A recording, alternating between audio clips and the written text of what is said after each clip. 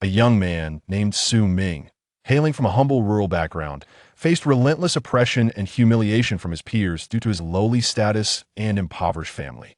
To avoid burdening his family, he endured in silence for many years. One fateful day, a goddess descended upon him, gifting Su Ming an ancient piece of jade before vanishing without a trace. From that moment on, Su Ming's fortunes began to change dramatically. Chapter 1. A Devious Scheme. Su Ming, it's almost your turn. I know Hu Yang. They'll head to the changing room to get ready. A tall young man swiftly emerged from the lounge, clad in a blue tracksuit and white athletic shoes, the fabric showing clear signs of long-term wear. His short, spiky hair framed a sun-kissed complexion, thin lips, a prominent nose, and a pair of strikingly bright eyes that radiated confidence, instantly captivating the attention of many youthful admirers. As Su Ming stepped out, a slight figure approached him, saying, "Brother Ming, you must secure first place. We can't have a repeat of last time's finals. Let's shatter the school record, and the prize money will be within our grasp." With that, Hu Yang clenched his fists in encouragement, his palms facing inward against his chest, conveying a supportive gaze to Su Ming. Though obscured by the thick lenses of his round black spectacles, Su Ming could still perceive the determination in Hu Yang's eyes, stirring a subtle tremor in his heart, causing his brow to furrow slightly. Since childhood, Hu Yang had suffered from poor eyesight, which could potentially lead to blindness. However, due to their family's financial struggles, he had to settle for a pair of inexpensive glasses. Su Ming nodded thoughtfully, resolving that once he earned enough, he would ensure Hu Yang received the treatment his eyes so desperately needed, casting aside the stir of emotions. A gentle smile graced his lips, revealing a row of pearly white teeth as he playfully patted his companion's shoulder, saying, "Brother, wait for me at the finish line." He then turned and made his way to the changing room. In a hurry, Hu Yang dashed to the store to purchase a few cans of Red Bull and some chocolate for Su Ming. Due to his limited pocket money, he couldn't bring himself to buy a flimsy plastic bag, so he stuffed the items into his school uniform pockets and jogged unsteadily towards the playground. The sun shone brilliantly, casting a cloudless azure sky that seemed to whisper the mysteries of the universe, igniting a desire to uncover its secrets. The playground, adorned with patches of fresh green amidst a backdrop of withered yellow, was a sight to behold. This moment. Having just passed the hottest part of the day, the spring breeze carried a hint of coolness, yet it did nothing to dampen the enthusiasm of the classmates who rallied to support their warriors, bringing glory and achievements to their class. Surrounding the cinder track for the 400 meters, there was a bustling crowd, a cacophony of voices echoing in the air. Among the throng, a rather ordinary-looking boy turned to his companion and inquired, "Hey, who do you think will win the 400-meter final?" The slightly darker-skinned student replied, "It should be Wang Li." Although their abilities are closely matched, Wang Li has previously represented the school at the district and city athletic meets, securing top 3 finishes. Su Ming has been sidelined by an injury and hasn't competed in many major events lately, so I'm not too optimistic about him. But in front of them, a plump girl with a freckled face turned around, her expression one of indignation as she retorted, "What do you two know? Su Ming is the best. Go, my idol. My idol is the greatest. My idol." The 2 boys behind her shivered at the sight. After a while, the crowd began to stir. "Why hasn't it started yet? What time is it? Where's the idol? Damn it. Why is it still not underway? It's been half an hour." An impatient individual with yellow hair exclaimed, "Ligo, hurry up and make your entrance. Take that kid down." Beside him, a burly student with a grotesque scar on the back of his hand pointed at the yellow-haired one and said expressionlessly, "Stop the nonsense. Whoever talks nonsense will pay." The yellow-haired youth shrank back, then turned to the others and urged, "When it starts, you all better shout loudly and cheer for Ligo. Come on, let's go cheer for Su Ming. Yes, let's rally for our idol." Someone called out, and the previously crowded area beneath the withered willow soon became spacious, leaving just the 2 of them standing alone. At that moment, a clear voice echoed from the loudspeakers on the playground. "Athletes participating in the 400-meter final, please report to the registration area immediately." Wow, it's finally about to begin. I can hardly wait. Indeed, this competition should be quite intense. Go, Su Ming. Idol, idol, hurry and appear. Go, Li Go. Countless pairs of eyes from the onlookers were fixated upon the long-neglected center of the playground. The athletes emerged from the locker room, and at that moment, Su Ming donned a rarely worn blue athletic outfit, emblazoned with the bold characters Ming Shui No. 3 middle school on his back. His sun-kissed skin radiated a sense of health and vitality, complemented by a well-proportioned muscular physique. His broad shoulders set him apart, and his robust arms exuded an aura of strength, with hints of defined abs and the coveted V-line visible from his side. "Oh my, the idol! The idol! The idol!" A wave of excitement surged through the crowd. Upon hearing this, Su Ming shook his head in resignation, maintaining an expression of calm composure as he approached the starting line. Close behind him was a boy clad in a yellow athletic suit, his dark skin and well-defined muscles reminiscent of a fitness trainer, sporting a bullet-shaped hairstyle. With an air of disdain, he was none other than Wang Li, whose solid physique could rival that of a gym instructor. As Wang Li reached the starting line, he scanned the field and exchanged nods with a burly figure beneath a withered willow. Turning away from Su Ming, he allowed a barely perceptible smirk to escape his lips, declaring, "Su Ming, the championship is undoubtedly mine, you stand no chance." He gestured towards Su Ming with a thumbs up, then turned his thumb downward in a dismissive manner. Without glancing back, Su Ming leisurely proceeded with his warm-up exercises. Seeing that his provocation bore no fruit, Wang Li fell silent. As the warm-up concluded, the athletes knelt on one knee, settling into their most comfortable starting positions. Running on the cinder track proved less stable than on a rubberized surface. The latter is smooth and offers a degree of elasticity, whereas the cinder track is riddled with coarse particles that could painfully jab at the feet, and a misstep could lead to injury. However, for those accustomed to it, the track posed no significant issues. After squatting down, Su Ming touched the familiar lime on the track and scattered it at the spot where he would first land his foot. This was a ritual he performed before every competition. When on a synthetic track, he typically substituted it with soil. Beside him, the starter waved a small flag towards the finish line and raised the pistol above his head. "On your marks, get set." Bang! Su Ming reacted swiftly, seizing the advantage at the start. Wang Li, lost in thought, was a beat slow off the mark, trailing slightly behind Su Ming as they rounded the first bend. During the acceleration on the straightaway, Su Ming felt discomfort in his right foot. It might have been an old injury flaring up, but he chose to disregard it. Wang Li, visibly anxious, watched Su Ming sprint ahead, his teeth gritting audibly as he pushed himself forward as they entered the second bend. Su Ming's right foot suddenly slipped, and he fell heavily onto the course track, scraping the skin off his left knee and causing blood to gush from his left elbow like a fountain. Upon witnessing this, Wang Li laughed heartily and accelerated towards the finish line. Su Ming. At the finish line, Hu Yang, upon seeing the incident, tossed aside the drink he had been holding in his pocket, launching himself forward with the speed of a sprinter. The classmates observing the race were momentarily stunned, their minds short-circuiting at the sight of Su Ming's fall. "Oh no, Su Ming has fallen. Quick, someone help. The idol is bleeding profusely. Goodness, what happened? Humph, he deserves it, serve him right. Poor Su Ming." Beneath the withered willow, the burly man emitted a cold chuckle, murmuring to his accomplice, the yellow-haired youth, Xiao Tian, "I trust you discreetly rendered the few nails in his shoes ineffective without drawing anyone's attention." The yellow-haired rascal, with a sullen expression, replied, "Hee, no problem, Brother Kun. I reckon this will keep him down for a few days." The burly man nodded and resumed his gaze toward the throng on the playground. Upon arriving, Hu Yang assisted the fallen Su Ming to his feet, joined shortly by several male classmates who helped him unsteadily to the infirmary. The doctor there tended to his wounds with a rudimentary disinfection, confirming they were merely superficial injuries. At this point, Su Ming had fully regained consciousness from his daze. The pain from his wounds prickled his nerves, yet his expression remained as placid as ever, as if the injuries were not his own. After the bandaging was completed, the doctor remarked, "I will prescribe some analgesics and anti-inflammatory medication to prevent infection." Su Ming shook his head, replying, "No need, I have medicine at home. I can take it there."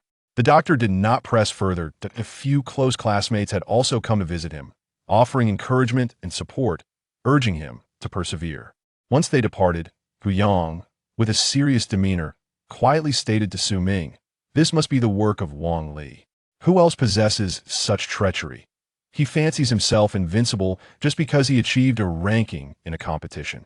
I believe he fears being surpassed by you, Mingo. After listening to Hu Yang's grievances, Su Ming did not elaborate further, as if nothing had transpired at all. Brother Ming, you ought to say something. We cannot simply let this go. They have bullied us. Su Ming's lips curled into a smile, revealing a row of pearly white teeth as he replied, we shall retaliate. Hu Yang, witnessing Su Ming's smile, felt a sense of resignation. He adjusted his round spectacles, perhaps accustomed to Su Ming's habit of brushing things off with a grin. Dingling, dingling. The school bell rang, and Hu Yang, comfortably seated with his legs crossed, was engrossed in the newspaper he held.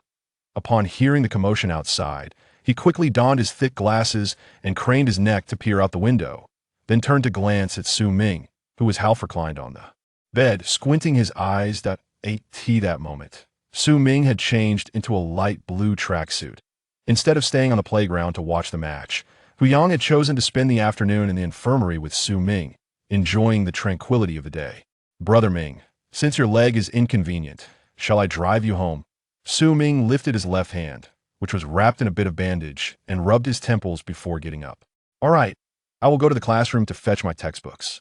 Hu Yang stood up, placing the newspaper on the windowsill, and said, the teacher hasn't assigned any homework for tonight, so Brother Ming, you can focus on your studies.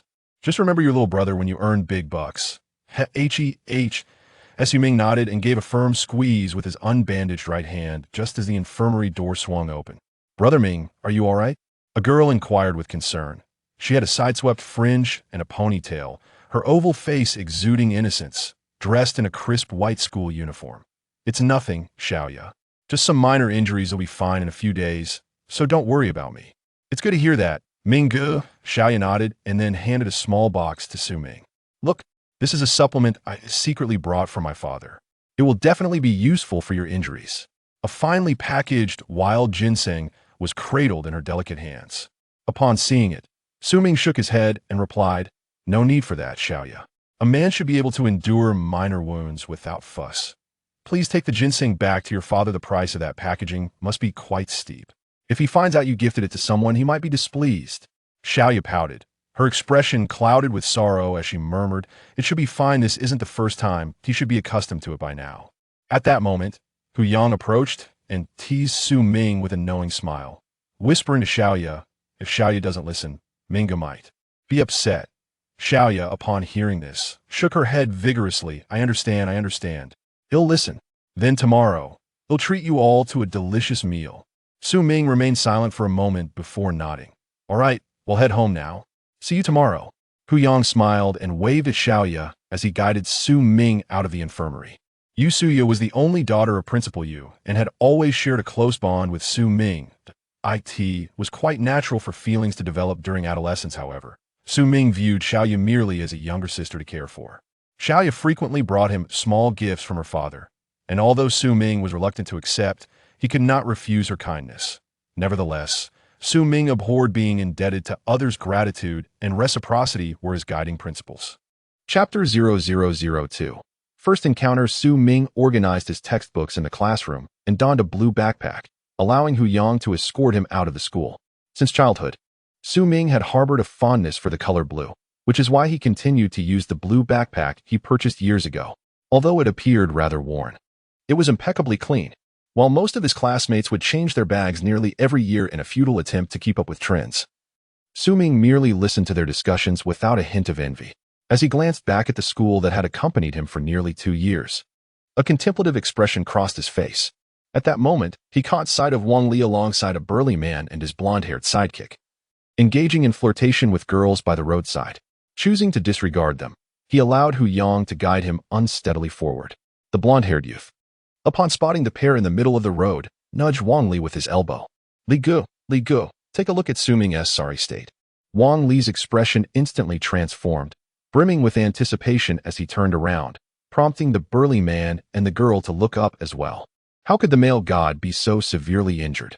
The girl inquired with concern, glancing at Su Ming. In response, Wang Li spat a thick gob of phlegm onto the ground in disdain. He deserves it. Wasn't he all about showing off before? Acting all aloof. As if he were so unapproachable? Claiming to be a male god? Nonsense. Just look at him now. A complete mess. It's pathetic. What a disgrace to the athletics team. The The blonde youth chimed in, absolutely. What a joke. Li Gu is the real deal, having won a championship. They then turned their gazes back to Su Ming, releasing a chorus of triumphant laughter into the sky. Their loud conversation had long been overheard by Su Ming and Hu Yang. Su Ming paid little heed and continued walking forward, while Hu Yang was now flushed with anger, his teeth clenched, breathing heavily, and his body trembling slightly with rage. His hands gripping Su Ming's arm tightly. The burly man, noticing that his provocation had not yielded the desired effect, greeted Wang Li and then strode toward the two. Step aside. Don't block my path. He barked, shoving them aside with his arm. Towering at 2 meters tall, with arms as thick as Hu Yang's thighs. And with Su Ming injured, they naturally found themselves no match for his strength, resulting in a heavy fall by the roadside. Hu Yang's head struck a rocky outcrop, sending his glasses tumbling into the withered grass. Wang Li and his companions, witnessing Su Ming's predicament, erupted into a triumphant laughter that pierced Hu Yang's ears painfully. At that moment, a student with short hair, a long face, and fair skin passed by on his way home. Spotting Su Ming and Hu Yang in the grass, he doubled over with laughter, gasping for breath as he shouted, the illustrious academic prodigy of Ming Shui, reduced to this pitiful state. How embarrassing, haha. This student was Tang Ming, who had harbored a dislike for Su Ming from the start, as Su Ming consistently ranked first while he settled for second. Tang Ming envied Su Ming for usurping the glory that he believed rightfully belonged to him. As the students who had just exited the school gates heard the commotion, they turned their gaze towards the source of the disturbance, only to be met with a disheartening sight. Several girls shielded their eyes as the image of their idol, Su Ming, shattered into countless fragments in their hearts. It took Su Ming and Hu Yang a while to shakily rise to their feet. Hu Yang, clutching his head which had swollen significantly, wore a furious expression, his face reddened to the point of seemingly bleeding, despite his dark complexion. Su Ming furrowed his brows and brushed off the dust clinging to his clothes, grasping Hu Yang's arm to prevent him from confronting their aggressors. Enraged, Hu Yang shrugged off Su Ming's hand and shouted, Ming Gu, they have bullied us to this extent. How can you remain indifferent? We must show them our resolve. Su Ming nodded in agreement, offering a reassuring pat on Hu Yang's shoulder as he replied, we shall repay them in due time. With a sigh, Hu Yang shook his head, retracting his forward step, allowing Su Ming's hand to rest on his shoulder as they continued their unsteady march towards the nearby mountain, deliberately ignoring Wang Li and his companions. After walking for a quarter of an hour, they arrived at the foot of the mountain. In the past, traversing this low hill would have brought them nearly home, but this time they were forced to take a longer route. Minggu, imagine how convenient it would be to dig a tunnel here and pave a road, Hu Yang remarked. Su Ming replied, indeed, once we achieve success, we shall construct it ourselves. We must venture out to explore the grand cities beyond. Hu Yang nodded resolutely, yes. Minggu must strive diligently, with my limited intellect. Excelling in academics seems quite unattainable. Su Ming encouraged, do not succumb to despair. All roads lead to Rome, and opportunities will inevitably arise. Hu Yang glanced at Su Ming and smiled, replying, yes, I understand. I will. Their return home was significantly delayed compared to previous evenings. After Hu Yang escorted him to the doorstep, he hurried home, as their residences were merely separated by a street. Xiaoming, why are you back so late? What happened to your leg? And why is your hand wrapped in bandages? A woman in her 40s, freshly bathed with damp hair cascading over her shoulders and faint crow's feet at the corners of her eyes, inquired. Despite being in her 40s, she retained an alluring grace. Su Ming recounted the events to her, omitting any mention of Wang Li's safety. The woman advised him to be cautious in the future and subsequently went to fetch some pain relief and anti-inflammatory medication for him. After descending from the clinic on the first floor to the bedroom on the second, Su Ming placed his backpack on the table and switched on the desk lamp. A sudden glare caused him to squint slightly.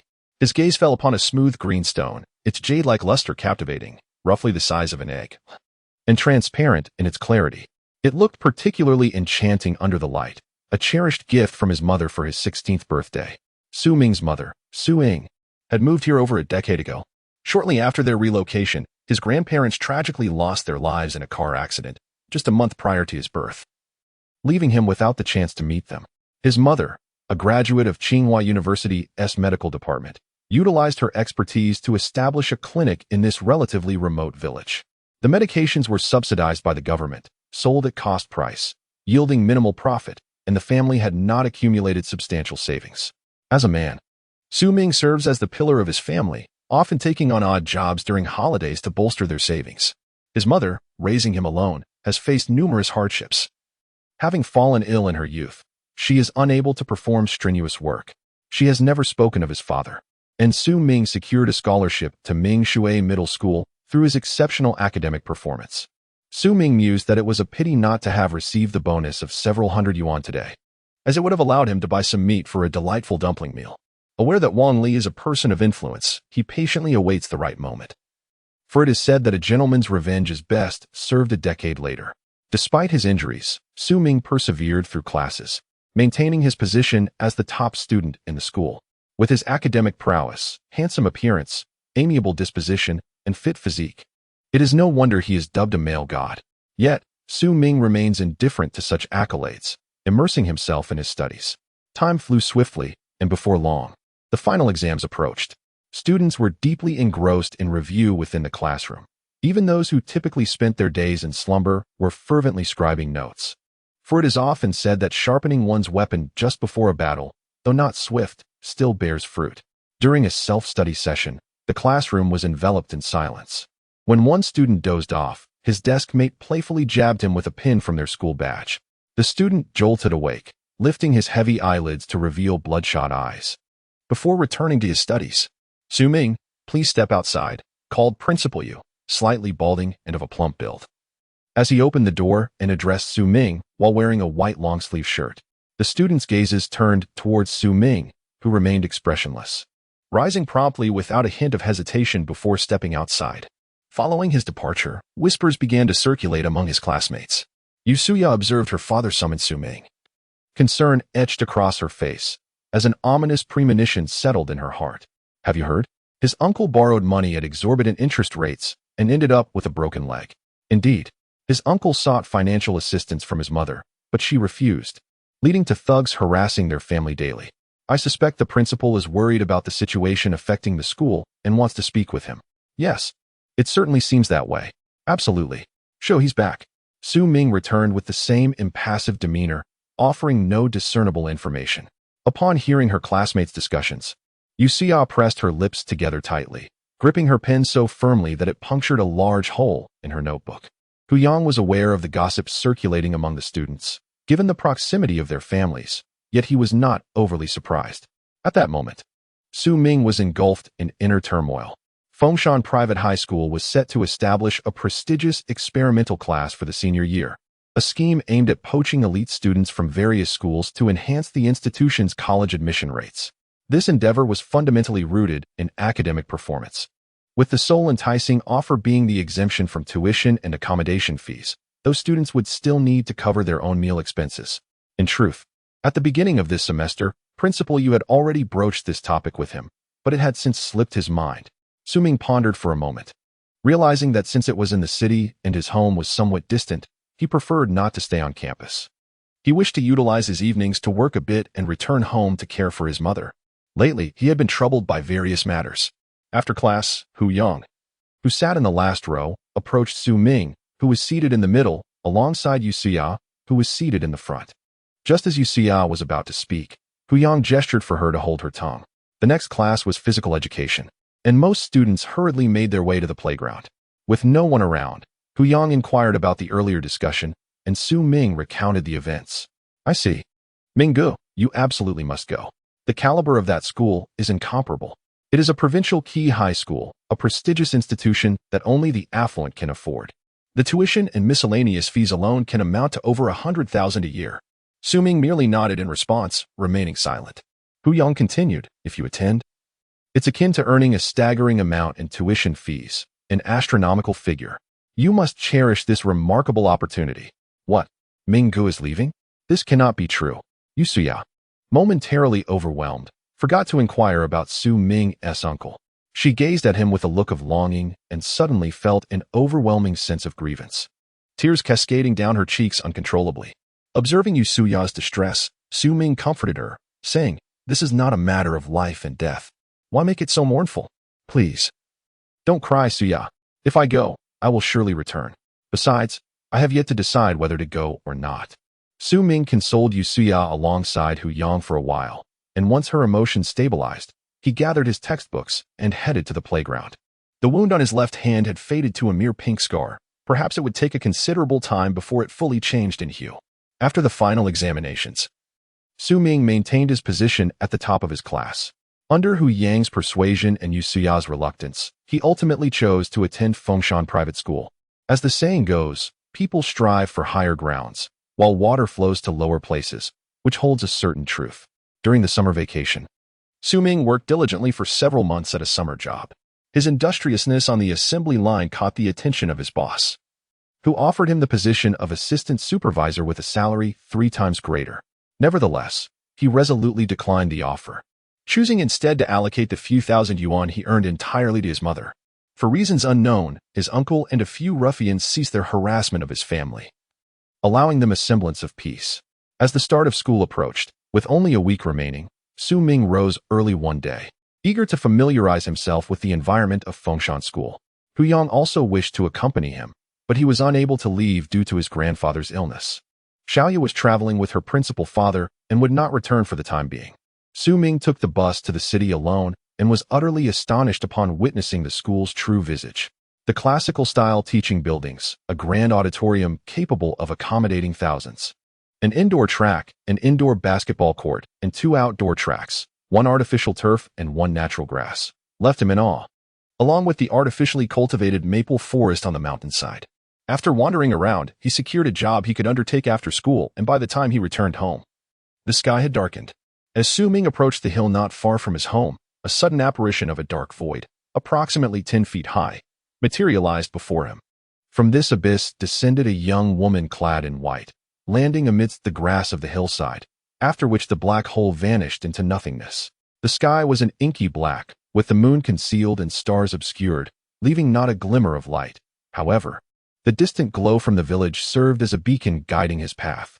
In such darkness, Su-Ming was oblivious to the emergence of the black hole. Yet he distinctly heard the sound of the woman landing in the underbrush. Possessing a courageous spirit since childhood, he ventured towards the sound, and with the faint light, he beheld the young woman lying in the grass. Any timid soul witnessing such a sight would likely be paralyzed by fear. With a furrowed brow, Su-Ming hurried to her side, crouching down to feel for a pulse at her neck, discovering a faint rhythm still present. She was alive, but how had she come to be in such a desolate place? He gently propped her up and felt a warm liquid on her back, which upon inspection, he discerned to be blood.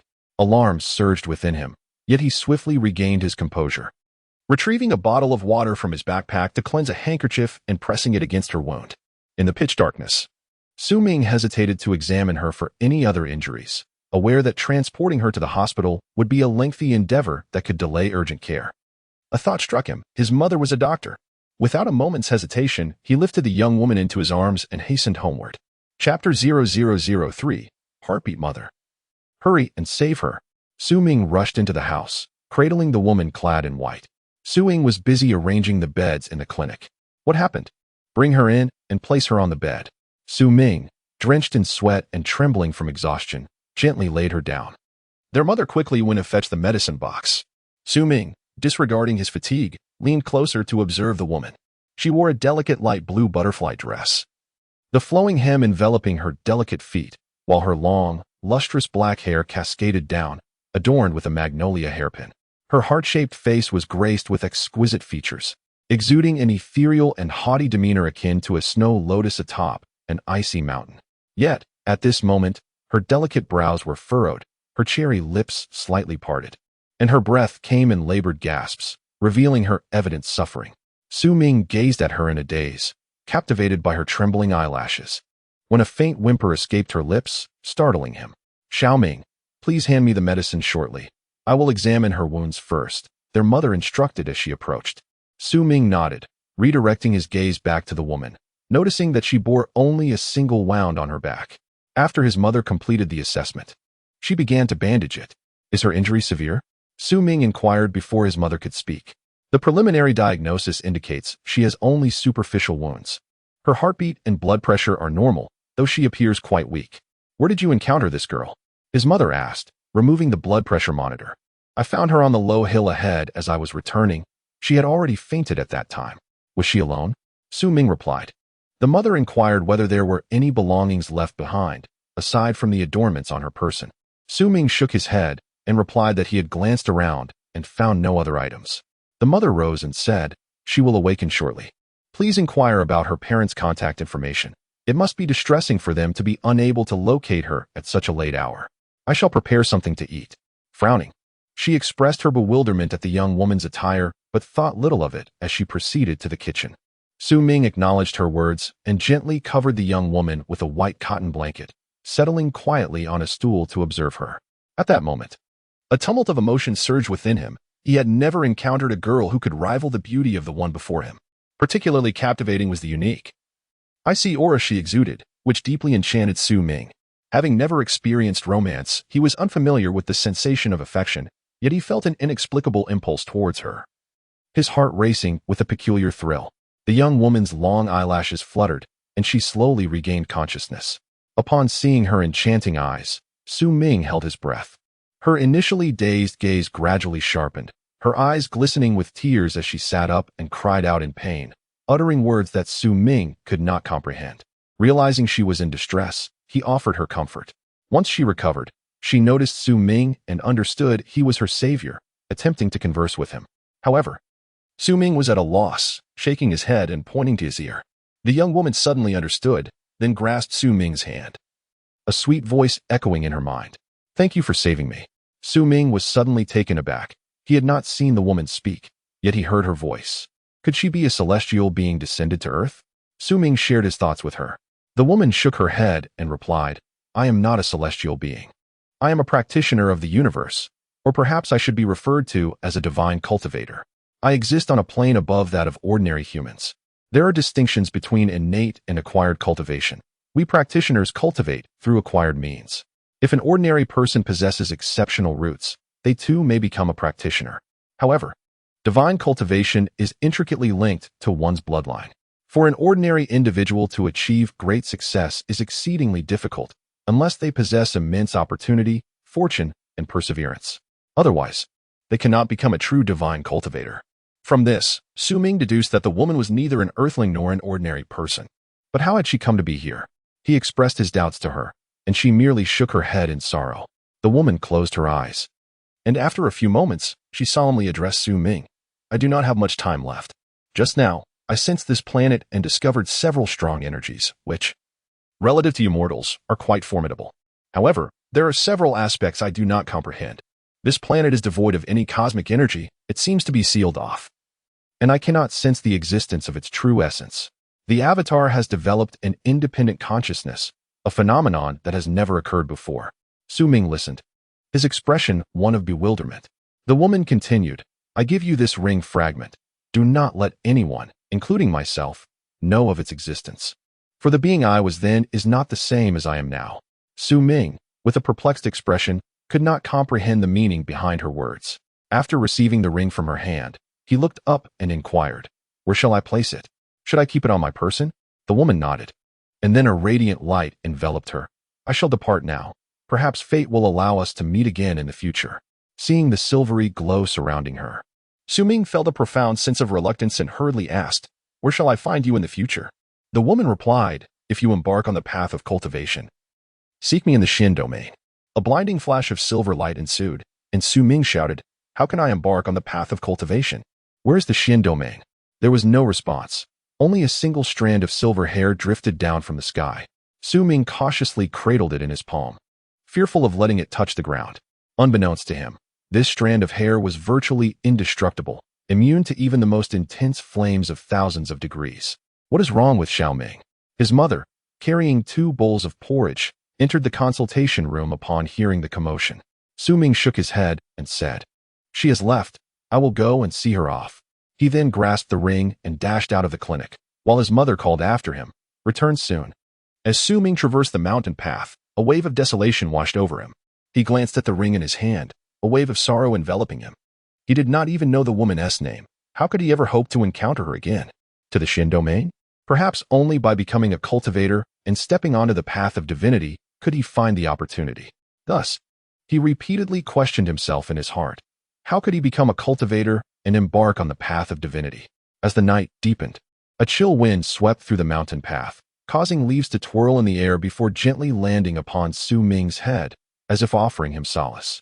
After spending some time outdoors, Su Ming returned home, stretched his neck, and settled onto the sofa, addressing his mother in the kitchen. "Mom, I've seen her off." "That's good. I'll heat up some congee for you shortly," his mother replied, turning on the gas stove. Su Ming, adjusting the ring in his hand, stood up and said, "I'll head to my bedroom for a moment." Upon entering his room, he switched on the desk lamp and began to scrutinize the ring closely. Under the lamp's glow, the ring shimmered a vibrant green, devoid of any impurities, and felt warm to the touch, akin to a piece of warm jade. As he examined the antiquity from various angles, he failed to discern anything particularly remarkable. However, when he held it upright against the light, he faintly discerned an embossed ancient script, a form of writing he had never encountered before. He thought to himself, "Perhaps I should consult an expert when I have the time."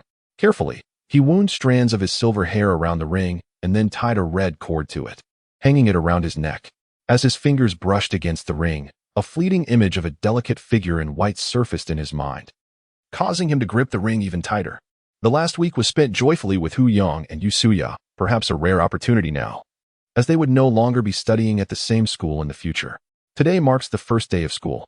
Su Ming arose an hour earlier than usual, donning his light blue sports attire as he made his way to campus. Along the journey, he encountered 2 mishaps with vehicles and ultimately took the number 7 bus, alighting not far from the school. At this moment, the entrance buzzed with activity. Luxury cars lined South Street to North Street like a grand auto exhibition, and designer clothing was ubiquitous. Su Ming, in his simple attire, felt starkly out of place amid the hustle of parents escorting their children and fellow students heading to school, none of whom noticed him. Navigating through the crowd with agility, Su Ming suddenly collided with a young man clad in a pink shirt, failing to halt in time. As he bent down to assist the fallen individual and offer his apologies, the young man erupted in a torrent of curses. "What the hell? Who does that blind fool think he is, knocking me over?"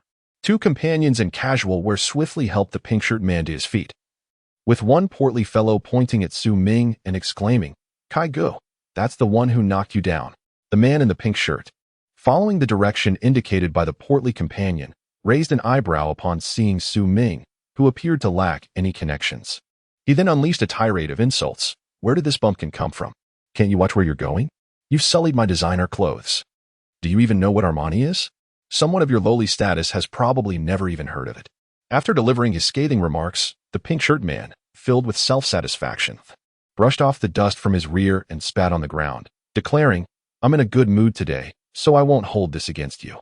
Just get lost." Su Ming furrowed his brows, uttering not a word as he continued towards the school gates. In an instant, the man in the pink shirt forgot about the previous matter and continued discussing the earlier topic. He had heard that a stunning beauty had just transferred today, and it was imperative to act quickly to prevent others from seizing the opportunity. Pao, do find out about that beauty's background," he instructed. The portly man in casual attire nodded vigorously and replied, "Kai Go, leave it to me."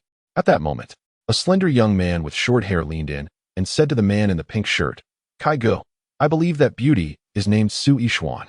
Upon hearing this, the man in the pink shirt let out a few lewd chuckles and began conferring with his companions. Meanwhile, Su Ming arrived at the school gate and spotted the bulletin board displaying his class and location. He navigated past several teaching buildings and finally reached the entrance of Building 3. As he gazed up at the classical architecture, a wave of exhilaration surged within him, accompanied by a subtle sense of anticipation and confidence about the future. Upon entering the classroom, the previously cacophonous atmosphere fell into an abrupt silence. "Well, he is quite handsome," someone exclaimed. "Indeed, he looks rather charming," another added. "Could you please refrain from swooning over him?" His desk mate interjected. "Judging by his attire, he doesn't seem to be a local. It appears he, like us, hails from a modest background." Responses varied from admiration to reverence, empathy to disdain. Unperturbed by the whispers, Su Ming smiled and made his way to the back, settling into one of the 2 remaining seats in the last row. A boy with a bullet haircut, sitting against the wall, turned to glance at Su Ming, emitting a few derisive chuckles. As Su Ming locked eyes with him, his brows furrowed in thought. Wang Li has also arrived at this school. Perhaps it's due to family connections. It's fortunate he is not at Mingshui, as I worry about Hu Yang's well-being. Little did Su Ming know, Wang Li was originally a student at Fengshan Middle School. Due to a brawl in his first year, The incident escalated and nearly resulted in his expulsion. In desperation, his family pulled strings for him to attend a suburban school to avoid the storm. After more than a year, he naturally returned, and with his family's influence, he was undoubtedly placed in the best class. Shoo! Director Lee is here, clad in a black and white professional outfit, with straight bangs and a neatly tied ponytail. A mature and elegant teacher wearing red-framed glasses approached the podium. After introducing herself, she began to emphasize the importance of discipline. Two classmates seated in front of Su Ming whispered to each other, "How could the homeroom teacher be Li Wan? Indeed, I am quite surprised. I've heard she is the strictest teacher in the school, without exception. What bad luck. I've heard she is also the head of the senior grade. If I were in the adjacent class, it would be so much better. What a stroke of misfortune that we ended up in this class. Don't be so pessimistic. I've heard she is actually quite nice. I suspect only those who have a good rapport with her would say that. Let us be cautious and avoid making mistakes." Yes, indeed. Su Ming listened intently to their conversation, gaining a general understanding of the homeroom teacher. Chapter 0004. It is she. A petite figure appeared at the classroom door. Clad in a blue tracksuit, with a side-swept fringe framing her face. Her lustrous black hair was styled into two long ponytails. With a delicate oval face adorned with slender, arched eyebrows, her enchanting large eyes sparkled beneath long eyelashes. A finely sculpted nose complemented her petal-like pink lips, which were gently curved at the corners, revealing a pair of sweet dimples on her cheeks. All the boys in the class, except Su Ming, were transfixed by the girl, their gazes fixated in awe.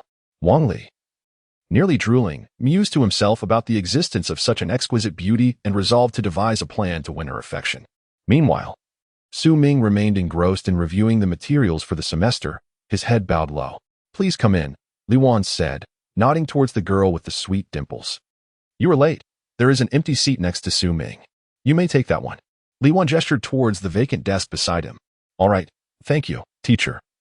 The girl with the sweet dimples replied, bowing in gratitude, leaving a favorable impression on Ms. Li. With a smile, she made her way to the back, only to notice Su Ming, who was deeply immersed in his studies. For reasons unbeknownst to her, a flicker of irritation welled up within her. After settling into her seat, she adjusted her backpack. Su Ming, still calculating a trigonometric math problem on his scratch paper, glanced up briefly and uttered a soft hello before returning to his work. This only fueled her anger further. In a sudden burst, she seized Su Ming's scratch paper and tore it to shreds, exclaiming, "Classmate, do you think I came here deliberately to choose this desk and wear a matching tracksuit as a couple's outfit?" Su Ming raised an eyebrow, utterly perplexed by the girl's words. With an impassive expression, he gathered the scattered papers and began to write on another sheet, disregarding her entirely. "Hey, why aren't you speaking? Did I hit the nail on the head? Humph, I knew it. My charm is undeniably significant." Tang Xiaoxiao, a student at Fengshan Private School, had excelled academically, thus earning a place in the experimental class. Su Ming sighed, shaking his head as he automatically filtered out the sweet, self-indulgent musings of the girl beside him. The morning hours swiftly passed amidst her monologue, and the class teacher had distributed meal cards to each student, allowing them to top up their cards for cafeteria use. Su Ming felt the 200 yuan in his pocket and proceeded to the cafeteria to load his card. The first floor catered to standard consumption, the second floor to upscale dining, and the third floor was reserved for faculty. Su Ming approached the first floor counter, where he purchased 2 half portions of dishes, a bowl of soup, and 2 steamed buns for a total of 7 yuan, which could be considered mid-range for that level. As he made his way to a table, he noticed a commotion ahead, though he was not one to meddle in others' affairs. Balancing his tray, he found a seat and began to eat amidst the crowd. "What a rare beauty," exclaimed a classmate adjusting his glasses. "If I could dine with her at a hotel, I'd gladly subsist on pickled vegetables for a month." Another classmate, dressed in casual attire from a street vendor, remarked, drooling slightly. "If I could see her every day, I'd prefer to eat on the first floor daily," declared another classmate, standing on a stool, visibly thrilled. Su Ming was perplexed. Could she truly be that captivating? He felt inferior in comparison. A fleeting image of a white figure crossed his mind. Shaking his head, he continued to eat. The meal was seasoned just right, quite palatable. "Do not follow me anymore. Keep your distance." A girl clad in a green gown squeezed through the crowd behind Su Ming. Following closely was a young man in a pink shirt, clutching a large bouquet of roses. "Xian Xian, I genuinely like you. Please, agree to be with me." The young man presented the roses to a lady in a blue dress. With a look of disdain, she swatted the flowers to the ground. I do not know you. Nor do I understand you. How could you expect me to be with you? The lady turned to leave, yet the man in the pink shirt stubbornly grasped her hand. Meanwhile, Su Ming sat nearby, engrossed in his lunch, dismissing the commotion until he inadvertently raised his gaze and beheld the lady's beauty. The chopstick slipped from his fingers, clattering to the floor, as he stood frozen, as if his soul had been snatched away. In that instant, as the young man held her hand, Su Ming dashed around the table, striking the man's hand away and yanking his collar, bringing him down to the ground. After all, Su Ming had a background in sports, and it was only natural for him to possess strength. Turning with excitement, Su Ming looked at the lady and said, Do you remember me? A week ago, I rescued you on the low hill. You were injured in the back, and I brought you to my home, where my mother tended to your wounds. The woman in the green long dress bore an uncanny resemblance to the white-clad lady whom Su Ming had rescued a week prior. Aside from their differing attire and hairstyles, they were nearly indistinguishable. The woman furrowed her delicate brows and said, You must be mistaken. I have never seen you before, let alone a week ago. Su Ming, fearing he might indeed be mistaken, continued, You still remember the piece of jade you intended to give me, right? The one shaped like a ring? The woman shook her head in bewilderment. With a sigh, Su Ming contemplated. Perhaps he truly had made an error. Fate cannot be forced. I apologize. It seems I have genuinely mistaken you for someone else. The woman nodded, offering no further words. The young man's approach to flirting was rather trite. Indeed, it paled in comparison to the one who had just presented roses. That previous suitor had suffered quite the humiliation. I anticipate some excitement shortly, she mused. As Su Ming turned to leave, a furious shout erupted from behind. You uncultured fool. This morning, I refrained from teaching you a lesson. And now you dare to ruin my plans? Are you tired of living? Just wait until after school tonight. His two companions, clad in casual attire, hurried to assist their leader to his feet. Without looking back, Su Ming exited the cafeteria. He made his way to the playground, caressing the jade stone, and inhaled deeply, the vision of the beautiful woman in white lingering in his mind. Young man, you were incredible just now. You knocked down the notorious bully from Fengshan and then approached the school bell. Truly impressive. A voice suddenly chimed from behind him. Su Ming turned around and looked up, spotting a young man dressed in a red t-shirt, denim jeans, and casual shoes, who greeted him. Hello, my name is Ma Shangyo. Su Ming. Ma Shangyo extended his hand for a handshake. Su Ming chuckled inwardly, finding the name rather peculiar. Ma Shangyo assumed that Su Ming would laugh at his name. But noticing his unchanging expression, he immediately elevated his opinion of him. Brother Ming, allow me to be your loyal little brother. Ma Shangyo gazed at Su Ming with eager anticipation. After a moment of silence, Su Ming replied, Do you truly know me well enough to call me your elder brother? Of course. I witnessed your formidable presence just now, and I have a keen eye for people. Su Ming pondered for a moment. Having more little brothers could be advantageous. As a newcomer to the school, establishing connections would be beneficial. A smile crept onto his lips, revealing a row of bright, white teeth as he patted Ma Shangyo's shoulder, saying, Let's observe for a while. If you perform well, I shall accept you as my little brother. Rest assured, brother, I will certainly make a good impression. Ma Shangyo nodded vigorously, and together they returned to the classroom. Inside, most of the students were resting their heads on their desks, while a few were diligently writing. Tin Xiao, seated at the back, was enjoying a lollipop and engrossed in a comic book.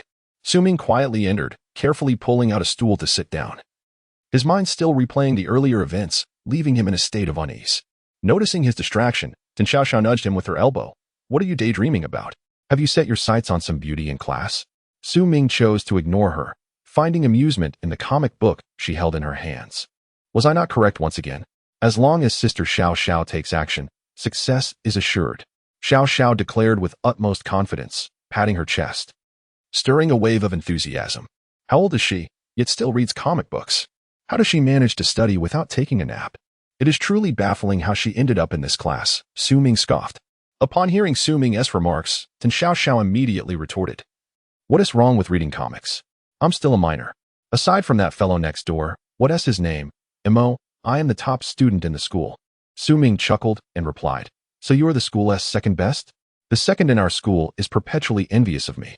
I bet when I'm gone, he'll be so elated he won't even remember his own surname. You are the second. Xiao exclaimed, her indignation palpable. You definitely won't surpass me in the upcoming exam. How about we make a bet? The loser must publicly pursue the winner. Su Ming shook her head with a smile. Can we change the stakes? This wager might not bode well for you. Are you afraid? I don't mind. After all, I'm not the one who will lose. Seeing her confidence, Su Ming did not press further and nodded. All right, I accept your wager. Xiao Xiao laughed joyously. Haha, now I have another guardian to protect me. The classmates, disturbed from their slumber, turned to glare at her, prompting Xiao Xiao to quickly cover her mouth. Realizing her misstep, with a nervous chuckle, she apologized. Sorry, everyone, please continue to sleep at that moment.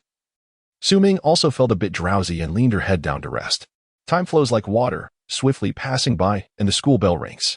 With a burst of energy, Xiao Xiao quickly packs her bag and blows a kiss to Su Ming, saying, See you tomorrow, my gallant protector. Su Ming shakes his head, waving goodbye as he exits the classroom, nearly colliding with a hurried figure entering. Oh, Minggu, it's you. I thought you had already left. So I rushed back to the classroom to find you.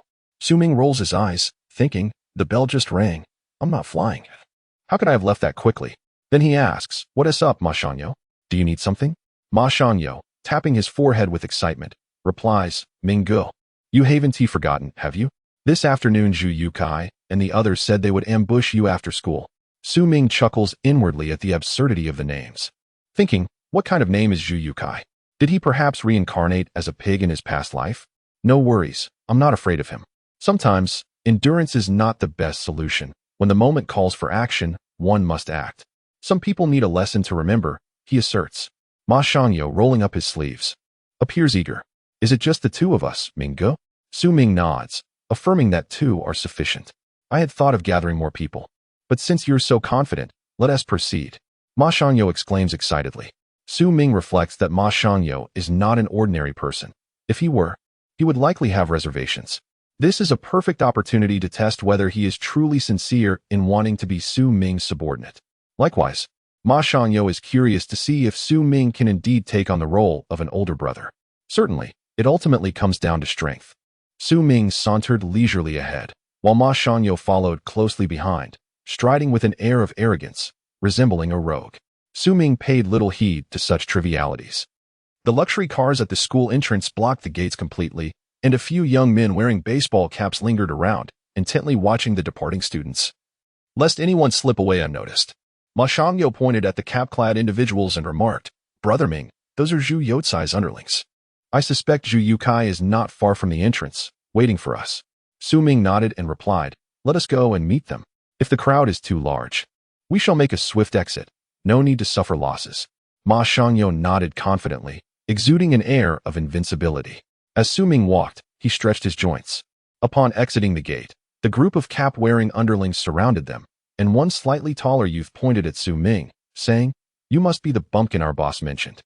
Come with us. He then gestured at Ma Shanyo, barking, All irrelevant persons, get lost. Ma Shanyo nonchalantly picked at his earwax and flicked it at the burly youth, retorting, Brother Ma was in the game when you were still in your mother's womb. You little brat. Do you dare to talk back to me? Are you seeking death? The burly youth, known as Chi Go, raised his fist, intending to teach him a lesson, but was restrained by his companions. We must not cause trouble at the school gate. Our boss's task remains unfinished. Chiga hesitated, then sneered, Soon enough, it will be your doom. Come with us for a moment. Su Ming, devoid of any trepidation, gestured forward, indicating for him to lead the way. The man in the baseball cap, Chi Go, subsequently guided the two through several streets until they reached a narrow alley. A man in a pink shirt sat on a dilapidated chair, seemingly sourced from nowhere, with a cigarette dangling from his lips, exuding the air of an elder brother. Flanking him were two subordinates, one plump and the other slender, both clad in casual attire. Standing respectfully on either side, alongside a gathering of approximately a dozen individuals surrounding them, Chi Go exchanged a few words with Zhu Yukai before stepping aside, his expression marred by resentment as he regarded the approaching duo. If it isn't Brother Ma Air, it must be quite unpleasant to be sidelined by your elder brother. Ma Wenbin, to such an extent, Zhu Yukai taunted. I am I, and he is he. Do not mention him in my presence. It's merely a trifling position of a family head, which I, Ma Yi, do not covet. Ma Shangyo disdainfully spat a thick phlegm onto the ground, then ground it beneath his foot. If there is nothing else, we shall take our leave. Has Brother Ma Air lost his wits? Why are you speaking up for that bumpkin beside you? Zhu Yukai probed, maintaining a hint of caution as he tested the waters of their relationship. This is my newly recognized elder brother, Su Ming. When the elder brother is in trouble, the younger ones naturally take the lead. It just so happens that I am in a rather foul mood and wish to vent, Ma Xiangyu declared, rolling up his sleeves to reveal his robust biceps. Do not presume that just because you belong to the Ma family, I shall not dare to act against you. At present, you are nothing more than a stray dog. Even if I were to strike you, the Ma family would not be unduly affected, Zhu Yukai retorted fiercely. Ma Xiangyu, unimpressed, tapped his ear dismissively, then by all means. Give it a try? Subsequently, Ma Xiang glanced at Su Ming, who nodded in affirmation before beckoning to Zhu Yukai with a subtle gesture. You truly have no desire to live, do you? Zhu Yukai exclaimed, springing up from the rickety chair and pointing at the baseball cap Qi, also known as Xiao Qi. Gather your subordinates and show them a taste of our might. Qi, unable to contain his impatience any longer, charged forward with several of his followers. Brother Ming, I shall handle that large fellow. The rest around us are yours to manage. Chapter 0005. Activation. Su Ming nodded. A surge of adrenaline coursing through him as he charged forward. With a swift jab, he struck the foremost henchman, and with a sickening crack, blood splattered as the man's nasal bridge was shattered, undoubtedly broken. As another henchman approached, attempting to mount an attack on Su Ming, he deftly evaded. And with a powerful elbow strike, the man found his lips unable to close, revealing a dislocated jaw as he collapsed to the ground, clutching his face in agony. From behind, a taller youth attempted a sneak attack, wrapping his arms around Su Ming. However, Su Ming seized the momentum from the taller man's hold, propelling himself upward and delivering a fierce kick to the jaws of two henchmen ahead. They sputtered, spewing forth a mouthful of water before rolling their eyes back, convulsing on the ground. Seizing the moment, Su Ming stepped on the toes of the taller youth, who let out a pained yelp, bending forward in distress. In a swift motion, Su Ming raised his leg and delivered a decisive kick to the man's forehead, rendering him unconscious as darkness enveloped his vision. With a background in athleticism and flexibility, Su Ming handled these high-stakes maneuvers with remarkable ease. In mere moments, Su Ming had dispatched a dozen henchmen. Zhu Yukai and his companions stood stunned, mouths agape, horror etched on their faces as they gazed at Su Ming, a cigarette still dangling from his lips. Was this a scene from an action film? How could he be so ferocious? In the time it took to smoke a single cigarette, a multitude of adversaries had been vanquished. Ma Xiangyu and the cap-wearing Qi engaged in a fierce struggle, their bodies entwined in combat. At that moment, Su Ming had just dealt with Zhu Youcai's lackeys and stepped forward to deliver a punch to Qi's head, causing him to collapse to the ground, his eyes rolling back. Thank you, Brother Ming. Brother Ming is truly remarkable. It's worth recognizing him as my elder brother, Ma Xiangyu remarked with admiration as he surveyed the surroundings. It's merely some external martial arts, learned from the village master in my youth, Su Ming humbly replied, waving his hand. Brother Ming, it's time to have a word with Zhu Yukai, Ma Xiangyu advised Su Ming. Nodding in agreement, Su Ming approached Zhu Yukai, who was now paralyzed with fear, trembling in his chair, unable to lift himself. His two lackeys quaked in terror behind him. What do you want? I am the eldest young master of the Zhu family. If you harm me, I assure you will regret it. Zhu Yukai proclaimed defiantly, thumping his chest. Is that so? What exactly is the eldest young master of the Zhu family? I could extinguish you with the same ease as squashing an ant, Su Ming threatened. At that moment, Ma Xiangyu leaned in and whispered a few words into Su Ming's ear. It turned out that the Zhu family was one of the major financial conglomerates in Mingshui City, overseeing numerous prominent enterprises and forming a significant corporate chain, well known in the area. Although Su Ming had lost many of his previous reservations, he still hesitated, considering that the headmaster of his former school was Yu Xia's father, and the school was in close proximity to his home. He did not wish to cause trouble for those dear to him or for his mother. Upon arriving at Fengshan Private School in the city, Su Ming felt a sense of detachment.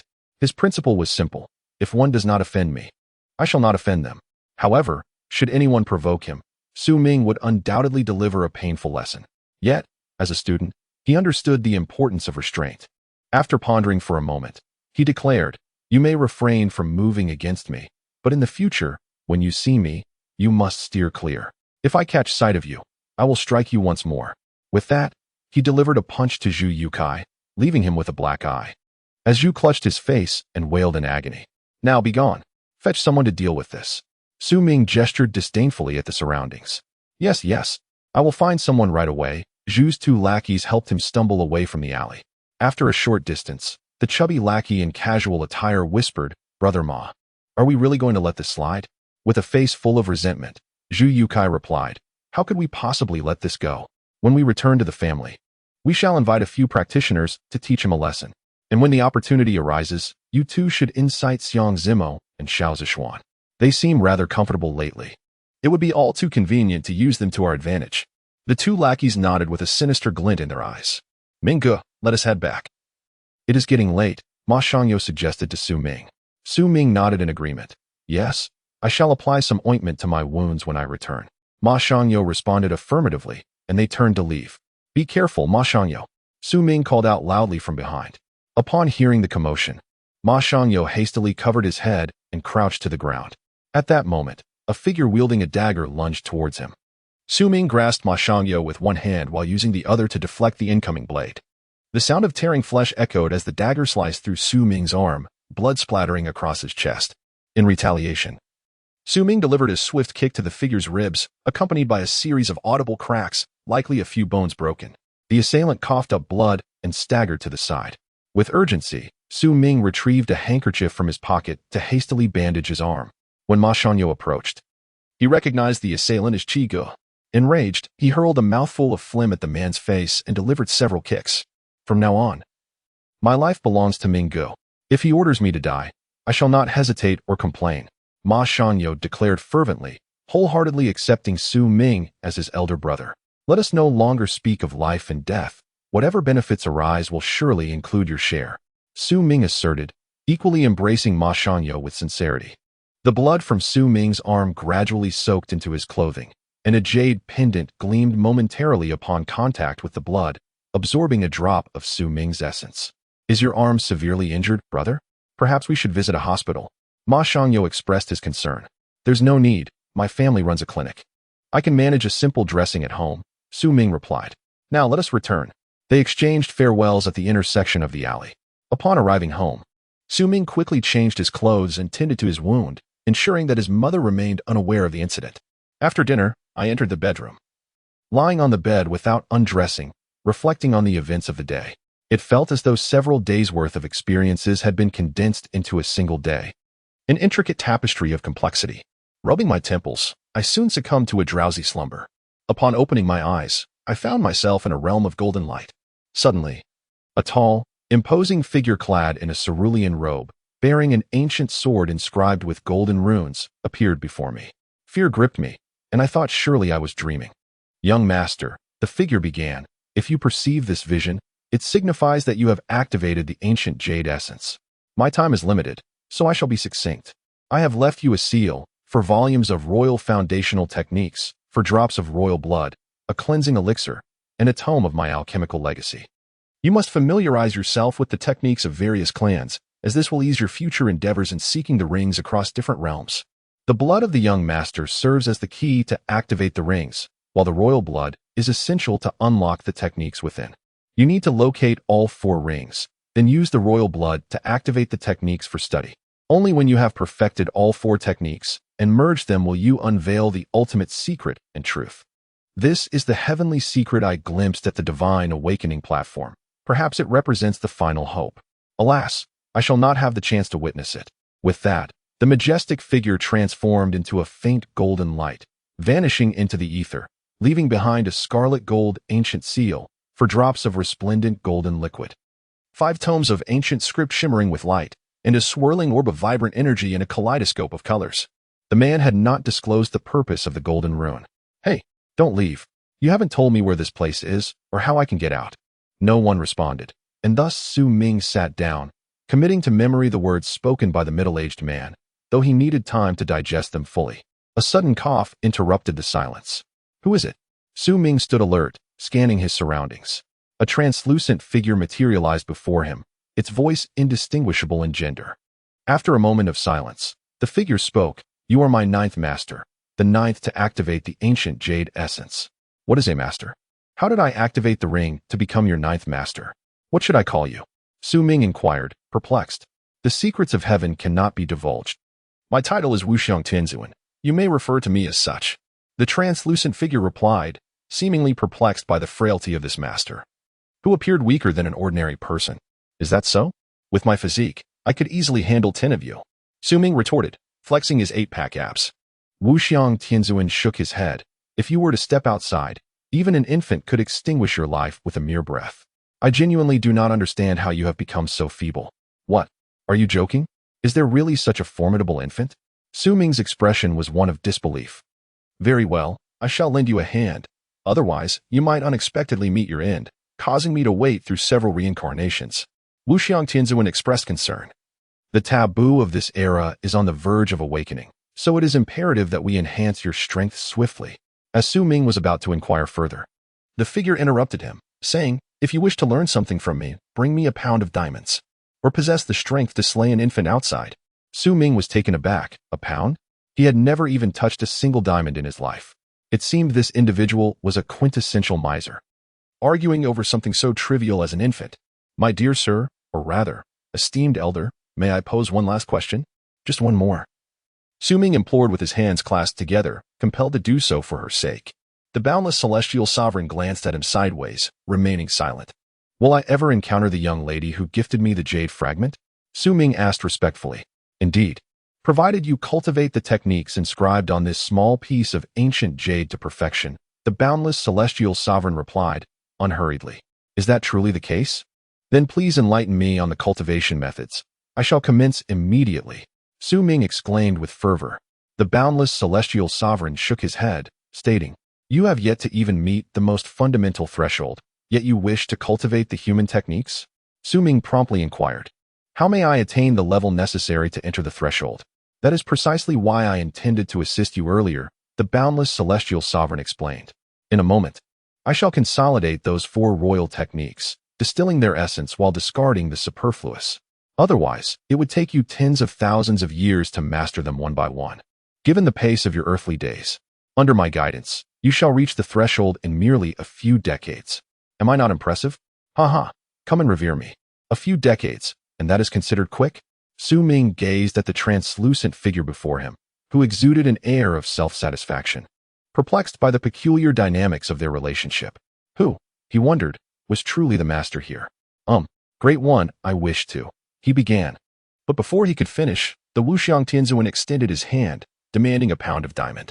Su Ming stifled his words, caught off guard. What type of weapon do you prefer? Inquired the Wuxiang Tianzuan. After a moment's contemplation, Su Ming replied, is it possible to use one's own body as a weapon? The Wuxiang Tianzuan nodded approvingly, stating, cultivating external objects is rather inferior. Honing one's physique is the true pinnacle of mastery. Excellent. This aligns perfectly with my taste. Confusion clouded Su Ming's mind as he pondered the figure's laughter, which felt oddly disconcerting. The Wuxiang Tianzuan approached a set of 5 ancient tomes that shimmered with an otherworldly light, chuckling in a manner that suggested mischief. Although his expression was obscured, it was evident that something nefarious was afoot. With a swift motion, the Wuxiang Tianzuan seized 4 of the books, vigorously crumpling them into a ball of shredded paper, then trampling it underfoot for quite some time. He picked up the flattened, dark mass, rapping it with his knuckles, producing a sound akin to striking a metal lump. After listening closely to it, he nodded in satisfaction. Approaching Su Ming, the Wuxiang Tianzuan presented the dark, trampled substance. Here, consume this, and you shall easily surpass the threshold. He stated, his tone unhurried. What? You mean I have to eat this thing? Is that even safe? Su Ming exclaimed, resolutely shaking his head at the sight of the murky mass. In days gone by, the divine being often indulged in the most unappealing and darkest delicacies, which were surprisingly delectable. You may not believe it, but try it for yourself, he urged, eagerly presenting a white silhouette filled with anticipation to Su Ming. And remember, drinking it with water enhances the effect. The Wuxiang heavenly sovereign approached a vibrant orb of multicolored energy, squeezing it until it resembled a cup of dark liquid. He then tore a page from the ancient tome inscribed with Dan Dian, reducing it to powder before sprinkling it into the black water. With a buoyant demeanor, he hurried to Su Ming and offered it to him. Su Ming grasped these peculiar items in his hands, unable to bring himself to take a bite. If you do not consume it, you may never encounter that inner child you cherish, the Wuxiang heavenly sovereign tempted.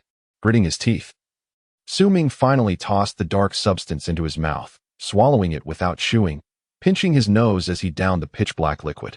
Upon completion, his complexion turned ashen, akin to someone just recovering from a severe illness. Quickly, sit cross-legged and place your hands over your dantian, the Wuxiang Heavenly Sovereign commanded. Su Ming complied without hesitation, and soon a wave of warmth enveloped him, while his mind was bombarded with a flurry of ancient characters. Chapter 0006. Introduction: The 5 Articles of Transcendence. The Article of Embodiment, the Article of Blood Fusion, the Article of Flesh Cultivation, the Article of Bone Tempering, and the Article of Spirit Condensation. The first article is titled Embodiment, which entails sensing the energies of heaven and earth, subsequently storing and assimilating them within oneself for personal utilization. Only upon achieving perfection in this first article shall the second article reveal itself, a precautionary measure instituted by the nameless celestial master to prevent Su Ming from hastening his foundational practice. As time passed, dense ancient characters were inscribed deeply within Su Ming's consciousness, awaiting activation as conditions were met. Eventually, he emitted a comforting sigh, and a layer of dark filth gradually expelled from his exterior, revealing skin as tender and smooth as that of an infant beneath. Not only had his previous scars vanished, but recent injuries had also healed, leaving no trace of harm. The cleansing essence of the marrow had successfully expelled the accumulated impurities buried deep within Su Ming's body, clearing and fortifying his meridians while opening all acupoints, laying a solid foundation for his future cultivation and yielding remarkable efficiency in his endeavors. This marrow-cleansing elixir is a rare treasure reserved for those of royal lineage who have just ascended to the realm of divine practitioners. Such a substance is said to be encountered once in a millennium. Should others discover that Su Ming was unknowingly indulging in this precious resource, they would likely be driven to despair, lamenting the squandering of such a rare gift. Upon opening his eyes, Su Ming realized that it was now deep into the night. He glanced at the alarm clock on his bedside table, noting it was only 3 o'clock. Rubbing his temples, he pondered whether what he experienced was merely a dream. As the drowsiness faded, he became acutely aware of a sticky sensation in his clothing and an unpleasant odor, even on his face. My heavens, this is no dream. Su Ming hurried to the restroom for a quick wash, applying soap multiple times, still faintly perceiving a lingering scent. After changing into his sleepwear, he sat cross-legged on the bed, reflecting on the extraordinary events that had just transpired. It was somewhat bewildering. Glancing at the wound from the previous day, he noted that it was perfectly healed, even in better condition than before the injury. Touching the circular piece on his chest, Su Ming murmured, "Is the Wuxiang divine being present? Was I just within that circular piece? Not too dim-witted, are you? You were indeed within the ancient jade essence. From now on, refrain from calling it that pitiful circular piece. Refer to it as the ancient jade essence." The voice of the Wuxiang celestial master resonated in Su Ming's mind. It initially requires a solid foundation. Without decades of effort, it is futile. If you wish to see your little one swiftly, even with the body-refining elixir enhancing your physique, you won't meet them for several millennia, unless you diligently focus on your cultivation. With a stroke of good fortune, I estimate that time may be significantly shortened, the voice continued. Su Ming gritted his teeth, clenching his fists so tightly that his nails pierced his flesh. Oblivious to the pain, as the image of that white figure lingered in his mind. I will strive with all my might. Wuxiang deity, may I inquire how I emerged? Can I enter again? He inquired mentally, recalling the profound comfort experienced within the ancient jade essence. Master your thoughts. Concentrate on your intention to enter. During the day, allow sunlight to bathe you, as it will enhance your cultivation. At night, practice within the ancient jade essence space, where your progress will be tenfold compared to the outside world. The Wuxiang celestial master replied. For now, take your time to sense the energies of the universe. Subsequently, Su Ming closed his eyes, beginning to contemplate the techniques imparted to him by the unfathomable celestial sovereign. The 5 articles of transcendence commenced with the first, entering the body. Following the methods engraved in his mind, Su Ming initiated his cultivation. The principles of cultivation dictate a progression from the complex to the simple, from the difficult to the easy. With his eyes firmly shut and his body relaxed, he endeavored to sense the surrounding energies. Several moments elapsed, yet Su Ming felt not a single manifestation. However, he remained undeterred. Sitting cross-legged, his hands united at his dantian, he remained motionless. As the first light of dawn painted the horizon in delicate hues, and the crowing of roosters heralded the arrival of a new day. Su Ming continued to sit in stillness on his bed. Time flowed inexorably, and the sun cast its radiant glow across the layers of morning clouds, revealing a faint purple halo in the sky. When the first beam of light, tinged with this ethereal purple, touched Su Ming, a profound transformation occurred within him. In that instant, he felt an overwhelming surge of energy from the cosmos rushing into his being, as if his body were a sponge absorbing water. The energy streamed into the Baihui acupoint atop his head, the gathering place of pure yang, the initial reservoir for energy. From head to toe, there are a total of 36 primary acupoints of this caliber. Once filled, they lead to the 72 central acupoints, culminating in 612 minor acupoints throughout the body. This delineates the early, middle, and late stages of the first article, cumulatively. Su Ming must saturate all 720 acupoints with energy to achieve completeness. He resolved to commence with the most vital, for once the major acupoints were unblocked, the remainder would follow suit with greater ease. Su Ming guided the energy coursing throughout his body, directing it towards the crown of his head. After a quarter of an hour, the energy within the Baihui acupoint became saturated. He harnessed the residual energy and directed it to the Shun Ting acupoint, located 5 fingers' breadth from his hairline at the forehead. Beads of sweat cascaded down his flushed cheeks, evaporating into vapor before they could reach the halfway mark, coalescing into a mist above his head. As time elapsed, another quarter of an hour passed, and the second acupoint also reached saturation. Yet, Su Ming felt an insatiable yearning within him, as the energy from the heavens and earth began to wane. Drawing a deep breath, he fervently absorbed the celestial energy, channeling it through the Baihui acupoint to the temples, situated approximately an inch back between the tips of his eyebrows and the outer corners of his eyes. His entire body was taut with straining veins, and after another half hour, the third and fourth acupoints finally became saturated, only for the surge of energy to gradually dissipate thereafter. Suddenly, a vision of a white silhouette flashed in Su Ming's mind, reminding him of the words spoken by the Wuxiang celestial master. What he needed most was to enhance his strength. Would it take years to complete the transcendent cultivation? Would he only reunite with her after thousands of years? Was he not diligent in his training? No, he must shorten the passage of time. With bloodshot eyes, Su Ming gritted his teeth, the grinding sound echoing in his mouth as he clenched his fists, his nails digging deeply into the flesh of his palms. Blood trickled through his fingers, cascading onto his knees and creating vibrant blossoms of crimson. His body was a tapestry of bulging veins, intertwining like serpents across his skin. Subsequently, Su Ming tightly closed his eyes, and his consciousness was immersed within the ancient jade essence, seated in a meditative posture. A golden sigil gradually imprinted itself upon his forehead, faintly leaving behind an ancient golden character, unnoticed by Su Ming. The Wuxiang celestial lord sighed beside him, remarking, "Why exert yourself so fiercely, young man? One must learn to be patient and progress step by step. Hastiness is not always a virtue." Despite his words, the Wuxiang celestial lord inwardly acknowledged Su Ming, recognizing his ambition and potential for greatness. Outside the ancient jade essence, the flow of energy within Su Ming surged to tenfold its initial state, forming a subtle vortex around him that ascended towards the crown of his head. He channeled the energy throughout his body, directing it into the major acupoints of his neck through the Baihui point atop his head. At this moment, Su Ming was exerting every ounce of his strength. The copious sweat that began to trickle down was swiftly evaporated by his heated body, transforming into vapor and drawn into the vortex. With a triumphant exclamation, Su Ming realized that the energy suffusing the 9 major acupoints in his neck had reached saturation. This activation of his body's latent potential led him to believe that he could further unlock his capabilities, for this was merely the beginning. As the energy dissipated and the vortex above his head vanished, Su Ming emerged from the ancient jade essence, opening his eyes to perceive the faintly flowing energy within his cranial acupoints. Had he not consumed the marrow-cleansing elixir, the energy that initially entered his body would likely have filled no more than 2 acupoints. After taking the elixir, achieving the filling of 5 acupoints would have been his utmost limit. Yet now, he had successfully filled 9, establishing himself as a prodigy among prodigies. If one were to practice these 9 acupuncture points individually and meticulously, it would likely take several months to master them. Su Ming pondered, is this not a rather swift progression? Within just a few moments, he had already cultivated 9 out of the 36 points, leaving only 3/4 remaining. He estimated it would not be long before he achieved perfection in the preliminary stage.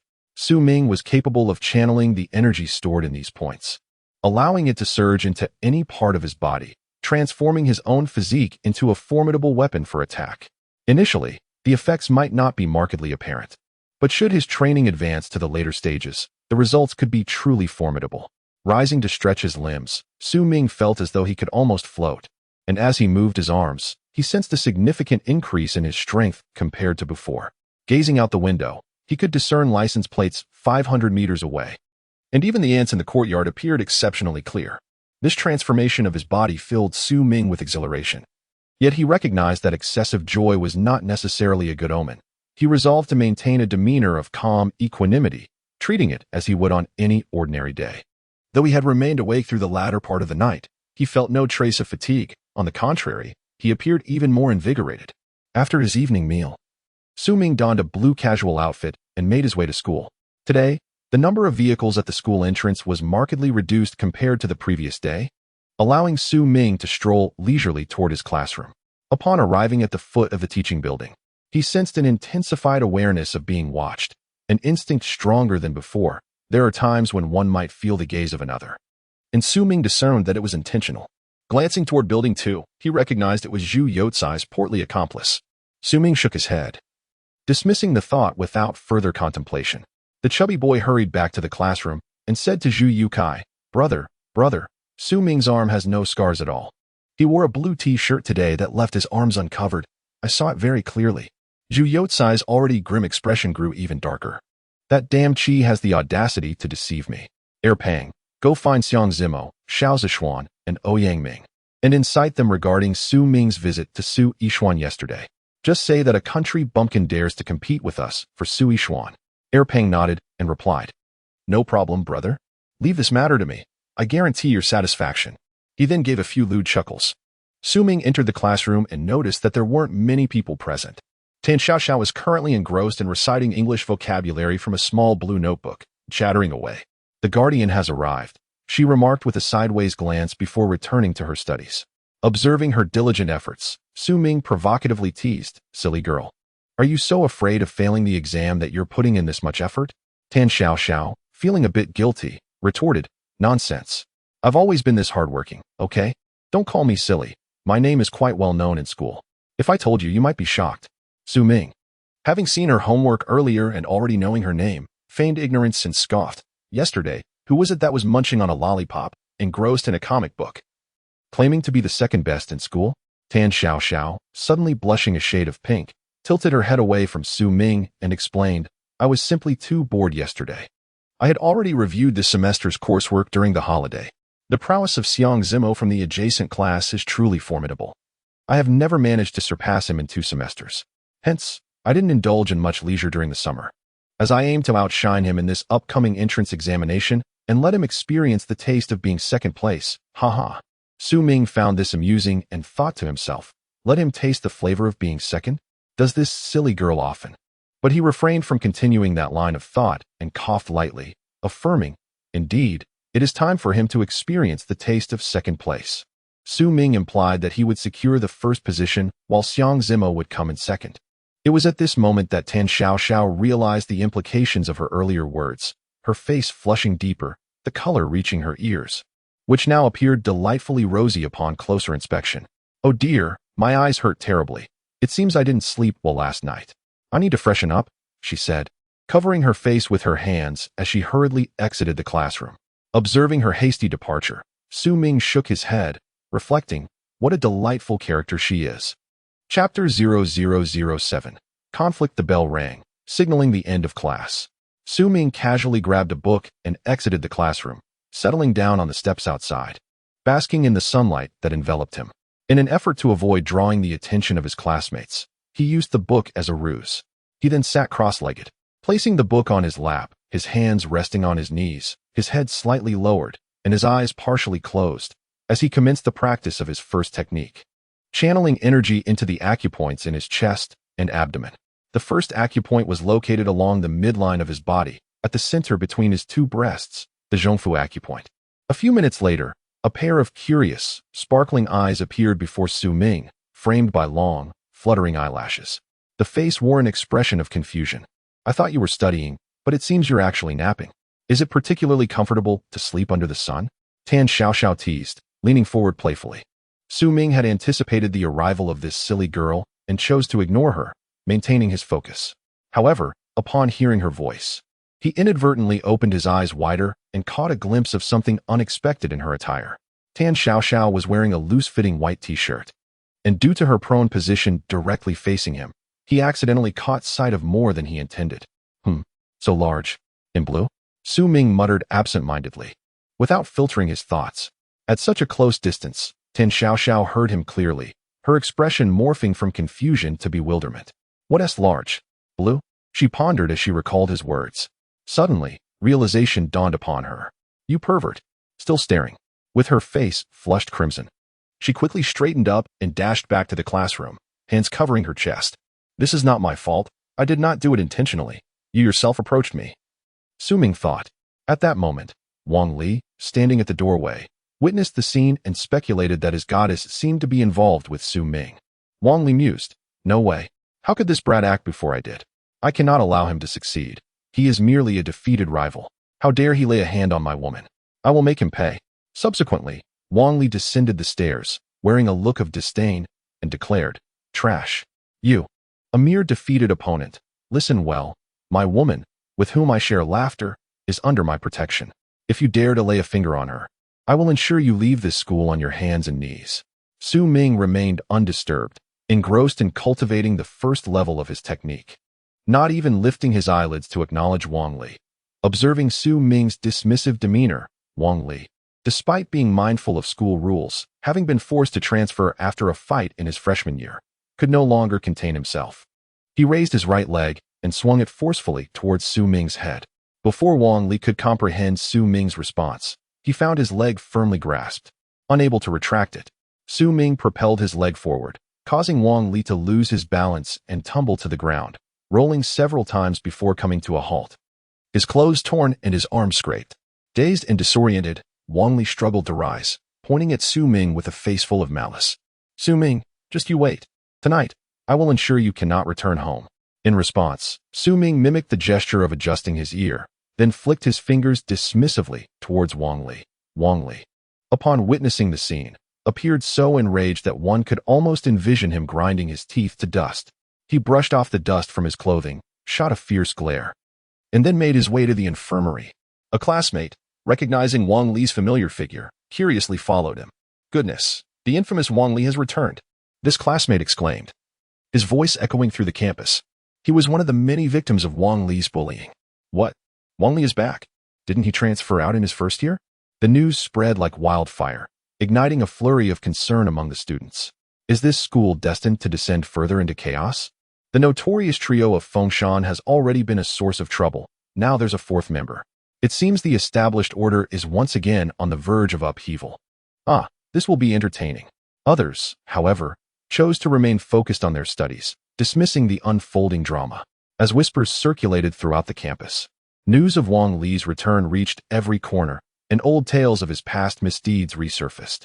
Su Ming entered the classroom with an impassive expression, retrieving his Chinese literature book in preparation for the next lesson. Tan Xiaoxiao, stealing glances at him from the corner of her eye, mused, in merely 2 days. I've already been at a disadvantage twice. Remaining inconspicuous is not in my nature. I must find a way to turn the tables. What should I do? Oh, I have it. When he leaves, I shall surreptitiously place a cup of water on his seat. The moment he sits down, he'll be caught off guard. A mischievous grin crossed her face as she clutched her overturned literature book, occasionally bursting into fits of peculiar laughter. Su Ming gazed at her current demeanor, his brows slightly furrowed, pondering to himself, what is this girl daydreaming about now? He nudged her with his elbow, causing her book to topple. With a sigh of resignation, Su Ming reminded her. Tan Xiaoxiao paused, thinking, I must not let him discern anything. She then responded with a stoic expression. I recently read a book that claimed reading in reverse can enhance memory retention.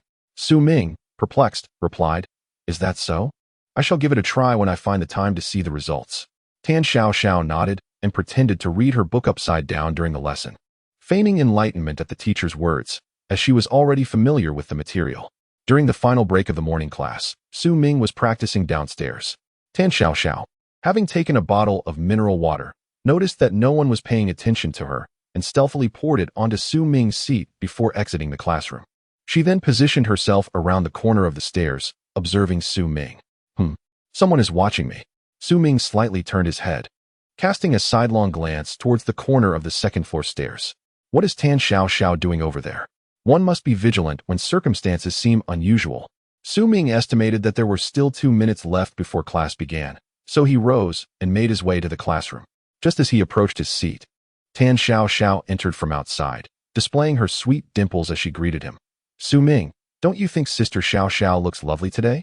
Su Ming nodded sincerely. How could a beauty of her caliber not be attractive? Especially when she smiled, her dimples were utterly enchanting. However, Tan Xiaoxiao's expression turned somber as she lamented. Tomorrow we will be issued school uniforms, and I want to be able to wear the clothes I just bought. What a pity that is. Su Ming, however, believed that wearing a school uniform was preferable, as it saved him the expense of purchasing clothes. His mother earned less than 1,000 yuan each month, and the savings scarcely sufficed for a visit to the pharmacy. With only a few sets of clothing to alternate between, he found the uniform to be a more practical choice. Lost in his thoughts about clothing, Su Ming failed to notice the predicament with the bench and sat down in his seat. Tan Xiaoxiao felt a surge of excitement within her. He fell for it. It was indeed effective to distract him, and once again, Sister Xiaoxiao, have proven my cleverness. She too took a seat beside him, feigning an interest in tidying her desk, while her peripheral vision remained fixated on Su Ming. As Su Ming settled in, the water had not yet soaked through his pants. However, within moments, he sensed something amiss. His brows furrowed slightly, and he quickly deduced who was responsible. Rising presented its own embarrassment, while sitting became increasingly uncomfortable, leaving him quite vexed and feeling as though he had created a dilemma for himself.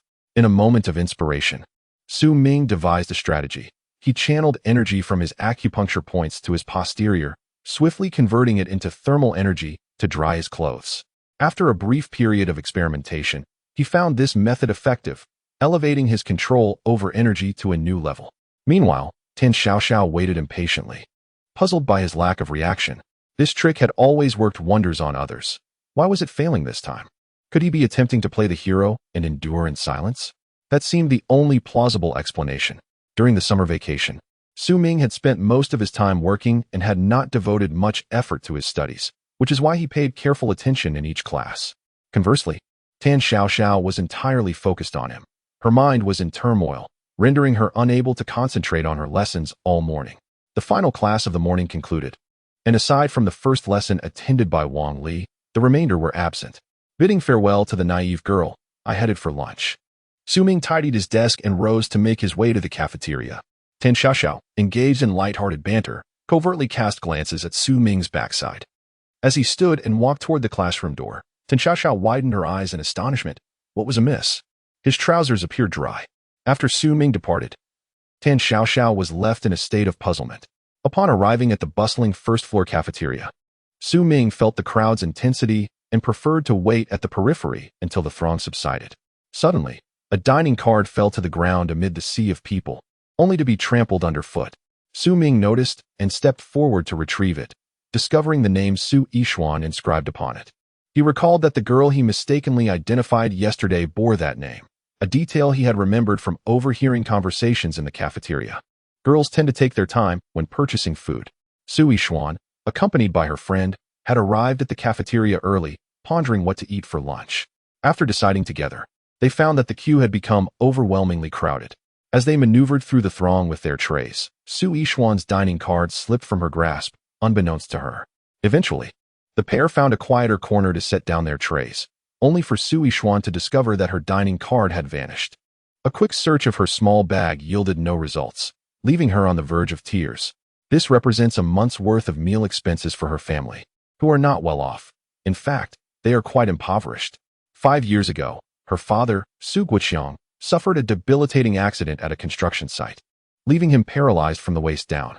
Although he should have received compensation for a work-related injury, the construction company has been utterly uncooperative. The family contemplated legal action, yet the exorbitant lawyer fees deterred them, as all their savings had been devoted to her father's medical care. Her mother, Zhang Yulan, established a modest eatery serving specialty dishes near the school's South Food Street to sustain their household. Su Yishuan, upon finishing her classes, would assist her mother, and thus they persevered through the days. Su Ming had yet to purchase his meal and was wandering around the dining hall, scanning for the owner of a lost meal card. Suddenly, he spotted a glimpse of green in a corner of the cafeteria. Although the figure was facing away from him, there was an uncanny resemblance to a fleeting white shadow etched in his memory. He rushed over to the tearful Su Yishuan, inquiring, "Are you Su Yishuan?" Turning around and hastily wiping her tear-streaked cheeks, she replied, "Yes. Is there something I can assist you with?" Su Ming extended his hand, presenting her with a meal card. "I found this at the food service counter. Could it possibly belong to you?" Upon hearing this, Su Yishuan's sorrowful expression softened slightly. She reached out with her delicate fingers to grasp the card, bringing it closer to examine the name she had inscribed herself. "Yes, this is my meal card. Thank you so much." At that moment, her beauty blossomed like a white orchid, her face illuminating with joy, reflecting the delight of recovering something precious. Her lips curving into a graceful smile. In that moment, Su Ming found himself captivated by her stunning beauty, his mind momentarily short-circuited. He awkwardly nodded, saying, "No need for thanks. If you ever require my assistance, feel free to seek me out.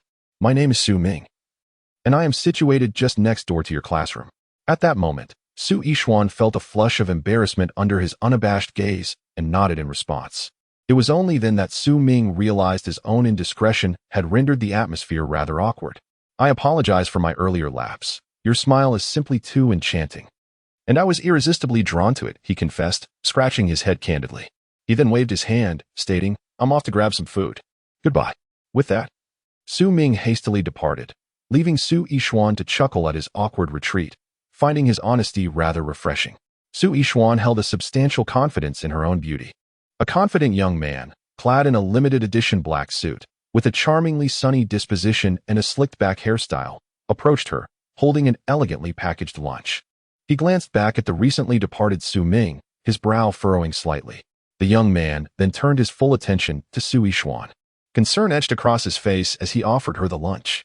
"This is premium bird's nest, specially air-freighted from Malaysia. I've noticed you've seemed somewhat unwell lately. This will help nourish your body," he said. Su Yishuan shook her head in refusal, replying, "Xiao Zishuan, there's no need for such kindness. Given my family's circumstances, I am not worthy of your attention, and besides, I genuinely do not harbor feelings for you." Xiao Zishuan's family is engaged in business, and he travels to and from school in a white Audi R8. While not considered an extravagant sports car, with the high-end version costing around 3 million, it is merely a trifle for him. He possesses not only wealth and good looks, but also remarkable skills. On one occasion, Su Yishuan witnessed a group of over 10 burly men armed with machetes surrounding Xiao Zishuan at the school gate. In an instant, he deftly subdued them, leaving onlookers in awe of his mysterious prowess. Without uttering a word, Xiao Zishuan handed her something before striding away in the direction of Su Ming. Su Yishuan furrowed her brows as she gazed at the takeout box in her hands. "Xiao Min, please eat this bird's nest," she said, turning to offer it to a strong girl adorned with a black hairpin. "Huh, Xiao Xian, I shall not be polite then," the robust Xiao Min replied, taking the box and beginning to eat. Xiao Min had become a good friend of Su Yishuan's since she moved 5 years ago, often looking after her, while Su Yishuan frequently shared with her the gifts she received from others. With Xiao Min around, local ruffians seldom dared to bully them. This was largely due to an incident that occurred shortly after Su Yishuan's arrival, where a local thug harassed her while she waited for a bus. Upon witnessing this, Xiao Min brandished her kitchen knife and chased the scoundrel down several streets, establishing a reputation that deterred any of the local troublemakers from ever troubling Su Yishuan again. Chapter 0008. A lesson. Su Ming, as usual, spent 7 yuan, merely altering the dish for a change of flavor. He casually selected a seat and began his meal. Halfway through, a dapper young man, clad in a suit with slicked back hair, approached and took a seat across from him. Su Ming glanced up to find the young man smiling at him, extending a hand. "You must be Su Ming. I'm Xiao Zishuan," he introduced himself. Su Ming raised an eyebrow, recalling the laughter of his companions who had referred to this individual as the notorious scion of Fengshan. Despite his handsome features, he was merely a hypocrite, likely deceiving innocent young women with his appearance. Ignoring him, Su Ming resumed his focus on the bun in his hand. Xiao Zishuan, slightly taken aback, frowned and wiped the seat with a napkin before continuing. Since you seem uninterested, I shall be blunt. I have inquired about your background, and it appears you are nothing more than a country bumpkin, lacking both wealth and influence.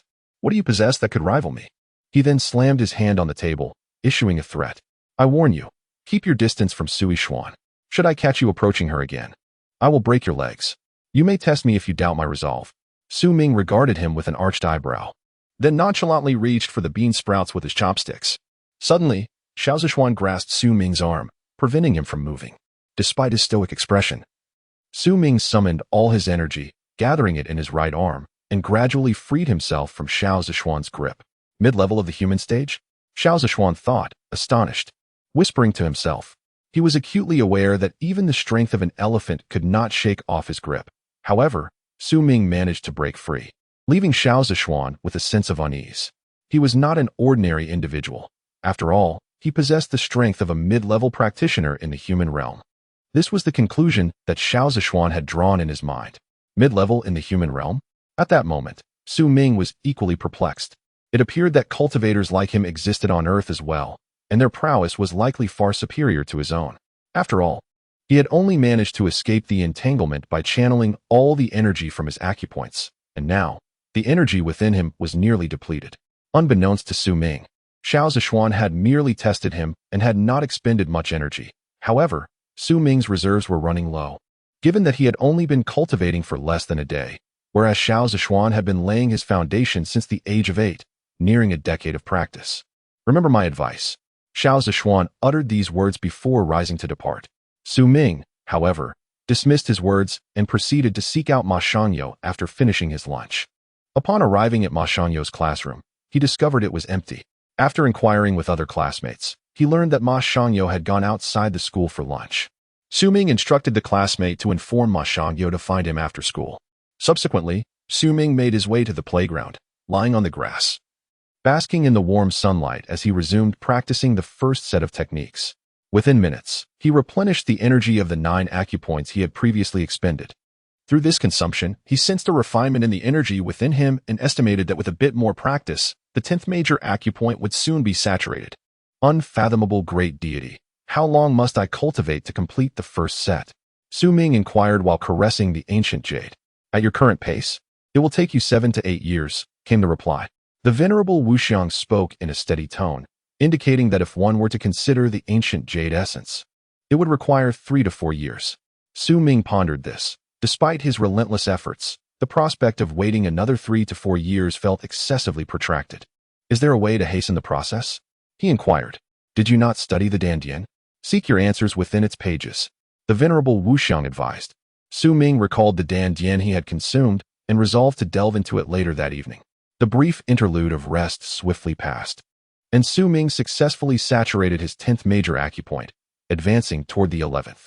Upon arriving in the classroom, he found it already filled to capacity, with nearly all his classmates fervently memorizing English vocabulary. Even those who had previously learned the words were diligently revising. For the impending English lesson with their homeroom teacher loomed ominously, with the threat of being penalized to write 100 times for any hesitation or mistake. None dared to err under such stringent scrutiny. Tan Xiaoxiao elbowed Su Ming playfully. Hey, where did you disappear to at noon? Surely you weren't on a date with a little sister? In truth, Tan Xiaoxiao acknowledged Su Ming's undeniable charm, though she had yet to fully understand him. What were you thinking about all day? I merely basked in the sun at noon. Su Ming replied absently, retrieving his English book from the depths of his desk. Tan Xiaoxiao, however, remained unconvinced, sensing that there was more to the story and determined to uncover the truth. As half the class elapsed, Li Wan observed Tan Xiaoxiao's frequent distractions during lessons. Tan Xiaoxiao, please stand and recite the vocabulary from the second module that I just illustrated. Tan Xiaoxiao was still pondering ways to tease Su Ming when she was startled by someone calling her name. Once she regained her composure, she stood up, stammering, her fair cheeks flushed with a rosy hue. Write it 100 times and submit it to me tomorrow, Li Wan declared sternly, her brows knitted in disapproval. Tan Xiaoxiao, the first in the class to be punished with such a task, acquiesced with a soft reply and sat down, covering her face. Su Ming, please stand and recite the question I just asked, Li Wan instructed. Su Ming stood and recited the answers swiftly and fluently, his pronunciation impeccable, prompting admiration from his classmates. Li Wan nodded in satisfaction and said, "Very well, please take your seat. Such unexpected questions will become commonplace in our lessons, so everyone must adapt quickly." Most students were 100% reluctant but dared not show their discontent. After Su Ming sat down, he smiled at Tin Xiaoxiao, who shot him a fierce glare. Humph. She thought to herself, that rascal. He didn't even give me a hint when the teacher called on me, and now he recites so smoothly, making me look foolish. This won't do. I must get back at him. During the 4 afternoon classes, Wang Li's seat remained empty. After school, the newly enrolled students received 2 sets of blue sports uniforms each. After placing his new uniforms into his backpack, Su Ming was met by Ma Shangyou, who rushed into the classroom with enthusiasm. "Brother Ming, I recruited a few underlings during lunch. I think we should expand our influence." Ma Shangyou eagerly offered to take Su Ming's backpack. Su Ming nodded and replied, "I'm not well versed in this area. You can take charge directly. Expanding our reach will be beneficial for the future." "No problem, Ming. By the way, Xiaoshang, I would like to ask you something." Su Ming pulled Ma Shangyou out of the classroom and into a more secluded area. "How is the strength of practitioners classified here?" Ma Shangyou was taken aback, surprised that Su Ming was aware of the existence of practitioners. Not having noticed the subtle distinction in wording, he replied candidly, "There are 5 levels of practitioners, classified from highest to lowest as celestial, earth, profound, yellow, and human, which are further divided into early, middle, late, and completion stages." After a brief pause, he continued, stating that reaching the early stage of the human level is akin to being a black belt master. For each minor level ascended, one's strength increases 10-fold, while ascending a major level results in a 100-fold increase. The profound level serves as a bottleneck. My grandfather is a master at the profound completion stage, and he has been stuck at this level for 30 years. Moreover, each major level ascension also extends one's lifespan by 10 years. Su Ming nodded, realizing that they refer to them as practitioners, and inquired further. Given such favorable conditions, why are there so few individuals who cultivate? Ma Shangyou cautiously glanced around and said, "These techniques are held by ancient sects or venerable families. My grandfather was expelled from the sect for violating its rules, and for some unknown reason. His true energy was not stripped away. Thus, 60 years ago, he established the secular Ma family. The family's techniques are only accessible to direct descendants, and I have attempted to practice them, yet my innate meridians are incomplete, rendering me unable to cultivate. Consequently, I lost my eligibility to compete for the position of family head. My brother has already advanced to the yellow rank, and as a waste, I naturally receive little attention. This is not something ordinary individuals can come into contact with." Ma Shangyou shook his head and sighed. "They call this energy true qi. It feels reminiscent of a martial arts novel. Perhaps I shall refer to the energy within my body as true qi as well," Su Ming mused. He patted Ma Shangyou's shoulder, smiling and revealing a row of bright, white teeth, and encouraged, "Do not be so despondent. The road ahead is long, and opportunities will arise. It is merely the position of a family head. Allow me, your elder brother, to assist you in reclaiming it." Ma Shangyou nodded, believing Su Ming was merely offering words of consolation. In truth, Su Ming genuinely wished to aid Ma Shangyou. However, his current strength was insufficient. After a moment of silence, Su Ming analyzed the levels of power. The first stage of entry equates to the initial human rank, followed by the intermediate, advanced, and perfected stages. The 5 stages of transcending the mundane correspond to 5 ranks. That is roughly how it stands. The disparity between his technique level and that of Earth would require further enhancement of his strength for accurate estimation. Xiao Zishuan's strength is at the mid-human rank, which poses a threat. Time is of the essence. I must intensify my training. By the way, boss, did Zhu Yukai and the others trouble you today? No. Apart from his younger brother, I haven't seen him today. Su Ming said to Ma Shangyou, "Let us go. Tonight we shall unleash a wave of violence once more." "Really? Are we going to engage in another bloody brawl like last night?" Ma Shangyou inquired with concern, remembering the injury on their leader's arm. Su Ming revealed his arm, and Ma Shangyou's eyes widened in disbelief. "It's completely healed? Could it be that our leader is a practitioner?" Su Ming chuckled and nodded. "Indeed, my discernment has proven accurate. I never imagined our leader to be a practitioner. We should recruit more followers to align ourselves with him," Ma Shangyou asserted. "Who is it that seeks to confront us this time?" "Wang Li. You know him, right?" "Yes, in my class." Su Ming pointed to the classroom. Wang Li. Of course, I know him. He is the second son of the Wang family, Ma Shangyo replied. The Wang family amassed their wealth through underground gambling houses, illegal fights, and the entertainment industry.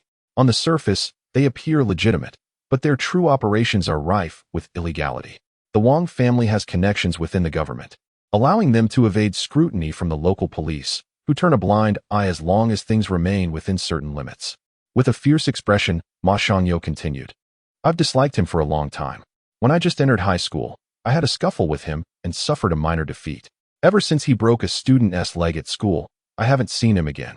This time, I will ensure he is left battered and bruised, so he remembers his place. As Su Ming and Ma Shangyo exited the school gates, they found themselves departing later than the previous night, with only a few cars parked outside the school. After traversing several streets, Su Ming discovered that an unlicensed van was trailing closely behind him. The van accelerated and abruptly stopped in front of Su Ming, its doors flinging open to reveal two individuals, one tall and imposing, the other slight and frail. Su Ming recognized them as the burly man and the yellow-haired ruffian who were notably close to Wang Li at Ming Shui Middle School. It's been a while, Su Ming. I hear you've grown some wings in our absence, the burly man remarked, crossing his arms and squinting. Indeed, if my wings have strengthened, they must be treated. Our brotherly invites you to join us for a discussion. The yellow-haired ruffian deliberately elongated the word invite. What do you think you are, you bastards? Minggu has always been tough. Soon you'll find out. Ma Shangyo scoffed, nonchalantly digging at his nose. The burly man felt a surge of irritation at Ma Shangyo's dismissive attitude. Don't celebrate too soon. Soon enough, you'll be the ones in tears. He growled. Brotherly awaits in the vehicle. Are you afraid to join us? Su Ming maintained a stoic expression, swiftly mobilizing all his energy. As he focused his gaze, a peculiar phenomenon occurred. He perceived the fluctuations of true energy emanating from the burly man. Concentrating the energy around his ears, Su Ming found that distant sounds became clearer, and he acquired several methods for harnessing true energy. Focusing this energy in his eyes, Su Ming surveyed his surroundings. He noted the true energy fluctuations surrounding both the burly man and the yellow-haired ruffian. The ruffian's energy was somewhat weaker than that of the burly man, yet their levels were comparable to his own, suggesting they were both at the initial stage of human tier energy. At this moment, Su Ming had an inkling of the situation. It was evident that the burly man and the yellow-haired ruffian were likely the family's bodyguards stationed beside Wang Li. What could he achieve by approaching them? Ma Shangyo, stay here and wait for me. I will be down shortly, Su Ming instructed, turning back. Ma Shangyo, with a look of concern, replied, Minggu, why don't I accompany you? We could defeat them decisively. Su Ming shook his head, asserting, no need, I can handle this on my own. He then boarded the van, followed closely by the burly man and the yellow-haired ruffian, who shut the door behind them. Inside the vehicle, Wang Li commanded the driver to accelerate, and the van surged into the street. Outside, Ma Shangyo shouted, Minggu, and sprinted after them frantically. Within the van, Wang Li looked at Su Ming with a triumphant laugh, declaring, ha ha, Su Ming, now that you are in the vehicle, you are firmly within my grasp.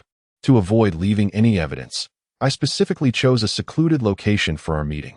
What of Ma Shangyo? Does he have proof that he boarded my car? He is merely a dog cast out by his family. No one will heed his futile barking. After a brief pause, Wang Li's expression soured with resentment as he continued. You have humiliated me today, but I shall not take your life. It is merely a matter of two hands. You may kneel and beg for mercy while sacrificing one of your hands. I would be more than willing to assist you. The hammer lies at your feet, and I shall grant you a minute to contemplate your decision. The burly man and the yellow-haired ruffian leered at Su Ming, rolling up their sleeves. At this point, the van had come to a halt on a hillside in the outskirts. As Su Ming bent down to retrieve the hammer, Wang Li was well aware that his subordinates were cultivators, hence they held no fear of Su Ming's potential tricks. Upon grasping the hammer, he swiftly channeled the true energy from his acupoints into his right arm and, in a flash, delivered two strikes to the feet of the burly man and the yellow-haired thug. The interior of the van echoed with the unmistakable sounds of bones shattering. My foot! My foot! The burly man and the yellow-haired thug, their eyes bulging, clutched their feet in agony, howling like slaughtered pigs. Wang Li, startled, inquired, what happened to you two? That bastard Su Ming ambushed us. Brotherly, let us kill him. The burly man seethed with resentment. At that moment, Su Ming regarded Wang Li with a smile. While Wang Li's mind was a tumult of confusion, devoid of any clear course of action. He shifted forward, raising his right hand to strike Su Ming. Bang! Su Ming caught Wang Li's fist with his right hand and, with his left, delivered a swift chop to Wang Li's arm. With a sickening crack, Wang Li's arm contorted grotesquely, losing its normal human shape, resembling an acute angle. Ah, my arm. You too, get him. Even if my feet are ruined, I still have my hands. Wang Li growled through gritted teeth. The burly man threw a straight punch at Su Ming, which was blocked. But a subsequent rear punch struck Su Ming's shoulder with a resounding crack. Despite the pain, Su Ming retaliated with an uppercut that landed squarely on the burly man's jaw, lifting him off the ground, his head crashing into the van's roof, creating a significant dent. With his mouth agape and eyes clouded, he collapsed onto the seat. The young man with yellow hair, emboldened by the sight of Kuan Ji's incapacitation, shed his previous timidity and advanced to strike at Su Ming. His movements were swift, suggesting he had undergone frequent training. Su Ming adeptly defended against several critical blows, yet suffered a few fractured ribs in the process. Seizing an opening, he concentrated the last remnants of his inner energy into his arm and delivered a powerful elbow strike to the assailant's cheek. The force sent the yellow-haired thug crashing against the car window, shattering the glass and leaving his face marred with blood and foam spilling from his mouth as he succumbed to unconsciousness. At that moment, Wang Li, paralyzed by fear, turned as pale as death, clutching the hammer Su Ming had previously wielded, trembling as he held it before him. Su Ming then opened the car door, pivoted, and delivered a kick that rendered Wang Li unconscious. The entire altercation transpired in mere moments. The driver, still in shock from the sudden turn of events, found himself faced with the prospect of fleeing as Su Ming commanded him to halt. "Get out of the car and take me to my destination if you wish to live," Su Ming bellowed. The young driver, trembling with fear, staggered into the vehicle. Su Ming slammed the door and, with a swift kick, sent the unconscious yellow-haired thug tumbling into the car before taking his place in the passenger seat. "Drive," Su Ming commanded impatiently. The terrified young man complied without hesitation. With his eyes closed, Su Ming began to absorb the energy of heaven and earth.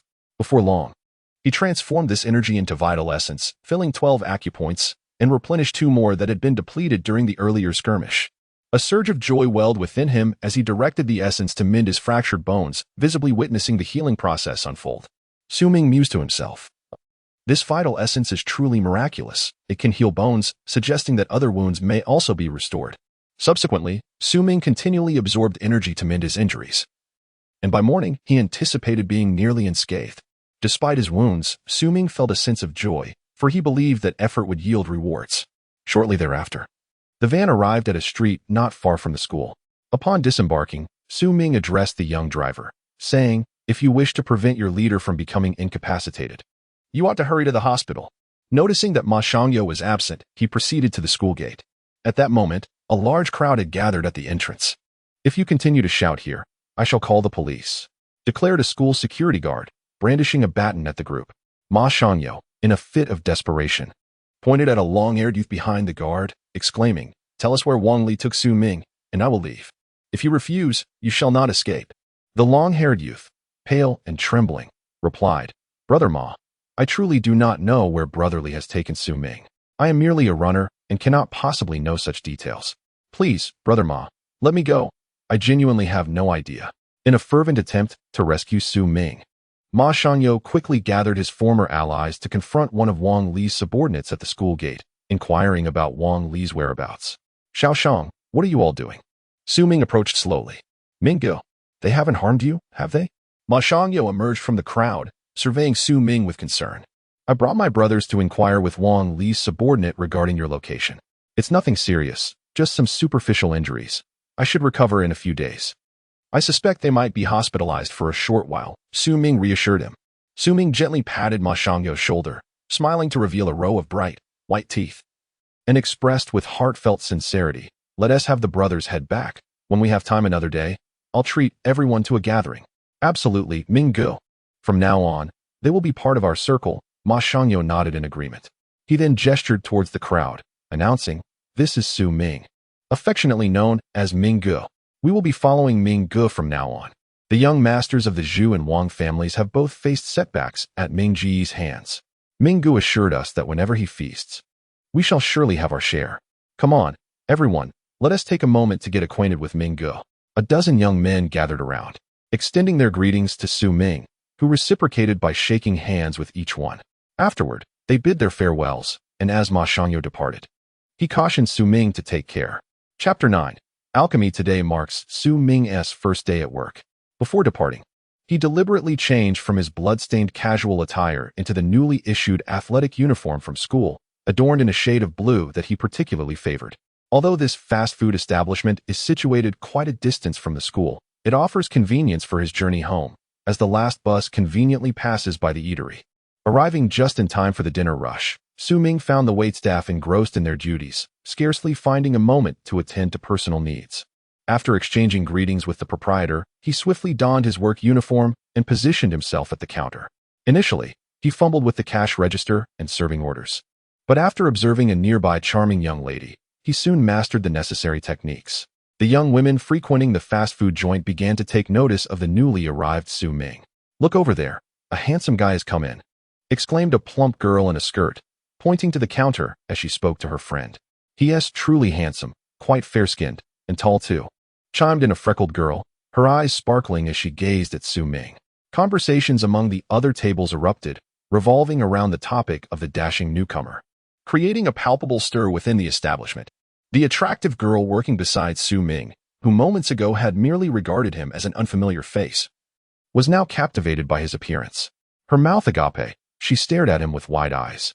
Su Ming offered her a friendly smile, revealing a set of bright, white teeth, as if to extend an unspoken greeting.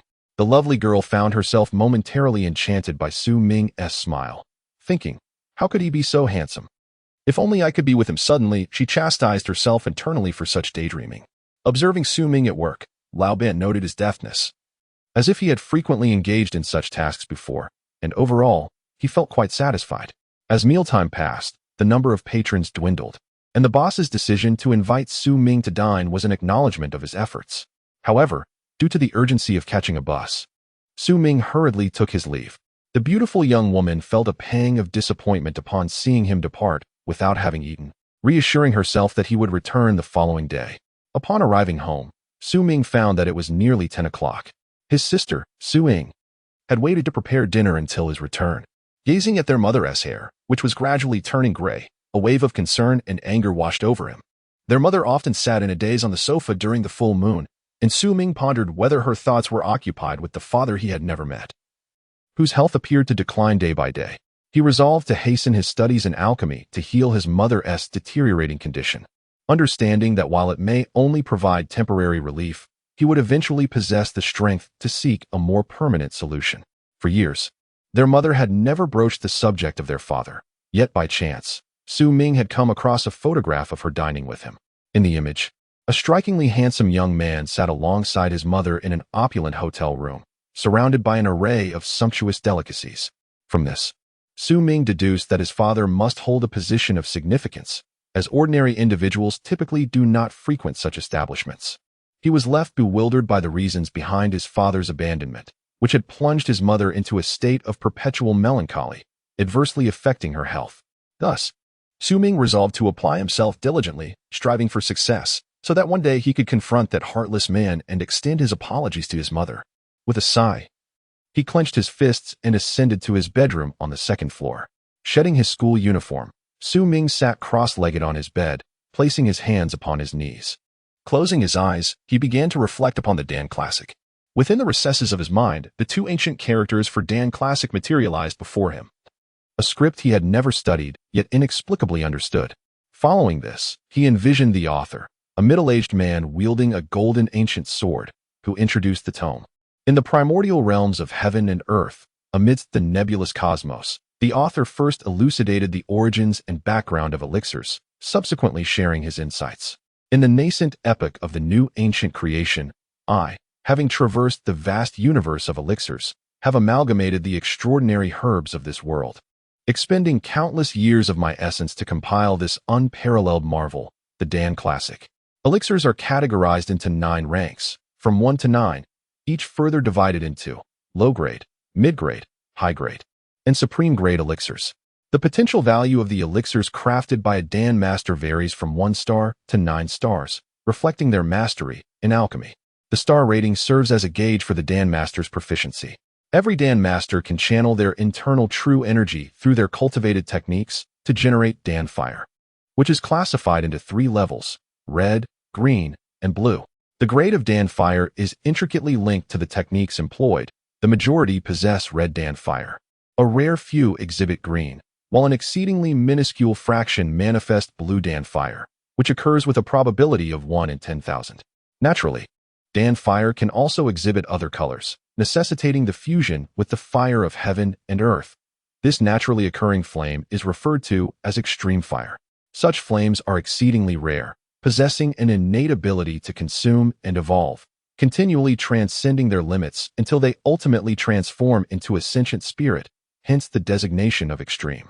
Many individuals traverse their lives without ever encountering the sacred flame spoken of by others, with the majority believing that such a fire could only be possessed by those of immense power. The Dan Dien is divided into 6 sections: the pathology section, the medical practice section, the Dan formula section, the herbal section, the alchemy section, and the cauldron section. The pathology section elucidates the principles underlying various ailments, detailing symptoms caused by various forms of poisoning and identifying the nature of toxins based on their symptoms and the composition of meridian toxins. The medical practice section explains how to treat patients' ailments, prescribing remedies in accordance with their pathological conditions.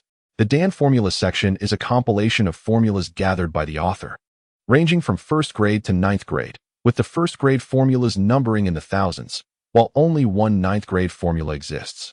Each formula is accompanied by a detailed introduction, including type, function, dosage, and ingredients. The descriptions of the formidable Tao Tai giant force Dan and the longevity Dan left Su Ming's mind reeling, suggesting the potential for unfathomable strength capable of shattering planets with a single punch, or bestowing lifespans extending into the thousands or even tens of thousands of years, along with the mystical abilities of clairvoyance and heightened perception. Amidst this dazzling array of knowledge, Su Ming overlooked a subpar formula that lacked a designated grade. The herbal section enumerates over 1 million types of medicinal herbs, providing detailed accounts of their origins, maturation periods, functions, and includes accompanying illustrations. Su Ming found himself at a loss for words. Some medicinal herbs could indeed survive for over 1 billion years, and he couldn't help but wonder what the consequences of consuming them might be. The alchemy section elucidated the methods of refining elixirs, emphasizing the indispensable roles of the cauldron, the fire, and one's cultivation. The quality and potential of the elixirs were determined by the excellence of the cauldron, the grade of the fire, and the level of cultivation. The evaluation of star ratings required a specialized instrument for measuring the stars. The cauldron section presented a ranking list of cauldrons, featuring 100 varieties of alchemical texts, each detailing its unique functions. A middle-aged man, bearing a golden ancient sword, proclaimed that future inheritors must memorize the content of the alchemical text verbatim to qualify as his registered disciples. Moreover, obtaining a cauldron was contingent upon one's own fortune. Su Ming pondered, why are his demands so exceedingly high? Must I memorize the functions of tens of thousands of formulas and herbs? This would take centuries, if not millennia. How can one refine elixirs without a cauldron? Fool! This deity has long engraved the entirety of the alchemical texts into your mind. You need not memorize anything. The voice of the nameless celestial sovereign echoed in Su Ming's consciousness, exasperated. It dawned on him that the nameless deity initially intended to assist him, albeit in an unconventional manner. Could he truly create a cauldron himself? I am immensely grateful to the nameless deity. I always knew you meant no harm. Grateful? A pound of diamonds. The nameless celestial sovereign replied within Su Ming's mind. Su Ming recalled the image of the Wuxiang celestial master extending his hand, demanding money, and felt a wave of frustration wash over him. He himself was nearly destitute, yet he had to contend with a miserly guardian of wealth. Great deity, should I come into fortune, I will certainly honor you, Su Ming earnestly proclaimed. At that time, you must enlighten me. Of course, no problem at all. It has been ages since I have seen a gem. How nostalgic. The Wuxiang celestial master mumbled, reminiscing about his former riches. Once he had sent off this parsimonious guardian, Su Ming began to search within his mind for elixirs suited to his current stage of cultivation. The primordial transformation pill? He extracted information regarding the primordial transformation pill from his consciousness. The primordial transformation pill, a low-grade first-tier elixir, renowned for its ability to accelerate the cultivation of true energy, specifically suitable for novice practitioners just embarking on their journey.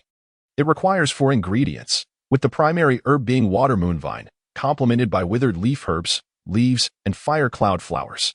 However, Su Ming pondered, would these 4 herbs even exist on Earth? This posed a significant dilemma for him. Let me first examine the descriptions of these herbs and see if there are any similar ones on Earth. After resolving how to proceed, he felt a surge of relief. He was finally beginning to find his footing. A fleeting white silhouette flashed in his mind, fortifying Su Ming's resolve. He was determined to traverse this path, gradually clenching his fists. Subsequently, he joined his hands at his dantian, following the methods outlined in the elixir manual to refine his inner alchemical fire. Filled with a subtle sense of anticipation, in a tranquil state of mind, Su Ming began to mobilize the vital energy within his acupoints, allowing it to surge into his dantian. This vital energy transformed into delicate white threads, gradually intertwining to form a swirling vortex, shimmering in alternating hues of red, green, and blue. Soon, the vital energy within the acupoints was nearly depleted, prompting him to draw upon the energies of heaven and earth for further replenishment. After an hour had passed, beads of sweat adorned Su Ming's face, trickling down his cheeks in gentle rivulets before falling softly. His body had been operating under immense strain from the beginning, the energy he provided proving insufficient, yet he persevered through gritted teeth. The text stated that only a small amount of vital energy was needed to refine one's dan fire. Why then, despite expending so much, was he unable to succeed? Su Ming questioned within himself. Fool, even if you endure for another 2 hours, it will be futile. The voice of the Wuxiang celestial master echoed in his mind. Why is it futile? Could the text be mistaken? Su Ming inquired, bewildered.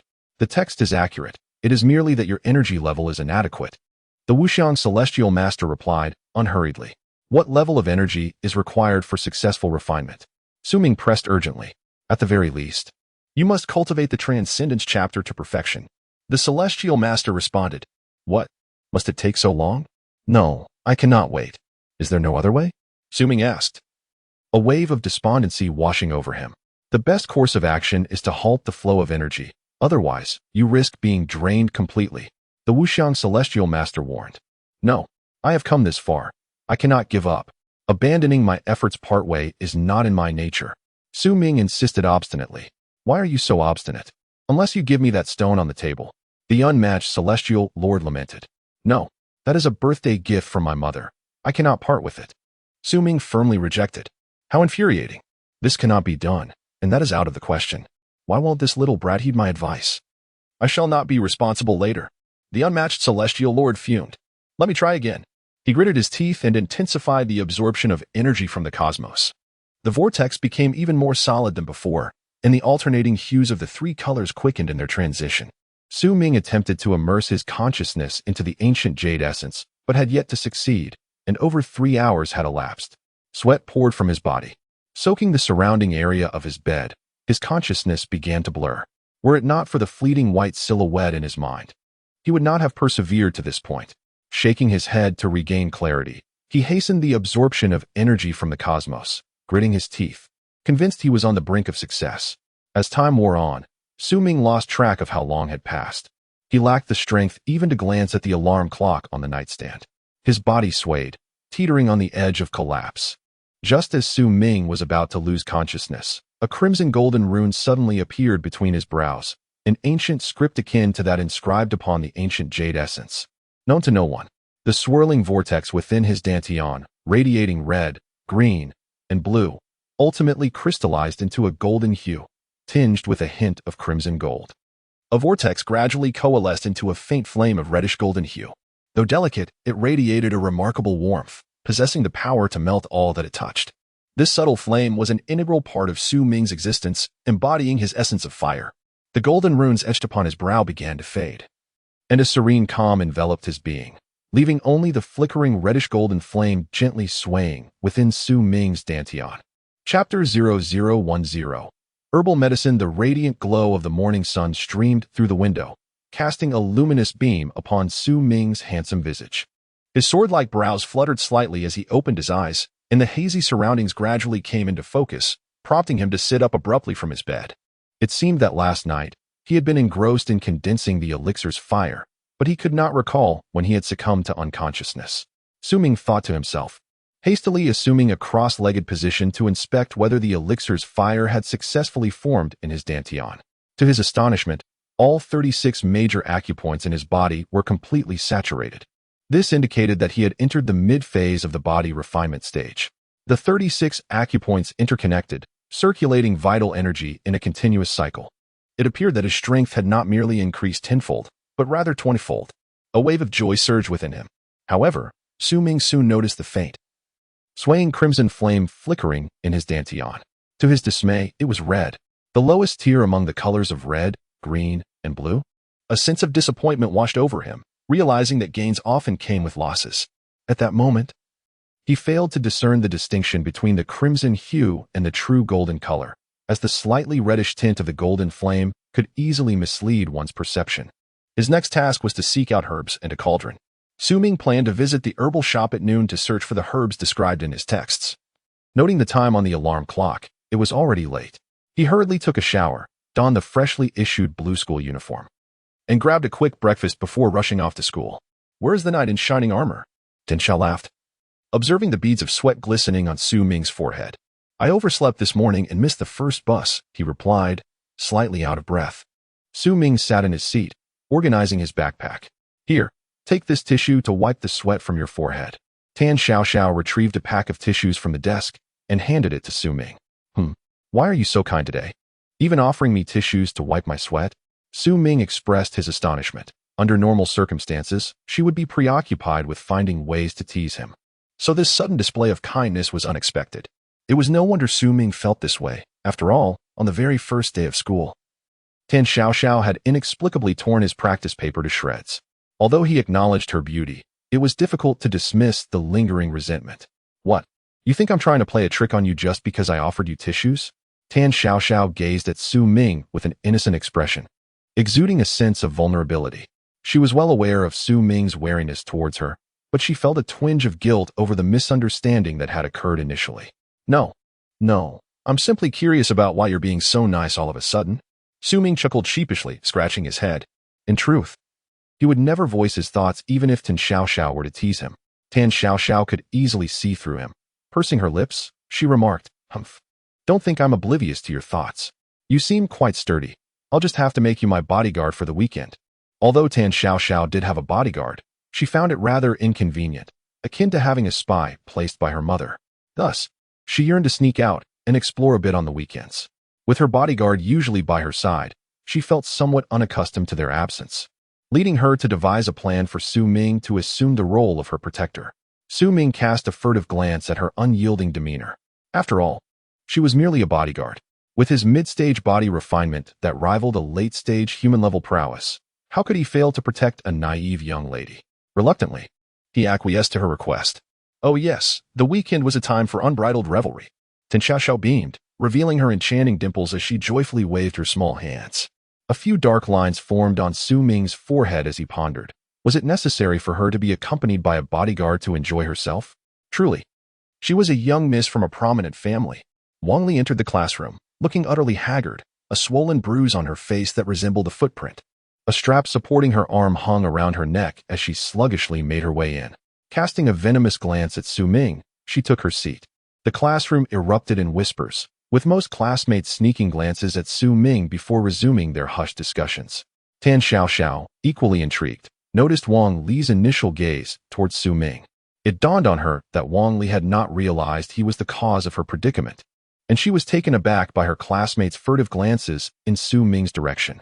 Elbowing him playfully, she remarked, given Wang Li's sorry state, "You wouldn't happen to be the instigator, would you?"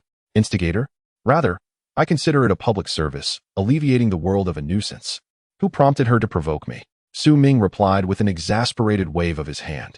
"You certainly possess remarkable audacity. Do you not realize he is the second son of the Wang family?" Tan Xiao cautioned.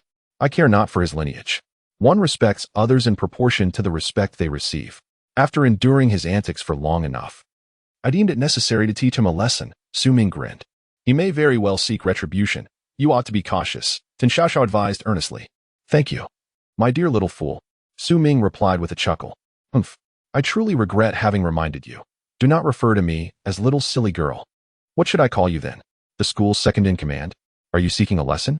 With a playful laugh, she reached out and pinched the flesh at Su Ming's waist, twisting it in a full 360 degrees. Ouch! Be gentle. I was merely jesting. Do not take it to heart. Su Ming cried out in pain, hastily begging for mercy.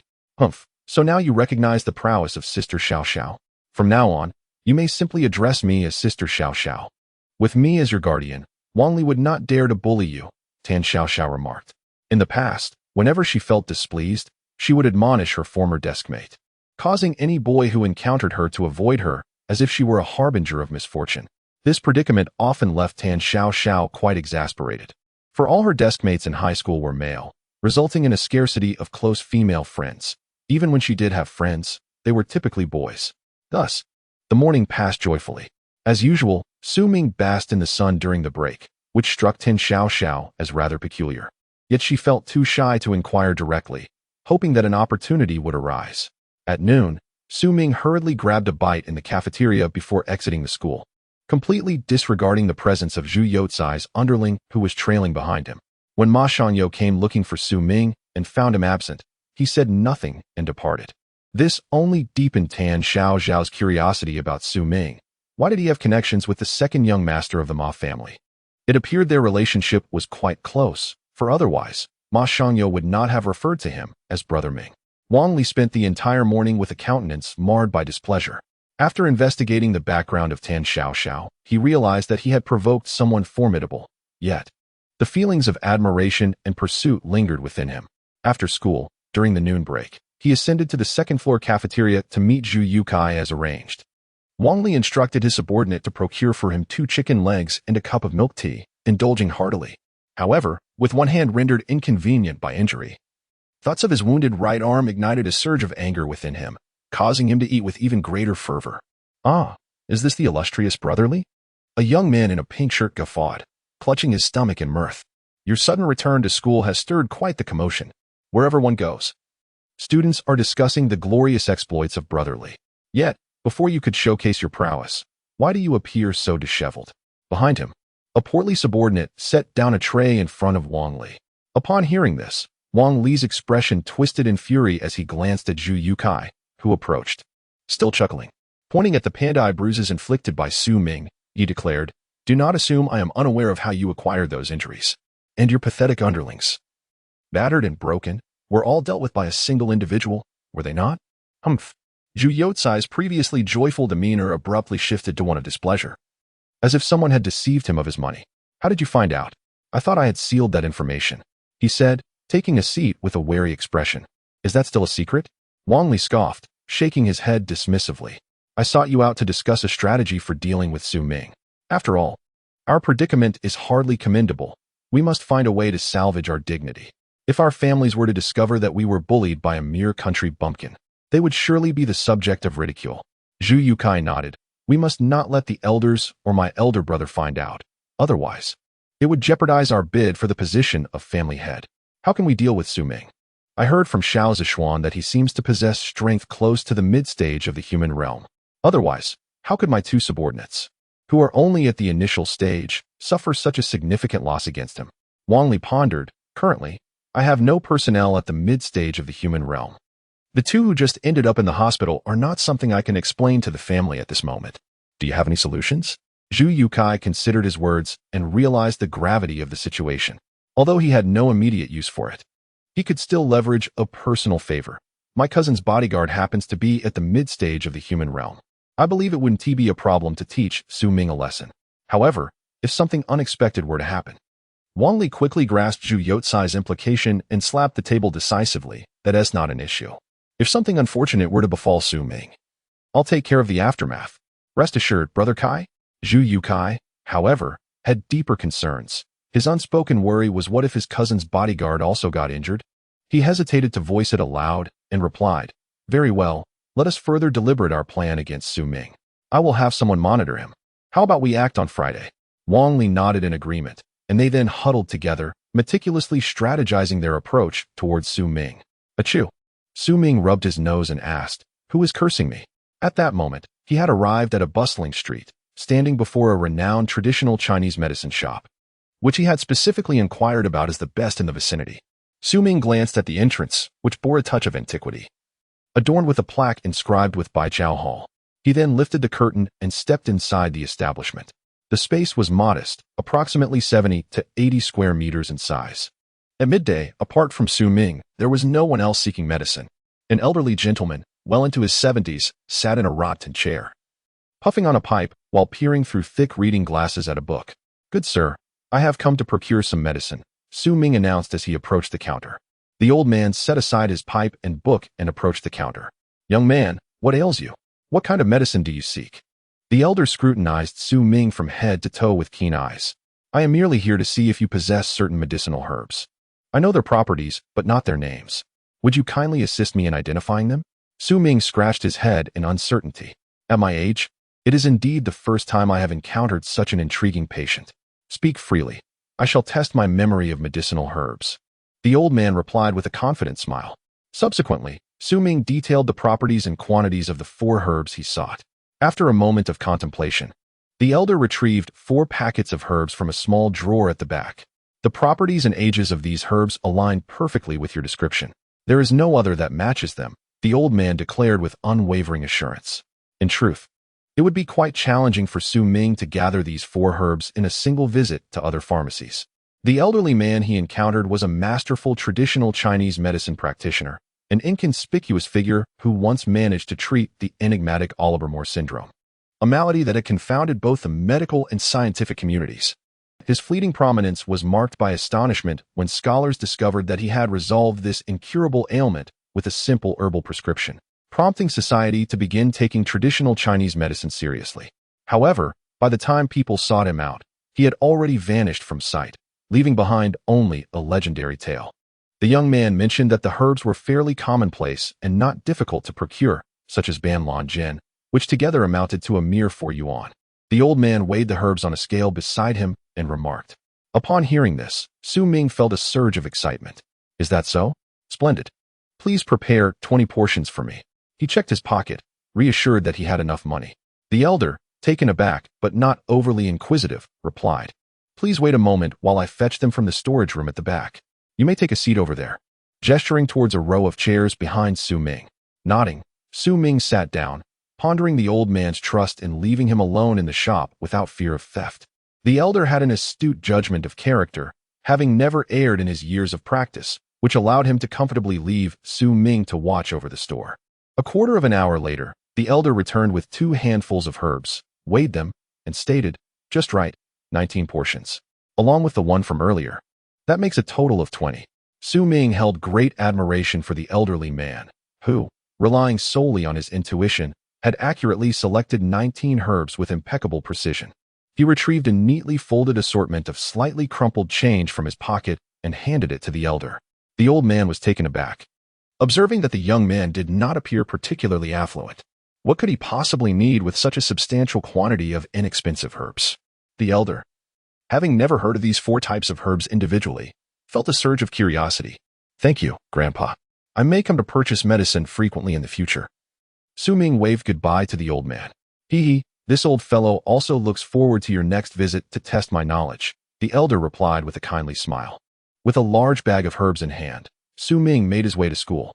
Tan Xiaoxiao, resting her chin on one hand and idly spinning a ballpoint pen with the other, noticed that the classroom was sparsely populated, as most students had returned home, leaving behind only a few newcomers who lived far away.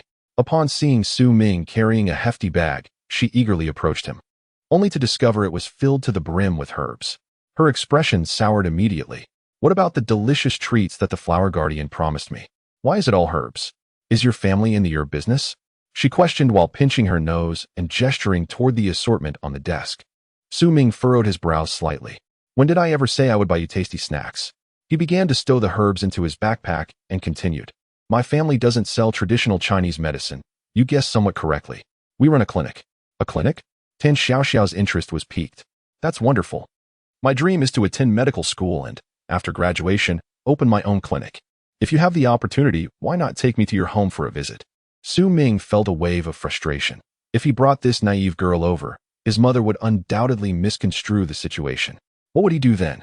However, seeing her so elated, He decided to agree for the time being and would address it later. Upon hearing Su Ming's consent, two charming dimples appeared on Tan Zhao's sweet cheeks as she beamed with joy. Suddenly recalling something, she turned to Su Ming and said, Ma Shangyo came looking for you this afternoon. Why did he call you Mingge? Is he your little brother? Su Ming nodded and replied, he is a newly made brother of mine.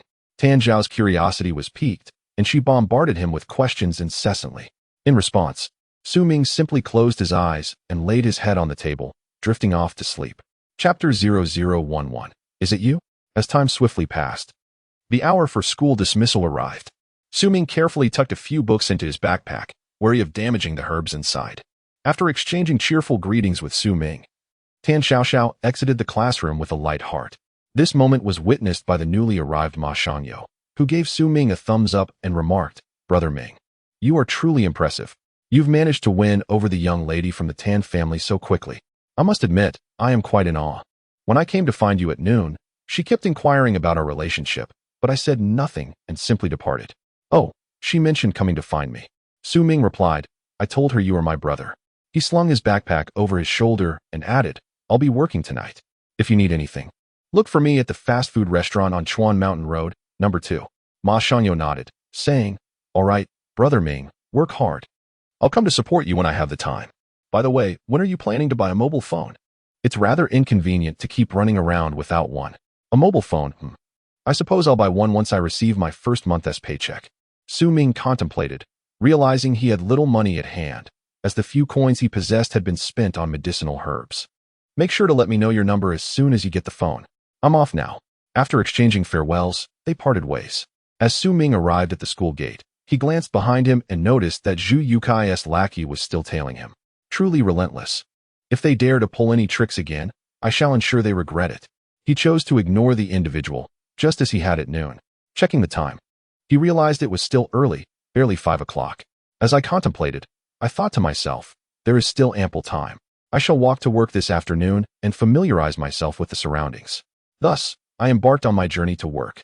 After traversing the gastronomic street not far from the school, I unexpectedly encountered a group of ruffians demanding protection money. 5 disreputable individuals, each with a distinct hair color, trailed behind a burly bald man, whose face bore a menacing scar that ran vertically across it. Having just extorted money from one establishment, they sought their next victim. I noticed a makeshift stall adorned with the words Yulon Stir Fry written above it. Through the window, I could vaguely see a few patrons dining. The bald man staggered over to the entrance. With a resounding crash, he kicked the flimsy door, creating a gaping hole, his foot momentarily ensnared within. Enraged, he cursed under his breath, and with a wave of his hand, his lackeys pried the door apart, allowing him to free his foot. The owner of Yulon Stir Fry had better come out quickly. I'm here to collect protection money. Hurry and bring out the cash. The bald man exclaimed impatiently. The patrons within the stall, upon witnessing the commotion, hurriedly fled in fear. A beautiful young girl, wearing an apron, rushed out, exclaiming, Hey, you haven't settled your bill yet.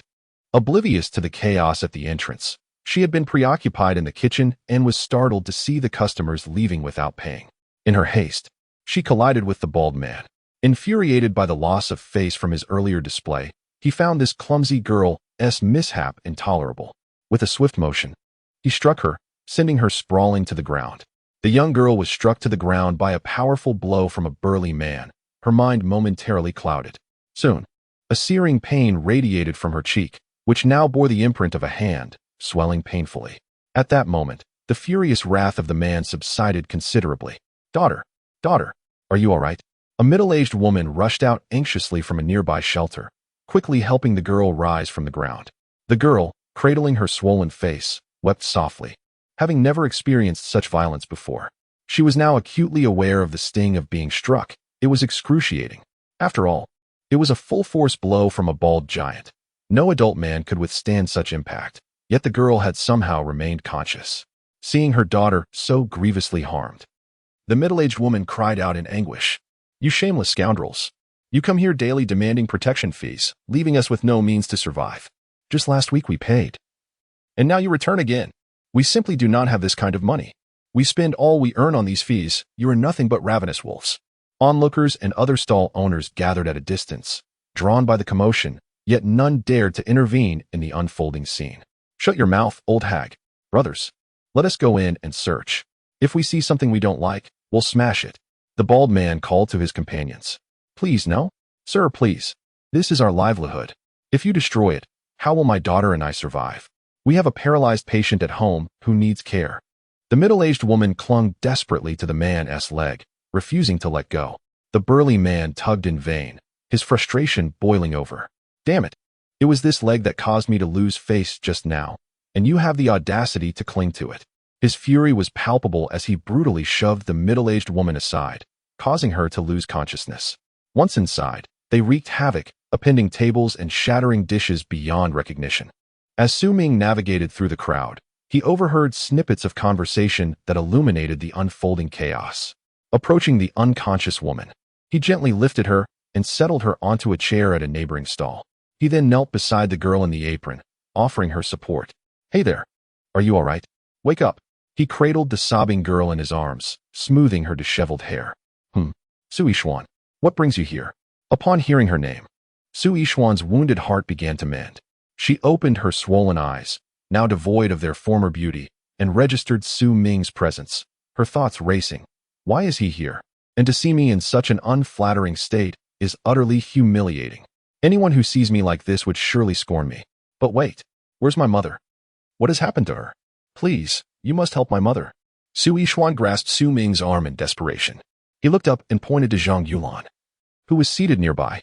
Your mother is injured, but not severely. She merely fainted. However, your injuries appear quite serious, with a risk of permanent scarring, Su Ming stated solemnly. What should we do? Is there no hope even at the hospital? In the future, what if no one wants me?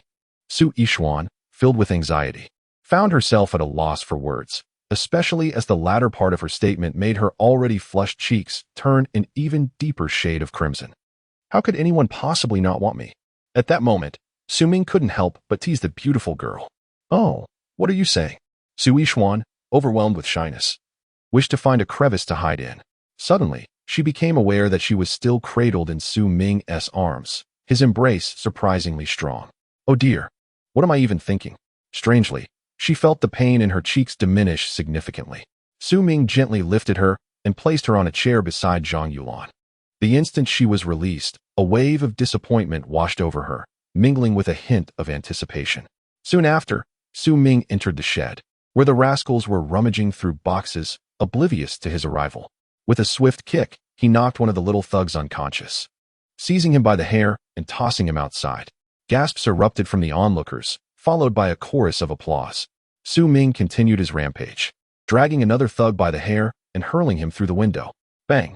The little thug shattered the glass, and the shards inflicted pain as he writhed on the ground, intermittently emitting screams akin to a slaughtered pig. The crowd watched with a mixture of concern and relief. One by one, Su Ming dispatched the remaining thugs, all of whom landed in a disoriented heap. Finally, the last bald man, brandishing a beer bottle in each hand, fearfully shouted, "Don't come any closer. If you do, I'll fight back." Just moments ago, he was engaged in acts of destruction with his companions, but now, he witnessed Su Ming ruthlessly expelling his last subordinate, leaving him thoroughly shaken. "Oh, very well, if you won't come to me, then I shall summon you." Su Ming beckoned to the bald giant with a flick of his finger. The giant shifted uneasily, declaring, "Do you know who my boss is? Ma Wenbin, the leader of the underworld in Ming Shui City." He puffed out his chest and proclaimed, "You cannot afford to provoke me, so step aside." Su Ming raised an eyebrow, his disdain palpable. "Are you referring to the young master of the Ma family, Ma Wenbin?" The bald giant, feeling a sense of pride at Su Ming's acknowledgement, smugly replied, "It's good that you recognize me. You better apologize to me quickly, or else." He let out a sinister chuckle. Su Ming scoffed, "I do not know him. I have never laid eyes on him. Stop wasting breath. Why should I care who your boss is?" With that, he strode forward, seizing the beer bottle from the giant's grasp before he could react. With a resounding crash, the bottle shattered against the giant's head, leaving him bloodied and dazed. Shards of glass embedded in his scalp. Su Ming rifled through the giant's pockets, extracting a substantial amount of cash, which he stuffed into his own pocket before brushing his hands clean and exiting the tent. Upon seeing Su Ming emerge, the gathered crowd immediately scattered in a frenzy, retreating to a safe distance. The small-time thugs quickly rushed into the tent, dragging the unconscious, bloodied giant away in a hasty and disheveled manner. Su Ming approached Su Yishuan and said, I have dealt with those troublemakers, but I am currently unable to handle the individuals behind them. Let us exchange this money for another stall. With that, he placed a bundle of cash into Su Yishuan's embrace. He had heard from Ma Shanyo that his brother possessed yellow-level strength, yet he had not specified the exact stage. Moreover, he was not equipped to confront the yellow-level beings for the time being, prompting him to devise an alternative solution. Su Yishuan was lost in thought, reflecting on the earlier events, and failed to notice Su Ming speaking to her. When she regained her composure, she saw him standing beside her, hands shielding his face. Expressing concern, You weren't injured, were you? Su Ming shook his head, assuring her, I am unscathed, but your facial injury appears rather severe. Please lower your hands. Allow me to see if I can heal your face. At that moment, Su Ming suddenly recalled that his vital energy might possess the ability to mend wounds, though he was uncertain if it would yield the same results on another person. No, you mustn't look at my face. It is truly hideous. Su Yishuan sobbed, having overheard the crowd's disparaging remarks about her appearance, lamenting that a lovely girl had been disfigured and worrying about her future prospects for marriage. Su Ming endeavored to persuade her, and ultimately, she acquiesced. He gently cradled her face in his hands, yet throughout the entire process, he kept his eyes closed. Adhering to their earlier agreement, channeling his vital energy into his palms, he felt it flow and nourish the injured skin on Su Yishuan's cheeks. To his astonishment, the swelling visibly diminished, leading him to ponder whether this vital energy was indeed miraculous. Su Yishuan felt a gentle coolness on her cheek, and the pain gradually faded away. After a minute, her delicate face regained its former beauty. Oh, the stunning beauty has returned. Come on, smile for me, Su Ming teased. Su Yishuan covered her flushed cheeks and shook her head vigorously. Honestly, you tease me right after I've just recovered. Humph, I won tea let you see. Realizing her mother had been knocked unconscious, she added, By the way, you should check on my mother. Soon after, Su Ming revived the fainted Zhang Yulan. Auntie, are you all right? He inquired. I'm fine, just a bit dizzy. But where is my daughter? Zhang Yulan's first instinct upon waking was concern for her injured daughter. Upon seeing Su Yishuan sitting nearby, looking unscathed, Su Ming quickly gestured for her to remain silent about his role in her recovery. It's nothing really. The blow wasn't too severe. I'm fine now, Su Yishuan fabricated a reassuring lie. As long as you're okay, that's all that matters. Zhang Yulan sighed in relief, dismissing any further thoughts. Su Ming then recounted the conversation he had with Su Yishuan to Zhang Yulan. Initially, they vehemently declined the offered money. But after persistent persuasion from Su Ming, they eventually accepted his suggestion. As Su Ming was about to leave, he whispered to Su Yishuan, Remember to keep this a secret. All right? And you seem a bit weak. Make sure to eat something nutritious. Noticing her nutritional deficiency, a blush suddenly crept across Su Yishuan's face as she nodded gently, pondering. Why is he so kind to me? Could it be? Oh dear, stop overthinking. She then shook her head. Xian, is he your classmate? Zhang Yulan inquired. Yes, on the very first day of school, he assisted me in escaping the harassment of a fellow student. Yesterday, he found my meal card.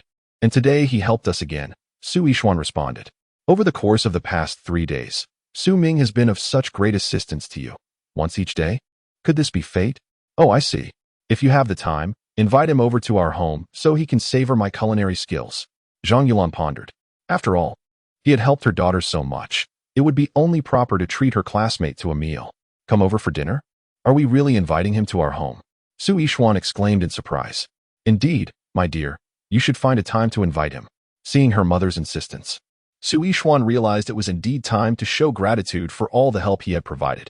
By the way, he is quite mysterious. Could he possess some extraordinary abilities? With a shake of her head, Su Yishuan joined her mother in tidying up the restaurant. Chapter 0012, Conspiracy Boss. Just now, Su Ming had a fierce confrontation with the Ma family, leaving all 6 of them bloodied and battered. The reason? Their leader, a bald brute, slapped Su Yishuan and vandalized their stall, which Su Ming happened to witness, prompting him to teach them a lesson. Once Su Ming had distanced himself, Zhu Youcai's subordinates hurriedly grabbed their phones to report on his whereabouts. What? They harmed my woman? That scoundrel. Is she seriously injured? Zhu Youcai inquired anxiously over the phone. At first, her face was swollen, but after a closer look, it seems there's no significant injury, the slender subordinate truthfully reported, having observed the situation from a distance. That's a relief. I understand the situation now. Continue to follow Su Ming and report any updates promptly. Zhu Yukai replied on the line. Understood, Boss Kai. I'll tell him right away. He promptly ended the call. Driving a Lamborghini Gallardo, Zhu Yukai sped down the highway, placing his phone aside with a grin. This Su Ming really knows how to stir up trouble. He has antagonized the Ma family. Even with Ma Shangyo's presence, I doubt it will be of any help. The animosity between him and his brother is already profound. This will be entertaining. With a sudden surge of speed, he vanished from sight. Meanwhile, Su Ming had crossed several streets and arrived at the fast food restaurant where he worked. Xiao Ming is here. The proprietress greeted him warmly. Hello, boss. I'll change into my uniform now, Su Ming replied, quickly donning his work attire and preparing to immerse himself in his duties. The young woman working nearby stole glances at Su Ming whenever he arrived. Today's customers were notably more numerous than usual, causing the proprietress to beam with delight. Look, that server at the northernmost station is the handsome guy I mentioned. A girl with freckles whispered as she pointed discreetly at Su Ming. Instantly, the three girls beside her turned their attention toward him in unison. Wow, he truly is a handsome fellow. I must quickly inform my friends, exclaimed a beautiful girl with bangs, her eyes sparkling. No, I'm becoming utterly captivated by him. I've decided to dine here every evening. It's simply too appetizing, declared a plump girl, devouring her food voraciously. Indeed, he possesses a countenance fit for a star. To be honest, he is quite pleasing to the eye. And I too have resolved to come here for dinner every night, asserted a petite girl with determination. This admiration was not confined to just one table. Customers at other tables also stole glances at Su Ming. Most of the patrons today were women, lingering over their meals for an extended period. While newcomers complained about the lack of available seating, lamenting, "Why are there so many people today? I come here often, but this is the first time I've encountered such a situation." The proprietress observed the customers' reactions and deemed Su Ming a veritable blessing. After all, how else could the business be so thriving today? This kept the servers quite busy, and although Su Ming overheard much of their chatter revolving around him, he merely shook his head, choosing not to dwell on it excessively. After finishing his work, the proprietress urged Su Ming to stay for dinner, yet he declined her invitation. To his surprise, she prepared 2 portions for him to take home, evidently wishing to retain his presence. This arrangement suited him well, as he could treat his mother to a delightful meal without the need to prepare dinner. As he was about to leave, a beautiful colleague boldly requested his phone number. Su Ming could only respond with resignation, saying, "I do not possess a mobile phone." The lovely maiden's face fell momentarily, but she soon regained her spirits, thinking to herself, there will be plenty of opportunities in the future. That evening, Su Ming worked at a fast food restaurant from 5:30 to 9:30, a total of 4 hours. The establishment was thriving, and from the chatter around him, it seemed most patrons were drawn there by Su Ming's presence. Observing Su Ming as he exited, a slender young man picked up the phone and called Zhu Yukai. Well, Su Ming has quite a following, doesn't he?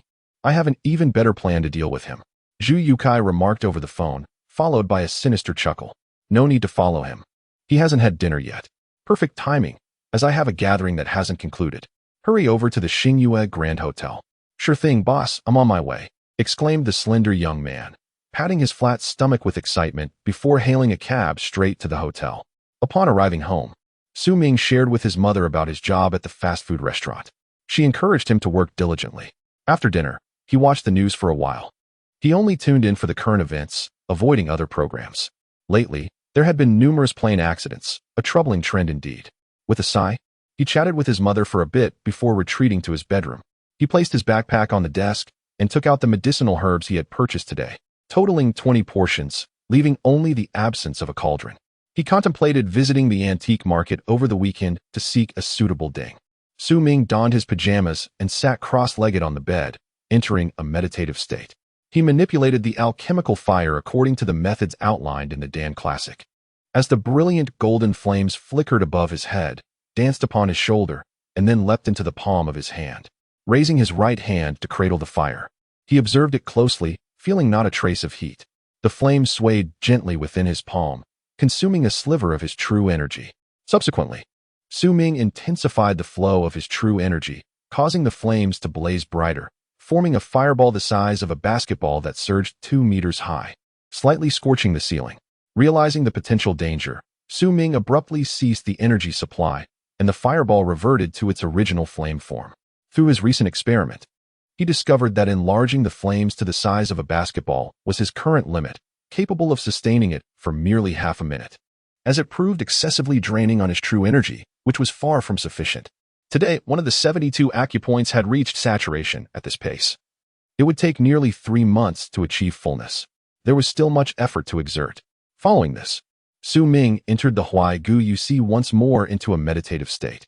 The Xingyue Grand Hotel, a luxurious 5-star establishment operated by the Zhu family, boasted opulent amenities. With an average expenditure of no less than 1,000 yuan per person, such extravagance, reserved for the affluent, remained an unattainable dream for the common folk. Within a private room on the top floor, a slender, long-haired middle-aged man entered as Zhu Yukai introduced him. "Li Gu, this is my cousin's bodyguard, Gai Mao."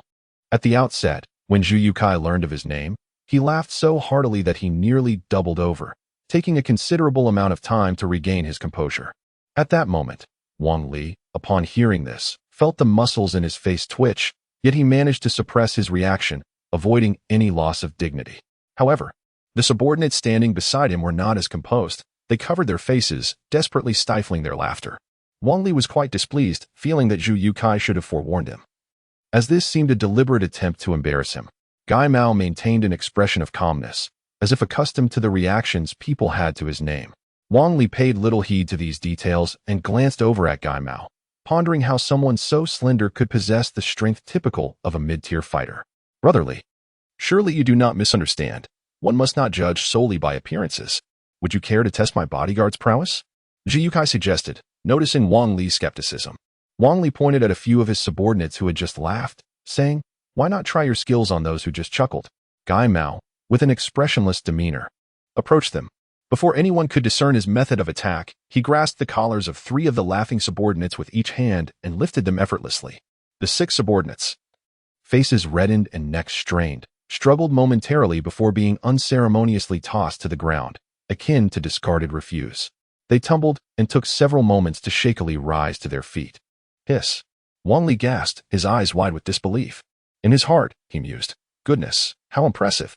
Far superior to my 2 bodyguards. It seems I must urgently consult my family about dispatching a few formidable protectors." Zhu Yukai felt a sense of smug satisfaction as he observed the astonished expression on his face. "Indeed, this bodyguard of my cousin has not disgraced me. I must reward him generously later. What do you think, Wang Li? Is this bodyguard satisfactory?" Wang Li replied, "Indeed, he possesses remarkable strength. I must have underestimated him earlier." Raising a glass with his left hand, he downed the contents in one gulp and growled, "I must ensure Su Ming is left crippled, ideally breaking both of his arms." Glimpsing his own fractured arm, Wang Li felt a surge of displeasure, anger, and confusion. After all, he had personally incurred medical expenses for 2 useless individuals. Come to think of it, I never witnessed such prowess at Ming Shui High School. Could it be that he has encountered a fortuitous event?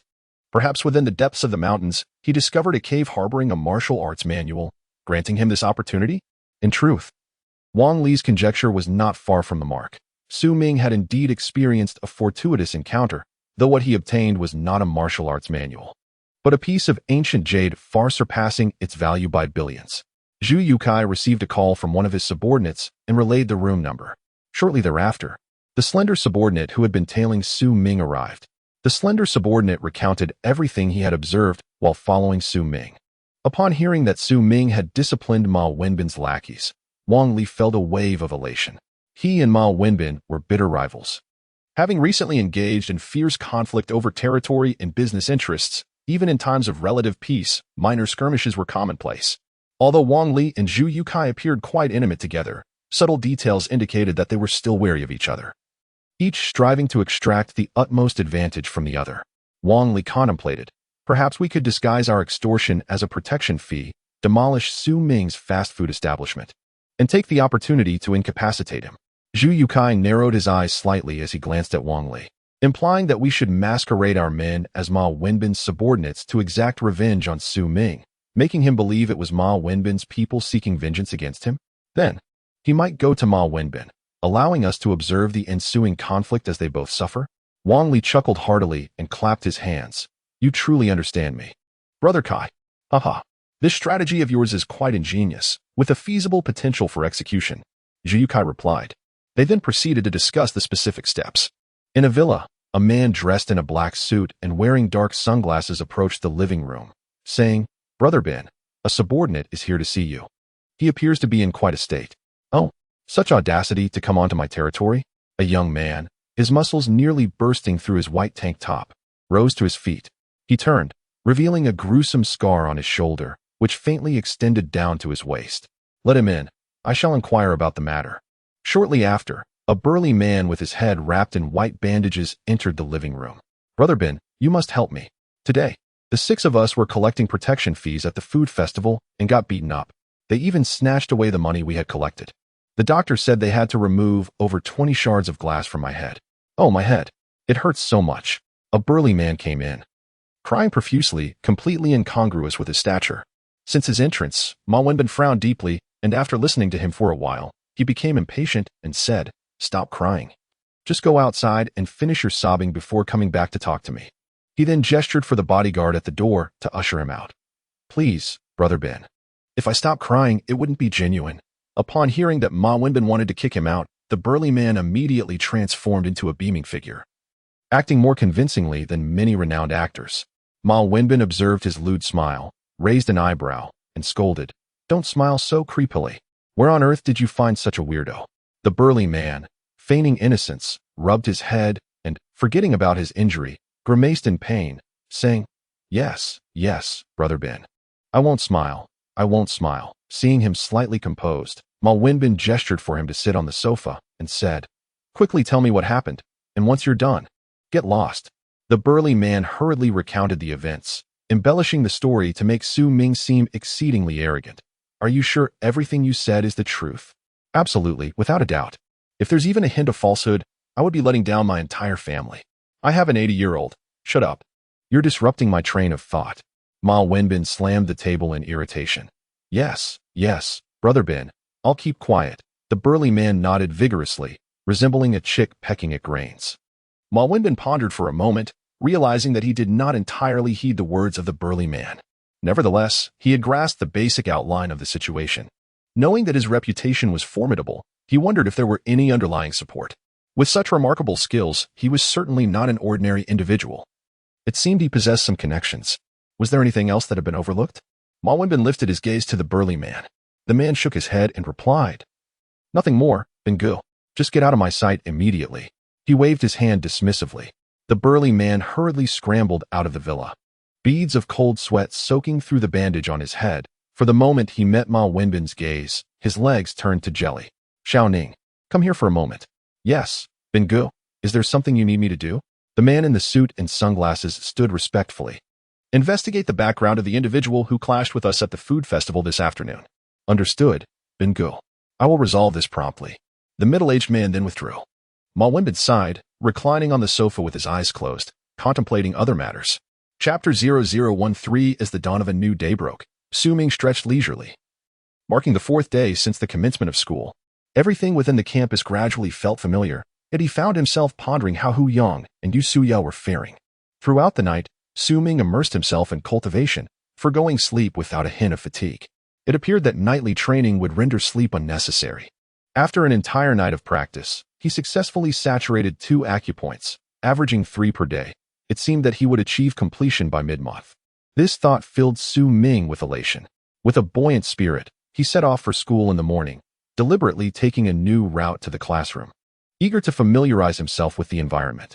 As he passed by the basketball court, a basketball hurtled directly towards his forehead. Quick to react, Su Ming leaned back, allowing the ball to graze past the tip of his nose, and he thought to himself, "That was close. I nearly embarrassed myself. Fortunately, my agility has improved." The ball crashed against a nearby chair before finally coming to rest at Su Ming's feet. "Hey, you over there, bring the ball to me," called a dapper young man in basketball attire, beckoning with his fingers. Initially, the onlookers anticipated the ball would collide with Su Ming, hoping for a moment of amusement at his expense, but he deftly evaded it. Upon hearing the request from the stylish youth, the crowd chuckled, eager to witness Su Ming's impending blunder. The young man in the basketball uniform chuckled as well, thinking to himself that with such a command, Su Ming would undoubtedly comply. After all, who would dare defy him? Surely, his reputation had instilled a sense of trepidation in others. With a slight furrow in his brow, Su Ming felt his previously pleasant mood utterly shattered by the actions of an impertinent individual. He stepped back and, with a swift motion, kicked the basketball away. The ball struck with a resounding thud. "Ouch! Who hit me?" exclaimed the young man in basketball attire as the ball made an intimate encounter with his face. Leaving no angle untouched, his head jerked back, and a stream of blood arced gracefully through the air, coinciding with the ball's trajectory into the hoop. Before anyone could fully comprehend the situation, they were met with the sight of the young man in basketball attire, blood streaming from his nose. "Brother Ming, what happened to you?" Two fellow students in basketball uniforms rushed over to assist him. "Are you blind? Can't you see I'm bleeding? Hurry up and get me some tissue," he shouted, pinching his nostrils with 2 fingers and tilting his head back. "Where's that scoundrel who hit me?" The culprit, having kicked the basketball, had long since retreated to the classroom, leaving no trace behind. Yes, I'll find some tissue." A slightly taller student quickly went around asking others for tissue. "Brother Ming, it was that guy who didn't pick up the ball," chimed in another shorter student. They helped the injured young man, Brother Ming, as he scanned the surroundings for his assailant. The taller student, after an unsuccessful search, found himself in dismay, as none of the nearby classmates had any tissue to spare. At that moment, a girl rummaged through her bag and remarked, "I have sanitary pads. Would that work?" The tall student turned to see Brother Ming's nose still gushing blood. "Yes, give me 2. He rushed over, exclaiming, "Minggu, I couldn't find any toilet paper after searching everywhere, but I managed to borrow this instead. Here, you can make do with it." The tall student handed 2 sanitary pads to Minggu, who was desperately trying to stop the bleeding from his nose. Upon seeing this, Minggu became furious and shouted, "With so many people in this school, how can I not find toilet paper? This is unbelievable." He then stuffed the pads into his nostrils to temporarily alleviate his urgent predicament, thinking it would be a waste not to use them, as there was no way he could return them. Meanwhile, a few clever students in a corner discreetly captured this moment of Minggu with their phones. "You two, hurry up and find that bastard who hit me. First, help me to the infirmary." 2 classmates quickly assisted him in his disheveled state toward the infirmary. The student who had been bloodied by Su Ming's kick was none other than Ouyang Ming, one of the notorious bullies of Fengshan. "The protector of flowers has arrived." "Oh, why the long face?" Tan Xiao, resting his chin on one hand and doodling circles in his notebook with the other, asked, "Did you encounter a rival while pursuing a young lady?" Su Ming shot him an exasperated glance and replied, "What are you thinking about all day? You don't pay attention in class, and you don't prepare for your lessons. Do you expect to perform well in the upcoming exam? What do you know? This is about having fun during major exams and playing lightly during minor ones. No exams, no play." She revealed her sweet dimples with an adorable smile and added, "With exams approaching, of course, we need to enjoy ourselves and relax. Otherwise, how can we do well? The school year has barely commenced, and there are still 2 weeks until the examinations. I truly cannot fathom your perspective. Could it be that your perception of time is somewhat askew?" Su Ming arranged the books on his desk, remarking that this is not merely a trivial symptom, but rather an issue that has escalated to a psychological level, necessitating a visit to Hongshan Hospital for treatment. No wonder they call her silly girl. I despise being referred to as silly girl. I am not foolish at all. Humph. You shall surely fail to surpass me in this upcoming exam. Just wait for the moment when the whole school learns of your pursuit of me, at which point our homeroom teacher will surely have a conversation with you. Heh. Su Ming smirked dismissively, saying, "We shall see. If a beautiful girl were to show interest, I would certainly not decline. You think too highly of yourself, humph. Just wait and see." After the first period, Su Ming descended the stairs to commence his practice. Ding, ding, ding. Has there been a new post on the school forum? Tan Xiao exclaimed. Then retrieved the latest model of the Samsung Galaxy series from her bag, having spent nearly 7,000 yuan on it as soon as it was released. Oh. Upon reading the content of the post, she was instantly taken aback. The title read, "The Fengtian bully is truly insufferable." Beneath the title was a high-definition photograph depicting Ouyang Ming with a grotesque expression, his nostrils flared, yet both nostrils were obstructed with sanitary pads, stained with blood, leading one to wonder whether they were previously used. What a peculiar taste he has. Oh, haraha. Tan Xiao rolled on the ground, clutching her belly in fits of laughter, tears streaming down her cheeks, her abdominal muscles twitching as if she were about to burst from mirth. Her classmates turned back, puzzled, wondering what could possibly evoke such joy. The sound of the bell rang. The other students also received the latest news from the school's forum. Subsequently, laughter erupted uncontrollably throughout the classroom. The instigator was still downstairs practicing, suddenly hearing laughter emanating from every classroom, then echoing across the entire campus. Su Ming, perplexed, wondered what could cause such exuberance. In one classroom, the bell rang. A message? Upon checking his phone, his complexion shifted from yellow to green, then to pale, and finally to a deep shade of black. Bang! Ouyang Ming smashed his newly purchased iPhone into smithereens, furiously stomping on it. At that moment, his nose was swollen to an extraordinary size, rivaling even that of foreigners, making him feel self-conscious about its size. The classmates in the classroom also received the news but dared not laugh, though once outside, they could not contain their amusement. Soon, only Ouyang Ming remained, struggling with the remnants of his phone. "Minggu, what is happening on the forum?" asked a tall classmate rushing into the classroom, followed closely by a shorter one. Slap. A swift slap sent the taller boy spinning. "Why did you hit me?" The tall boy protested, cradling his face. "Do you really need to ask?" "It's all because of the sanitary napkin you borrowed this morning that caused this chaos." Ouyang Ming pointed at the tall subordinate and berated him fiercely. "Boss, I admit my mistake. Is that not enough? I never expected someone would capture that moment when I saw you injured so badly." The subordinate replied, aggrieved. "Indeed, Minggu. The poll is for your own good. You should let it go. The urgent matter is to delete the post, isn't it?" The shorter subordinate intervened, attempting to mediate. "Yes. Delete the post first. If I find out who posted it, I will certainly break their hands. And that bastard who hit me with a basketball this morning." Ouyang Ming gritted his teeth. "Zhuzi, lend me your phone." Without delay, the shorter subordinate, Zhuzi, quickly handed his phone to Ouyang Ming. He dialed a number and spoke. "Hello? Is this Dad?" "It's Xiao Ming." "Oh, I'm in a meeting." "What is it, son?" A deep voice responded. "There's something I need your help with. A post was made on the school forum this morning. Could you please delete it quickly?" Ouyang Ming asked cautiously, fearing his father might inquire further, which would certainly lead to a scolding. Fortunately, his father was in a meeting and likely too busy to pry. "No problem. I'll take care of it right away. Is there anything else you need?" "No, nothing at all. Please get back to your work, Dad." "All right then, focus on your studies at school. If you stir up trouble again, you'll face my wrath when you come home." Yes, I'll study hard. Goodbye." After Ouyang Ming hung up the phone, he wiped the cold sweat from his forehead and thought to himself, "That was a close call. Ganzi, please investigate who posted that message. Taizhu, you should inquire about the background of that fellow from this morning." After they acknowledged and departed, Ouyang Ming cursed under his breath a few more times. Upon returning from his training, Su Ming found Tan Xiao looking disheveled and covered in dust. "What have you been up to? Where did you manage to get all that dirt?"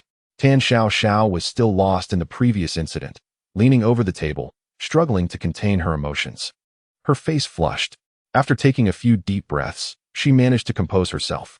When she heard Su Ming's confused inquiry, she pulled out her phone to show him the post. Su Ming glanced at it, the corners of his mouth curling slightly before he shook his head. Noticing his lack of reaction, Tan Xiao asked, "Why aren't you laughing? Look at how hilarious the photos are." Su Ming merely shook his head, acknowledging its humor but deeming it quite bizarre. "Humph, you're such a bore," Tan Xiao said, slightly annoyed. "It can't be that you caused this, right?" Su Ming touched his nose. The nosebleed was indeed indirectly caused by me." "Indirectly? You bled without even coming into contact with him? And from both nostrils?" Tan looked on, puzzled. Su Ming then recounted the events from that morning. Tan Xiao's eyes widened in disbelief. "You really have some nerve. You're not afraid of anyone, are you? Look at you, dressed in rags and without even a phone. Are you pretending to be a fool to catch the tiger?" "Haha, I love this game." Su Ming shook his head, choosing not to respond, and returned to his reading. However, the curiosity of Tan Xiao was suddenly piqued, and she incessantly chattered in Su Ming's ear, asking one question after another. Su Ming merely tilted his head, choosing to ignore her entirely. During the break after the second class, Ma Shangyo approached Su Ming to discuss matters concerning a post. Su Ming smiled faintly, opting not to elaborate further. After the calisthenics, there remained 20 minutes of free time, which Su Ming naturally made good use of. In the classroom, Wang Li noticed that Su Ming was absent from his seat. Seizing the opportunity to approach Tan Xiao, who was diligently working on her homework, he sat down in Su Ming's place and introduced himself. "Hello, classmate. My name is Wang Li." Tan Xiao replied. "There's no need for formalities. You know me, and I know you. It's improper for the opposite genders to engage too closely. Kindly remove your hand." She continued to focus on her homework, not even glancing at him. "Oh, my apologies. I'm just accustomed to it," Wang Li said, awkwardly retracting his right hand. Noticing her silence, he attempted to steer the conversation. "I'm studying English. I find the teacher's explanations quite straightforward. If you have any questions, feel free to ask me." He spoke confidently. "Oh, that's unnecessary. I've been the top scorer in the English proficiency exams for the past 2 years." Tan Xiaoxiao responded with an impassive expression. "Ah, I see. It appears I've made a fool of myself," Wang Li said, his dark complexion flushing crimson, though thankfully it was not easily discernible. "By the way, when is that beautiful girl free? May I have the honor of taking her out for a meal?" "A meal? You say? Well," Tan Xiaoxiao feigned deep contemplation. Seeing her thoughtful demeanor, Wang Li felt a glimmer of hope. "May I bring a friend?" Tan Xiaoxiao inquired, turning her head to ask. Wang Li initially intended to invite only her. However, it appeared that she would not agree to such an arrangement. "All right, I am open to bringing anyone along. Where shall we dine?" Tan Xiaoxiao inquired. Wang Li expressed his concern about her attendance, suggesting, "Well, wherever you decide is fine with me." Tan Xiaoxiao cautiously proposed, "Shall we meet at the Ming Shui Grand Hotel?" "What? Oh, that works, as long as you can come." Wang Li responded, feeling a pang in his heart upon realizing that this was the most luxurious hotel in the city, with a minimum expenditure of several tens of thousands. Tan Xiaoxiao cheerfully declared, "Great. Let us meet on Saturday night." Wang Li gazed at her enchanting dimples, momentarily entranced, and stammered, "All right, see you on Saturday." Subsequently, he awkwardly stood up, took a couple of steps, and then hesitated. Xiao, I still don't have your contact information. Would you mind, just write down your phone number, and I will call you later," she suggested. After their conversation, Wang Li happily returned to his seat, thinking to himself, "Haha, things are progressing remarkably swiftly. I must arrive early on Saturday. Can that worthless Su Ming dare to compete with me? Can he even afford to treat me to dinner? I am a man of means." Just then, Su Ming entered and observed this scene. He sat down and asked, "What did he want with you?" "He guess." Tan Xiaoxiao replied mysteriously, "It surely can't be anything good." "What? Has he taken a liking to you?"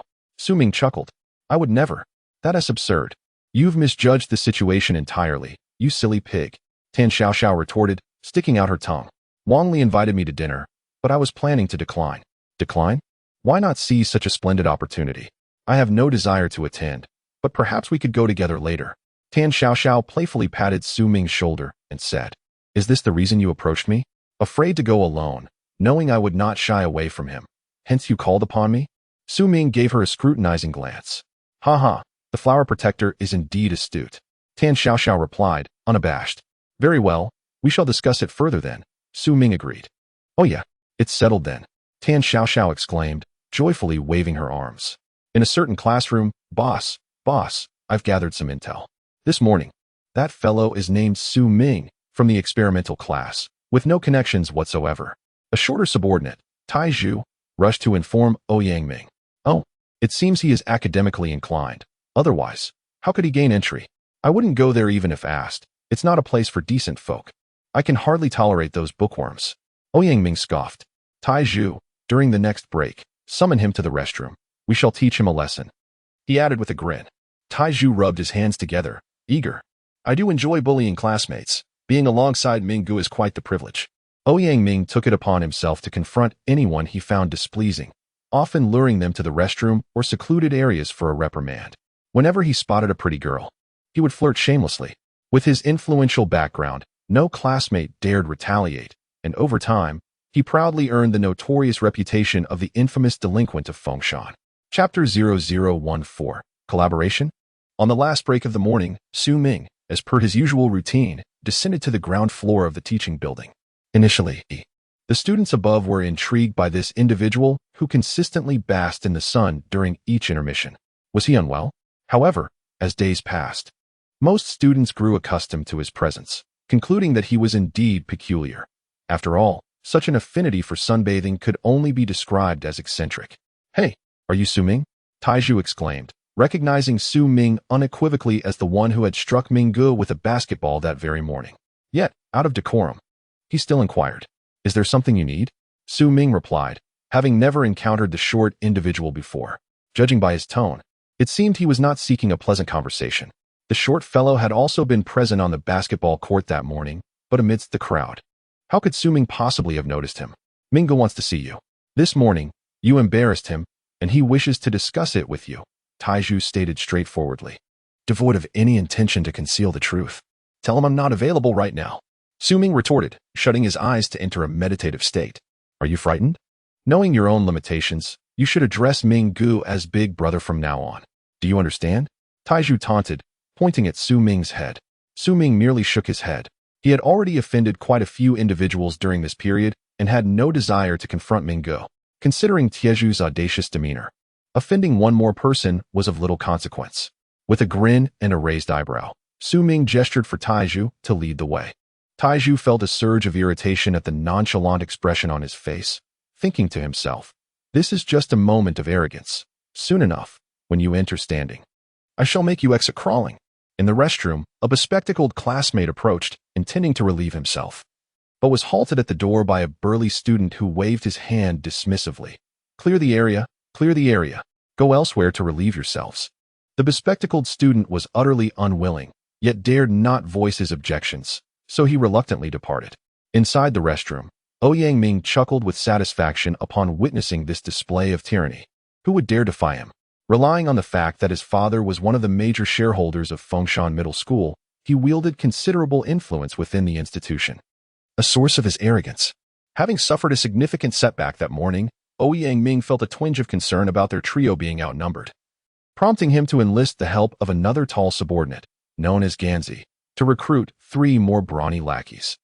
Over 2 years of establishing a reputation as the notorious bully of Fengshan, many lesser students voluntarily sought Ouyang Ming as protection, hoping to gain a semblance of security and thus emboldening their misdeeds within the school. Where are they? Class is about to start. Ouyang Ming cursed impatiently. If he dares to delay, I will make him suffer even more. He gestured towards the bulky students outside the restroom, instructing 2 of them to approach quickly, ensuring they would scare off anyone hesitant to enter. He turned to his tall subordinate, Ganzi, saying, you keep watch at the door. Be sharp. And notify me of anything unusual. Just as the restroom preparations were completed, Su Ming arrived. Upon witnessing the diminutive figure lead himself to the restroom, it was evident that this was their crime scene. The younger brother, known as Ganzi, coughed a few times upon spotting Su Ming. Su Ming pondered. Could this be a covert signal? He quickly shook his head, dismissing the notion. Stop dawdling. Hurry inside. Brother Ming awaits you. Taiju urged Su Ming, who then joined Ganzi at the restroom door. It's you, the scoundrel who struck me this morning. Ouyang Ming instantly recognized Su Ming. Now that you have fallen into my grasp, you shall face dire consequences. Ha, my brothers, seize him. I intend to break his hands.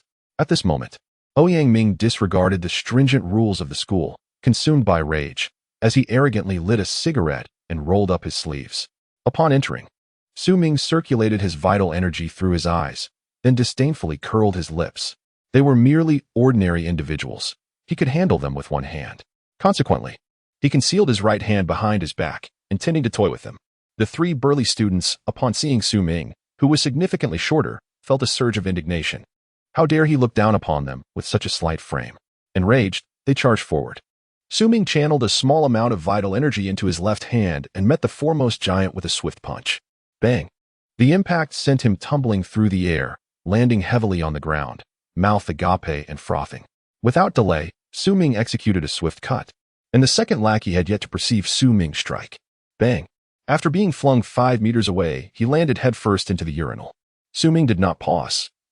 He retracted his forearm and, utilizing inertia, struck the last minion's chin with his elbow.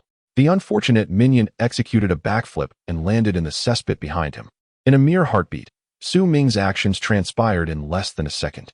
Xiao Zishuan witnessed his 3 subordinates simultaneously soar into the air, only to descend at different locations moments later. With a thud, the cigarette butt fell from Ouyang Ming's mouth to his shoe, entirely oblivious to it. As he was struck with sheer terror, his face ashen and his spirit lost. Subsequently, Su Ming made a grotesque expression towards him. The sound of splattering ensued as Ouyang Ming's school uniform pants became soaked from the crotch down to his heels, urine cascading down his trembling legs in chaotic abandon. To his astonishment, the martial arts scenes he had only ever seen on screen were now unfolding before his very eyes. Before he could comprehend the situation, his 3 subordinates had been effortlessly dealt with. Such prowess was beyond the capabilities of an ordinary individual. Could he possibly be a deity? Perhaps he was indeed the so-called madman his minions spoke of, the one who meditated beneath the teaching building daily. Surely, the deity was engaged in profound cultivation. Yes, that must be it. In truth, he had never encountered a mortal practitioner, nor had he heard his father mention such beings. The first time he witnessed Su Ming's extraordinary abilities left him utterly astounded. With a thud, Ouyang Ming collapsed to the ground, clinging to Su Ming's leg and wailing. "Beloved deity, I beseech you, take me as your subordinate. I would willingly toil like an ox or horse for you." Ouyang Ming, with his notably swollen nose, nuzzled against Su Ming's thigh, oblivious to any discomfort. The cigarette but beneath his foot gradually ignited his shoe, yet he paid it no mind, discarding the shoe into the latrine with a casual flick. Su Ming attempted to shake him off, but to no avail. Observing Ouyang Ming's tight embrace around his thigh with a sense of exasperation, "The bell is about to ring, and I still have class to attend. If you have matters to discuss, let us address them after school," Su Ming exclaimed, his tone tinged with resignation. "No way. You must accept me as your junior brother, or I won't let go." Ouyang Ming tightened his grip, as if clutching a sack of money with an unyielding affection. With a furrowed brow, Su Ming realized that prolonging this situation was futile. "Fine, I will accept you as my junior brother, but only if you stop rubbing against my thigh," he stated, gently nudging Ouyang Ming's head away. Did the esteemed senior truly agree? Ouyang Ming responded with palpable excitement. "Ah, it's merely a formal acknowledgement. Further evaluation will follow," Su Ming clarified. "Is there really a formal process for accepting a junior brother?" Ouyang Ming pondered, dismissing the concern as irrelevant since he had already resolved to be Su Ming's junior brother, content as long as he received consent. After a rather undignified release, Ouyang Ming stood, and Su Ming was immediately assaulted by a strong odor of urine. "Goodness, the stench is overwhelming. You need to clean yourself up. And don't forget about those around us," Su Ming urged, pulling away. "Not a problem. I'll take care of it right away." Ouyang Ming thought to himself. With such a remarkable senior, he could swagger through life without a care. Haha. Ouyang Ming paid no heed to his own shortcomings. His primary concern was that Su Ming had accepted him as a subordinate. Such details were of secondary importance. "Gongzi, Taiju, come in and meet your elder brother," Ouyang Ming called out from outside the restroom. Upon entering, the two were taken aback, glancing around, then at Ouyang Ming, and finally at Su Ming. What on earth is going on? How did the boss end up with them? Before Taiju could articulate his thoughts, Ouyang Ming interrupted. "Stop the nonsense. Quickly, meet my boss, your elder brother." He gestured towards Su Ming. Once they regained their composure, they realized that everything around them revolved around the young man before them. "Greetings, elder brother," they exclaimed in unison. "Just call me Minggu. No need for such formalities." Su Ming temporarily embraced his current identity, understanding that in the midst of important developments, gathering more allies would strengthen their position. "Please tidy up quickly. I need to head to class. If you need anything, just find me. You know which class I'm in." Su Ming indicated his surroundings. The three nodded, watching as Su Ming departed. "Report." Su Ming hurriedly rushed in from the restroom downstairs. A male teacher, nearing retirement, adjusted his thick reading glasses and tilted his head towards the door where Su Ming stood. Fortunately, it was the amiable teacher Zhang. Had it been someone else, he might have faced penalties. Just as he entered, the bell rang. As always, Tan Xiaoxiao inquired about Su Ming's whereabouts, which was quite a headache for him. After the fourth period in the morning, a small number of students chose to return home, as it was quite close. Tan Xiaoxiao also resided in a villa by the seaside, less than a kilometer from the school. However, she spent most of her time studying on campus. "Hey, which floor are you going to for lunch?" Tan Xiaoxiao inquired as she stood up. "For us impoverished souls, which floor could we possibly dine on? Simply having a meal is a blessing," Su Ming replied while tidying up his desk. "How is the food on the first floor?" Tan Xiaoxiao had always eaten on the second floor and had never ventured to the first, for wealth affords one the luxury of choices. Su Ming raised an eyebrow and remarked, "It's decent, the food is light and palatable, and the prices are quite reasonable. Have you never eaten on the first floor?" It was understandable, considering that those from affluent families hardly concerned themselves with a trifling sum for meals. Tan Xiaoxiao shook her head and explained. "At the beginning of the semester, there was an incident of food poisoning on the first floor, so for safety's sake, I always opt for the second." Food poisoning? No wonder. After all, no one would dare to gamble with their health. Yet, for the less fortunate, we must make do. Having a meal is already quite fortunate. You should stick to the second floor. The communal meals on the first floor are not suited for you. If you were to suffer food poisoning, it would be a disservice to a lady of your stature, Su Ming retorted with a roll of his eyes. Tan Xiao, upon hearing this, felt displeased and pouted defiantly. What do you mean by lady? Am I that delicate? She rolled up her sleeves, exuding an air of a strong woman, for that was how she perceived herself.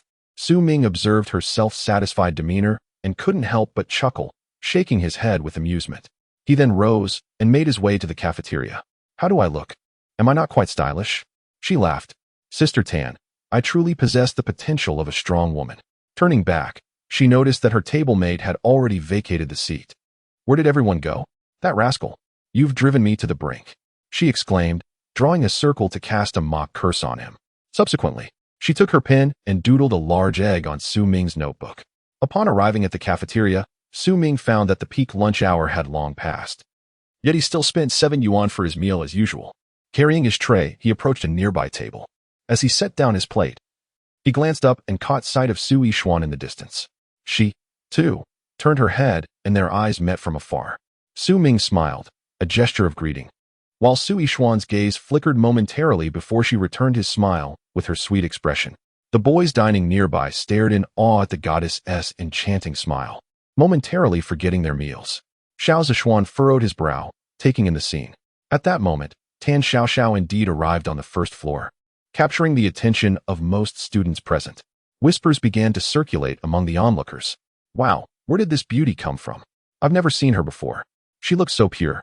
Her beauty rivals that of Su Yishuan. Indeed, she's a campus belle. I heard she's the daughter of the Tan family. She usually dines on the second floor. I wonder what brings her down here today.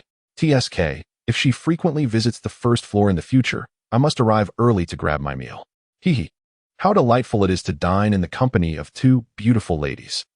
Tan Xiao, accompanied by a friend whose looks are slightly inferior to hers, collected her meal and, upon noticing Su Ming not far from the entrance, shot him a fierce glare before striding confidently towards him.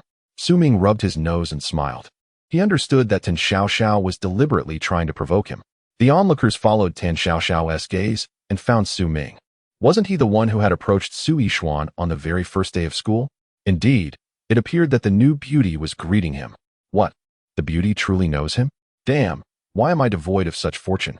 Just at the beginning of the semester, he had confronted the notorious bully Zhu Yukai in the cafeteria and was still lively enough to flirt with the ladies. Do you possess such audacity? Certainly not. The atmosphere was charged with envious glares that could kill, mingled with admiration and disdain. Meanwhile, the person at the center of this commotion was leisurely enjoying his lunch. Hello, Su Ming. I am Louis Shou, a student journalist at the school. A classmate with a short buzz cut greeted him from across the table. Oh, hello. Su Ming looked up at him and replied. A clever name indeed, leave a hand. One can tell from the name alone that this individual is not to be underestimated. Since you're a student journalist, what do you want from me? How do you know my name?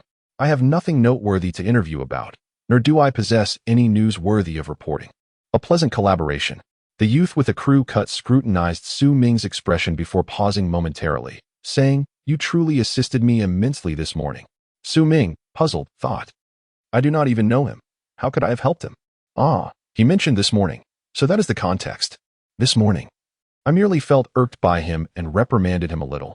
As for any collaboration, it is entirely unrelated to me, as the post was yours. Su Ming clarified the connections involved. Please do not misconstrue this. I merely sought to humiliate that arrogant scion a bit to diminish their arrogance. There was no ulterior motive, Louis Shou elaborated. In truth, he recognized Su Ming's exceptional qualities and intended to forge a connection, but he did not anticipate Su Ming's forthrightness, which deterred any further discussion. Noticing Su Ming's silence and lack of expression, he withdrew a postcard from his pocket and said, Su Ming, here is my business card. I'm not only a student journalist at the school, but also a reporter for the Foshan Daily. Should you require any assistance, my contact information is on the card.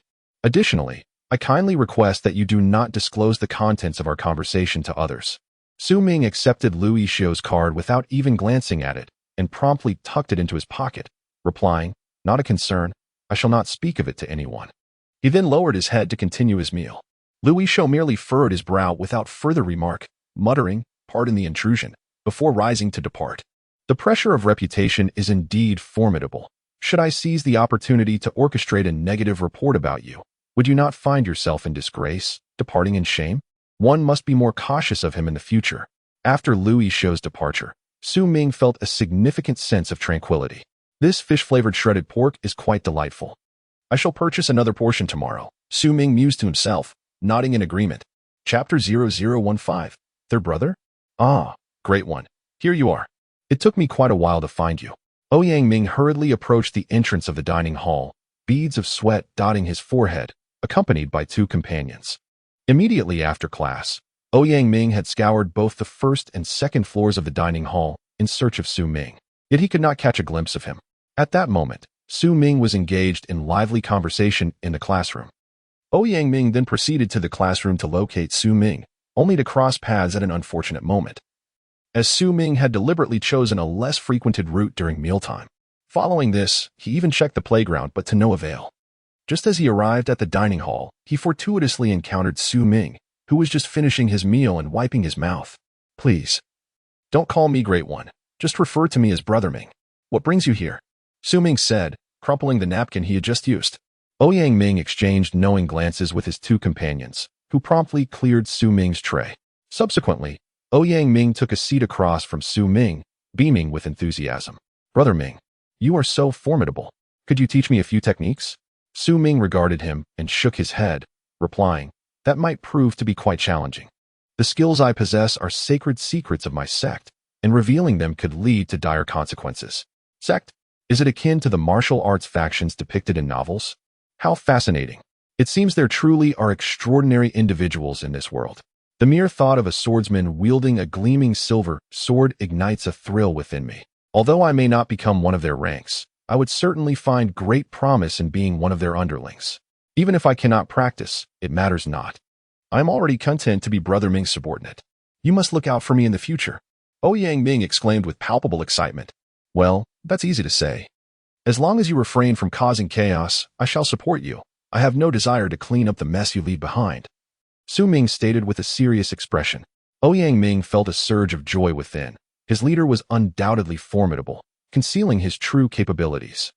How else could one explain such modesty? Even I had never heard of such a remarkable figure before. From now on, I aspire to be someone of great significance. And I must refrain from engaging in childish antics. I should learn from my leader and maintain a low profile. Upon reflecting on Su Ming's warning, Ouyang Ming felt a shiver of trepidation. Had he not made a prudent decision, he might have followed in the footsteps of the three subordinates ahead. He nodded in horror and said, Mingo, I promise not to stir up trouble any longer. I shall learn from you how to live humbly. By the way, what is your contact information?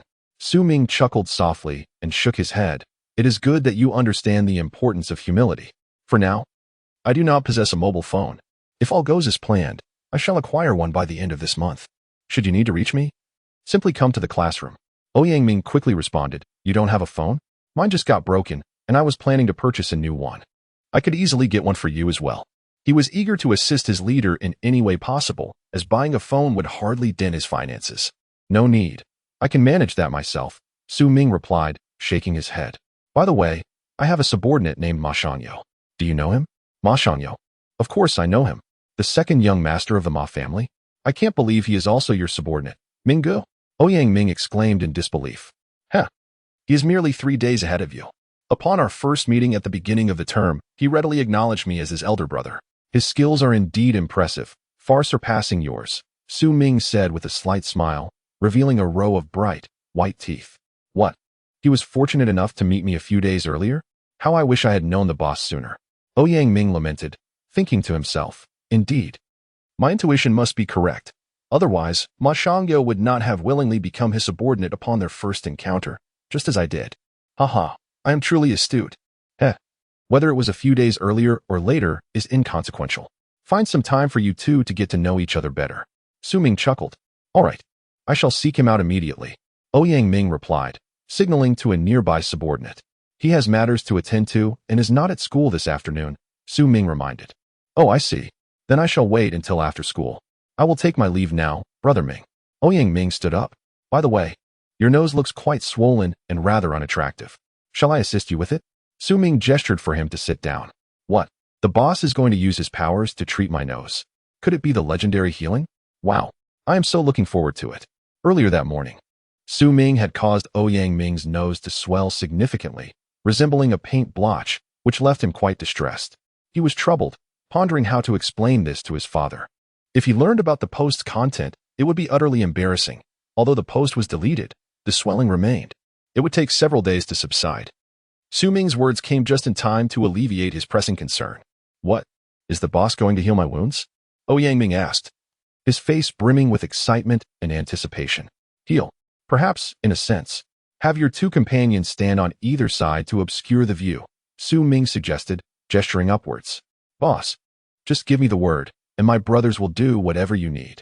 Ouyang Ming replied, promptly instructing his two companions to position themselves accordingly. Now close your eyes and lean in, Su Ming beckoned. Ouyang Ming complied, bringing his face closer.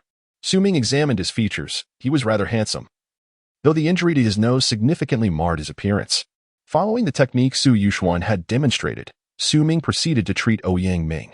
In less than half a minute, Ouyang Ming's nose was restored to its former state. He merely felt a refreshing coolness and comfort, not taking the time to fully appreciate the transformation before it was over. All right, you should hurry back. You must not divulge anything about my affairs to anyone.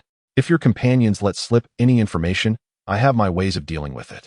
I have other matters to attend to, so I shall take my leave, Su Ming said as he stood up. Ouyang Ming opened his eyes and touched his nose. Huh, it truly doesn't hurt anymore. This is nothing short of a miracle. The boss is indeed formidable. His two companions turned back, astonished at their leader. I will absolutely keep the boss's secret. My two brothers are trustworthy. They are one of us, Ouyang Ming declared, thumping his chest in assurance. Su Ming's remark about having methods was intended for Ouyang Ming's companions, instilling a sense of caution in their hearts. That's good to hear. With that, Su Ming departed. Subsequently, Ouyang Ming led his companions in a frenzied dash towards the restroom, where he caught a glimpse of his pristine reflection in the mirror, unleashing a burst of exhilarated howls. Following this, amidst the enthusiastic agreement of his followers, he lavished praise upon Su Ming. Damn, truly outrageous, Ma Shanyo grumbled as he entered the school gate, accompanied by three young men of average stature. Brother Ma, please do not be upset. The fact that Shuozi has betrayed you and gone to Bingus signifies his disloyalty. It is better to rid ourselves of such a liability early on, rather than risk being taken advantage of later. Please, do not remain angry. We still have each other, reassured a young man in a green t-shirt, gently patting Ma Shangyo's shoulder. Sighing, Ma Shangyo replied, I am aware of that. The only ones left with me are you few. Ever since the family severed my access to resources, I have lost my standing and the opportunity to compete with my brother. After departing from the family, it is only you brothers who remain unperturbed by my status. My circle has dwindled considerably, he lamented, turning to the three young men with a despondent expression. Brother Ma, rest assured, we will support you no matter what. And with Mingu by our side, everything will improve. The young men encouraged. Indeed, with Mingu and us, you need not worry.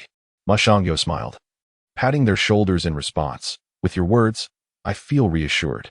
We must continue to recruit more members. With just the few of us, we would be woefully outnumbered in a conflict. Ha, is that not Brother Meyer? What brings you to the school gate at this hour? Is there something I can assist you with? Ouyang Ming, accompanied by two companions, had just emerged from the restroom when he spotted Ma Shangyo and his serious demeanor, suggesting that something significant had transpired. He approached to inquire. Just as Ma Shangyo was speaking, he was abruptly interrupted, a surge of anger igniting within him. The intruder was Ouyang Ming, whose tone was unexpectedly cordial, prompting Ma Shangyo to suppress his ire. Do not call me Brother Meyer. I have severed ties with the Ma family. Moreover, given your status, you may address me by my name. I acknowledge your goodwill, but there is no need for concern.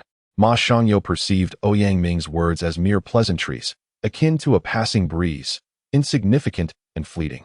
Brother Meyer, you speak as though we are strangers. Must we be so formal amongst each other? Ouyang Ming replied, his brow furrowed in discontent. Brother, let us not feign camaraderie. Our relationship, if generously described, is merely that of ordinary classmates, scarcely rising to the level of friendship, let alone brotherhood. Ma Shangyo's expression mirrored his confusion as he pondered Ouyang Ming's unusual warmth. Was he perhaps under the influence of medication? In circumstances so peculiar, one must suspect the presence of ulterior motives. Brother Meyer, I am your third brother. Did the eldest brother not inform you? Ouyang Ming hastily clarified. Eldest brother? Third brother? Ma Xiangyo shook his head, bewildered. What on earth do you mean? You are perplexing me. Please elucidate the matter from the beginning. Thus, Ouyang Ming led Ma Xiangyo to a secluded corner and recounted the situation in detail. Of course, his grim portrayal diverged somewhat from the reality. Yet it was unnecessary to dwell on such nuances, for Xiao Zishuan was, after all, a person who valued his image and reputation. Haha, no problem. From now on, with your second brother watching over you, I assure you, no one will dare to bully you. After hearing him out, Ma Xiangyo erupted in laughter and uttered a few pretentious remarks. He understood Su Ming's temperament. Being invited to become a subordinate depended on his performance. Naturally, Ma Xiangyo possessed a certain degree of influence, or he would not have made such statements. Indeed, I must rely on Brother Ma to protect me, the third brother. Ouyang Ming quickly replied. Anticipating Ouyang Ming's respectful demeanor, Ma Xiangyo continued, from now on, do not address me as Brother Ma heir. Simply call me Brother Ma. Furthermore, we need to recruit and expand our influence, so lend me your support. Strive to find trustworthy individuals, avoiding those of dubious character. Ouyang Ming, feeling resolute, declared, all right. No problem. I will ensure the task is accomplished. Ma Xiangyo nodded. Let's meet after school tonight. I have some matters to attend to. See you later. Brother Ma, I shall take my leave first, Ouyang Ming said as he led his younger companions toward the teaching building. Brother Ma, what is going on? Ma Xiangyo's three companions were utterly perplexed, unable to grasp the situation. Ouyang Ming is a newly recruited subordinate of Mingo, from now on. You may refer to him as Mingo, he explained. The three young men nodded, feeling a deep admiration for Su Ming. Chapter 0016. Schemes within a villa belonging to the Ma family. A bodyguard clad in an elegant black suit stood upright, respectfully addressing Brother Bin, a subordinate of Ma Xiangyo. Named Suazi, bears critical intelligence regarding Ma Xiangyo, and has come specifically to inform you. The burly Ma Wenbin reclined across two sofas in the living room, his eyelids drooping heavily, revealing bloodshot eyes. He cast a fleeting glance at the subordinate standing nearby, before succumbing to slumber once more, evidently exhausted. Last night, at one of his establishments, a restaurant, a few inebriated patrons, upon settling their bill, became incensed when the waiter erroneously overcharged them by a mere $1. Without a second thought, the intoxicated men wielded a stool and wreaked havoc, demolishing the entire restaurant. Ma Wenbin's subordinates promptly armed themselves, eager to confront the drunken men, only to find themselves on the receiving end of a brutal counterattack. As the saying goes, when one attempts to violate, they may instead be violated. Several of his subordinates emerged battered and bruised, realizing that these drunken men were formidable fighters. In desperation, one subordinate hesitantly reported the incident to Ma Wenbin via his mobile phone, only to be met with a torrent of harsh rebuke. With little to occupy his time, Ma Wenbin decided to intervene personally. Upon his arrival, his subordinates had yet to witness his prowess. They merely observed as he effortlessly dispatched 3 drunken men, leaving them sprawled on the ground, their faces swollen and frothing at the mouth. With Ma Wenbin's formidable skills, dealing with a few hundred inebriated individuals was hardly a challenge. In his moment of triumph, he was showered with praise by his subordinates, oblivious to the surroundings. Unexpected events unfolded thereafter. A drunken man, knocked unconscious, lay by the roadside when suddenly a reckless youth, riding an altered motorcycle, careened over him. Enraged, Ma Wenbin seized a bicycle and, summoning all his strength, pedaled furiously in pursuit. Meanwhile, his subordinates hurried the injured drunkard to the hospital, and after a night of frantic activity, fortunately, no lives were lost. The suited bodyguard paused for a moment before continuing. Brother Ben, Shuozi mentioned that Ma Xiangyo has allied himself with a figure named Su Ming. I have yet to hear of this individual in our circles, so I thought it prudent to inform you. What? Su Ming? That name sounds remarkably familiar. Ma Wenbin shifted his body, sitting up and stretching his neck, the cracking sound of bones echoing. He then yawned and declared, Bring him in, I shall inquire. Understood. After a brief interlude, the bodyguard returned with a frail young man, whose pallid face betrayed his ill health. Haraha. Upon seeing the youth, Ma Wenbin's earlier gloom dissipated instantly. He pointed and mocked, Look at my second brother, truly a fool. He resorts to associating with such a character. Just look at him. He resembles nothing more than a mere skeleton. If a scuffle were to ensue, he would likely crumble at the mere touch. What good can he possibly do? No wonder my subordinates have defected to join me. My second brother's foolishness is no match for me. Although the newcomer, Shuozi, was ridiculed by Ma Wenbin for his apparent inadequacies, he was trembling and devoid of any thoughts. Upon entering, he was met with Ma Wenbin's bloodthirsty gaze, nearly causing him to lose control.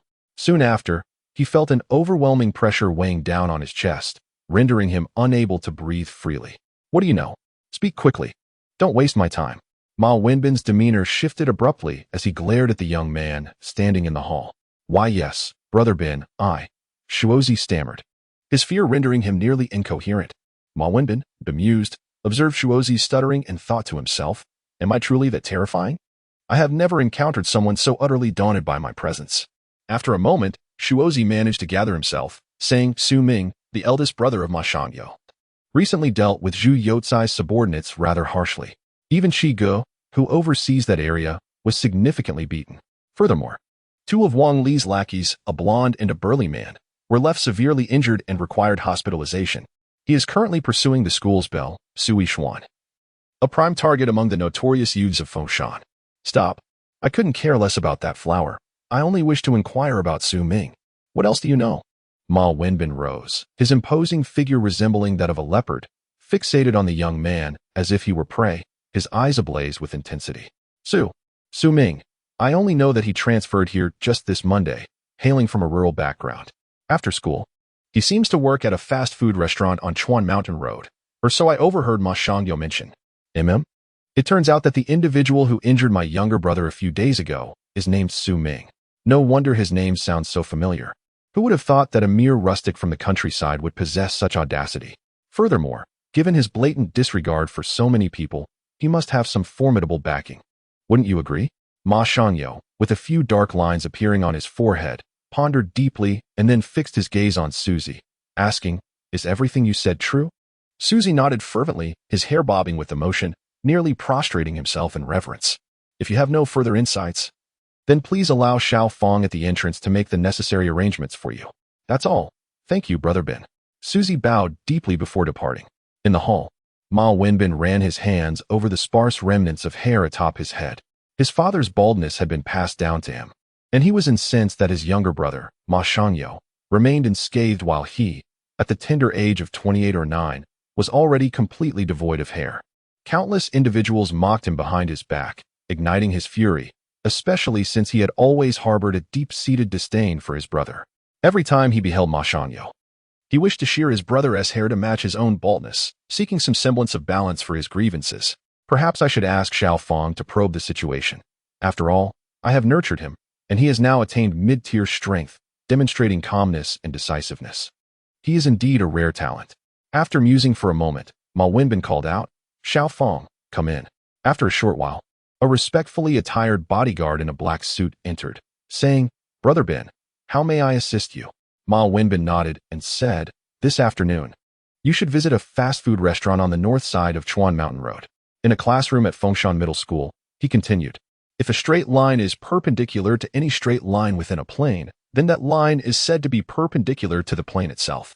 At the back of the classroom, Su Ming sat with a tattered black pen in hand, idly resting it on his book as he diligently sketched the spatial geometry concepts articulated by the mathematics teacher at the podium. His keen intellect allowed him to grasp all the concepts in a short span, and a smile of delight crept onto his lips. Hey, can I borrow your pen for a moment? Tan Xiaoxiao nudged Su Ming gently with her elbow.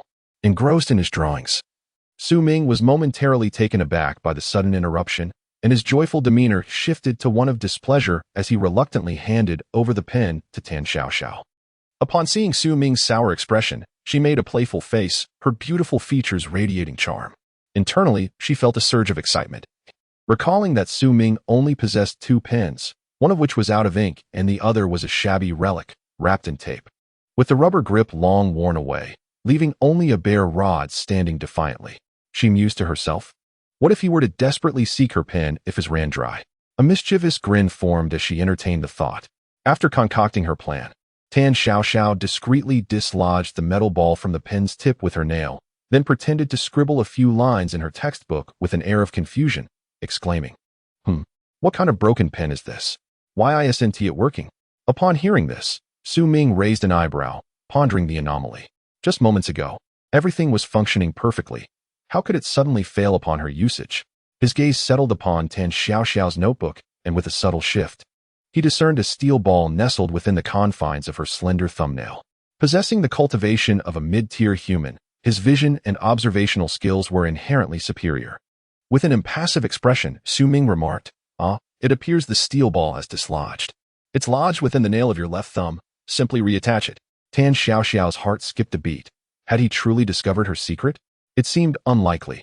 After all, she had been turned away from him as she tampered with it. Glancing down at her nail, she indeed spotted a glimmering silver steel ball. A flush of embarrassment crept across her delicate face, her ears turning a soft pink. Su Ming, inadvertently casting a glance in her direction, momentarily lost in thought, then shook his head slightly. Flustered, Tan Xiaoxiao bit her lip in frustration as she struggled to reattach the steel ball, having wasted a considerable portion of the class. Her hands, once pristine and fair, were now smudged with ink, losing their previous luster. Silly girl, allow me to assist you, Su Ming offered.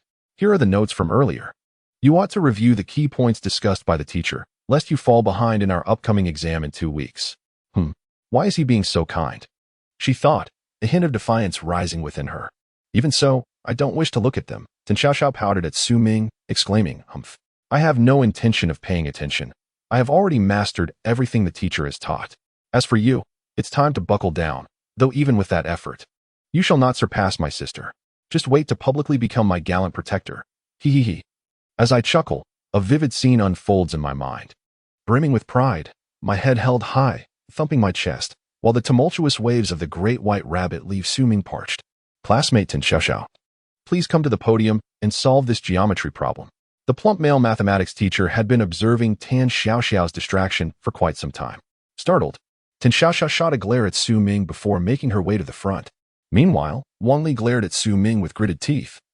Having already noticed the silent exchange between the two, his mind was busy scheming how to collaborate with Zhu Yukai to deal with that insufferably arrogant Su Ming. The afternoon slipped away in a blur, and Tan Xiaoxiao had long since packed her bag, poised for the moment the bell would ring. Ding ding ding. Gallant protector, I shall take my leave first, Tan Xiaoxiao exclaimed as she dashed out of the classroom, leaving behind a trail of sweet sounds. Shortly thereafter, Wang Li nonchalantly draped his school uniform over his shoulder, casting an intimidating glare at Su Ming before swaggering out of the classroom, convinced of his own coolness. Bang! Before he could finish his act, an eager figure rushed in, calling out Ming Go, and collided forcefully with Wang Li, who was just about to exit. Ouch! You blind fool. That hurt. Get out of my way. The two individuals sat on the ground, exchanging sharp words, but their expressions transformed to astonishment upon recognizing each other. The newcomer was none other than Ouyang Ming, accompanied by 2 subordinates, one tall and one short. Welcome back, the notorious Li Gu of Fengshan. They exclaimed with mock enthusiasm. Haha, it has been a while, Mingo. The two feigned warmth as they embraced briefly, exchanging pleasantries without inquiring about Ouyang Ming's purpose for visiting. However, upon hearing the familiar address, Minggu seemed to sense something amiss. They reluctantly parted ways, exchanging contact information. Minggu, they all say my nose looks more handsome now. With the support of my elder brother, I truly feel honored. Ouyang Ming dashed from the doorway to the back of the classroom, reverently praising Su Ming. A few classmates who lingered behind gazed in astonishment at Su Ming, who appeared indifferent to Ouyang Ming's flattery. Curiosity bubbled within them. Could it be that one of the notorious Fengshan bullies, Ouyang Ming, had become a subordinate to Su Ming? And what of Ma Xiaoyu, the second son of the Ma family, who had also pledged his allegiance to him? What could possibly be the background of this individual? With a rush, the remaining students hastily gathered their belongings, alarmed, and fled the classroom. After all, the reputation of the Fengshan bullies was formidable, and any sensible person would steer clear of such troubles. What brings you here? Su Ming lifted his gaze to Xiao Zishuan and inquired. Ouyang Ming grinned widely and replied, Well, where does Ming Gu reside? Shall I arrange for someone to drive you home? Su Ming shook his head and said, No need. I will be heading to work at Chuanshan Road shortly. If you need anything, you can find me at the fast food restaurant on number 2 Street. All right, Ming Gu. I'll remember that. Ouyang Ming nodded vigorously. Big brother, Ma Shangyo also arrived shortly after class, leaving only a few of them in the classroom.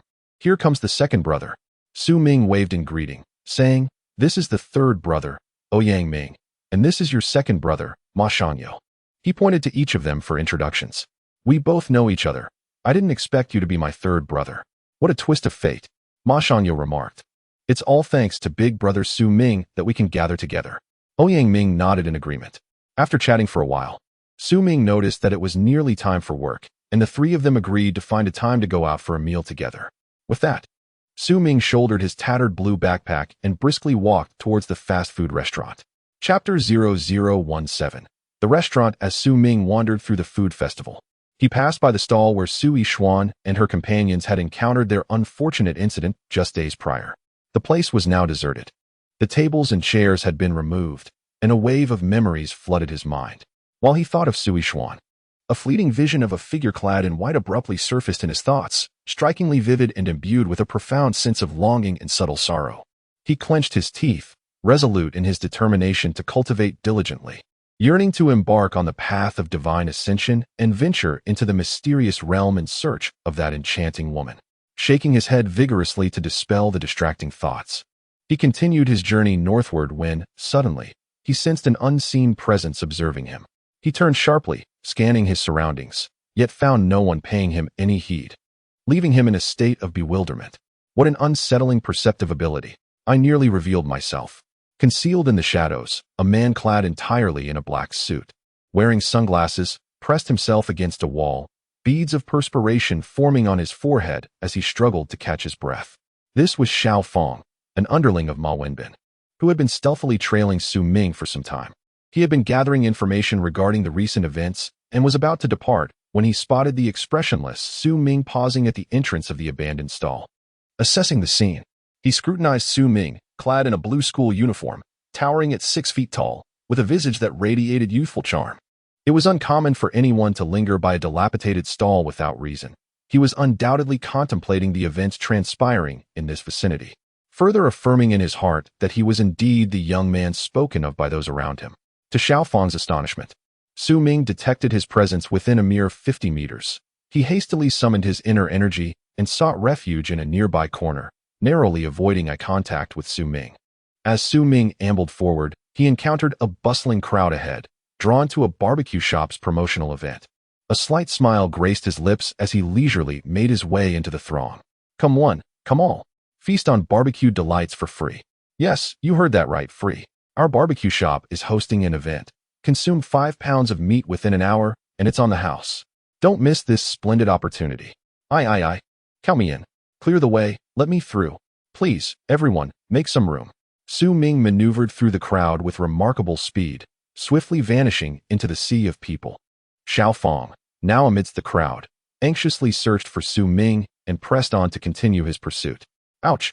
Who stepped on my foot? Damn it! That scoundrel just groped me. Are you out of your mind? Don't push me. After a prolonged search, Xiao Fang still could not locate Su Ming.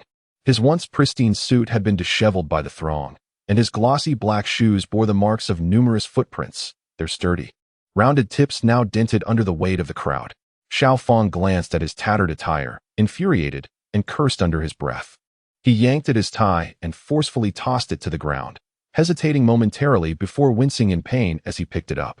After all, this outfit had been gifted to him by Ma Wenbin, purchased at the considerable price of 3,000 yuan. Coming from a modest background, he wore it with utmost care, fearful of soiling it. Little did he anticipate that it would be ruined by a mere child. Enraged, he resolved to teach Su Ming a lesson. Su Ming's figure appeared in a narrow alleyway, gathering his energy and casting a glance over his shoulder, clearly spotting the agitated man in the suit amidst the crowd. Indeed, someone was following me. Who is that young man in the suit? I have never seen him before. Why is he tracking me? He seems to possess some strength.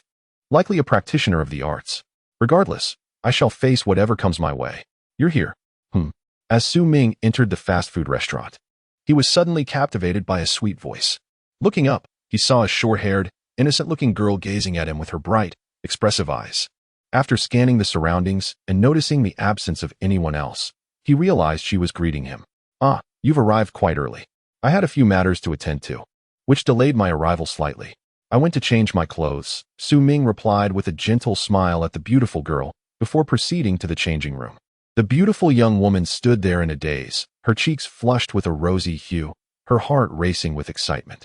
Due to her shy disposition, She rarely engaged in conversations with boys, yet today she mustered the courage to speak to Su Ming after much internal struggle. Now, she found herself captivated and momentarily lost in his radiant smile. Sun Xiuyue, stop daydreaming and get ready for work. A waitress approached, noticing her daze, reminding her to avoid displeasing the manager. Yes, thank you, sisterly. I'll be right there, Sun Xiuyue replied, calming her restless heart as she took a deep breath and walked to the counter. Suddenly, the glass door of the restaurant creaked open, revealing a young man in tattered formal attire who approached the counter. It was Xiao Fang, who had just been outsmarted by Su Ming. Fortunately, Ma Wenbin had informed him that Su Ming was at this fast food establishment. Losing track of even a mere child would certainly be a source of ridicule among his peers. Hello, sir. May I take your order? Sun Xiuyue smiled, looking at Xiao Fang with curiosity. I'd like a cup of milk tea, please. The taro flavor, he replied, taking out some money to purchase the drink before settling into a corner to observe his surroundings. All set. Sun Xiuyue turned to see Su Ming approaching, clad in his work uniform, which accentuated his efficient and capable demeanor, radiating youthful enthusiasm.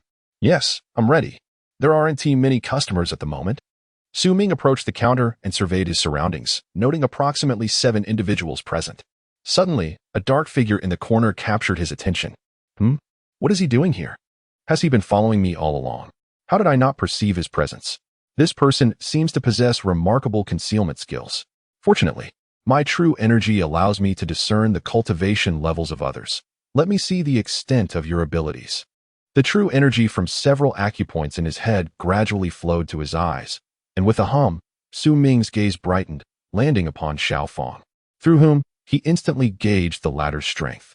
Xiao Fang seemed to sense Su Ming's stare, turning to face the counter, and their eyes met with a crackling intensity, igniting a spark of enmity. Su Ming shook his head, assessing Xiao Fang's cultivation level as mid-human rank. Not a threat, yet one must not be careless. I shall observe his intentions and the purpose behind his apparent targeting of me. Xiao Fang frowned slightly. What? I just felt a subtle pressure emanating from this individual. Why is that? Perhaps it is best to remain cautious for now, as the boss instructed me to investigate this person without resorting to confrontation. Unbeknownst to Xiao Fang, Su Ming practiced the most orthodox royal techniques, his true energy extraordinarily refined, contrasting starkly with Xiao Fang's haphazard cultivation, like comparing a diamond to a mere stone from a cesspit. Look, the handsome guy I told you about yesterday is him, exclaimed a petite girl, sporting oversized, multicolored glasses, her face layered with enough makeup to create a 1,000-layer cake. The non-mainstream girl beside him hurriedly placed her LV handbag down, her eyes widening as she gazed at the industrious Su Ming. Suddenly, she began to leap and bounce with excitement, exclaiming, "Wow, so handsome." The girl covered her face with her hands, utterly exhilarated. In the corner, Xiao Fang observed the antics of the two girls with disdain, casting a scornful glance at Su Ming. What is so remarkable about him? He is merely a bit more attractive, she scoffed. Just wait until I get the chance to ruin his looks. Then we'll see him try to act so impressive. Xiao Fang stewed in her thoughts, contemplating her malicious intent.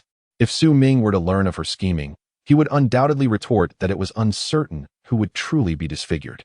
An hour later, the fast food restaurant was packed, predominantly with girls, all of whom had their attention fixated on one individual, Su Ming. Seizing the opportunity while the crowd was sparse, he diligently wiped the counter clean of grime. What a good man, mused Sun Xiuyue as she watched Su Ming's tireless efforts. She couldn't help but wish he were her boyfriend. Her grandfather would surely appreciate such a hard-working young man. Speaking of which, her grandfather had mentioned needing assistance at his traditional medicine shop later that evening after her shift. The proprietress of the establishment was exceedingly pleased with the diligent and capable Su Ming. In her eyes, he had ascended beyond mere employee status to that of a prized asset. She was contemplating ways to advertise his presence in the surrounding streets and schools, recognizing that future business might heavily rely on the support of this young man. Buzz, buzz, buzz. Su Ming touched the ancient jade pendant resting on his neck, examining it closely. Wait, why is it glowing? A series of deep green luminescence flickered incessantly, prompting Su Ming to ponder if it was a sign of some sort. Indeed, after a few breaths, the cacophony of footsteps resonated from outside the shop, and Su Ming's ears perked up, sensing that at least 30 individuals were approaching. Bang! Clear the premises! Clear the premises! A slender, long-haired middle-aged man forcefully kicked open the glass door, nonchalantly barking a few commands. With a swift motion, he yanked the glass door, slamming it hard against the face of a subordinate behind him. The unfortunate young man collided painfully with the door, groaning, "Oh no."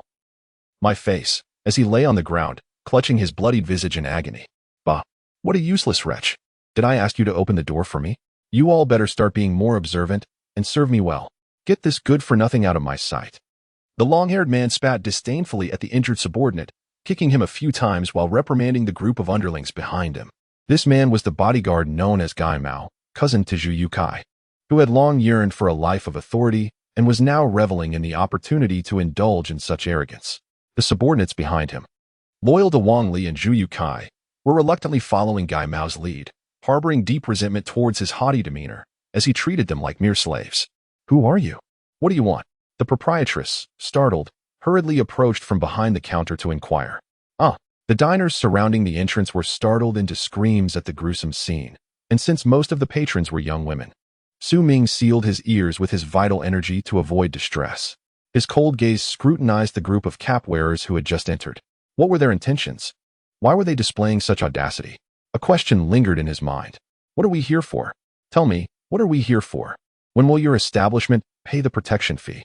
The cap-wearer bellowed at the proprietress, while over 30 of his subordinates surged in, blocking the entrance and leaving the fleeing diners helplessly watching the intimidating thugs. Protection fee? What protection fee? We have never paid any such thing. Have you mistaken your location? The proprietress inquired cautiously. Have you heard of the illustrious Bingo? This is Bing Ji's territory, and I can collect wherever I please. Refuse? Then you can forget about running this shabby establishment. In the corner, Xiao Fong was overwhelmed with anxiety as he realized that Mao Wenbin's underlings had come to collect the protection fee. What was his role in all this? He had never encountered any of these thugs before. Was it a case of a fake meeting a real one, waving a false banner for intimidation? Subsequently, Xiao Fong contacted Mao Wenbin, only to discover that the situation was entirely fictitious. Mao Wenbin instructed him to handle it on his own before abruptly ending the call. He decided it would be prudent to observe the unfolding events for the time being. Enough of your nonsense.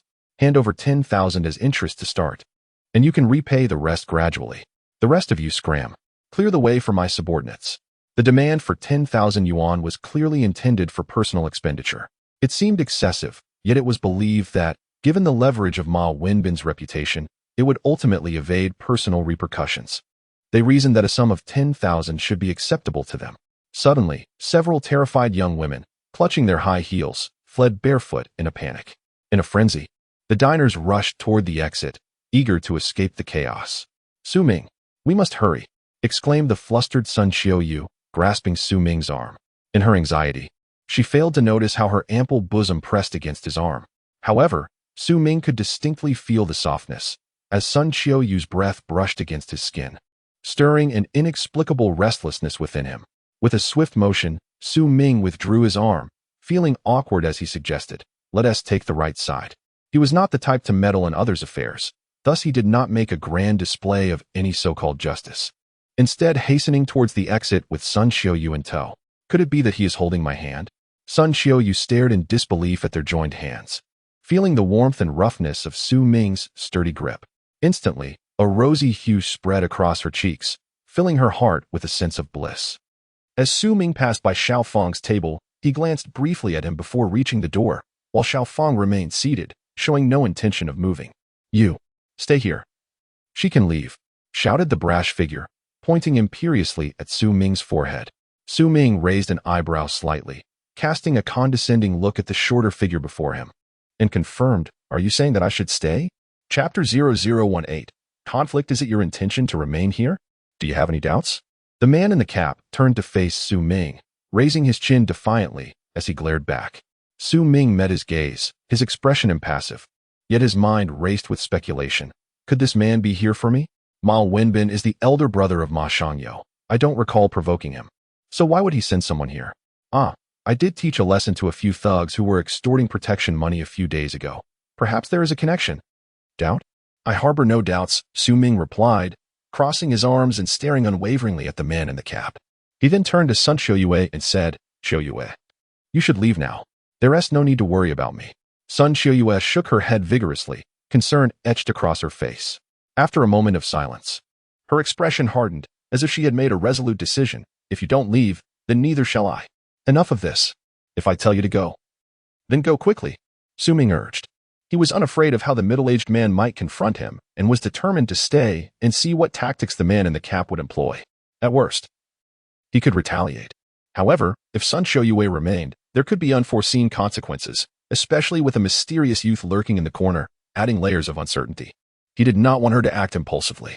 No, I will stay and accompany you, Sun Shoyue declared, her voice rising emphatically.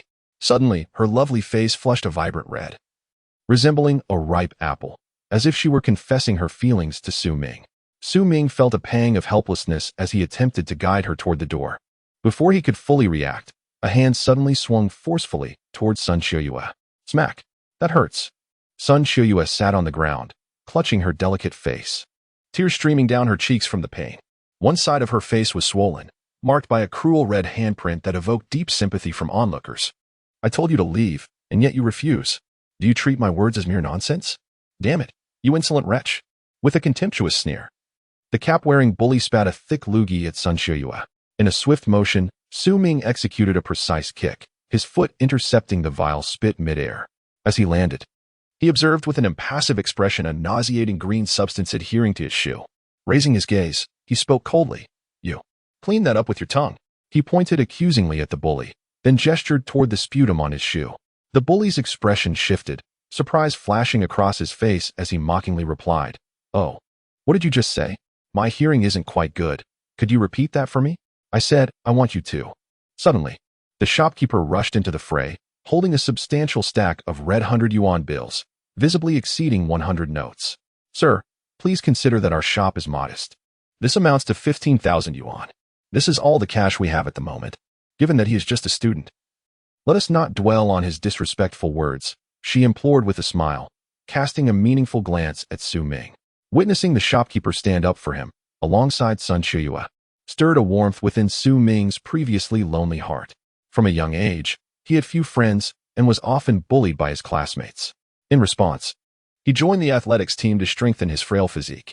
As he grew stronger, fewer people dared to bully him, except for the persistent group led by Wang Li, who frequently plotted against him. Nevertheless, the number of classmates who could intimidate Su Ming had dwindled significantly. However, what Su Ming lacked the most throughout his childhood was true friendship. Very few were willing to stand up for him or lend a helping hand. Thus, he felt deeply moved by the assistance he received from Sun Shoyue and the proprietress at that moment. Ah, you arrived just in time. If you had been a few seconds later, this little brat might have ended up missing an arm or a leg, he thought to himself. Just as the cap-wearing bully was about to take the cash from the proprietress with a smug smile, suddenly, a hand grasped his wrist. Startled, he looked up to find that the hand belonged to none other than Su Ming. Are you looking for death, you little brat? Let go of my hand immediately. The enraged bully had lost his reason, failing to consider why Su Ming had grabbed his wrist. And he did not even realize that his hand was unable to escape Su Ming's grip. What? Xiao Fong, sitting in the corner, wore an expression of astonishment. He had been focused on the entrance and had not clearly seen Su Ming's swift actions. He thought to himself that Su Ming was not to be underestimated. Otherwise, he would not have dared to act so brazenly. Su Ming, don't act impulsively. The priority is to ensure safety. Quickly take Shoyue to the hospital to assess her injuries. She seems to have been hurt quite badly. I will handle the rest. The proprietress urged Su Ming softly, advising him to remain calm. Su Ming fell into silence for a moment before nodding, releasing his grip on the cap and directing his gaze towards Sun Shoyue, intending to assist her in standing up. You little brat, I'll make you pay. The cap-wearing man, sensing Su Ming's momentary retreat, erupted with fury, spitting words of disdain as he pointed a finger at Su Ming's nose. He then waved his hand, instructing his underlings to surround and assault Su Ming. After all, Su Ming had unexpectedly seized his wrist just moments ago, demonstrating an alarming level of alertness for a retired soldier and professional bodyguard, leaving the cap-wearer feeling quite humiliated for not having reacted in time. How dare you provoke the boss? Teach him a lesson. With that, a swarm of individuals blocking the doorway revealed black steel rods hidden in their sleeves, lunging towards Su Ming. The cap-wearer, with a sinister smile, quickly retreated behind the crowd. Su Ming scanned his surroundings. Aside from the cap-wearer, a mid-tier practitioner, the rest were mere petty thugs. A confident smile spread across his face as he positioned himself protectively in front of Sun Xiaoyu. "Madam, quickly help Sun Xiaoyu to the side, and allow me to deal with these ruffians." The proprietress had initially intended to dissuade Su Ming, as she had already reported to the police while fetching money moments ago. If all went as expected, assistance would arrive within 15 minutes, and she wished to avoid further deterioration of the situation. Seeing Su Ming's unwavering confidence, she nodded and helped Sun Xiaoyu to a nearby chair. "You seek your own demise." Su Ming faced a frenzied underling charging towards him and, with a swift kick, sent the young man hurtling backwards, crashing through a glass door and landing 10 meters away. The remaining underlings watched in stunned disbelief, as if witnessing the supernatural. Could a mere mortal truly possess such strength to propel a living being so far? "Get in there, you fools. I still need to report back to our leader." "Take that guy down," commanded their leader, trying to rouse his dazed subordinates. "Charge."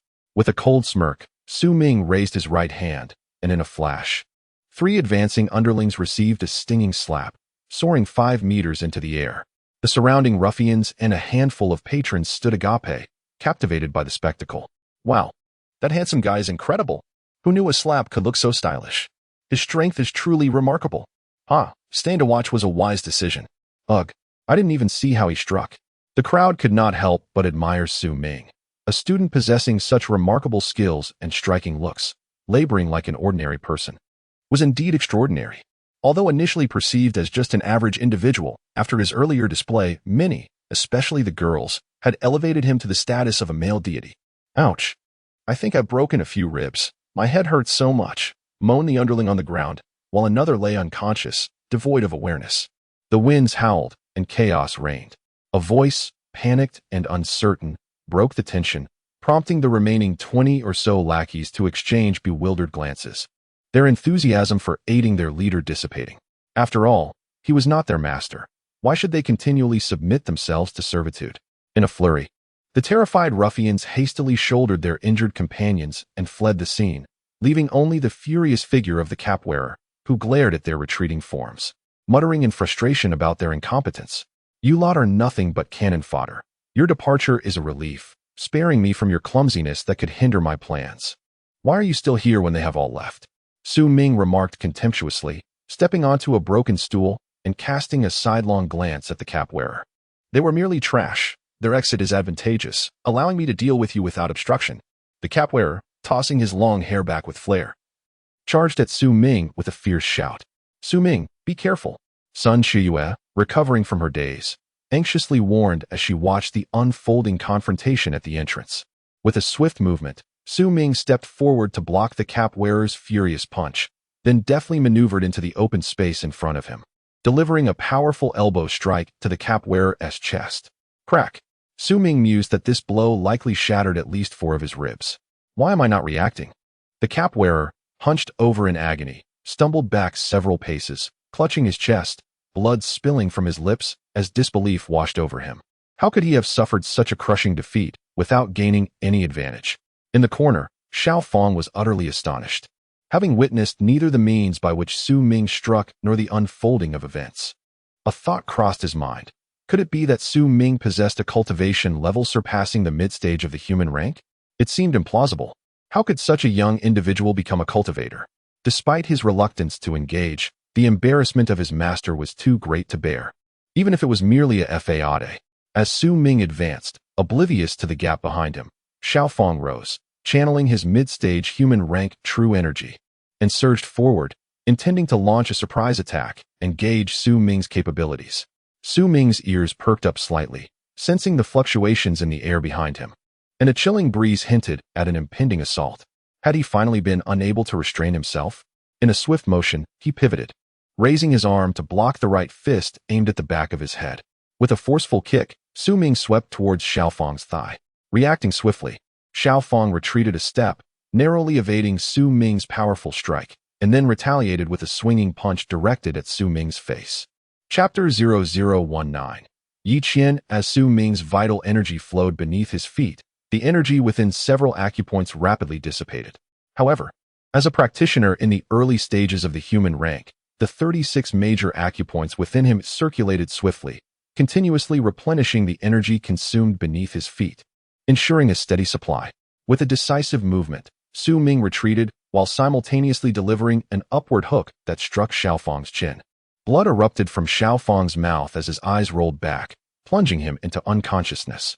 Yet, propelled by the force of the blow, his body soared 5 meters into the air before crashing violently onto a nearby dining table, shattering it into pieces. As the chaos ensued, a few of Xiaofang's teeth tumbled through the air, landing in the dish before Su Ming. The yellowed teeth, flecked with crimson blood, spun in the plate like dice cast in a game of chance. Meanwhile, the figure in the cap had unknowingly grasped a green Sprite glass bottle, preparing to strike Su Ming with it. However, upon witnessing the devastating blow delivered to Xiaofang, his eyes widened in fear, though he did not halt his approach. Raising his weapon high to inflict a grievous wound upon Su Ming's head, he was suddenly halted by the sight of the spinning teeth in the plate, causing his legs to weaken and his resolve to falter. What? Why have you stopped? What are you hesitating for? Su Ming turned his gaze to the figure in the cap, mocking the terrified expression on his face. It amused him to see a practitioner in the mid-stage of the human rank so utterly frightened, especially when he had yet to unleash his full potential. You, do not come any closer. If you do, I shall retaliate, Su Ming declared, taking 2 steps forward and pressing the glass bottle he held against his forehead, indicating his brow. Right here. Strike with all your might. If you don't strike me, I will strike you instead. Su Ming smiled, yet to the cap-wearing individual, he appeared utterly enigmatic, his intentions inscrutable. You must be jesting, the cap-wearer began, but was swiftly interrupted as he summoned all his inner energy, channeling it into his right hand, and swung fiercely at Su Ming. With a resounding crash, the glass bottle made intimate contact with Su Ming's forehead, akin to an egg colliding with a stone. Yet in this instance, the stone was Su Ming's head, and the glass bottle shattered like an egg. What? To everyone's astonishment, Su Ming's head remained unscathed, while blood streamed from the cap-wearer's hand, now lacerated by shards of glass. Did that feel satisfying? Su Ming maintained his previous smile, transforming in the cap-wearer's eyes into a devilish figure, a devil intent on devouring him. In that fleeting moment when the cap-wearer attacked, Su Ming had concentrated all his inner energy at his forehead, assessing the disparity in power between his mid-stage human rank and that of others at the same level. After this exertion, the cap-wearer's inner energy was nearly depleted, whereas Su Ming still retained over half of his own. As anticipated, being of the same rank allowed him to utterly dominate his opponent. With his mid-stage human rank prowess, he could now challenge even those at the late stage of the rank. The thought exhilarated Su Ming, who wouldn't revel in the prospect of growing stronger. Heh, now it's my turn to strike back, Su Ming said, a wicked smile playing on his lips. I never anticipated that you are a practitioner, and moreover, a late-stage human tier practitioner. Which faction do you belong to? The individual in the cap trembled in fear, yet still sought to probe into Su Ming's origins. You are not worthy of knowing. Behold, this is your spittle. If you clean it off with your mouth, perhaps I may let you off the hook. Su Ming raised his right foot, pointing at the viscous green substance that adhered to it. My heavens! The onlookers had yet to comprehend the situation, as everything had transpired in mere breaths. How could someone who was just seated suddenly fly out beside Su Ming? In the next moment, they witnessed the cap-wearing individual brandishing a glass bottle towards Su Ming. After a gasp of astonishment, nothing occurred. Su Ming remained unscathed. Sun Xiuyue, frightened, patted her chest, her mind preoccupied with worry for Su Ming, fearing for his safety. Suddenly, she pressed her flushed face and began to daydream, pondering, why am I so concerned about Su Ming? Could it be that I have developed feelings for him? Oh, how embarrassing. By the way, I should let my grandfather examine the injury on my face when I return. After all, such wounds are trivial for him. Spittle. What spittle? How could I be unaware? Do you possess evidence that this is mine? The cap-wearer, determined not to concede, sought to evade any incriminating evidence, planning to slip away unnoticed, wondering what Su Ming could possibly do to him. Not only are you blind, but your mind is also deranged. Are you unaware of your own actions? My patience has worn thin. Su Ming glared at the cowering individual in the cap and shouted, What is that? The man in the cap suddenly turned in fright, pointing behind Su Ming and shouting.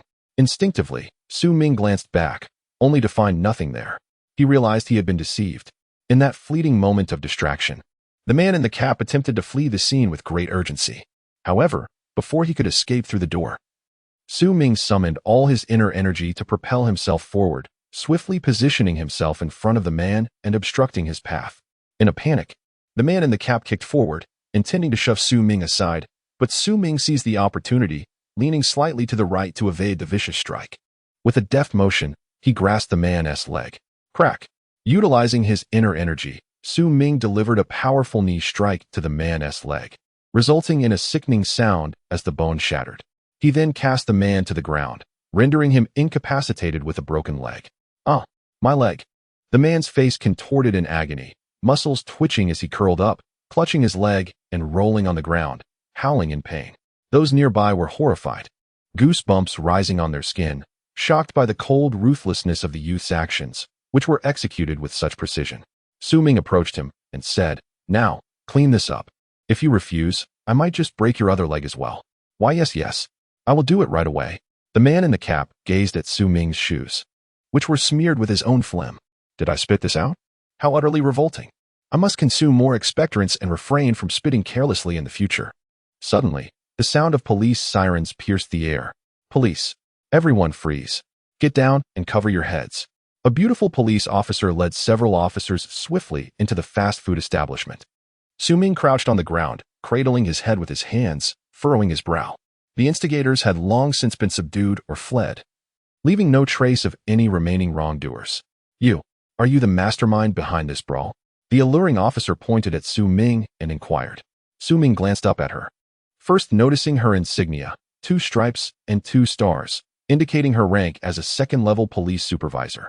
His gaze then drifted to her ample bosom, reminiscent of towering mountains, and he swallowed hard, momentarily captivated.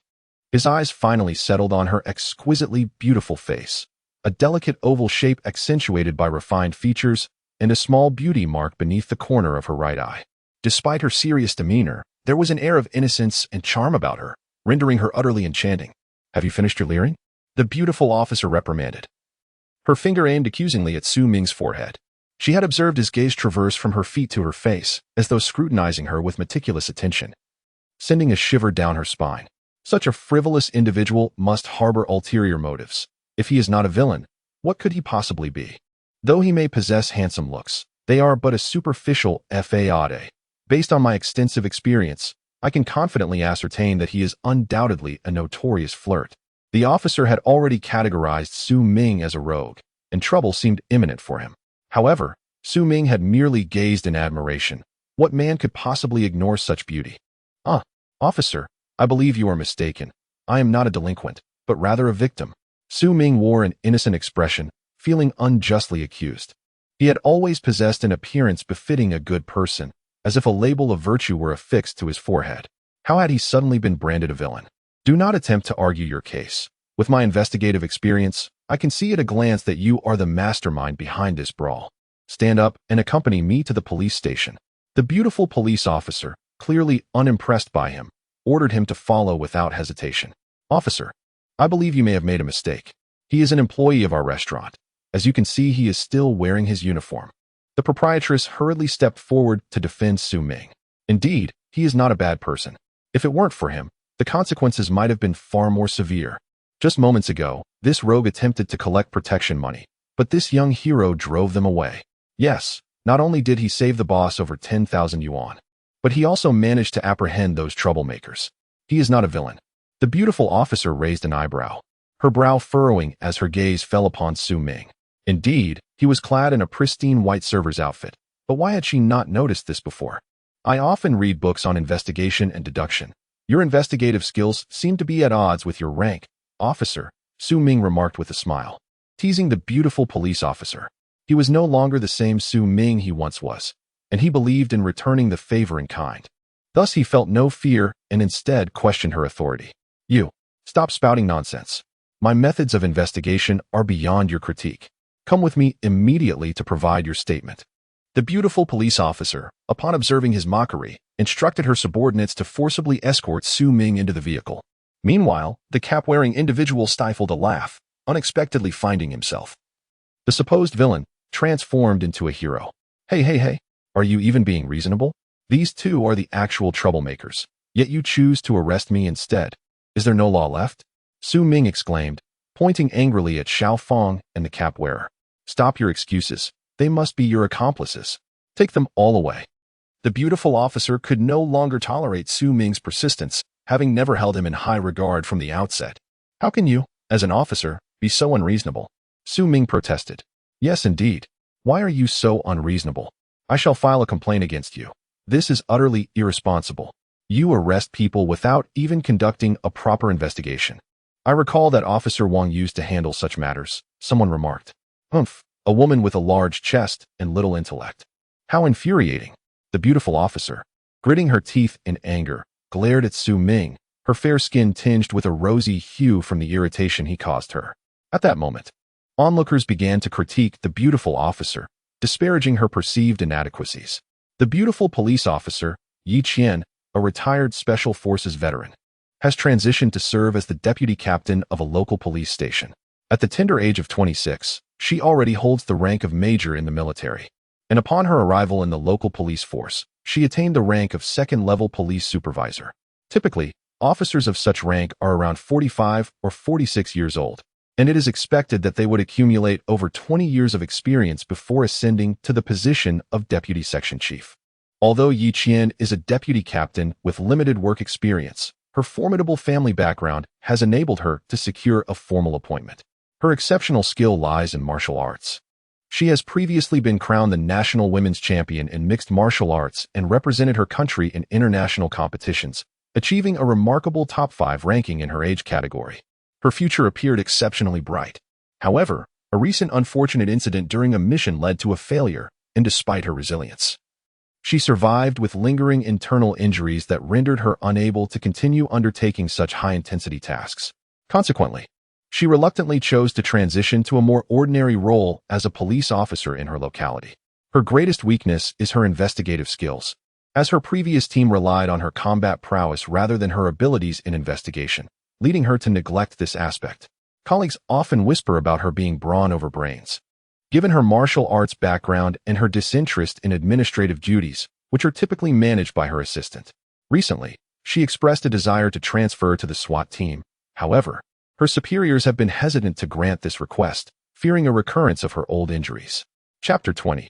Misfortune Sun Qiuyue, are you alright? Su Ming, dismissing the vacuous Yi Qian, approached to examine the wound on Sun Qiuyue's cheek. I'm fine, this minor injury won't affect me. I can just apply some herbal ointment at home, Sun Qiuyue replied, touched by Su Ming's genuine concern. Few boys had treated her with such kindness. The thought that someone would stand up for her after she was harmed made her feel truly fortunate. Her mind raced with illusions, believing that Su Ming's every action was for her sake, as is often the case for a girl of her age who tends to overthink. This is no trivial matter. An injury to a girl's face is significant. If not handled properly, it could lead to disfigurement. Let me help you with that, Su Ming said. Feeling guilty for not reacting sooner and causing her injury, he planned to use his energy to heal her wound. Help me? Can he actually heal? Sun Qiuyue wondered internally. Yet the prospect of spending time together compelled her to agree. What are you doing? Do you consider me invisible? Get in the car. Yi Qian exclaimed in frustration, furious that Su Ming disregarded her words to flirt with the girl behind him. Officer, given the late hour, perhaps you could allow him to give his statement tomorrow?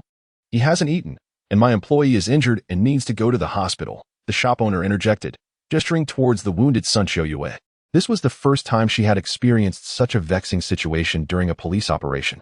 After all, she had only recently been transferred last month, while the captain, Hu Wei, had typically led the team.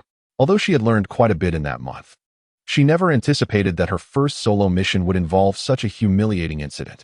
She could take the statement tomorrow, but that man needed to be taken in right now. Yi Qian had no intention of letting Su Ming off easily. She would first get him into the car and then take him to the police station. Once there, she would have the upper hand, and it wouldn't take much persuasion to ensure he complied and would no longer dare to be so audacious. Su Ming turned to Yi Qian, a slight smile gracing his lips. What if I don't want to go? Not wanting to go? That constitutes obstructing a police officer in the execution of duty. I can detain you in accordance with the law. You can spend 15 days in a detention center and see if you dare to act so brazenly afterward. Yi Qian raised her chin defiantly, gazing at Su Ming. I have my ways to deal with you. Don't doubt that I can manage it. Is it really worth such a fuss just because I glanced at you? Are all police officers so emotionally driven? Su Ming remarked, casting a disdainful glance at Yi Qian. Her heart burned with fury at his expression. Were it not for her uniform, she would have relished the opportunity to take him down right then and there. Just as she was about to move forward to subdue him and forcibly take him to the station, her walkie-talkie crackled to life, an urgent voice breaking through the static. Calling Team Leader Yi. Calling Team Leader Yi. A jewelry store at number 5 Chuan Mountain Road has been robbed, and the suspect is fleeing in your direction. Please implement an interception immediately. Over. Upon hearing this, Yi Qian's expression turned serious as she spoke into the walkie-talkie. Received. We will immediately commence the interception operation. That is all. You. Report to me for a statement at 8 o'clock tomorrow morning. Just mention that you are here to see Yi Qian for your statement. And someone will be there to assist you. She gestured towards Su Ming with a cold voice before hastily organizing her subordinates to return to the vehicle, leaving one person to transport the troublemakers away in another car. I can't make it at 8. I have classes tomorrow, Friday. How about 5 o'clock in the afternoon? Su Ming called out loudly, watching Yi Qian's retreating figure. That insufferable person. I must make him pay when he comes to the station tomorrow. Yi Qian bit her lip fiercely upon hearing this. In truth, she had realized that Su Ming was not among the troublemakers. However, upon entering the fast food restaurant, she had noticed a young man's unabashed gaze scrutinizing her, which irked her greatly. Recently, an individual she found detestable had been persistently harassing her with invitations for meals and outings, his gaze much like Su Ming's. Regrettably, due to the harasser's status, she felt unable to confront him, and her mood quickly soured, leading her to categorize Su Ming as a scoundrel, thus resulting in the earlier confrontation. Su Ming, oblivious to the situation, had merely glanced at Yi Qian out of curiosity, never expecting to offend a beautiful woman unknowingly. Had he been aware of the underlying circumstances, he would surely have felt a sense of helplessness and despair. Su Ming, here is 5,000 yuan. Take it and quickly accompany Sun Xiuyue to examine her injuries. The proprietress hastily pressed a thick bundle of cash into Su Ming's hands. All right, I will take her to the hospital right away. The money acquired was certainly not a loss. After all, one should seize opportunities when they arise. Furthermore, having resolved such a significant matter for the establishment, it is likely that the petty thugs will think twice before approaching this place in the future. With someone of my caliber overseeing the affairs, the business will surely flourish. Come, Xiuyue, let me assist you in tending to your wounds, Su Ming said as he approached her. All right, boss, we shall take our leave, Su Ming responded, exchanging attire with Sun Xiuyue before bidding farewell to the proprietress and exiting the fast food restaurant. The night sky was adorned with a multitude of stars, their twinkling lights seemingly competing to outshine one another. The moon, as large as a grinding stone, cast a shimmering silver light. The brilliance of the full moon could hardly be compared to the faint glow of the stars. The streetlights had already illuminated the road, their golden halos reflecting upon the two figures below, their elongated shadows intertwining on the pavement. Xiuyue, close your eyes. This is a special ointment prepared by my mother. Applying it will alleviate the swelling on your face, Su Ming said with a smile to Sun Xiuyue. Did he just call me Xiuyue? I absolutely adore that. His voice is so magnetic, truly delightful. If I close my eyes, might there be other surprises in store? Hee, I am so looking forward to it. Sun Xiuyue smiled softly, gazing into Su Ming's eyes before gently shutting her own. Su Ming raised his hand to cover her injured cheek, his palm radiating soothing energy. Sun Xiuyue felt a refreshing coolness wash over her, and the fiery pain that had previously afflicted her subsided instantly, akin to the invigorating sensation of consuming a mint candy. In merely 2 breaths, Sun Xiuyue's cheek had returned to its original state. All done. Is it still swollen? Sun Xiuyue felt a wave of disappointment. She had thought Su Ming might kiss her, but it seemed she had overestimated the situation. She quickly touched her rosy cheek, and to her surprise, it was indeed healed. Typically, her grandfather's medicine would require an entire night to take effect, but the concoction prepared by his mother proved remarkably effective. It doesn't hurt anymore and is no longer swollen. Thank you. Sun Xiuyue expressed her gratitude joyfully. There's no need for thanks, it was a trivial matter. Su Ming replied with a smile, ruffling her hair. But it's getting late, and aren't you supposed to take the bus home? Sun Xiuyue recalled that Su Ming needed to catch the last bus. Su Ming gazed up at the star-filled sky and suggested, how about I accompany you home? I wouldn't feel at ease leaving you to travel alone. He wants to walk me home? She longed to agree, but remembered that he also needed to take public transport, which might cause delays. Thus, Sun Xiuyue shook her head and replied, "No, it's fine. My grandfather has some matters to attend to, and I need to manage his pharmacy, which is not far from your school. I can walk there." "Oh, I see. Well, do be careful on your way back. Here, take this." Su Ming handed her a wad of cash, which he had just received from the shop owner. Though Su Ming's family was not affluent, he assumed that since Sun Xiuyue was also working, her circumstances might not be much better than his. Hence, he pressed 5,000 yuan into her hands. "No, no, no. I cannot accept this. It is a gift for you. You have been an immense help to the shop, and the proprietress has given it to you as you truly deserve it. Besides, you have also aided me in healing my injuries. So no compensation is necessary. Your presence alone is the greatest reward." After uttering her final words, Sun Qiuyue bashfully covered her flushed cheeks with her hands. Su Ming raised an eyebrow, pondering whether the girl had been overthinking from the very beginning. Had he really given any indications? Such commonplace actions. Why did she always misinterpret his intentions? He shook his head and said, "Very well, I shall accept it for now. Should you require my assistance in the future, do not hesitate to seek me out. Until tomorrow." Su Ming, wishing to avoid further conversation, aimed to wrap up the discussion and return home to his training. Sun Qiuyue was momentarily taken aback by his straightforwardness. Still reeling from the moment, she managed to respond, "See you tomorrow." After waving goodbye, the two parted ways, each embarking on their respective journeys. In a certain villa, Zhu Yukai sprawled on the sofa, engrossed in a sports match. Holding a silver lighter, he flicked it open, producing a spark that ignited the cigar he had clamped between his teeth. Was he truly so young, yet already indulging in cigars? How could he possibly withstand such potency? Indeed, after taking a few puffs, his face reddened and his neck thickened, leading him to erupt into a fit of coughs, struggling for breath before his complexion returned to a semblance of normalcy. In truth, he commenced his training merely to flaunt. Having recently received a box of imported cigars worth over 100,000 from a relative, although of moderate quality, they were unattainable for the average citizen, with a single cigar costing nearly a year's worth of their hard-earned money.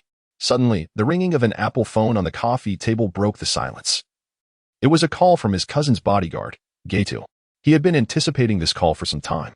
As soon as class ended, he had conferred with Wang Li, instructing Gaitu to bring along a couple of henchmen and, under the guise of Ma Wenbin, to teach Su Ming a lesson, at least to break a leg. "Hello? Gaitu. Which leg did you break for me?" Zhu Yukai excitedly inquired upon answering the phone. "The right leg. The right leg is broken." A cacophony of agonizing cries erupted from the other end, startling Zhu Yukai, who scolded, "Keep your voice down. It's just a broken leg. Why the fuss? Brother Kai, a leg is still a leg. It hurts like hell." Gaitu lamented, already en route to the hospital for surgery. The doctor had instructed Gaitu to inform his family to bring money, and thus, Zhu Yukai was the first recipient of the call. "It hurts? Your leg is ruined. Why are you so distressed?" Zhu Yukai shouted in confusion. He assumed it was Su Ming who had sustained the injury. Given Gaitu's mid-tier strength among ordinary folk, it seemed implausible that he could be incapacitated by a mere civilian. Consequently, his mind was momentarily clouded. "Brother Kai, did you think it was his leg that was ruined? I was ambushed. It is my leg that is incapacitated. Brother Kai, hurry to the hospital. I shall explain everything in detail. I am about to undergo surgery." In a moment of embarrassment, he hastily fabricated a lie. Who on earth possesses such audacity to conspire against Brother Kai? They must have a death wish. He exclaimed, "Just wait. I will rush there immediately." With that, Zhu Yukai ended the call and swiftly dialed Wang Li. "Hello? Brother Li, my cousin's bodyguard has encountered a mishap. He has been ambushed and his leg is ruined. Let us go to the hospital and ascertain the situation." Zhu Yukai inquired anxiously, for they had previously conspired that Zhu would handle the matter, while Wang would bear the consequences. Thus, they readily devised the events for that evening. "My friend, I am currently preoccupied and cannot leave," Wang Li replied. "Please stay at home. I shall send one of my subordinates to you." With a decisive click, Wang Li terminated the call, unwilling to wade through the murky waters of the situation any longer. It was evident how treacherous human nature could be in critical moments. "Scoundrel, when trouble arises, you abandon me to bear the burden alone." Zhu Yukai seethed, feeling utterly unlucky. In a fit of rage, he hurled his iPhone to the ground, shattering it, and unleashed a torrent of curses. Chapter 21. A chance encounter. The sound of ringing echoed through the air. "Ding dong. Hello, Xiaofang. How are things progressing?" Ma Wenbin inquired, seated comfortably on his expansive sofa. taking several swigs from a chilled Qingdao beer. Brother Bin, I don't know how it happened, but I was ambushed and lost consciousness. When I awoke, I found myself in a police station. Please, come to my rescue. Xiao Fong, crouched in a corner, spoke urgently into the phone. He had borrowed this phone from a security guard, having exhausted all his savings to do so, as his own had been confiscated. What? You were ambushed? What on earth happened? Were you not supposed to investigate that individual named Su Ming at the fast food restaurant? How did you end up in this predicament? Mao Wenbin questioned, perplexed, as he set down the glass bottle. Xiao Fong, at a loss for words, resorted to fabricating a story that unwittingly aligned with the thoughts of his adversary. He merely mentioned the ambush without elaborating on Su Ming's situation, differing only in the details of their respective predicaments, one in a hospital and the other in a police station. Well, while I was dining, a group suddenly entered, claiming to be your subordinates, demanding protection money. I had even called you to confirm that they were not your men, so I decided to observe quietly. Unexpectedly, one of them struck me from behind, and I lost consciousness. Upon awakening, I realized the police had mistaken me for one of their associates and arrested me. Brother Bin, please come and get me out of here. Although Xiao Fong is a mid-level practitioner, he has never had a criminal record and does not wish to act foolishly by fleeing. He must consider his future. Oh, is that so? Who dares to act so audaciously under my banner, committing such indiscretions? This is nothing short of a malicious frame-up. How outrageous. If I uncover the mastermind behind this, I shall ensure they meet a most gruesome end. Gulping down the last of the wine, Mao Wenbin smashed the remaining bottle against the wall, shattering it into countless pieces. Which station are you at? I'm on my way. Thank you. Thank you, Brother Bin. I'm at the Chuanshan police station, Xiao Fong replied, his voice trembling with excitement. Shortly thereafter, Mao Wenbin drove his Range Rover to the police station. Upon returning home, Su Ming explained the source of the 5,000 yuan he held to Su Ying and handed it all over to her. Su Ying pondered for a moment, realizing it was just enough to cover the upcoming month's medication expenses, which brought her immense joy. The wrinkles on her face seemed to smooth out, as if she had regained 5 years of youth. After dinner, Su Ming ascended to the second-floor bedroom, swiftly completed his homework, and then sat on his bed to practice his cultivation. As he calmed his mind, Su Ming felt a surge of energy and entered the realm of Huaigu Jade essence. Remarkably, after just 3 days of cultivation, he had made astonishing progress. What would typically take months to fill 36 major acupoints in the early human stage, he had accomplished in a mere 3 days. Furthermore, he had already saturated 6 of the 72 central acupoints required for the mid-level human stage. Had he not engaged in some physical activity today, he might have only filled 4. Gazing upon the familiar golden realm, Su Ming suddenly found himself lost in thought. The image of a figure clad in a white dress surfacing in his mind. He then glanced at the silver strands adorning his chest. Silver strands. Does that imply the ancient jade essence is still with me? Indeed, the emerald-hued jade was radiating an alluring green glow. Wait, why am I still wearing the ring fragment upon entering? Could it be that I have entered in corporeal form? Fool, if I don't berate you for a day, your mind seems to forget everything. A translucent figure gradually materialized, incessantly reprimanding Su Ming. Oh, great Wuxiang deity, I do not comprehend how I came to be here with the ancient jade essence. Please enlighten me. Su Ming inclined his body slightly and bowed in earnest supplication. Well, are you ready, haha? The Wuxiang heavenly sovereign circled around Su Ming, occasionally emitting mischievous chuckles. Su Ming felt a wave of confusion wash over him, prompting him to inquire, Oh, great deity, what do you mean by ready? The Wuxiang heavenly sovereign abruptly halted, turning away from Su Ming with a solemn tone. Young one must possess intellect in this world. The current society is far from simple. Should you, in your naivety, encounter an unfortunate fate, I would be quite distressed. Perplexed, Su Ming scratched his head, pondering the meaning behind those words. Did he imply that he lacked intelligence? How did this notion arise? Might I ask, great deity, what you meant earlier? The Wuxiang heavenly sovereign suddenly extended a hand, exclaiming, How many times must I hint? Where's my diamond? Without any benefits. How can I assist you? Su Ming raised an eyebrow, pondering the notion of diamonds. It was no secret that he was utterly impoverished, toiling daily just to make ends meet. Where would he possibly acquire diamonds? Well, my esteemed sir, you are aware of my financial constraints at the moment. Once I attain sufficient strength, acquiring several sacks of diamonds will be a trivial matter. Su Ming thumped his chest confidently, exuding an air of certainty as he feigned grandeur before the unfathomable celestial sovereign.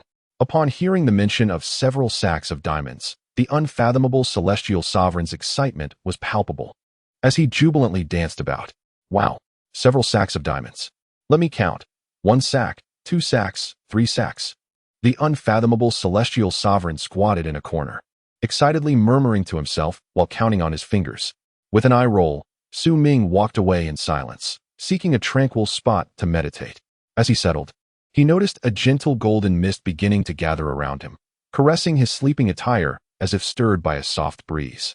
Ah, this golden mist feels incredibly soothing, gliding over Su Ming's skin and causing his hair to stand on end in sheer delight.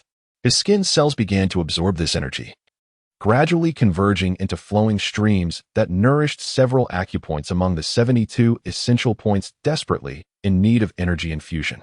Oh, what a blissful sensation. This tenfold increase in cultivation speed is no mere jest. The intensity of this energy is overwhelming. Let us push the limits a little further. Su Ming gritted his teeth as the mist began to swirl faster, encircling him and gradually forming a vortex that persisted throughout the night. Su Ming let out a thunderous shout, causing the surrounding golden mist to disperse rapidly from his center, much like a powerful shockwave radiating outward. Indeed, achieving saturation of 5 acupoints in a single night is quite commendable, although it may not match the speed attained through daily practice. The mere fact that he is 1 step away from saturating 6 acupoints is impressive. It seems you require the motivation of others to expedite your cultivation, haha. The Wuxiang Celestial Master stroked his chin, continuously appraising Su Ming with nods of approval. Of course, with the guidance of a Celestial Master, my progress is bound to be swift. Oh, Wuxiang, seeing my diligence, please enlighten me about my query from yesterday. Otherwise, I shall be restless throughout the day. Seizing the moment while the Wuxiang Celestial Master was in good spirits, Su Ming hastily inquired about the perplexing issue that had long troubled him. Well, the Wuxiang Celestial Master pondered, stroking his chin as if he were grooming a beard, despite having none. His demeanor suggested a deep contemplation, and he hesitated to share the grand secret due to concerns over face saving. But seeing Su Ming's earnest effort prompted him to consider revealing it, albeit with reluctance. Alas, this foolish boy has taken the initiative to ask. Otherwise, it would have been quite a loss of face. Observing your diligence, I shall reluctantly divulge this monumental secret. Though I lament the loss of my precious bags, the Wuxiang Celestial Master dramatically counted on his fingers, as if mourning a lost relative. Ah, Master, Master. Su Ming approached and firmly patted the Wuxiang Celestial Master on the shoulder. You interrupted me while I was counting diamonds. What is it?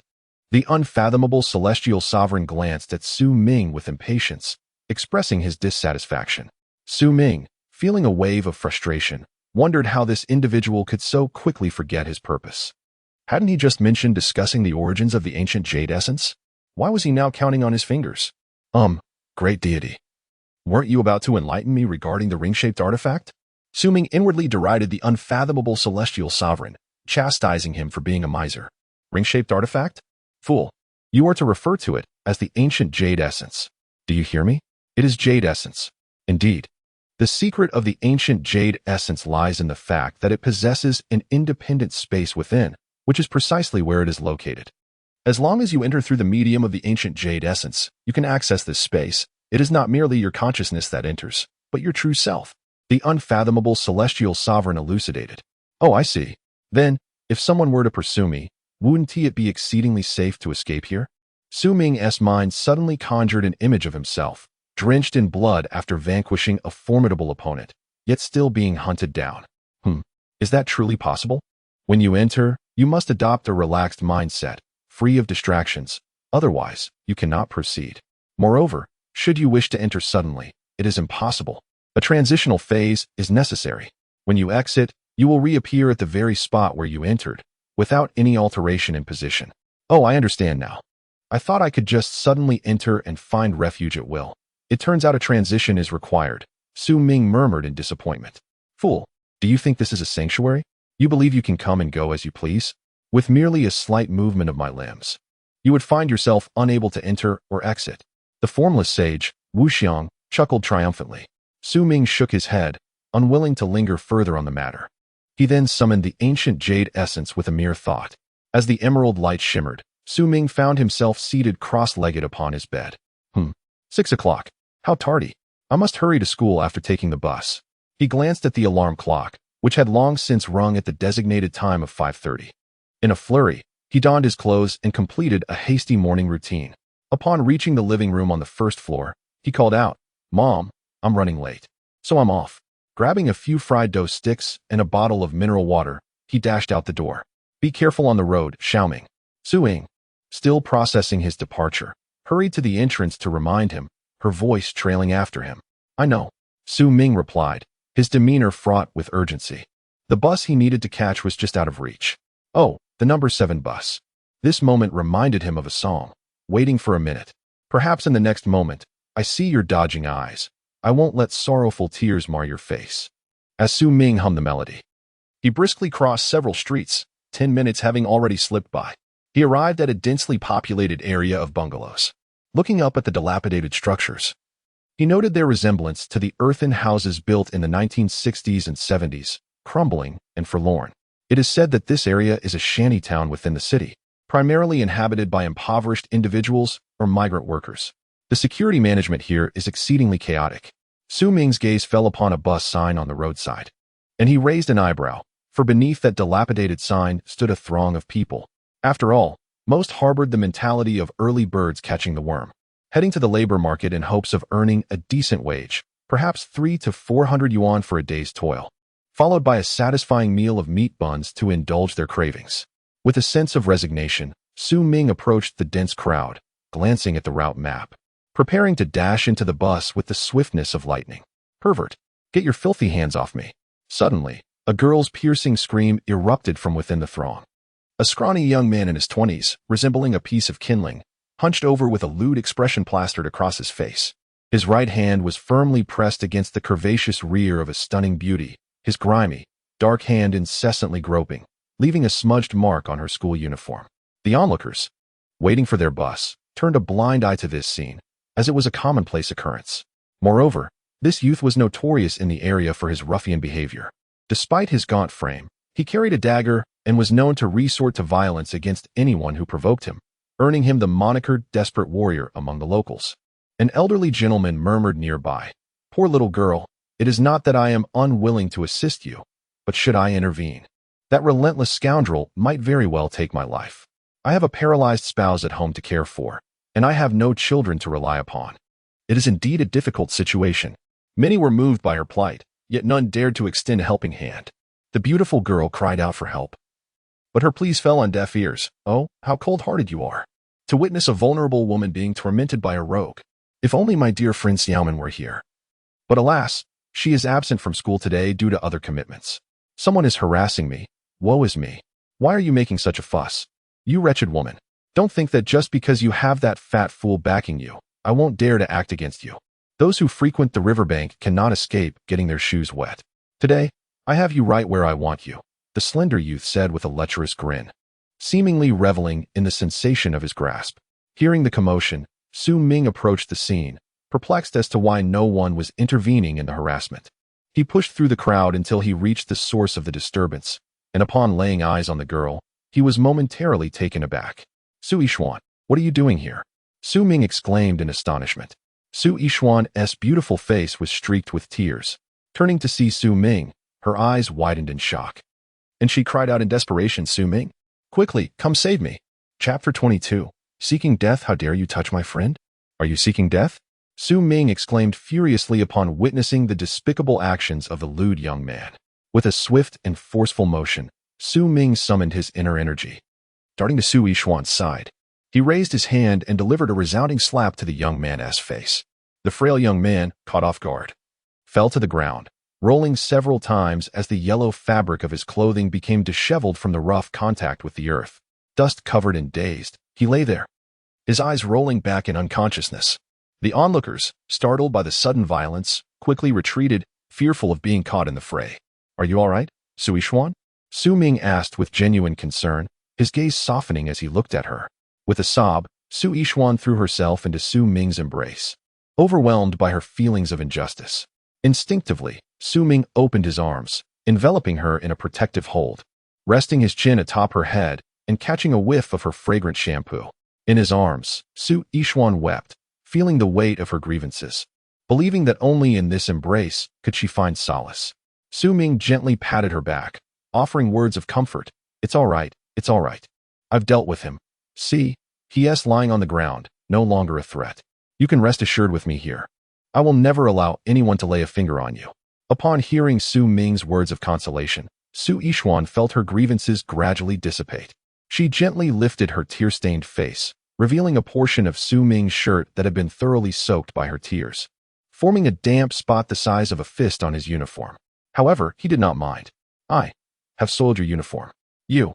Su Yishuan gazed at Su Ming with tear-filled eyes, her long lashes glistening, her expression one of pitiable embarrassment. Su Ming interrupted her, shaking his head as he inquired. It's nothing, it will dry soon. It's not a big deal. Are you feeling all right now? Realizing she was still in Su Ming's embrace, Su Yishuan hurriedly pushed him away, her voice transitioning from timid to assertive. I am fine now, though I felt quite disheartened earlier. A weak woman was bullied by a villain, and not a single person stood up for me.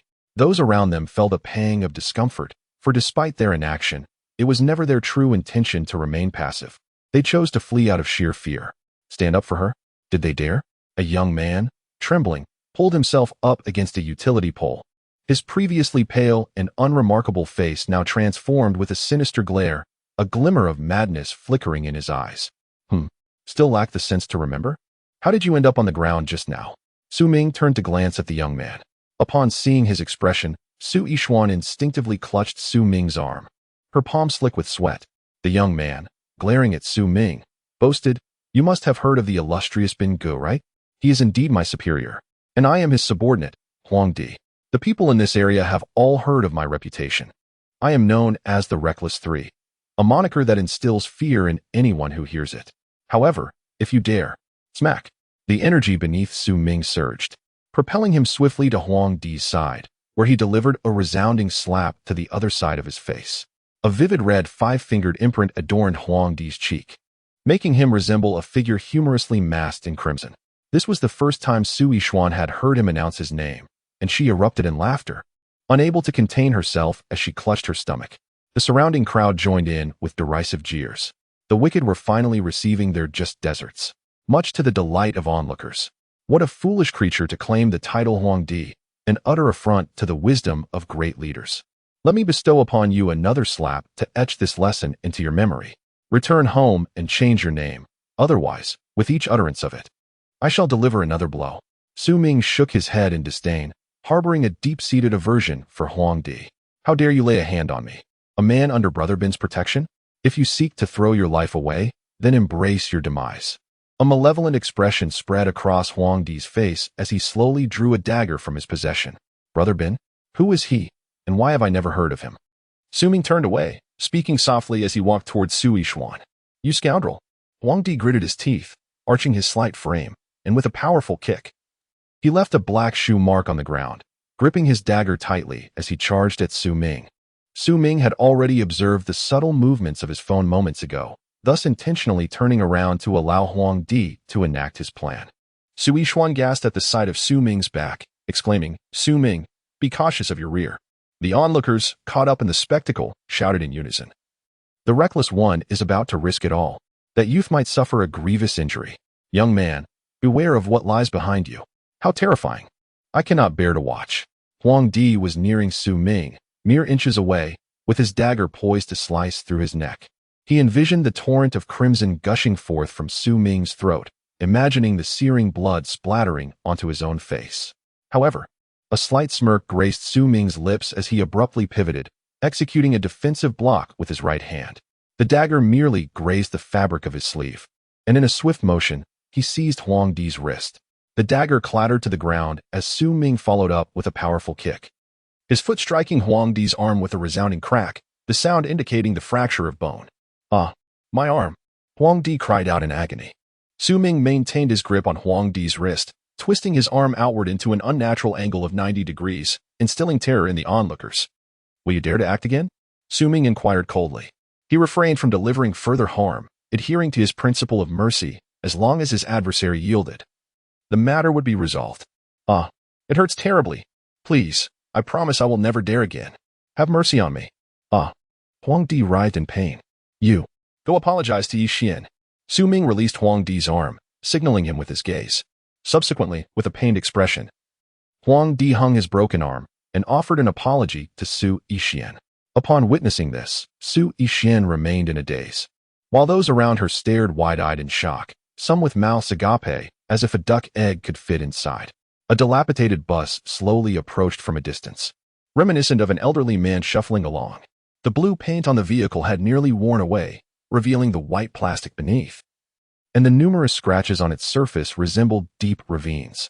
One of the side mirrors was missing, which compelled admiration for the driver's skill.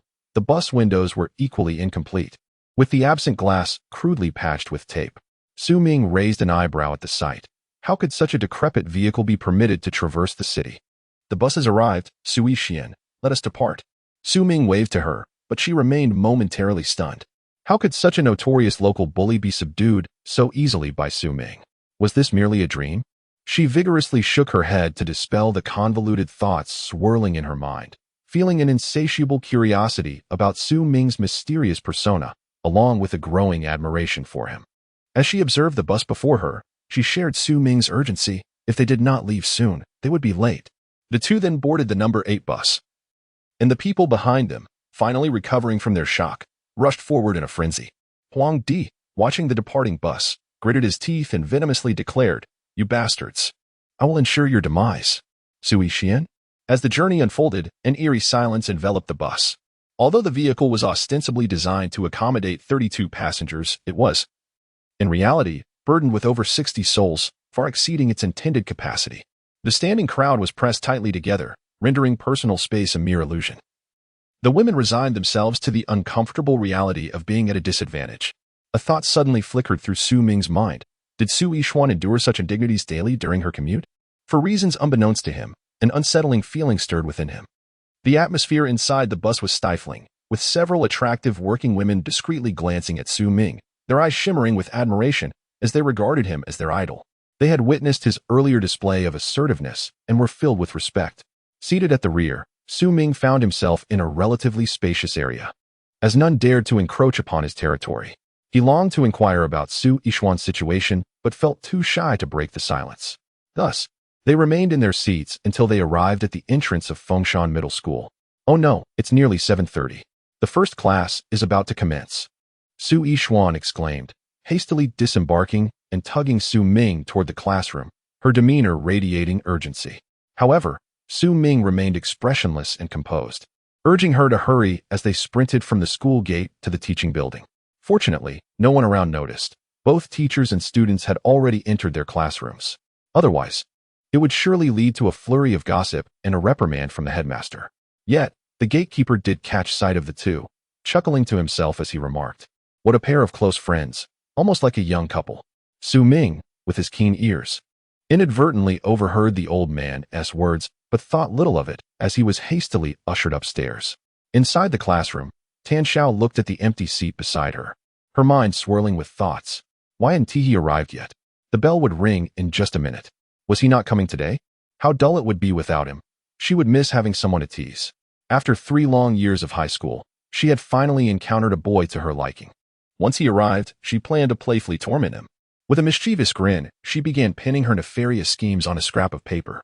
With only a minute left until tardiness, Su Yixian was growing anxious, her delicate face flushed with urgency, her brows furrowed in discontent at Su Ming's nonchalant demeanor, as if being late had nothing to do with him. At that moment, they had reached the corridor, as their classrooms were merely separated by a wall. In Su Ming's classroom, his deskmate, a bespectacled boy with an intellectual appearance, was the first to notice Su Yixian passing by in the corridor. Leaning forward, he exclaimed, "Wow, what a goddess! This early morning, I encountered the goddess, and my spirit was invigorated for the day of study ahead." Shortly thereafter, I noticed the expressionless Su Ming behind me, questioning, why is this fellow with the goddess? Could it be? A hushed whisper from the bespectacled boy caught the keen ears of my classmates. Although his voice was barely audible, it resonated throughout the entire classroom. The ever-curious Tan Xiao immediately turned her gaze towards the window upon hearing the murmur. As she discerned the situation outside, she furiously tore her plan into shreds, more thoroughly than a shredder could manage. "That despicable fellow!" Tan Xiao exclaimed in anger, pausing her actions. Su Ming was seen walking closely behind Sui Xuan, merely half a meter apart, intentionally maintaining a distance to avoid arousing suspicion. However, due to the boy's words, it became impossible for the entire class to avoid misunderstanding. "I'll go ahead," Sui Xuan whispered a farewell to Su Ming before hurriedly heading to the classroom. Su Ming adjusted his worn blue backpack, believing himself to be in optimal condition as he knocked on the door, reporting. Upon entering the classroom, he discovered that the teacher was absent, just as the bell rang. At that moment, all eyes were fixated on Su Ming, some filled with envy, others with anger, and yet others with sympathy. What is going on? Why is everyone looking at me so strangely? Su Ming pondered, perplexed. He had done nothing to warrant such an odd reaction. Su Ming, with an air of calm, approached his seat only to find Tan Xiaoxiao beside him, her expression grave as she stared blankly at a pile of torn paper on the table. Noticing her unusual demeanor, he furrowed his brow. Just as he set down his backpack and was about to sit, Tan Xiaoxiao swiftly kicked his stool with her foot, causing him to plop onto the ground with a thud. However, this was a deliberate act on Su Ming's part. Could a girl outmatch him? A cultivator at the mid-stage of his training? Silly fool. Tan Xiaoxiao's expression softened slightly as she let out a chuckle. The surrounding classmates turned to glance at Su Ming. Aware of her displeasure, Su Ming decided to play along, hoping to lift her spirits. "Ah, what a surprise," he said, awkwardly scratching the back of his head as he explained to those around him. He then retrieved his stool to settle down, preparing his textbooks for the lesson. The bespectacled boy in front turned to Su Ming, adjusting his glasses with admiration. "Well, you're impressive. You've managed to win over the school beauty. What are we supposed to do now? It's a pity for my long-desired goddess." With a snap, Tan Xiaoxiao, incensed by the boy's words, broke her pencil in half, although he remained oblivious to her actions. Su Ming raised an eyebrow and replied, "School beauty? Goddess? I don't see her that way. Besides, what you witnessed isn't the whole truth. I simply arrived late and happened to run into her. Please refrain from jumping to conclusions." At that moment, the plump math teacher entered, apologizing. "Sorry, everyone. I was caught in traffic and arrived a few minutes late. Let us commence with the class." He chuckled mysteriously at Su Ming and suggested, "Let's talk after class." Chapter 0023, Provocation 1. In the realm of knowledge. The angles formed between lines and planes can be classified into three distinct types. Su Ming's gaze was fixed upon the passionately animated figure of the plump mathematics teacher, whose fervent explanations ignited a whirlwind of thoughts within him. Meanwhile, Tan Xiaoxiao appeared to be even more engrossed, loudly reciting the concepts in tandem with the teacher's elucidation. To the casual observer, particularly the jovial mathematics instructor, Tan Xiaoxiao seemed to be earnestly engaged, a stark contrast to her previous tendencies to drift off into daydreams. However, Su Ming perceived her actions as a deliberate interruption, a continuous disturbance meant to unsettle his train of thought. Nonetheless, he had long since learned to filter out her influence effortlessly. It was puzzling. Why was he not angry despite my loud interjections?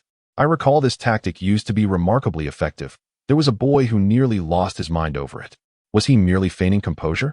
Tan Xiaoxiao's mind was a flurry of unfocused thoughts, completely detached from the teacher's discourse, as she struggled to decipher Su Ming's intentions. "Tan Xiaoxiao, you seem to be paying such close attention this lesson. Why not come up to the podium and demonstrate why this line is perpendicular to that plane?" The cheerful mathematics teacher beamed at her. "Ahem. You've been called to solve a problem," Su Ming interjected, clearing his throat. Tan Xiaoxiao, suddenly jolted back to reality by Su Ming's reminder, wore a frostbitten expression. If my attentiveness warrants a task, then surely my diligence should also lead to the same. It's all this big fool's fault." Subsequently, Tan Xiaoxiao mischievously stepped past Su Ming and landed a forceful kick on him. Ouch! Su Ming had not anticipated her to strike so fiercely, and he inhaled sharply. The bespectacled gentleman in front observed the entire scene, adjusting his thick glasses with a mysterious smile. He turned to Su Ming and gave him a thumbs up, exclaiming, "My friend, you are truly formidable." Su Ming raised an eyebrow, perplexed by the gentleman's remark. Was being unexpectedly kicked considered formidable? As the bell rang, signaling the end of class, Tan Xiaoxiao, having finished her speech, was so infuriated that she refused to return to her seat. She shot a glare at Su Ming, who sat at the back with a smile, and stormed out of the classroom. "My friend, you are astonishing. Who would have thought you were so remarkably discreet?" The bespectacled gentleman remarked in admiration, turning back. "What do you mean by formidable or discreet? What have I done?" Su Ming inquired, utterly bewildered. Oh, come on, don't play coy. You've managed to capture the attention of both school beauties, who are our goddesses. I still remember when I first arrived at school, I encountered the commoner beauty, Su Yixuan, on the bus. Then, I ended up sitting in front of the other beauty, Tin Xiao. I was truly elated. These few serendipitous encounters have left me immensely satisfied. But little did I know my friend you. The bespectacled gentleman clasped his hands over his chest, his eyes sparkling with a hint of heart shapes. Lost in dreams of countless delightful encounters, Su Ming felt an overwhelming wave of frustration, unable to comprehend how these two, despite their commendable appearance, paled in comparison to the ethereal figure that lingered in his heart. Achoo! The blinding sunlight momentarily dazzled his eyes, prompting him to sneeze forcefully, and he rubbed his irritated nose. At that moment, the glasses-wearing gentleman found his spectacles smeared with Su Ming's saliva, the scattered droplets obscuring his vision of the surroundings. Observing the man's startled expression, Su Ming, feeling a tinge of embarrassment, stammered, I apologize. I have an allergy to sunlight. And the glare from your glasses caught me off guard. The man, quickly recovering, chuckled nervously, realizing the source of his predicament. It's all right. I'll just head to the restroom to clean up. By the way, may I ask your name? Hello, I am Su Ming. Oh, Su Ming, nice to meet you. I'm Guiqing. Guiqing? Su Ming pondered the implications of the name, wondering if it signified a birth during the National Day festivities. Brother Ming, I need to make a quick trip to the restroom. With that, Guiqing removed his glasses and hurriedly departed. Bang! As he reached the doorway, his lack of spectacles rendered him oblivious to the figure ahead, resulting in a heavy collision. Ouch, my chin. Damn it. That clumsy fool never watches where he is going. There are always so many blind individuals around here. The person he collided with was none other than Wang Li, who now sat on the ground, cradling his chin and venting his ire. Meanwhile, Guiqing, gingerly touching his swollen forehead, slowly rose from the ground. Those around Wang Li erupted in laughter, mocking him for his apparent lack of awareness, as if their own blindness was any less significant. How infuriating, due to his imposing physique and remarkable resilience. The pain he felt dissipated swiftly. He then rose and advanced towards Guiqing, seizing him by the collar. Given his height, Wang Li towered over the diminutive Guiqing, making it effortless to lift him. The mockery from his classmates had left Wang Li feeling humiliated, compounded by the unpleasant events of the previous night. Originally, he had conferred with Zhu Yukai about collaborating to teach Su Ming a lesson, but an unexpected turn of events had thwarted their plans. How could Zhu Youcai's mid-tier bodyguard possibly be bested by a mere high school student? When Zhu Yukai called, Wang Li presumed it was a ruse for extortion. Could it be possible that a seasoned fighter had suffered such a grievous injury? Thus, he instructed his underling to handle the situation dismissively, only to discover the truth of the matter. The excessive caution and vigilance had led to a misunderstanding, resulting in a near altercation between the two earlier that morning. Wang Li, not wishing to cultivate too many enemies, begrudgingly visited the hospital to settle the medical expenses. He had just returned after the first class when he unexpectedly collided with Guiqing, who had carelessly knocked him off balance, a deeply humiliating encounter. Frustration surged within him, igniting a fierce desire to exact immediate retribution on Guiqing. With one hand firmly gripping Guiqing, he lifted him high above his head, leaving Guiqing's legs dangling a foot off the ground. Desperately, Guiqing clutched Wang Li's hand, straining to break free, but to no avail. His face turned a deep shade of crimson as he struggled. Do you dare to collide with me again? With fervent struggle, you cannot even pry apart my finger. TSK. Wang Li regarded Guiqing with disdain, seemingly deriving amusement from his torment. The surrounding classmates, petrified with fear, remained silent. They all recognized Wang Li's ferocity and dared not move recklessly, let alone report his actions, having been thoroughly intimidated by him. At that moment, Su Ming, engrossed in his studies, found his concentration shattered by the sudden commotion. Raising his gaze, he was met with the sight of Wang Li tormenting Guiqing. Fueled by indignation, he sprang to his feet, crashing into the desk before him. Although he had not exchanged many words with Guiqing, he had nonetheless acquainted himself with him as the second classmate to whom he had introduced his name. It was unthinkable to stand idly by. With determination, Su Ming dashed to the doorway and delivered a swift strike to the joint of Wang Li's arm. Caught off guard by the sudden assault, Wang Li received the blow with an agonized yelp. That hurts terribly.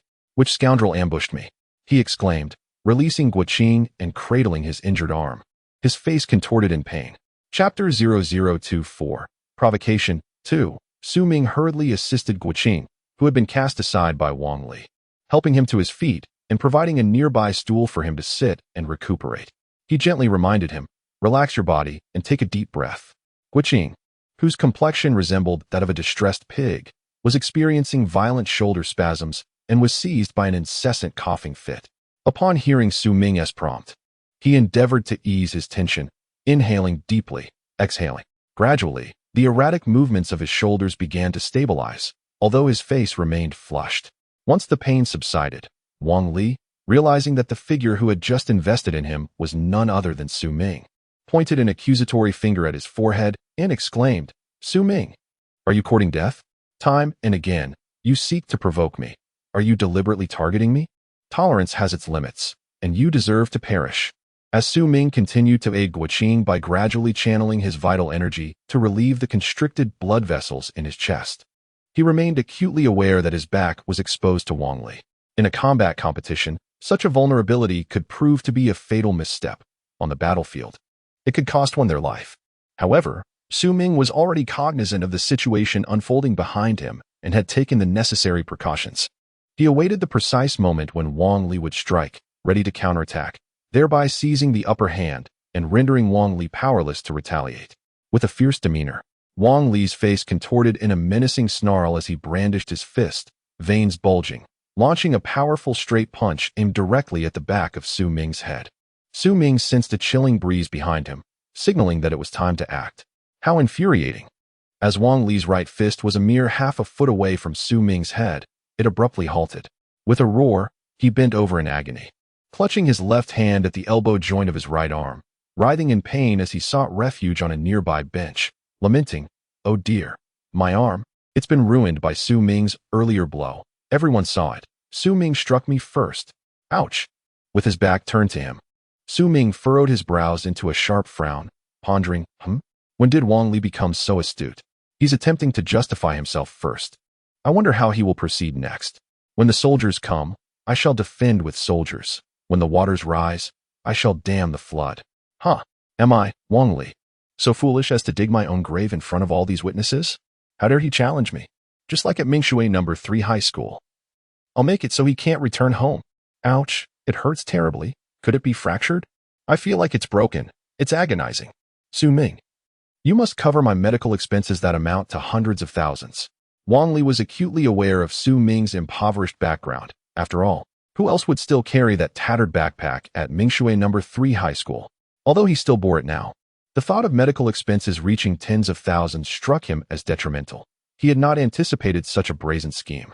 Even if it were a true fracture, it wouldn't necessitate such an exorbitant sum. What was his actual aim?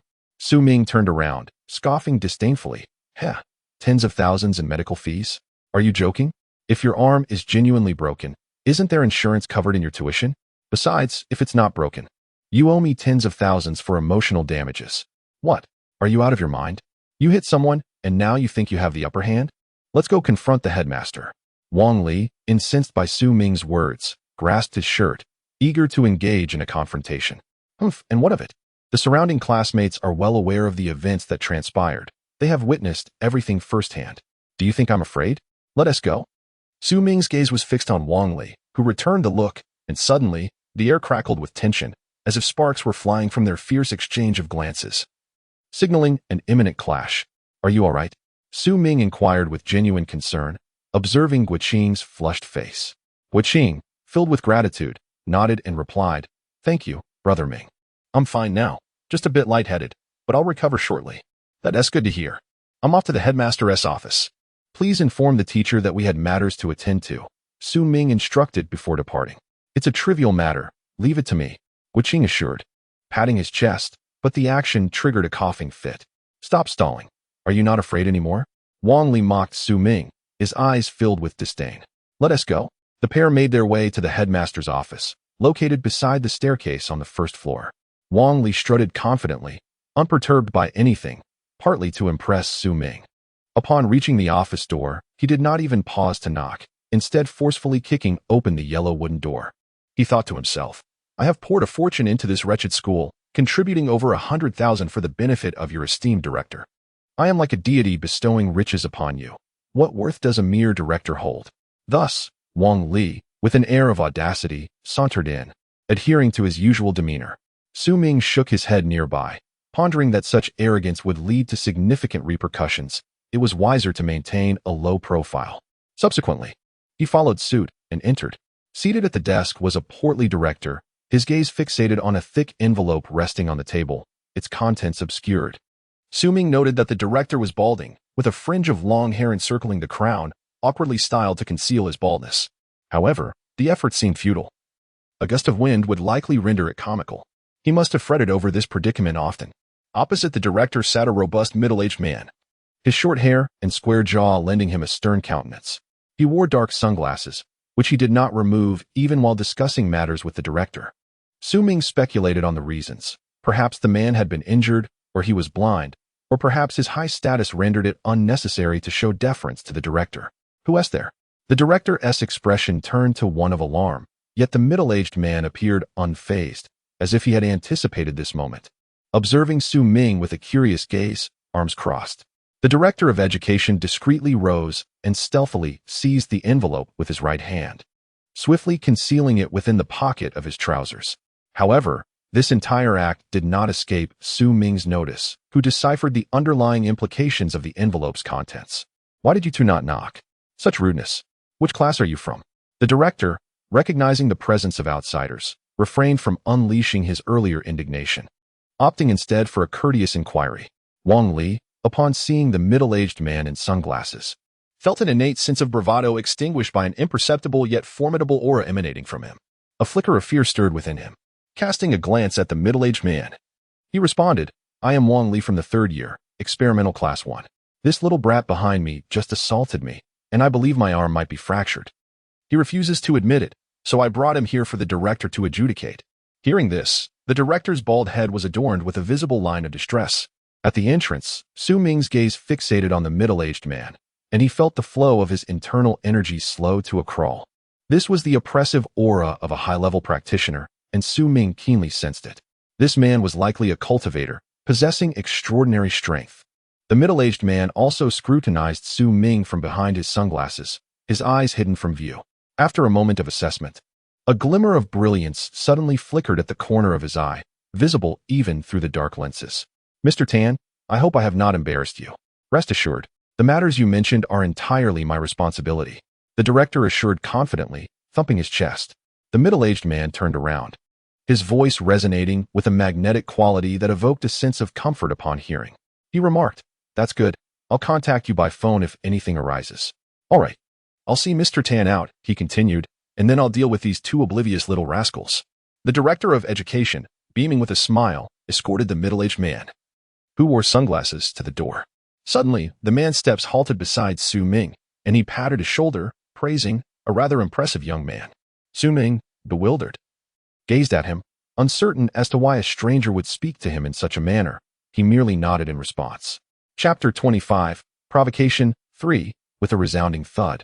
The dean firmly closed and locked the door, his previously affable smile morphing into a dark scowl. The flicker of rage ignited in his small eyes as he turned and bellowed, You two little imbeciles, how could you be so thoughtless? Can't you see I'm busy? You barged in here without even knocking. Wang Li's expression twisted into a grimace as he feigned anguish. Dean, it's not that I didn't want to knock, but look at my arm. This fool has broken it, and if I don't go to the hospital soon, it might be ruined. He waved his drooping right hand towards the dean, presenting a pitiful sight as if it were genuinely shattered.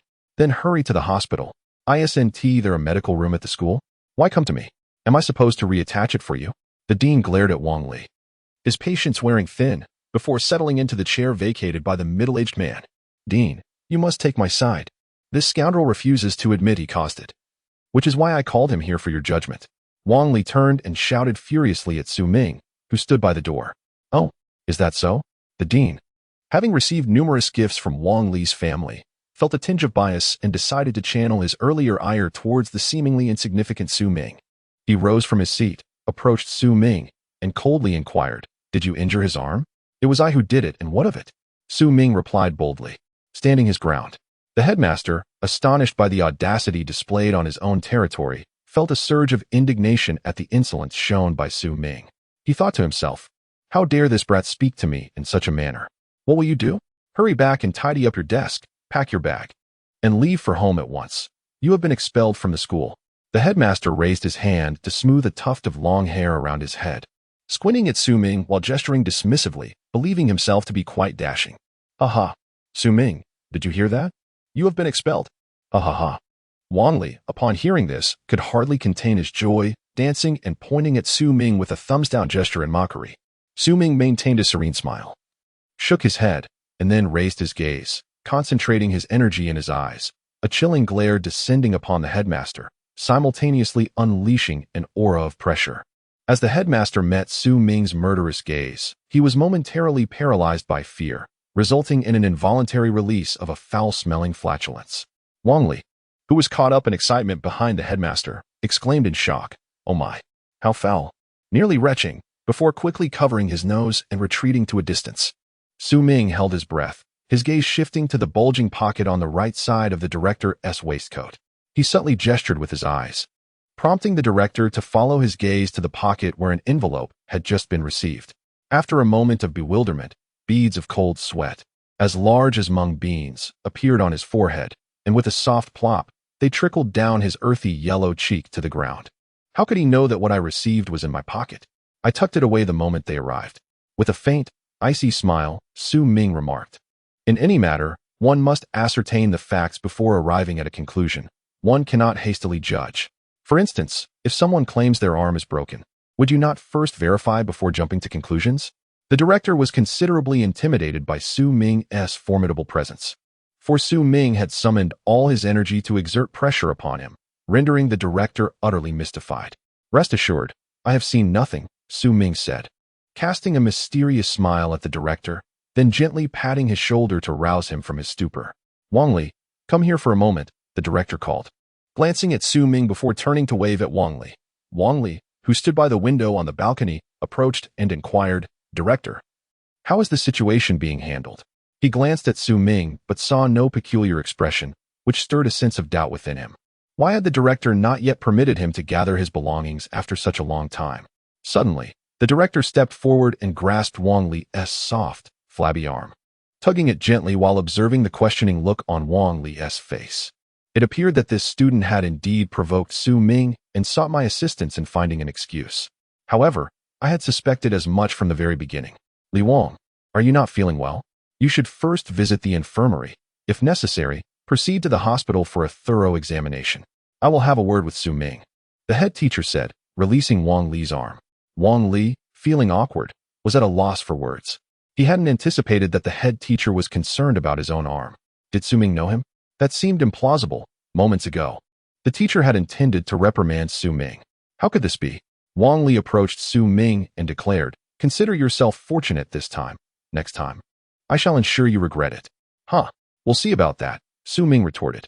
With a loud bang, Wang Li stormed out, leaving the head teacher unable to express his frustration. He turned to Su Ming and said, "If you ever need assistance, do not hesitate to ask, provided it is within my capacity to help." Su Ming felt a surge of satisfaction. This was precisely the assurance he sought from the head teacher. With this newfound support, he could now pursue his ambitions without excessive worry.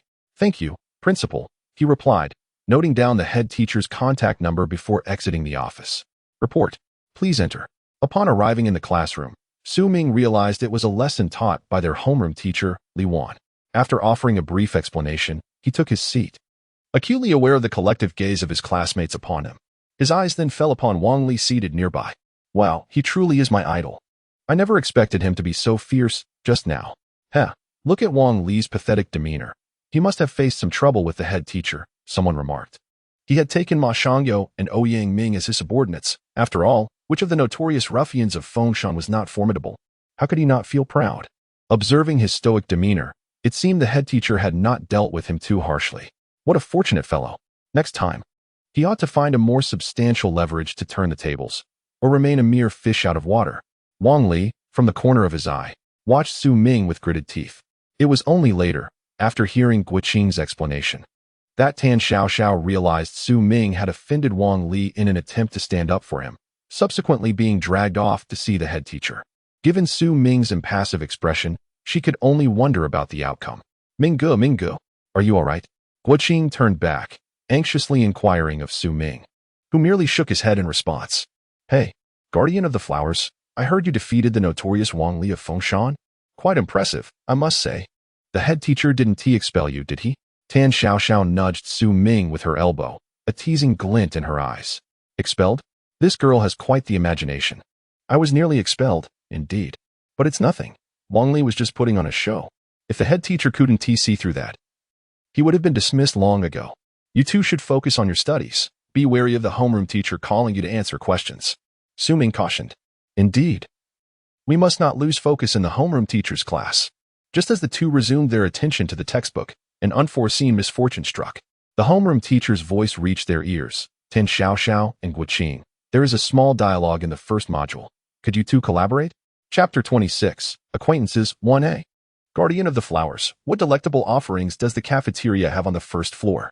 Tan Xiaoxiao inquired, glancing at her wrist adorned with a limited edition lady's Apple Watch framed in white with a pink band. She noted the time displayed on the watch, and suddenly, a pink clock illuminated the black electronic screen, indicating it was 11:25. Only 5 minutes remained until class would conclude. Su Ming's gaze inadvertently fell upon her watch, and he was taken aback. He had initially assumed that Tan Xiaoxiao was simply wearing a pink bracelet. To his surprise, it was a sophisticated timepiece. He mused on the advancements of modern technology, recalling a time when he had scavenged a second-hand digital watch at a market stall, which he had proudly worn for several years, only relinquishing it when the buttons became unresponsive. Tan Xiaoxiao wore a disgruntled expression. Her delicate eyebrows furrowed tightly as she fixated on the ticking hands of her electronic watch, wishing she could dash to the cafeteria at once. Though she had initially maintained her composure, the irritation caused by Su Ming throughout the morning had left her exceedingly agitated. She had refrained from acknowledging him during the class, and had it not been for the impending end of the lesson, she would have continued to endure in silence. Hey, guardian of the flowers, I am speaking to you. Do not feign deafness. Tan Xiaoxiao presumed that Su Ming was deliberately provoking her. She turned to glance at him, who appeared lost in thought nearby.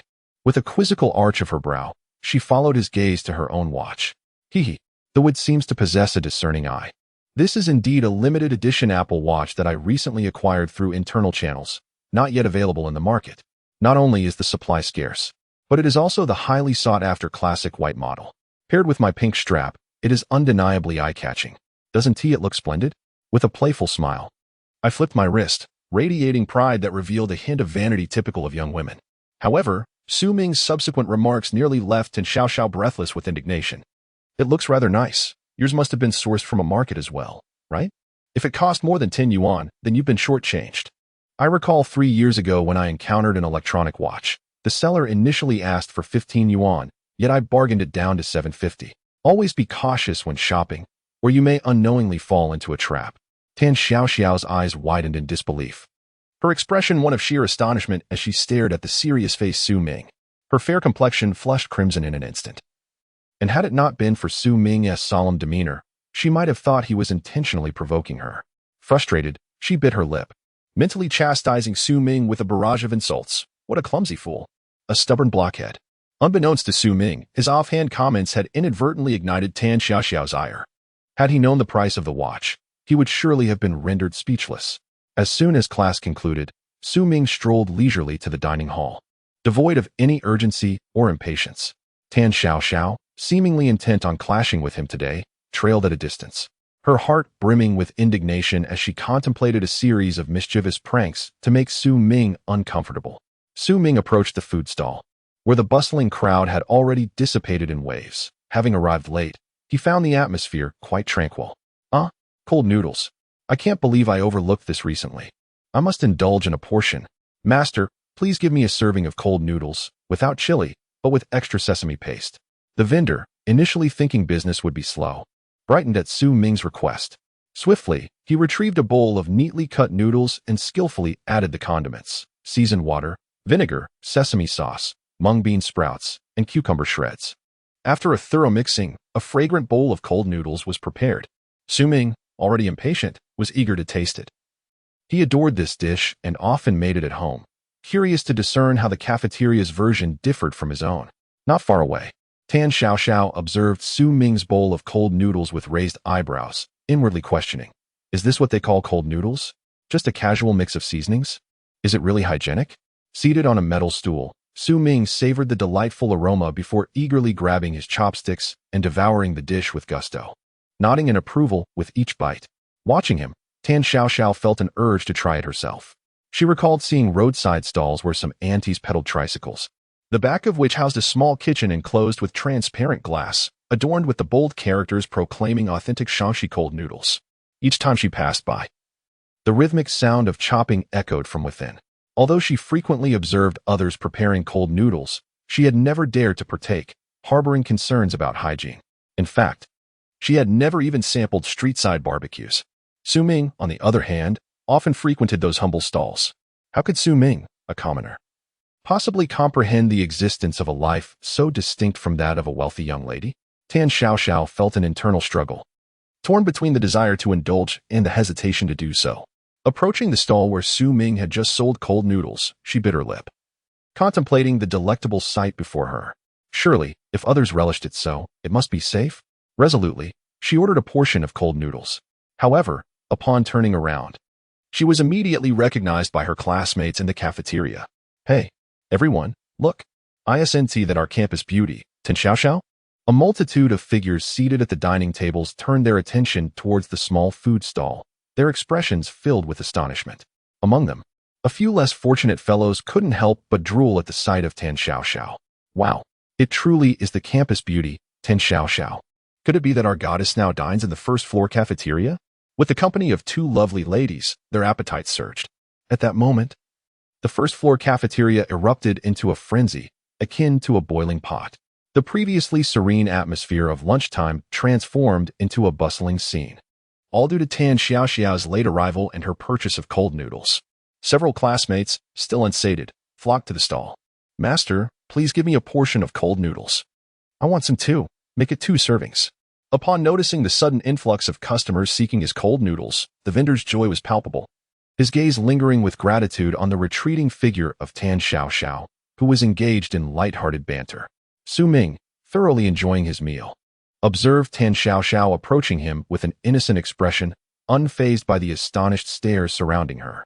She gracefully plopped down opposite him, elegantly grasping her chopsticks, and began to savor the dish with evident delight, nodding in approval much like Su Ming, her admiration unmistakable. The onlookers exchanged whispers, perplexed at how this rustic fellow had captured the attention of the goddess of Fengshan during lunchtime. A few classmates, slightly behind the curve, communicated through glances, plotting to embarrass Su Ming.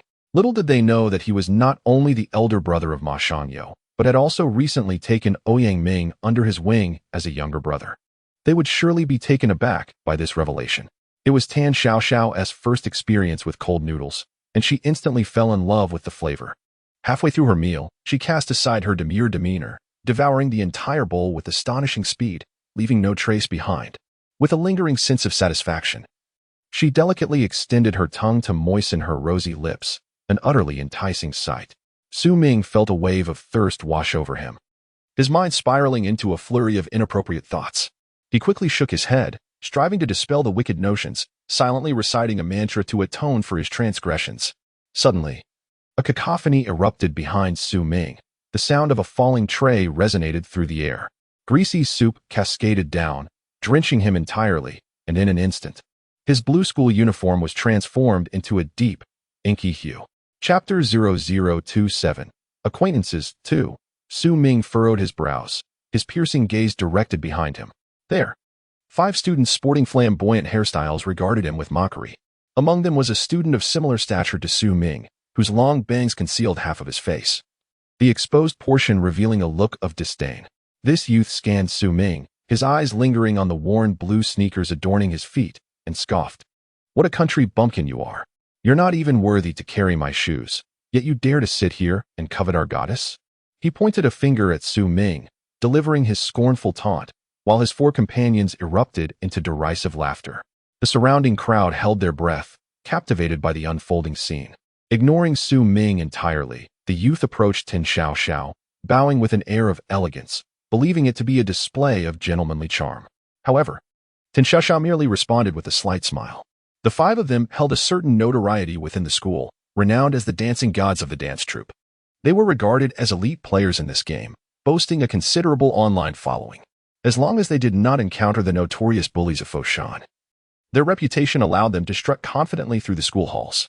Tin Xiaoxiao's gaze fell upon the embarrassed Su Ming, her expression laced with amusement as she observed him. Drenched in vegetable soup, she had been pondering how to deal with him, but to her surprise, someone had come to her aid so swiftly. A sense of delight surged within her. It seemed a spectacle was about to unfold. Su Ming's previously joyous demeanor was now disrupted by the group of unruly individuals behind him. Noticing the peculiar expression on Tan Xiaoxiao's face, he could surmise that she was eager to revel in his misfortune. Rising to his feet, he turned, arching an eyebrow, and a wry smile crept onto his lips. He waved his hand dismissively and said, "Since you've sullied my school uniform, I would appreciate it if you could clean it for me. Otherwise, I wouldn't mind wearing something else." How foul. Look at him, all filthy, like a wretched rat rummaging through a garbage bin. It's utterly disgusting. The voice belonged to a flamboyant young man standing behind Lu Hai, who delivered his cutting remarks with precision, likening Su Ming to a rat in a trash can, causing those around them to erupt in laughter.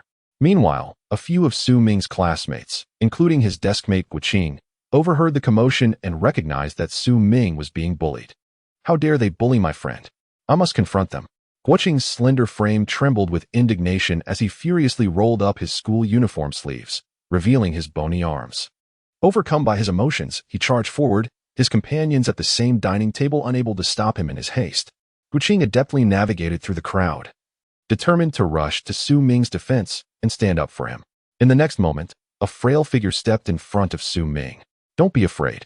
Minggu, with me here, these rascals wouldn't dare to harm you." At that moment, he had cast aside his fear, bolstered only by the fervor surging in his mind as he stood protectively before Su Ming. This act was fueled by gratitude, for Su Ming had come to his aid earlier that morning. Now, faced with Su Ming being bullied, he felt that enduring a beating was a small price to pay to repay this kindness. Su Ming gazed at the diminutive figure before him, momentarily taken aback, and felt a swell of appreciation. Indeed, this newly forged friendship was not in vain.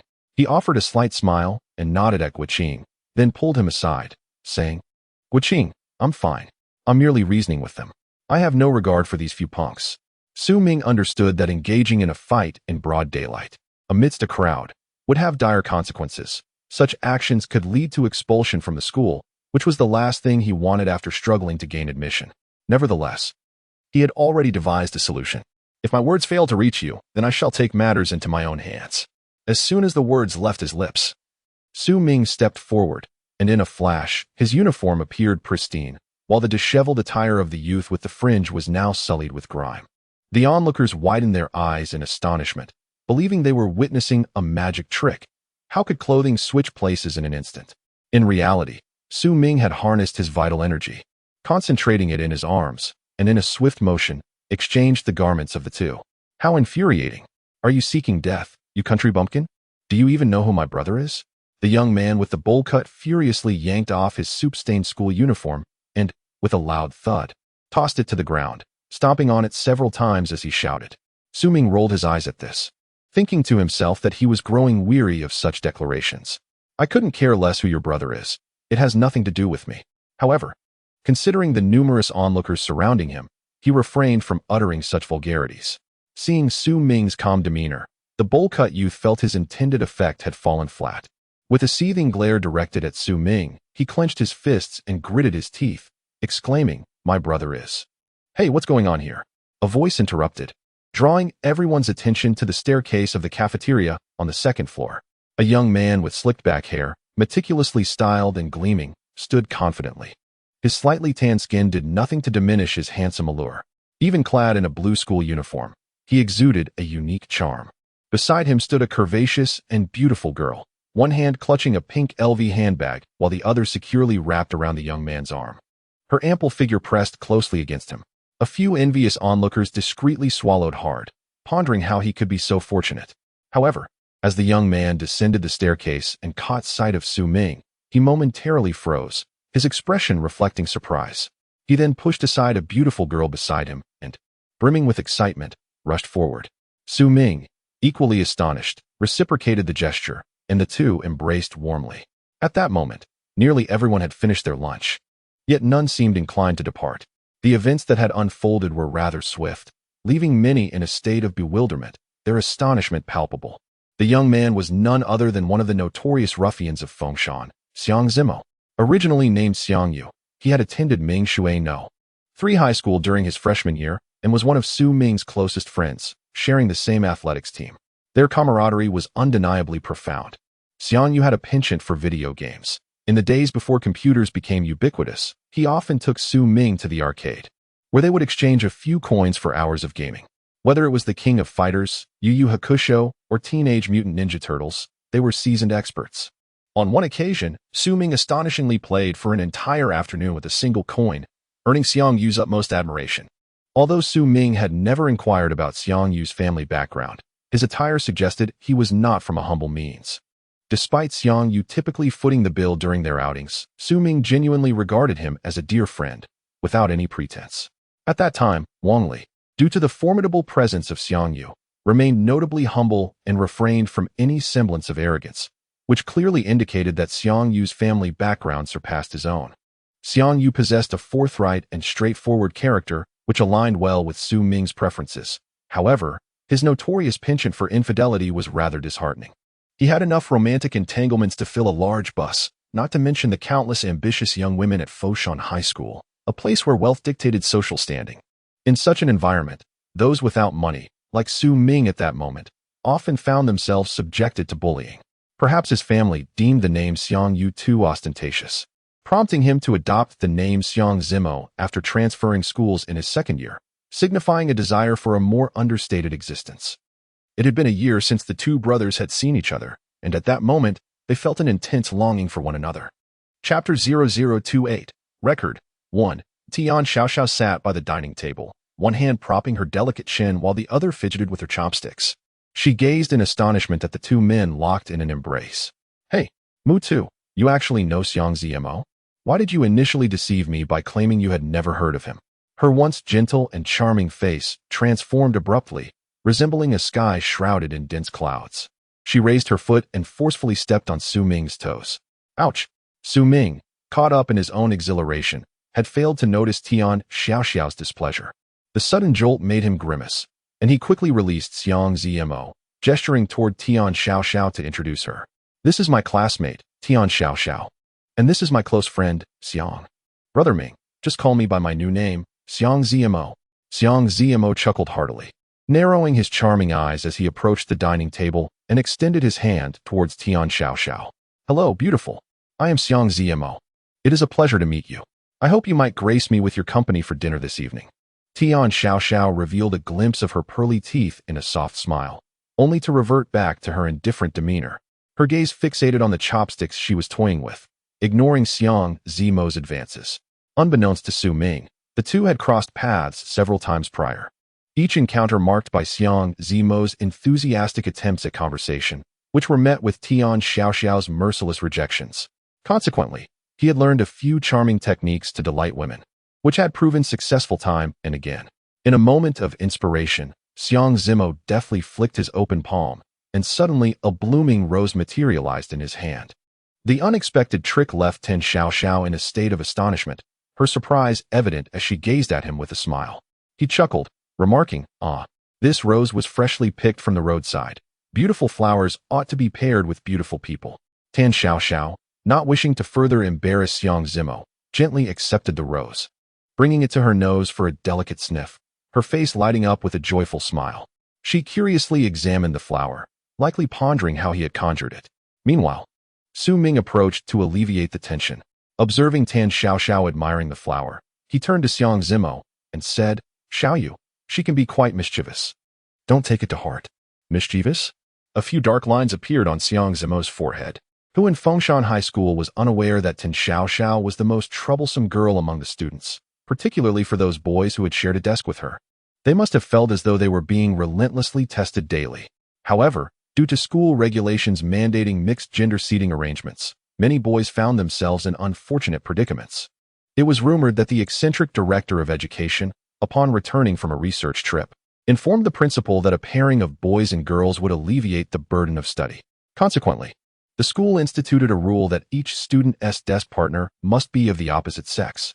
In practice, this arrangement seemed to spark a newfound competitive spirit between male and female classmates, yielding surprisingly positive results. Xiang Zimo couldn't help but admire Su Ming's capacity for endurance. As Tan Xiaoxiao's desk mate, he had yet to reach the fabled depths of despair. Given the circumstances, it appeared they had even shared a meal together. Truly, Ming Gu was impressive, as his reputation suggested. With a sweeping glance around, Xiang Zimo reached this conclusion. What brings you here? Xiang Zimo inquired, raising an eyebrow as he regarded the 5 individuals with a distinctive style.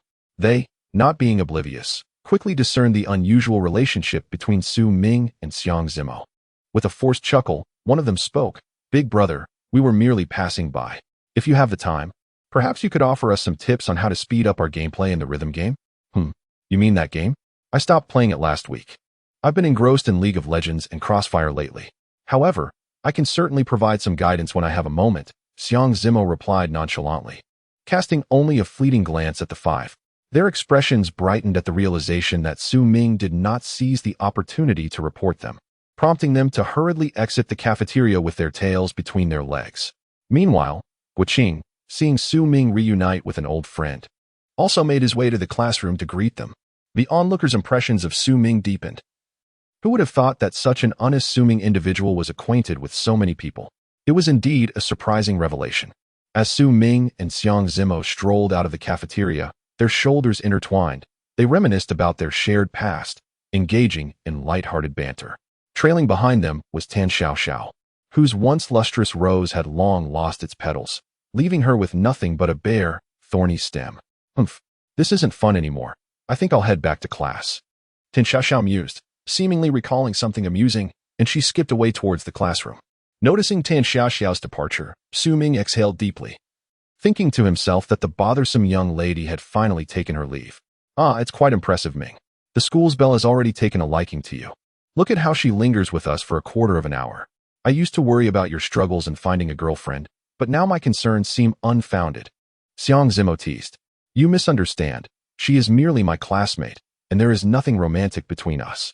However, it has indeed been a year since we last met. And I have missed you, Su Ming replied, patting his shoulder, revealing his genuine sentiment through his tone. Am I not here now? Are you afraid I'll vanish again? Alas, if it weren't for last year, I wouldn't have come here at all. Xiang Zimo gently tapped the back of Su Ming's hand on his shoulder, his gaze drifting into a distant reverie.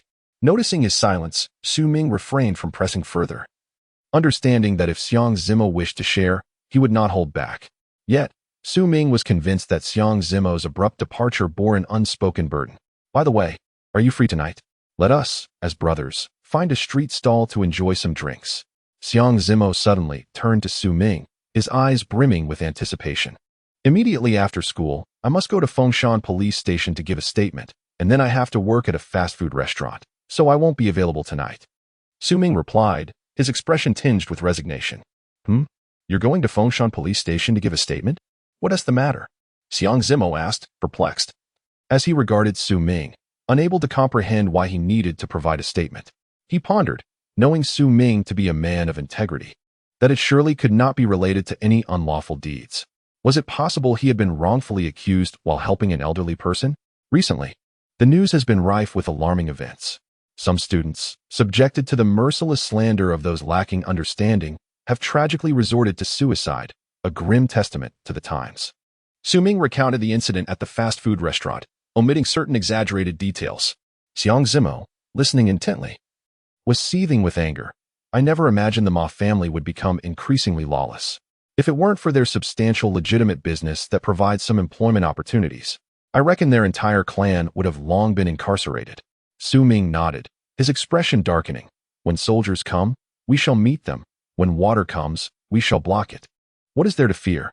Xiang Zimo patted his shoulder and laughed heartily. This is the Ming I know. He continued. I happen to be heading to the Fengshan police station tonight. Why don't I give you a ride? Su Ming was taken aback for a moment, then nodded, not inquiring about Xiang Zimo's intentions, as it was indeed convenient to have someone else take him, saving him time on the road. Chapter 29, Record 2, Brother Ming. I didn't realize you were acquainted with Xiangzi.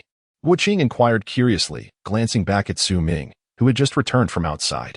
Yes, we have known each other for quite some time, though we haven't met in a year. I never expected to run into him today. It truly is an unexpected turn of events.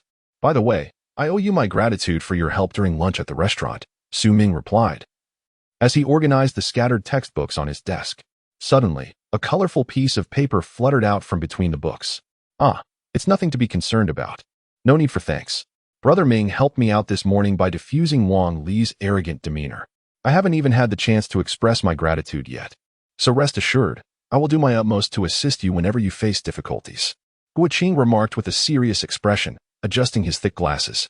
Su Ming nodded, then picked up the colorful paper to examine it.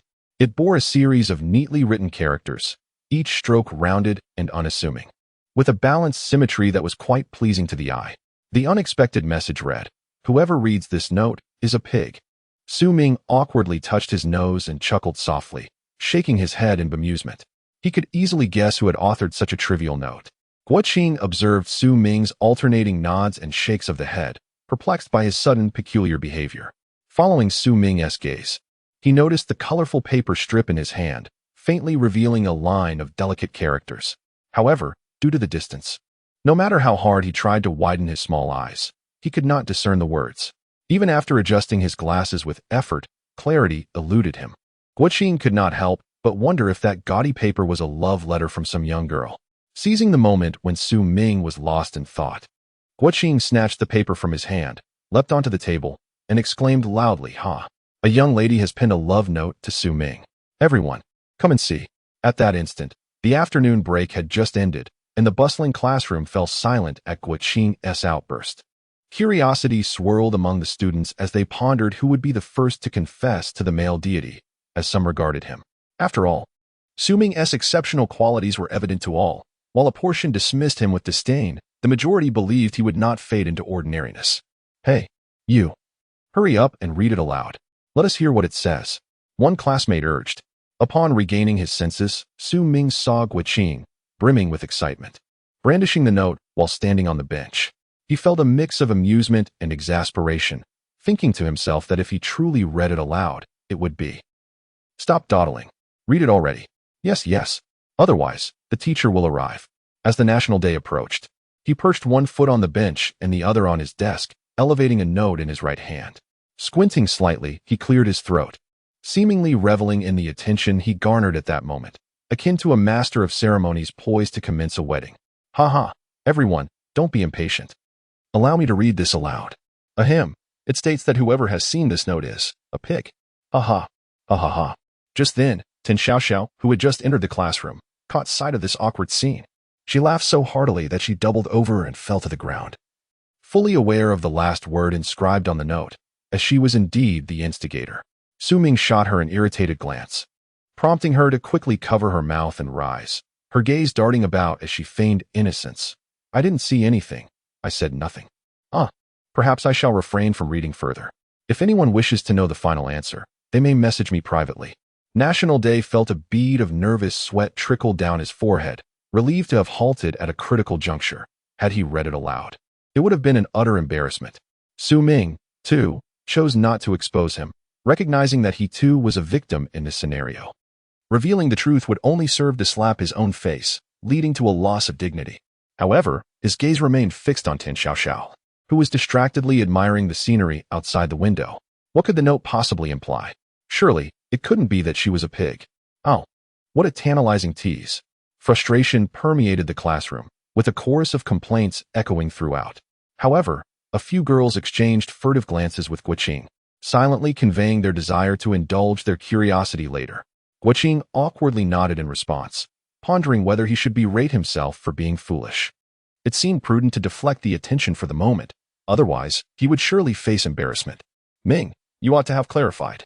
This was merely a deceptive note that nearly led to my humiliation in class," Wu Qing lamented as he leapt down from his seat, adjusting his spectacles. Su Ming raised his hands in innocent protest, explaining, "I had just finished reading and was still processing it when you snatched it away.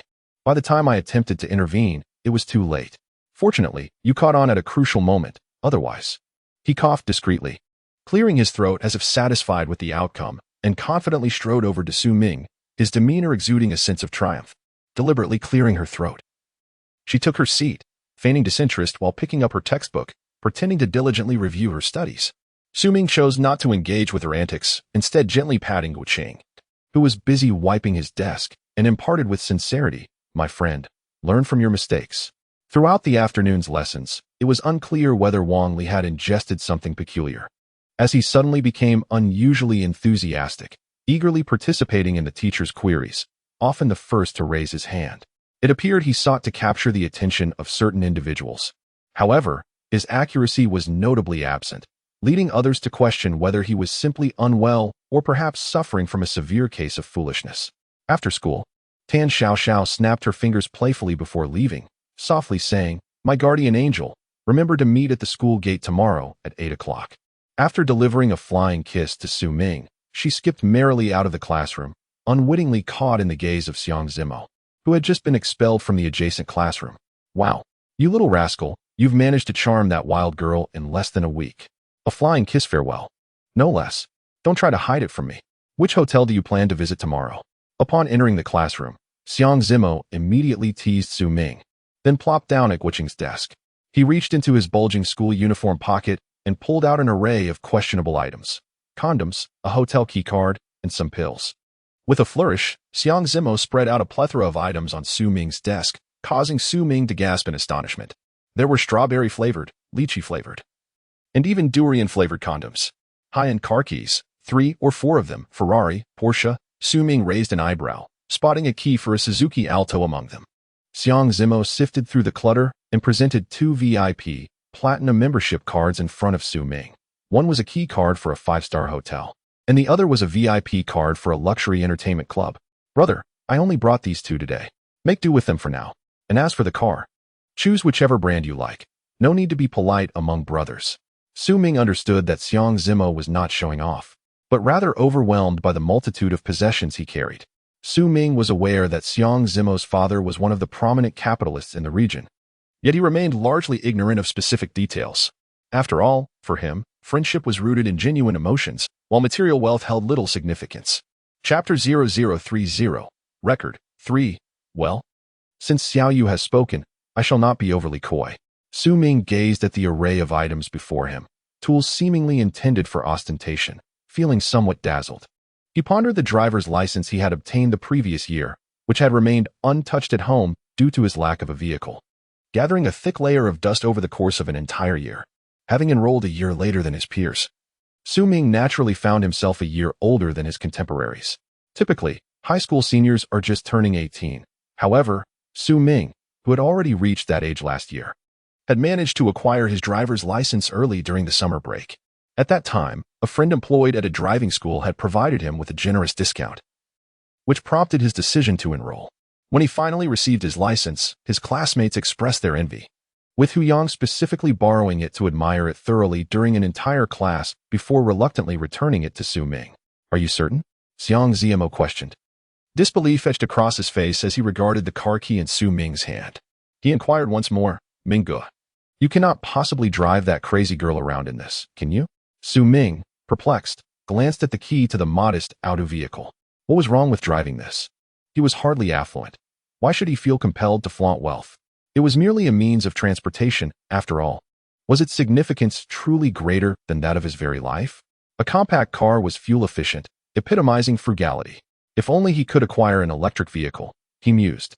Indeed, an electric car would be splendid. Su Ming nodded in agreement, recognizing its practicality and environmental benefits, as well as the potential savings on fuel costs. For him, functionality was the ultimate principle. Electric vehicles. Xiang Zimo gazed at the unsatisfied Su Ming, rolling his eyes in exasperation. If it were anyone else, they would be elated with joy. However, Su Ming was quite the opposite, leaving him utterly speechless. Mingge, don't you need anything else? Here, take this room card for any unforeseen circumstances." With a resolute expression, Xiang Zimo pressed the platinum VIP card of a renowned 5-star hotel into Su Ming's hand. Seeing that he could not refuse, Su Ming accepted it reluctantly. "Mingge, it's getting late. We should hurry along. You still have to go to the fast food restaurant." Subsequently, Xiang Zimo gathered his assortment of dubious items and retreated to the restroom to don a sharply tailored suit. He emerged holding a compact men's bag, leaving Su Ming momentarily bewildered. Xiaoyu, don't you usually dislike dressing formally? Why the sudden switch to a suit? Su Ming inquired, observing the dashing Xiang Zimo before him. Clad in a suit, Xiang Zimo stood tall and upright, his impressive height of nearly 6 feet complemented by his handsome features, dramatically elevating his presence. He adjusted the white handkerchief peeking from his suit pocket, revealing a neat corner of white that exuded meticulousness. With a mysterious smile and a subtle curve of his lips, he replied, "Haha, it's a secret for now. I'll tell you later." The two then exited the school gate, where, having been dismissed for some time, an array of luxurious vehicles lined the street, each returning to their respective destinations, though a few modest cars remained parked in a nearby lot. "Behold, I have recently set my sights on the Audi S8 series. How about you take it for a spin, Ming?" Xiang Zimo suggested as he approached a sleek black Audi, gesturing towards it. Su Ming circled the vehicle, scrutinizing it closely, and remarked, "The specifications indicate a 5.2-liter displacement. This is the performance version of the A8. The V10 beneath the side mirror must signify the engine model, right? This 5.2-liter V10 FSI gasoline direct injection engine is derived from the 5.0-liter V10 foundation of the Lamborghini Gallardo, and it promises an exhilaratingly wild ride."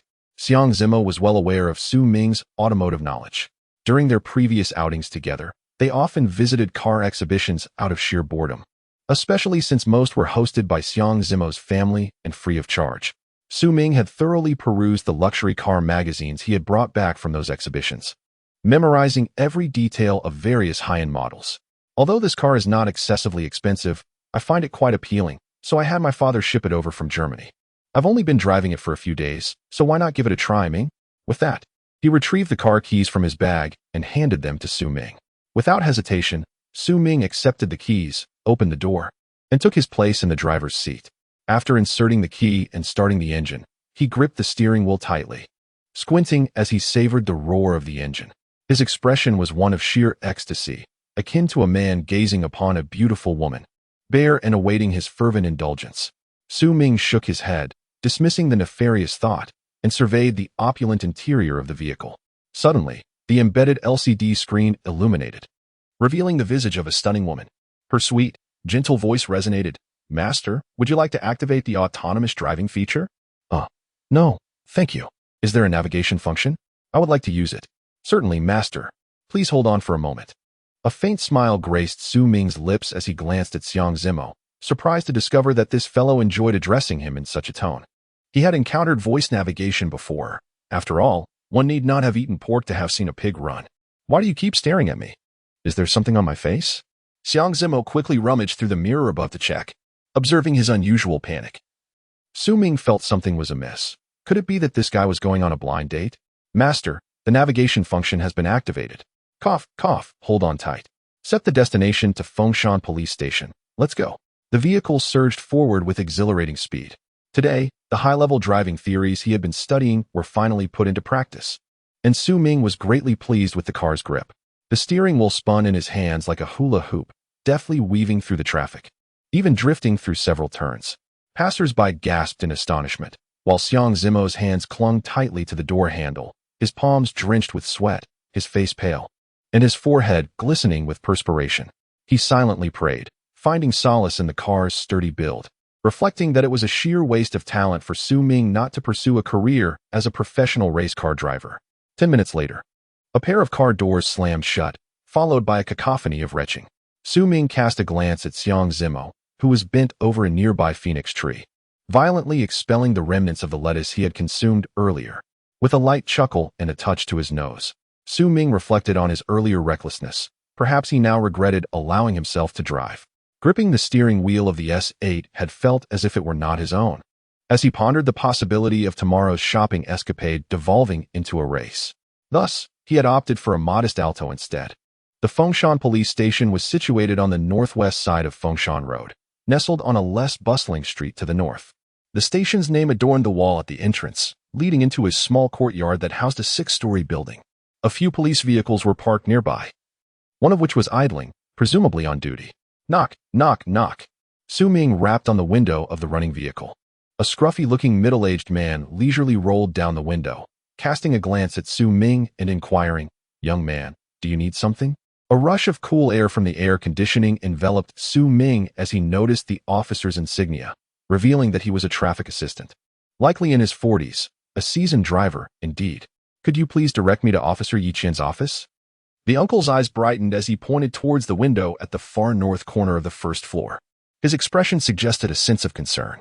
He continued, "Officer Yi is an exemplary police officer. Regardless of the magnitude of the case, she is always the first to charge forward upon receiving a call. Just the other day, a thief was caught red-handed and, in a fit of agitation, took a hostage with a dagger. The entire city's police force was mobilized for a standoff lasting a day and a night. Ultimately, it was unarmed Officer Yi who entered to deliver food, and she managed to subdue the criminal, earning commendation from the mayor." Su Ming glanced curiously at the window, surprised that such a foolish girl had achieved such honor. It was indeed unexpected. However, it was only she who would willingly engage in such perilous endeavors, truly brainless.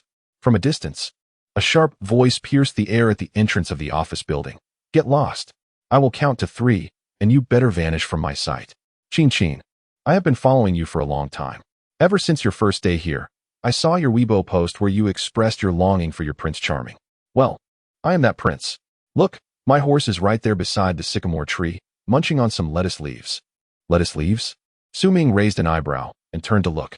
The figure of Xiang Zimo had long since disappeared from beside the sycamore tree, yet indeed, a horse was present, one of a white breed, nibbling on the remnants left by Xiang Zimo.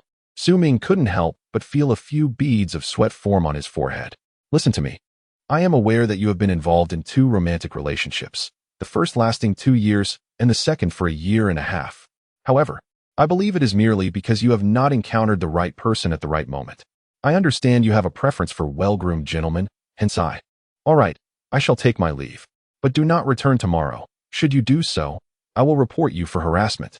And you, being a police officer, whom will you report to? Go away."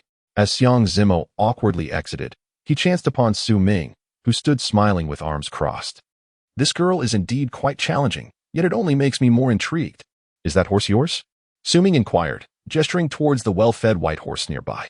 "Ah, I rented it from my subordinates," Xiang Zimo replied with a chuckle, quickly pulling Su Ming closer. "Brother Ming, when you're taking the statement later, please speak kindly on my behalf. My family has tasked me with winning over that girl, but I find her quite appealing, so this mission aligns perfectly with my desires. Rest assured, Xiaoyu's matters are my concerns as well. I shall certainly assist you." Su Ming clapped him on the shoulder, signaling his agreement. "Truly a brother. I must return now. I will have my subordinate bring your car shortly." With a flourish, he raised his hand in farewell and departed, as if the earlier incident had never occurred.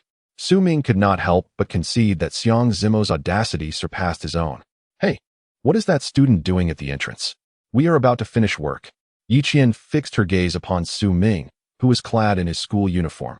However, he had his back turned to her, thus obscuring his face from view. I am here to take notes." Chapter 31. Hostage 1. "It's you." Yi Qian exclaimed excitedly, pointing at Su Ming. Lu Mei furrowed her brows in irritation at the sight of him, having just dealt with one bothersome young man, only to find another even more exasperating. She clenched her slender fingers into a fist, taking a step forward as if to unleash her fury upon Su Ming. However, with a deep exhale, she released her grip, calming herself internally. No, I'm at work. Why have I been so easily provoked lately? Breathe. Hearing Yi Qian's unfriendly tone behind him, Su Ming raised an eyebrow and turned to face her, his expression devoid of emotion. In a frigid tone, he remarked, "I never imagined that the so-called hero everyone speaks of would treat others in such a manner. I heard you were even commended by the mayor? Is this your version of serving the people?" Yi Qian was taken aback by Su Ming's retort. She had anticipated that upon stepping into her territory, he would temper his demeanor and swiftly apologize, perhaps even exchanging a few words of reproach to allow them both an easy way out. Instead, he had placed the blame squarely on her with his grand declaration of serving the people. Naturally, her pride made it difficult for her to accept this sudden turn of events. Her delicate face flushed crimson with indignation, her breath quickening as her shoulders rose and fell sharply. The uniform she wore constricted her ample bosom. causing it to rise and fall in a manner that made her question whether the measurements had been taken correctly. Su Ming's gaze inadvertently drifted to her generous figure. For as a young man, he was not immune to such allure. Yi Qian happened to catch a glimpse of Su Ming's unintentional gesture. In a moment of urgency, she took a deep breath and leaned forward slightly, causing Su Ming's gaze to become seemingly fixed upon her, rendering him momentarily immobile. Subsequently, Yi Qian awkwardly turned her back to Su Ming. Her delicate face appeared even more flushed, the contrast between her fair neck and rosy cheeks, along with her pink ears, rendered her irresistibly alluring. "Are you still staring? Keep looking, and I shall pluck your eyes out," Yi Qian exclaimed, her tone laced with fury. She paid no heed to Su Ming's previous remarks, feeling as though he were her nemesis. A mere action or word from him could incite her ire. She pondered how this rascal had managed to survive thus far. Had they shared the same school, she would undoubtedly have reprimanded him multiple times a day. Ahem. Aren't you supposed to finish your shift? Shouldn't you hasten to complete your notes and head home? Su Ming raised his chin, averting his gaze from Yi Qian. His tone softened slightly. Humph. I don't need your reminders. What I meant earlier was for the idle onlookers to leave promptly and not obstruct our departure. Yi Qian adjusted her demeanor, turning back to him, yet her expression remained stern, her cold eyes fixed upon his face. Su Ming awkwardly rubbed his nose, thinking to himself, well, I've inadvertently offended the shrew with a few careless words, and now I'll have to deal with the consequences in the notes. But as long as I'm not in dire straits, I suppose it's just a minor inconvenience. Humph. Were it not for my assistance to my colleague on duty today, I would not tolerate your tardiness. Stop dawdling and leave at once. Yi Qian pointed towards the office building when suddenly the pager on her shoulder buzzed. Maple Mountain District Command Center, calling 303. 303 received. The message continued. A brawl has erupted near number 2 Chuan Mountain Road. The caller reports approximately 6 male individuals, aged between 20 and 40. Please arrive at the scene within 5 minutes. 303 acknowledged. Upon hearing the directive, Yi Qian's lips curled into a smile, as if all her earlier irritation had dissipated. She felt a sense of satisfaction at being assigned a task. However, she pondered the recent unrest in that area. They had received no fewer than 5 calls in the past few days. It was high time to impose some order. Number 2 Chuan Mountain Road? Su Ming mumbled softly, recalling that it was near the fast food restaurant where he worked. Could it be that trouble had struck there once again? You go wait in my office for a moment. I'll complete my duties and return to take your statement. Dinner is on me. Yi Qian approached the already idling police car and turned back to Su Ming, instructing him to wait in the office. However, Su Ming appeared somewhat anxious upon hearing the location of the incident. He followed closely behind Yi Qian and said, I'll accompany you to take a look. Surely, the statement can be completed in 5 minutes, right? It's on the way to my workplace. If you find yourself overwhelmed, I could lend a hand, as my skills are not to be underestimated. It would also save you the cost of a meal. Yi Qian frowned slightly. Dealing with a minor brawl was a task she could easily handle alone. Did she truly need this fellow's assistance? Humph. It is indeed better to conclude matters swiftly and enjoy a sense of ease. A mere 5 minutes for the record will suffice, saving me the cost of a meal. Let us hasten and board the vehicle. Su Ming felt a twinge of excitement as he sat for the first time in such a police van. Having watched numerous crime dramas, he was stirred by the experience. Certain things are merely seen, but never truly encountered. As he surveyed the interior, he noted a substantial wooden table positioned centrally within the cabin, flanked by seats. At this moment, Su Ming sat face to face with Yi Qian, who was perusing a notebook. Buckle up. The driver, an older gentleman, activated the siren, shifted gears, and accelerated with remarkable agility, startling Su Ming in the back seat.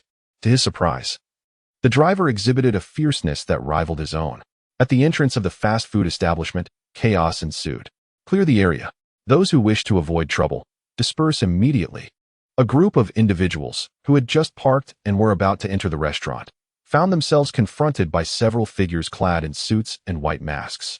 Their attire was impeccably formal, yet their eyes conveyed a menacing intensity as black clubs began to emerge from beneath their sleeves. The onlookers, sensing the hostility, quickly retreated to safety.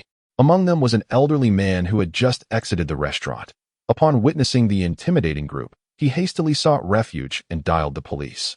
Leading the 6 was the very individual, Xiao Fong, who had been rendered unconscious by Su Ming the previous day.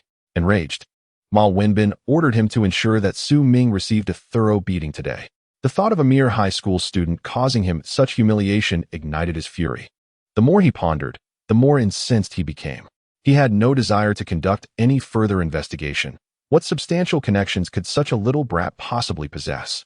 Issuing a command with the intent to sever a limb from Su Ming, Xiaofang assembled 4 initial stage experts and one who had just entered the mid-stage, totaling 6 individuals, all poised to thoroughly discipline the audacious youth.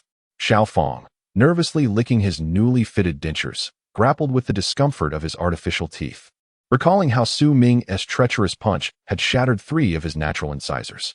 How would he ever find a partner now? Fortunately, Brother Ben had financed the dental work. Otherwise, his future would have been bleak.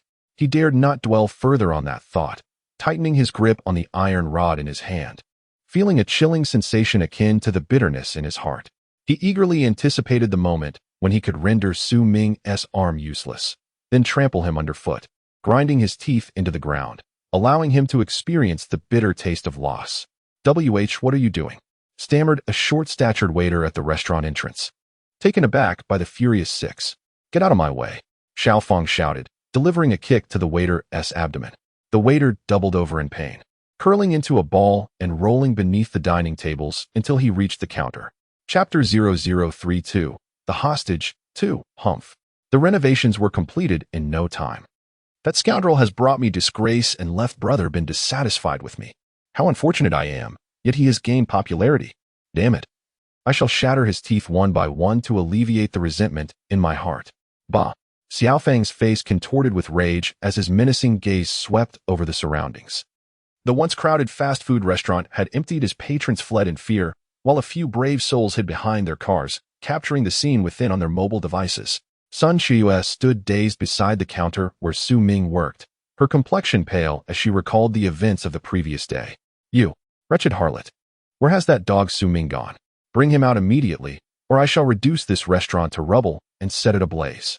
Then I will have you renovated." "Huh?" Xiaofang spat a thick loogie onto a nearby wooden bench and, with a nonchalant flourish, ground it underfoot, provoking a sense of revulsion in those who witnessed it. A girl beside the counter, frightened, tugged at Sun Qiu's sleeve and whispered, "Ching, you must find the boss lady. I will hold my ground here." "No. Li Jie should leave first. She has treated me kindly in the past, and I will not let her take the brunt of this for me." Sun Qiu bit down hard on her lip, summoning an unknown strength as she pulled the girl closer. With arms outstretched to shield her, she choked out, "I know where he is, but only if you ensure their safe departure. Otherwise, I will remain silent." Sun Qiu had only recently arrived, and Zhang Li had been assisting her. Zhang Li had been here for quite some time and wielded a certain authority. Xiaofang's expression darkened as he spat. "How dare a filthy wretch negotiate with me? Fine, let these worthless fools get lost. They're nothing but a hindrance. Sister Li, hurry and leave." Zhang Li, reluctant, glanced at Sun Qiu, gritted her teeth, and pulled the terrified waitress away as they exited the fast food restaurant. At that moment, only 7 of them remained inside, Xiaofang and his minions, along with the pale-faced Sun Qiu by the counter. With a careless motion, Xiaofang grabbed a wooden stool, propped his legs up, and impatiently glared at her, bellowing, "You filthy wretch. No one is here to interrupt. Hurry up and tell me where that scoundrel Su Ming is." Consumed by rage, Xiaofang had lost all sense of consequence. Knowing that their leader Ma Wenbin would handle any aftermath, all he needed to do was fulfill the task assigned by the boss. I truly do not know where he is." Sun Qiu's eyes reflected her fear, yet she occasionally cast her gaze outside, clinging to the hope that he would return to rescue her, which had emboldened her earlier. However, the moment she longed for had yet to arrive. "What? Do you dare deceive me? You filthy wretch, are you tired of living?" With a sudden outburst, Xiaofang leaped up and kicked over the table in front of him, sending plates crashing to the ground, shards scattering everywhere. In an instant, he appeared before Sun Qiu. With a soft thud, Sun Qiu gazed into his eyes, which seemed to emit sparks that left her breathless, as tears, no larger than a bean, trailed down her smooth cheeks, dampening the floor beneath her. Xiaofang seized a handful of Sun Qiu's hair, lifting her painfully, prompting her to struggle with both hands, scratching his arm in desperation. With a furious toss, Xiaofang flung Sun Qiu into the corner. Glancing at the wounds on his arm, he inhaled sharply and spat onto the ground, blood clinging to his lips, rendering his expression even more menacing. He was In Sun Qiuyu's eyes, a veritable demon. Outside, the crowd gasped in shock as they witnessed the unfolding drama. Meanwhile, the sound of police sirens drew nearer. Soon, a police van screeched to a halt at the entrance of the fast food restaurant. Yi Qian swung open the car door and turned to Su Ming, commanding, "You'd better not run off. Wait for me to finish here. I still need to speak with you, so stay put in the car." With a definitive slam, Yi Qian shut the door and rushed to gather information from the witnesses. Su Ming chuckled softly, shaking his head, then exited the vehicle, only to witness the chaotic scene inside the restaurant. He caught sight of Sun Qiuyu being yanked by her hair and thrown against the wall. "You wretched scoundrel! I should have dealt with you yesterday."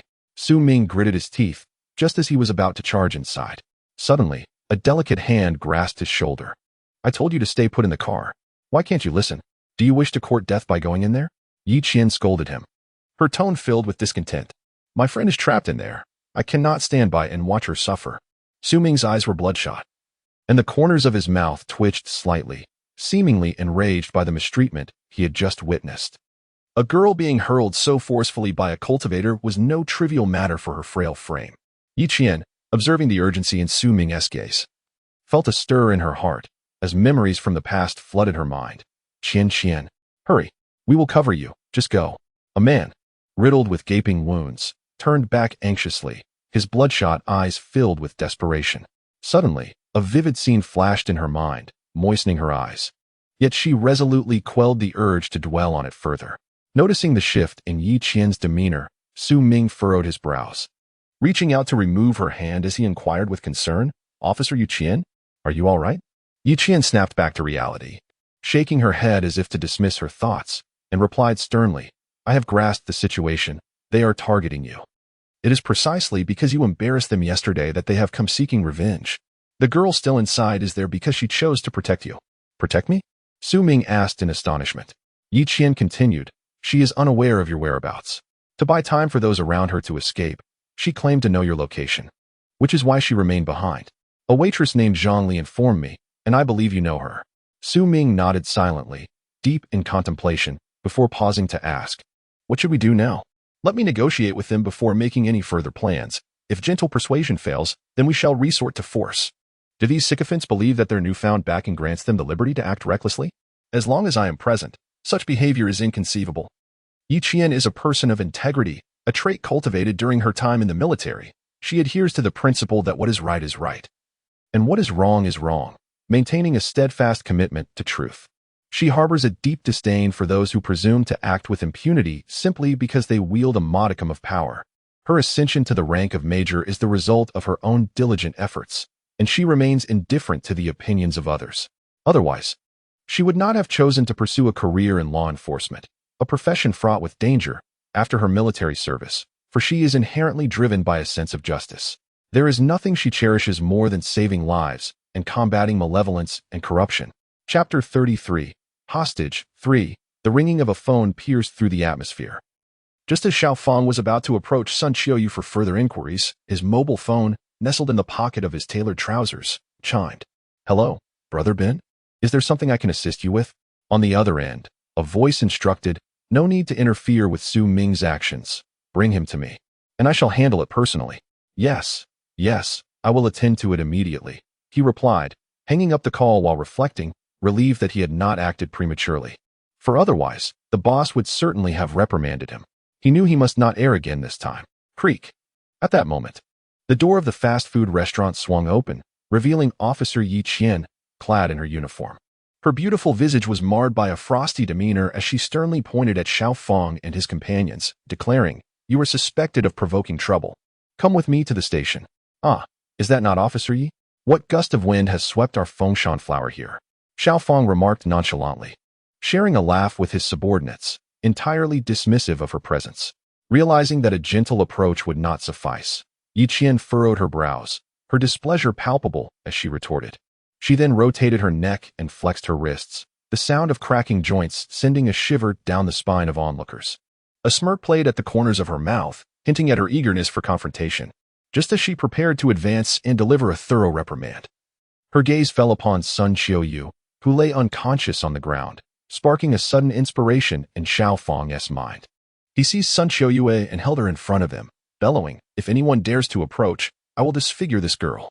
They were well aware of Yi Qian's abilities, as their family's intelligence network was not merely for show.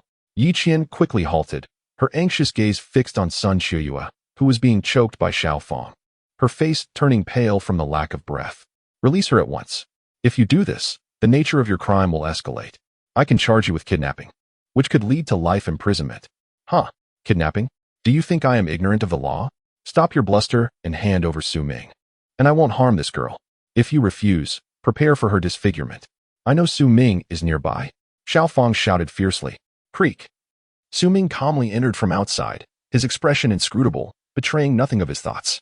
Yi Qian shot him an irritable glare, exclaiming, Have you lost your mind? What are you doing here?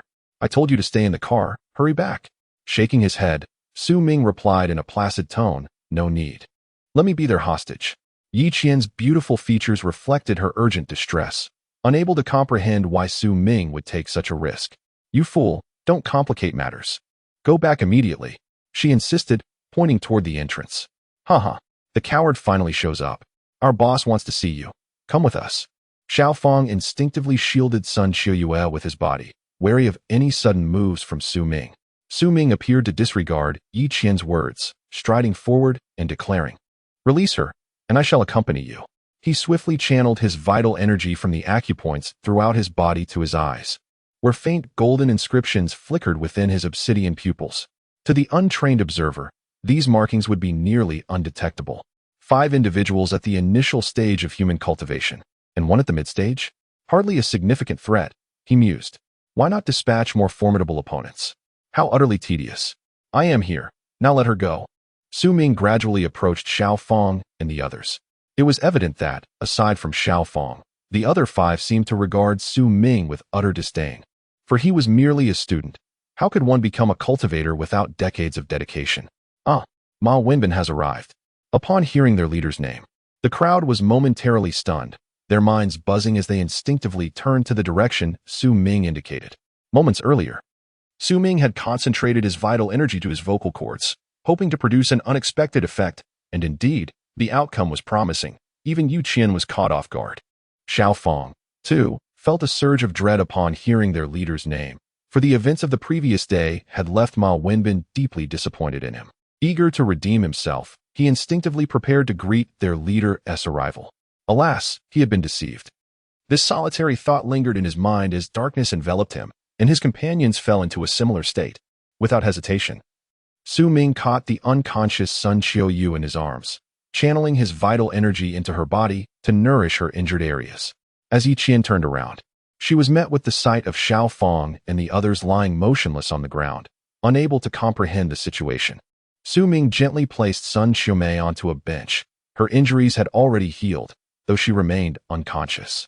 Yi Qian said, her beautiful eyes fixed on Su Ming, stuttering, What did you just do? Su Ming waved his hand dismissively, adopting an indifferent demeanor, and replied slowly, It was nothing. Just a little acupoint striking. Yi Qian's expression darkened in disbelief. Just a little acupoint striking? Have you been reading too many martial arts novels? He.S. just a child who hasn't even finished his books. How could he possibly know about acupoint striking? She pointed anxiously at Sun Qiuyue. By the way, her injuries must be quite severe. You should hurry and take her to the hospital. I can handle the rest. Unbeknownst to her, Su Ming had merely clenched his right hand, leaving his middle finger slightly protruding, and with a swift and precise application of force, he struck the Fochi acupoint at the back of their necks, causing all 6 of them to lose consciousness and collapse. Turning his attention back to them, he stepped on the dantian of each individual before leaving the perplexed Yi Qian behind, carrying Sun Qiuyue out of the fast food restaurant. Just before exiting, he glanced back and cautioned, Aren't you going to take care of them? They'll wake up in another quarter of an hour. Be careful not to let them go mad. Go mad? What does that even mean? Yi Qian pondered as she watched Su Ming's retreating figure, feeling an added layer of mystery about him. She murmured to herself, What an enigmatic little fellow. Wow. The male god has arrived. It seems he saved this girl. I saw it. I possess video evidence. Truly a courageous young man. Su Ming, however, remained oblivious to the adoring and appreciative gazes surrounding him. His mind consumed with thoughts of incapacitating the 6 individuals, believing that such a course of action would prevent any future recklessness. The immediate priority was to take Sun Xiuyue to the hospital for a thorough examination to ascertain if there were any lingering aftereffects or injuries that had gone unnoticed. For it was no trivial matter for an ordinary person to be hurled with such force by a practitioner. At this moment, merely 15 minutes had elapsed since the incident, and the crowd had yet to fully regain their composure. They witnessed a young man, reckless and brave, rush into the fray, only to emerge moments later cradling someone in his arms. Unbeknownst to Su Ming, a familiar figure nearby had recorded the entire episode with a video camera. It was Liu Yishou, who had previously extended an invitation to Su Ming. Distracted and flustered, Su Ming failed to notice him. Just as he was about to hail a taxi, a figure burst forth from the crowd. A look of concern etched across her face. "Is Qiuyue all right?"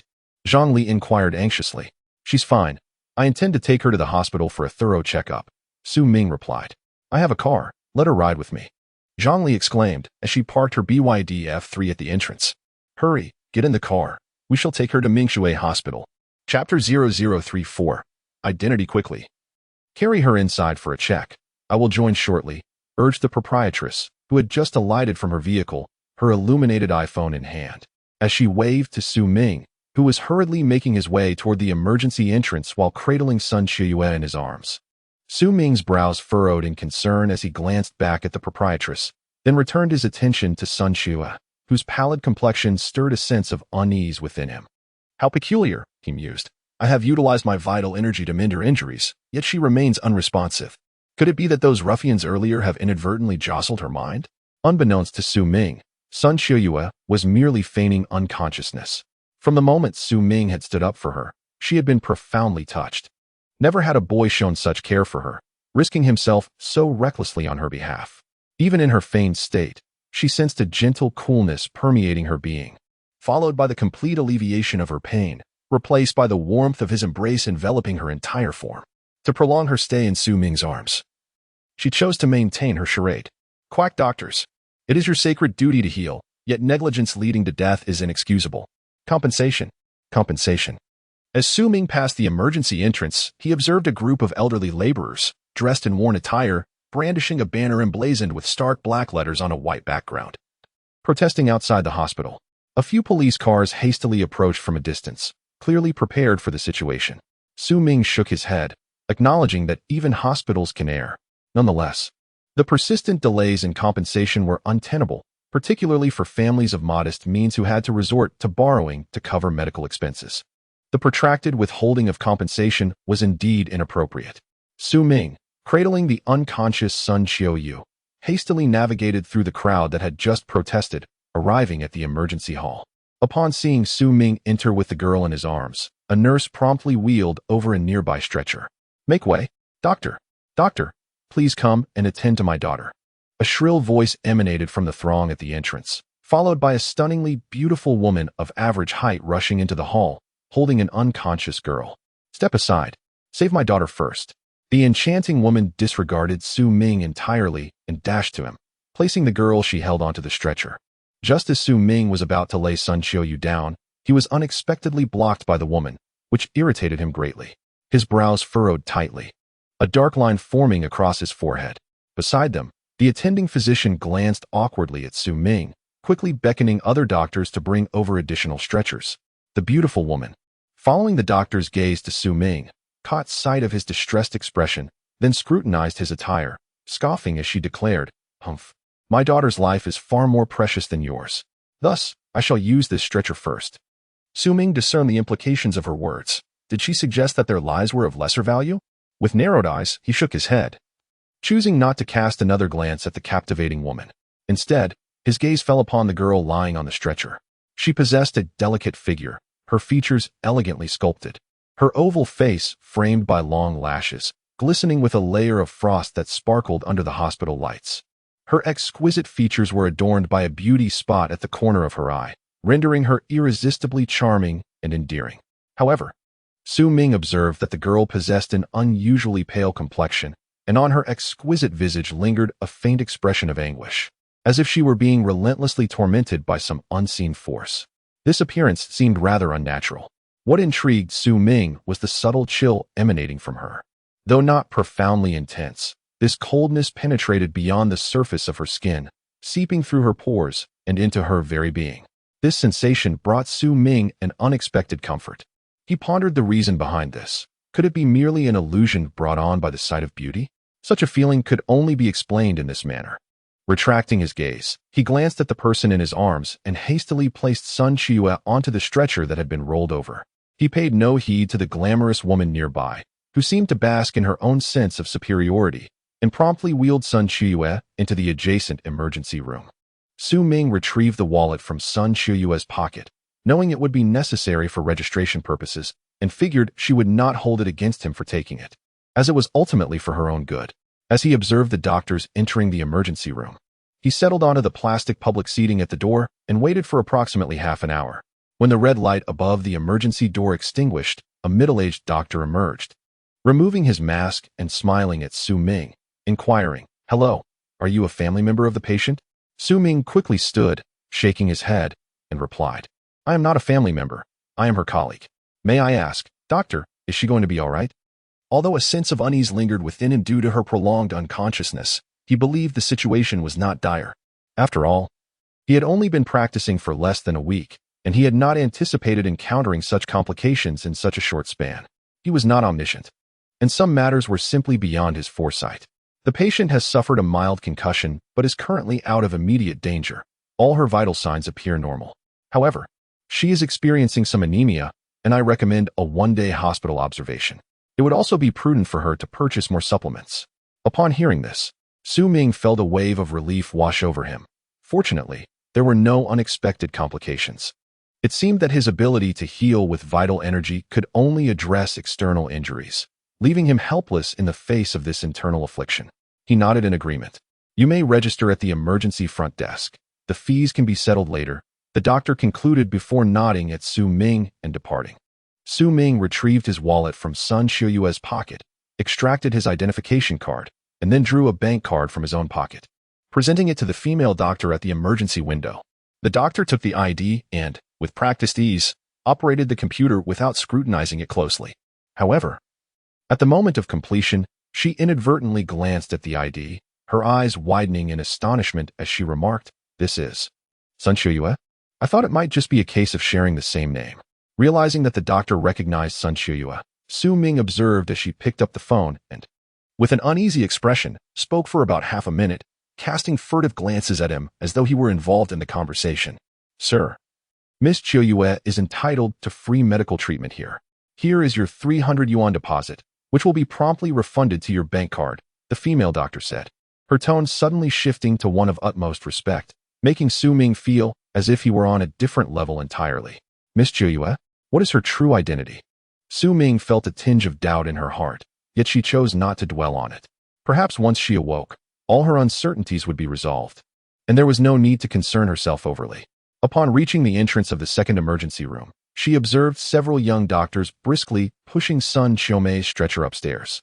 Su Ming followed closely behind, noting that the female doctor appeared to have everything arranged with a mere phone call. After ascending to the 5th floor via the elevator, she encountered a stunning woman in the hallway who was embroiled in a loud argument with a nurse. Su Ming shook her head and passed by, overhearing that the luxurious room originally designated for them had been assigned to someone else, much to the displeasure of the glamorous woman. Chapter 0035. The mutation. Su Ming followed the doctor pushing the stretcher down the corridor, arriving at a monitoring room beside the enchanting woman. He looked up at the door, which bore the words "Special Monitoring Room." Su Ming pondered, is there really a hierarchy even among monitoring rooms in a hospital? This was news to him. The realization that everything is categorized by status only intensified his yearning for power. Upon seeing that the doctor had wheeled Sun Qiuyue into the special monitoring room, the captivating woman suddenly appeared displeased. She directed her sharp words at the doctor with whom she had quarreled earlier, saying, "Why is it that even a lowly servant can enter the special monitoring room? Why are we relegated to a mere ordinary monitoring room? We have not skimped on our payments. Are you deliberately trying to provoke me, showcasing a despicable servant just to taunt us? Let me tell you, if my daughter's illness is not treated, I will hold you accountable. If anything happens to her, I will ensure your hospital is shut down." The doctor, with a forced smile, nodded in acquiescence, unwilling to counter the woman's tirade. However, Su Ming could no longer tolerate her disdainful attitude. He turned to the enchanting woman and coldly remarked, "Ignorant woman, This society is not swayed by your mere words. Your sense of superiority reveals a profound lack of upbringing. Doctor, perhaps you should enlighten her about Sun Qiuyu's true status. Su Ming observed the situation and sensed that every doctor in the hospital seemed to know Sun Qiyu, and not merely in a casual manner. There was an air of profound respect, as if she held a significant status. This prompted him to voice his doubts, which might serve to exert some pressure on that alluring woman. Status? What trivial status? Do you have any notion of my standing? It is unfathomable that one such as you, a mere servant, could be compared to me. You and your young girlfriend should hasten home. Do you not realize you have usurped my daughter's place? If you do not depart, I shall have you forcibly removed. The captivating woman glared at Su Ming, her tone aggressive. Please, do not quarrel. The Special Intensive Care Unit was arranged by the director, and I am not privy to further details. Moreover, your daughter's condition is deteriorating. Initially, we suspected poisoning, but despite subsequent treatments, there has been no sign of improvement. Rather, her condition has worsened, leaving us doctors at a loss. I recommend transferring her to another hospital, the physician stated apologetically. You are a doctor. How can you utter such? Suddenly, a tremendous crash resounded from the room adjacent to Sun Qiuyu's intensive care unit, where a television-like apparatus smashed through the glass door, hurtling straight towards the enchanting woman. Su Ming, taken aback by the unexpected commotion, found himself unable to react in time to save her. Smack! Suddenly, a formidable shadow materialized before the enchanting woman. With a swift motion, he effortlessly seized the instrument, astonishing Su Ming with his speed, which surpassed his own by more than double. Su Ming deduced that this individual was undoubtedly a practitioner, and of a rank far superior to his own. As the figure fully emerged, revealing a short-haired, square-faced man with a serious demeanor, the incongruity of his sunglasses struck Su Ming as particularly odd. He felt a wave of surprise. He had encountered this middle-aged man just a few days prior in the office of the Director of Education. At that time, he had found the man peculiar, especially when he unexpectedly praised him upon departing. Su Ming, we meet again, the middle-aged man said, a subtle smile playing at the corners of his mouth, dispelling the initial seriousness from his expression. This left Su Ming with a strange feeling. Perhaps he had inquired about his name from the director. Yet the man's enigmatic smile rendered his thoughts inscrutable. Hello, it appears we meet once more, Su Ming replied, maintaining a stoic expression as he nodded towards the middle-aged man. Do you two know each other? Exclaimed the beautiful woman, snapping back from her earlier alarm, seemingly oblivious to the danger that had just transpired. With a piercing scream, she rushed into the monitoring room where the explosion had just occurred, her face etched with concern. The room, once filled with a multitude of instruments, now lay in disarray, every device damaged beyond repair. A chill pervaded the air, with a delicate frost covering every inch of the space, transforming it into an icy chamber reminiscent of a freezer. The girl lay quietly on the bed, and from the scene, it appeared that she was at the epicenter of the recent explosion. A faint blue aura enveloped her, drifting like fine sand, seemingly protecting her. Hiss! So cold. The beautiful woman gasped, noticing the pallid complexion of the girl on the bed. Tears welled up in her eyes, quickly crystallizing into two icy droplets that fell to the ground. Just as she was about to rush to the girl's side, a strong arm seized her, warning her of the imminent danger. You mustn't touch her, the middle-aged man cautioned, his brow furrowed with concern as he regarded the unconscious girl. At the moment the beautiful woman entered, the flowing blue aura surrounding the girl abruptly transformed into a sharp sword. Had the middle-aged man not restrained her, an unfortunate incident might have occurred. Su Ming also stepped inside, the biting cold overwhelming him. He gradually circulated the vital energy stored within his meridians, allowing it to manifest on the surface of his skin to fend off the chill. His gaze fell upon the blue aura enveloping the girl, which suddenly morphed into a sword, aimed threateningly at the beautiful woman. The middle-aged man, Tan Yehua, is a key operative in a certain national military unit, holding the rank of a 4-star colonel and positioned at the regiment level.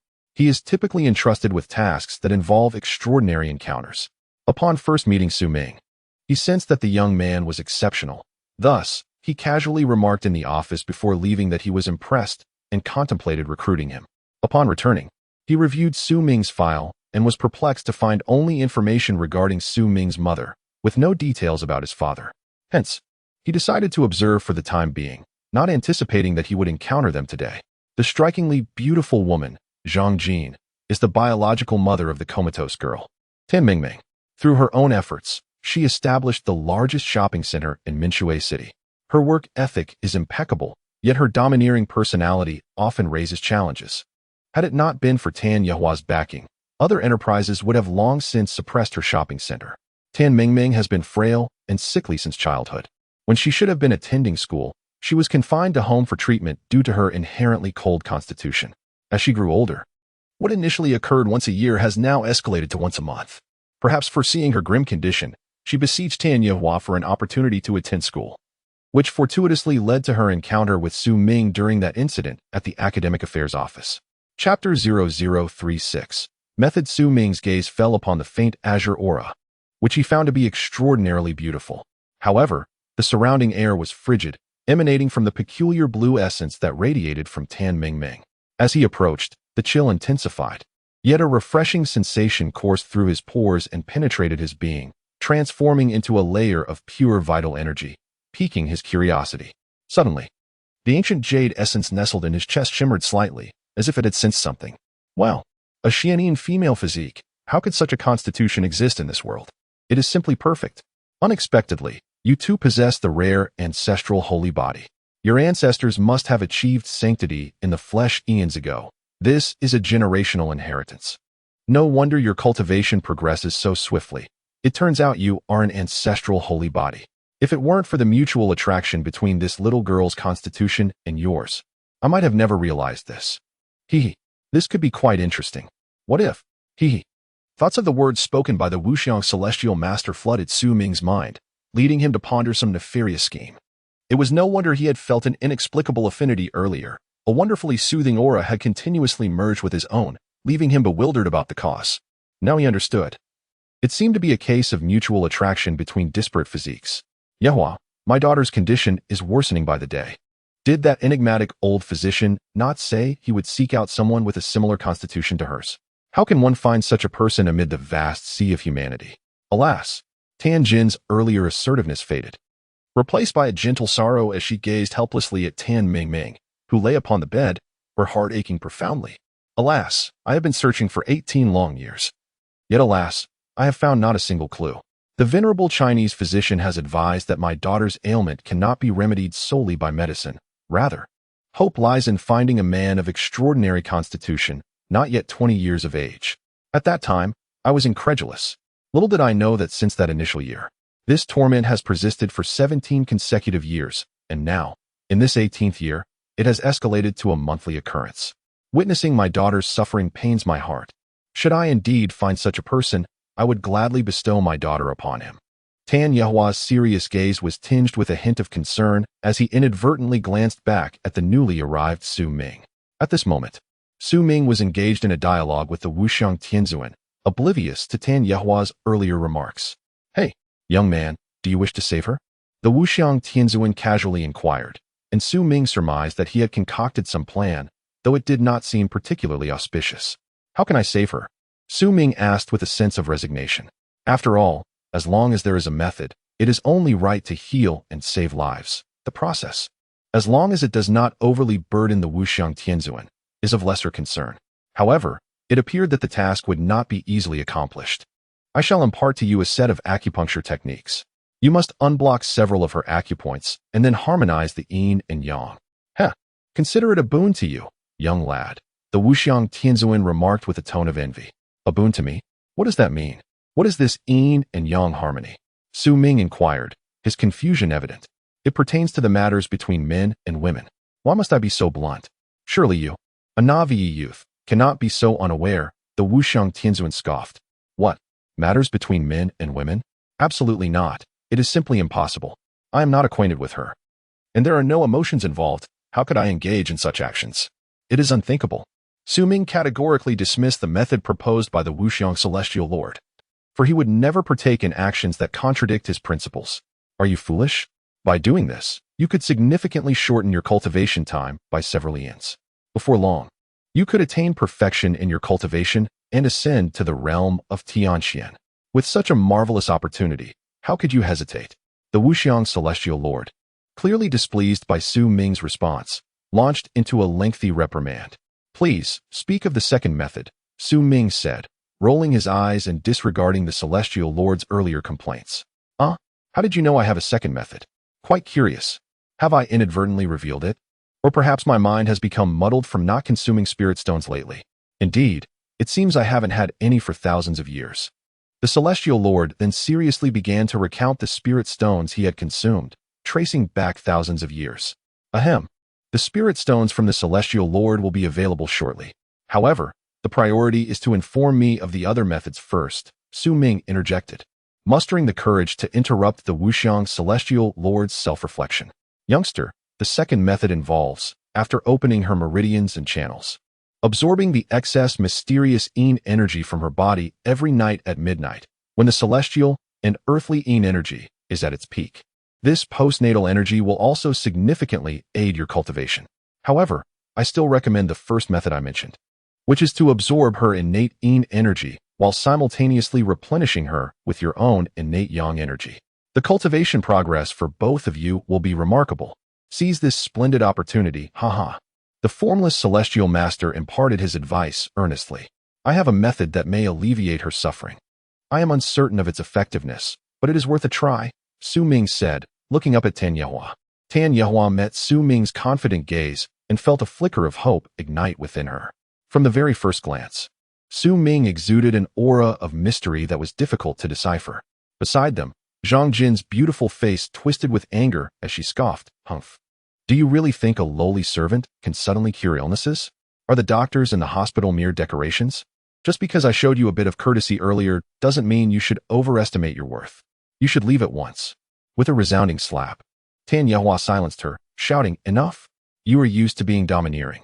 Do you have any idea how many enemies you have made outside? If I hadn't discreetly settled matters for you, your establishment would have closed long ago. If there is even a glimmer of hope, we must explore it.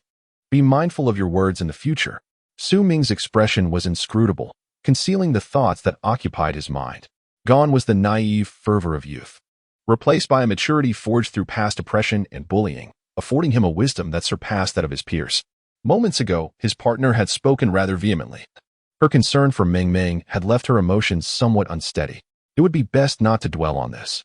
If you possess any insights or remedies, please share them, and we shall endeavor to implement them. Tan Yehua nodded with a polite smile. Su Ming refrained from superfluous dialogue, instead recounting the words of the Wuxiang heavenly sovereign, who had just imparted the art of acupuncture to him, now firmly etched in his memory. As for why Tan Yehua placed such unwavering trust in Su Ming, part of it stemmed from instinct honed over years of battlefield experience, where success often relied on an innate intuition. Additionally, he was drawn to the confidence reflected in Su Ming's eyes and the distinct manner in which he approached challenges, setting him apart from others of his age. Chapter 0037. Treatment. Tan Yehua expressed his astonishment. Are you suggesting the use of acupuncture to expel the icy energy from Ming Ming's body? Su Ming shifted his gaze towards Tan Ming Ming, mentally traversing the acupuncture techniques imparted to him by the Wuxiang Celestial Master. The method involved a gradual approach, penetrating the body from the outside in and from the top down, targeting each of the 720 acupuncture points. Among these, there are 36 major points, 72 central points, and 612 minor points. It requires the infusion of Dan fire into silver needles, which are then inserted into the 36 major points, connecting the breath of each needle through the body's meridians with the Dan fire. While the theory is straightforward, the execution is exceedingly challenging. Nevertheless, Su Ming possessed considerable confidence in his ability to manipulate true energy, though he felt somewhat unpracticed with Dan fire, having only recently developed his own. He had yet to put it into practice, which left him feeling somewhat uncertain. Are you afraid, my boy? Hee. Feeling bashful in the presence of a beauty? The Wuxiang Celestial Master reassured him with a confident pat on his chest, promising that he would not encounter any mishaps, urging him to proceed with his practice without worry. Su Ming, somewhat skeptical, decided not to dwell on it further. He nodded at Tan Yehua and said, "Indeed, this is the only method we can employ at this moment. Although I have another approach in mind, I am certain you would oppose it. So let us proceed with the method I just mentioned." He stepped closer to Tan Ming Ming, scrutinizing the peculiar blue light emanating from her, which subtly elicited a sense of comfort within him.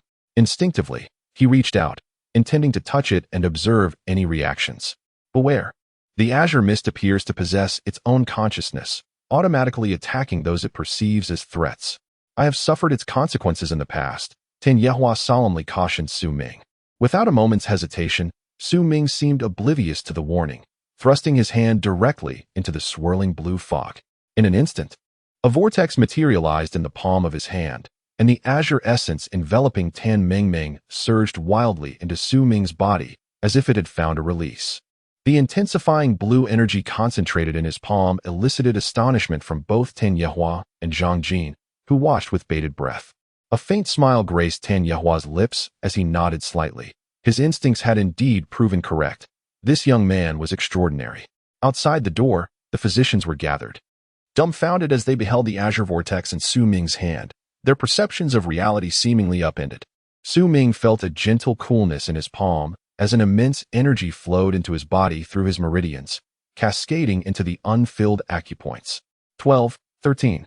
14. The energy continued to saturate until 30 acupoints were filled, at which point the blue essence in his hand began to wane. Su Ming exhaled in relief, marveling at how effortlessly he had enhanced his cultivation. Yet, he reminded himself to avoid becoming reliant on this method, lest it hinder his future practices. Observing the dissipating azure essence surrounding Tan Mingming, he called out to the physicians at the door, "Could you kindly bring me a set of silver needles for acupuncture?" In less than half a minute, a nurse brought in a set of silver needles. At that moment, an elderly man had just arrived via the elevator. His face etched with concern as he hurried towards the intensive care unit, followed respectfully by a physician. As they passed by, the doctor caught sight of Su Ming holding the silver needles with an unusually peculiar gesture. What? How could this young man possibly know the long-lost techniques of acupuncture? What is he intending to do?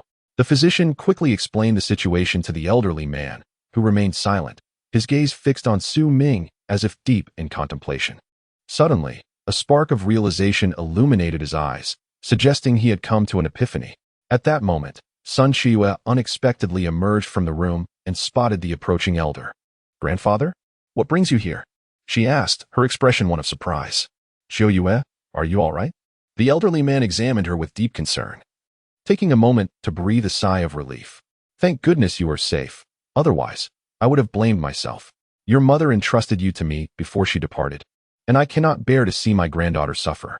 "Grandfather, I truly am fine," the doctor said. "With proper care, I will recover well. By the way, have you seen Su Ming?" Sun Shiyue had been waiting for quite a while, expecting Su Ming to come in and keep her company. However, after nearly an hour of waiting, she grew anxious due to the commotion she had just heard, fearing something unfortunate had befallen him, which prompted her to rush out to investigate. The elderly gentleman, Sun Xiaoming, is a renowned traditional Chinese medicine practitioner in the city of Shueisha. He operates a herbal medicine shop not far from Fengshan Middle School, attracting numerous individuals who travel from afar seeking his expertise. Those who have followed his prescriptions often experience significant improvements in their ailments. Word of his prowess has spread like wildfire. However, few are aware of the exact location of his pharmacy, as it is somewhat secluded and not situated in a bustling area.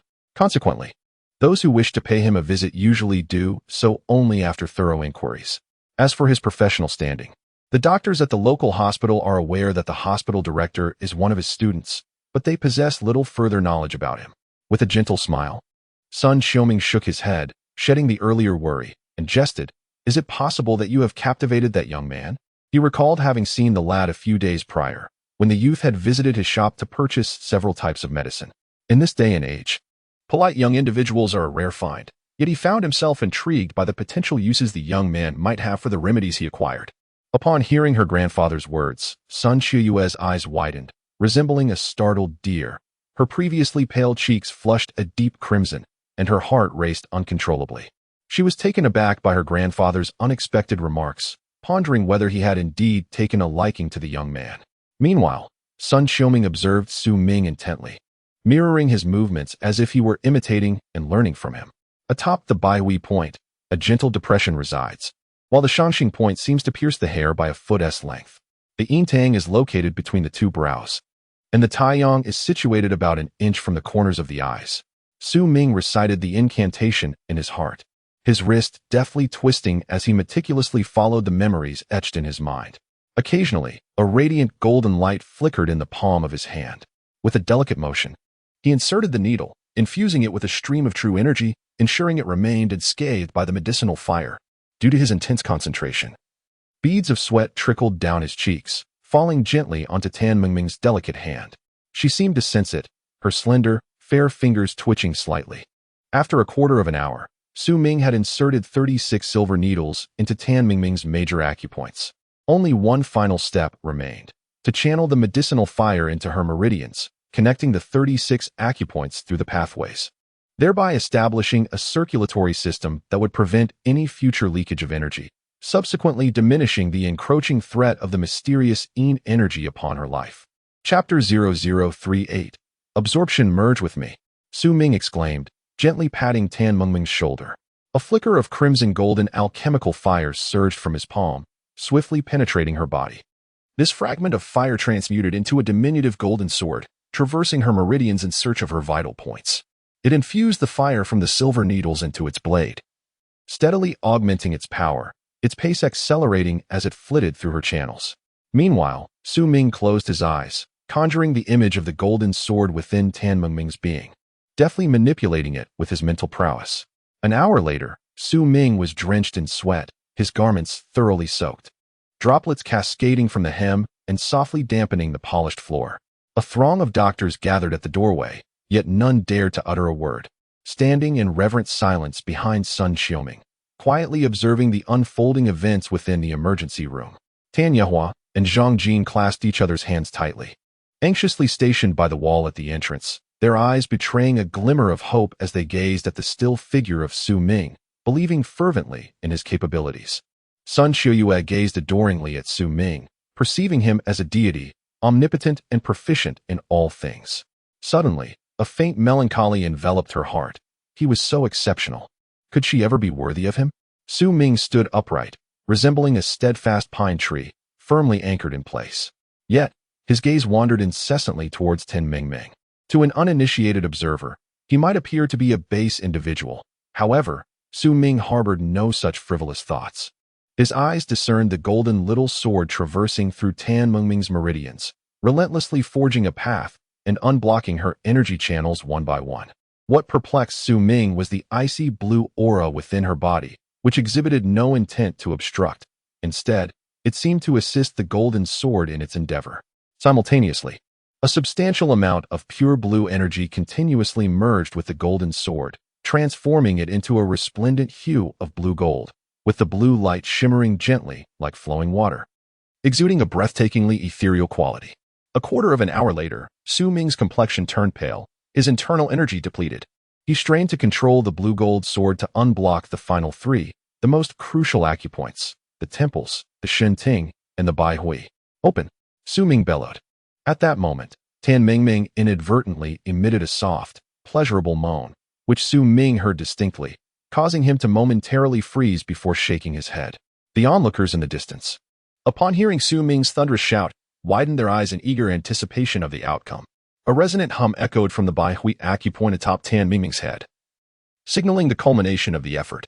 Su Ming, desiring to remain inconspicuous, discreetly summoned the azure golden small sword into his palm, where it effortlessly melded into his being.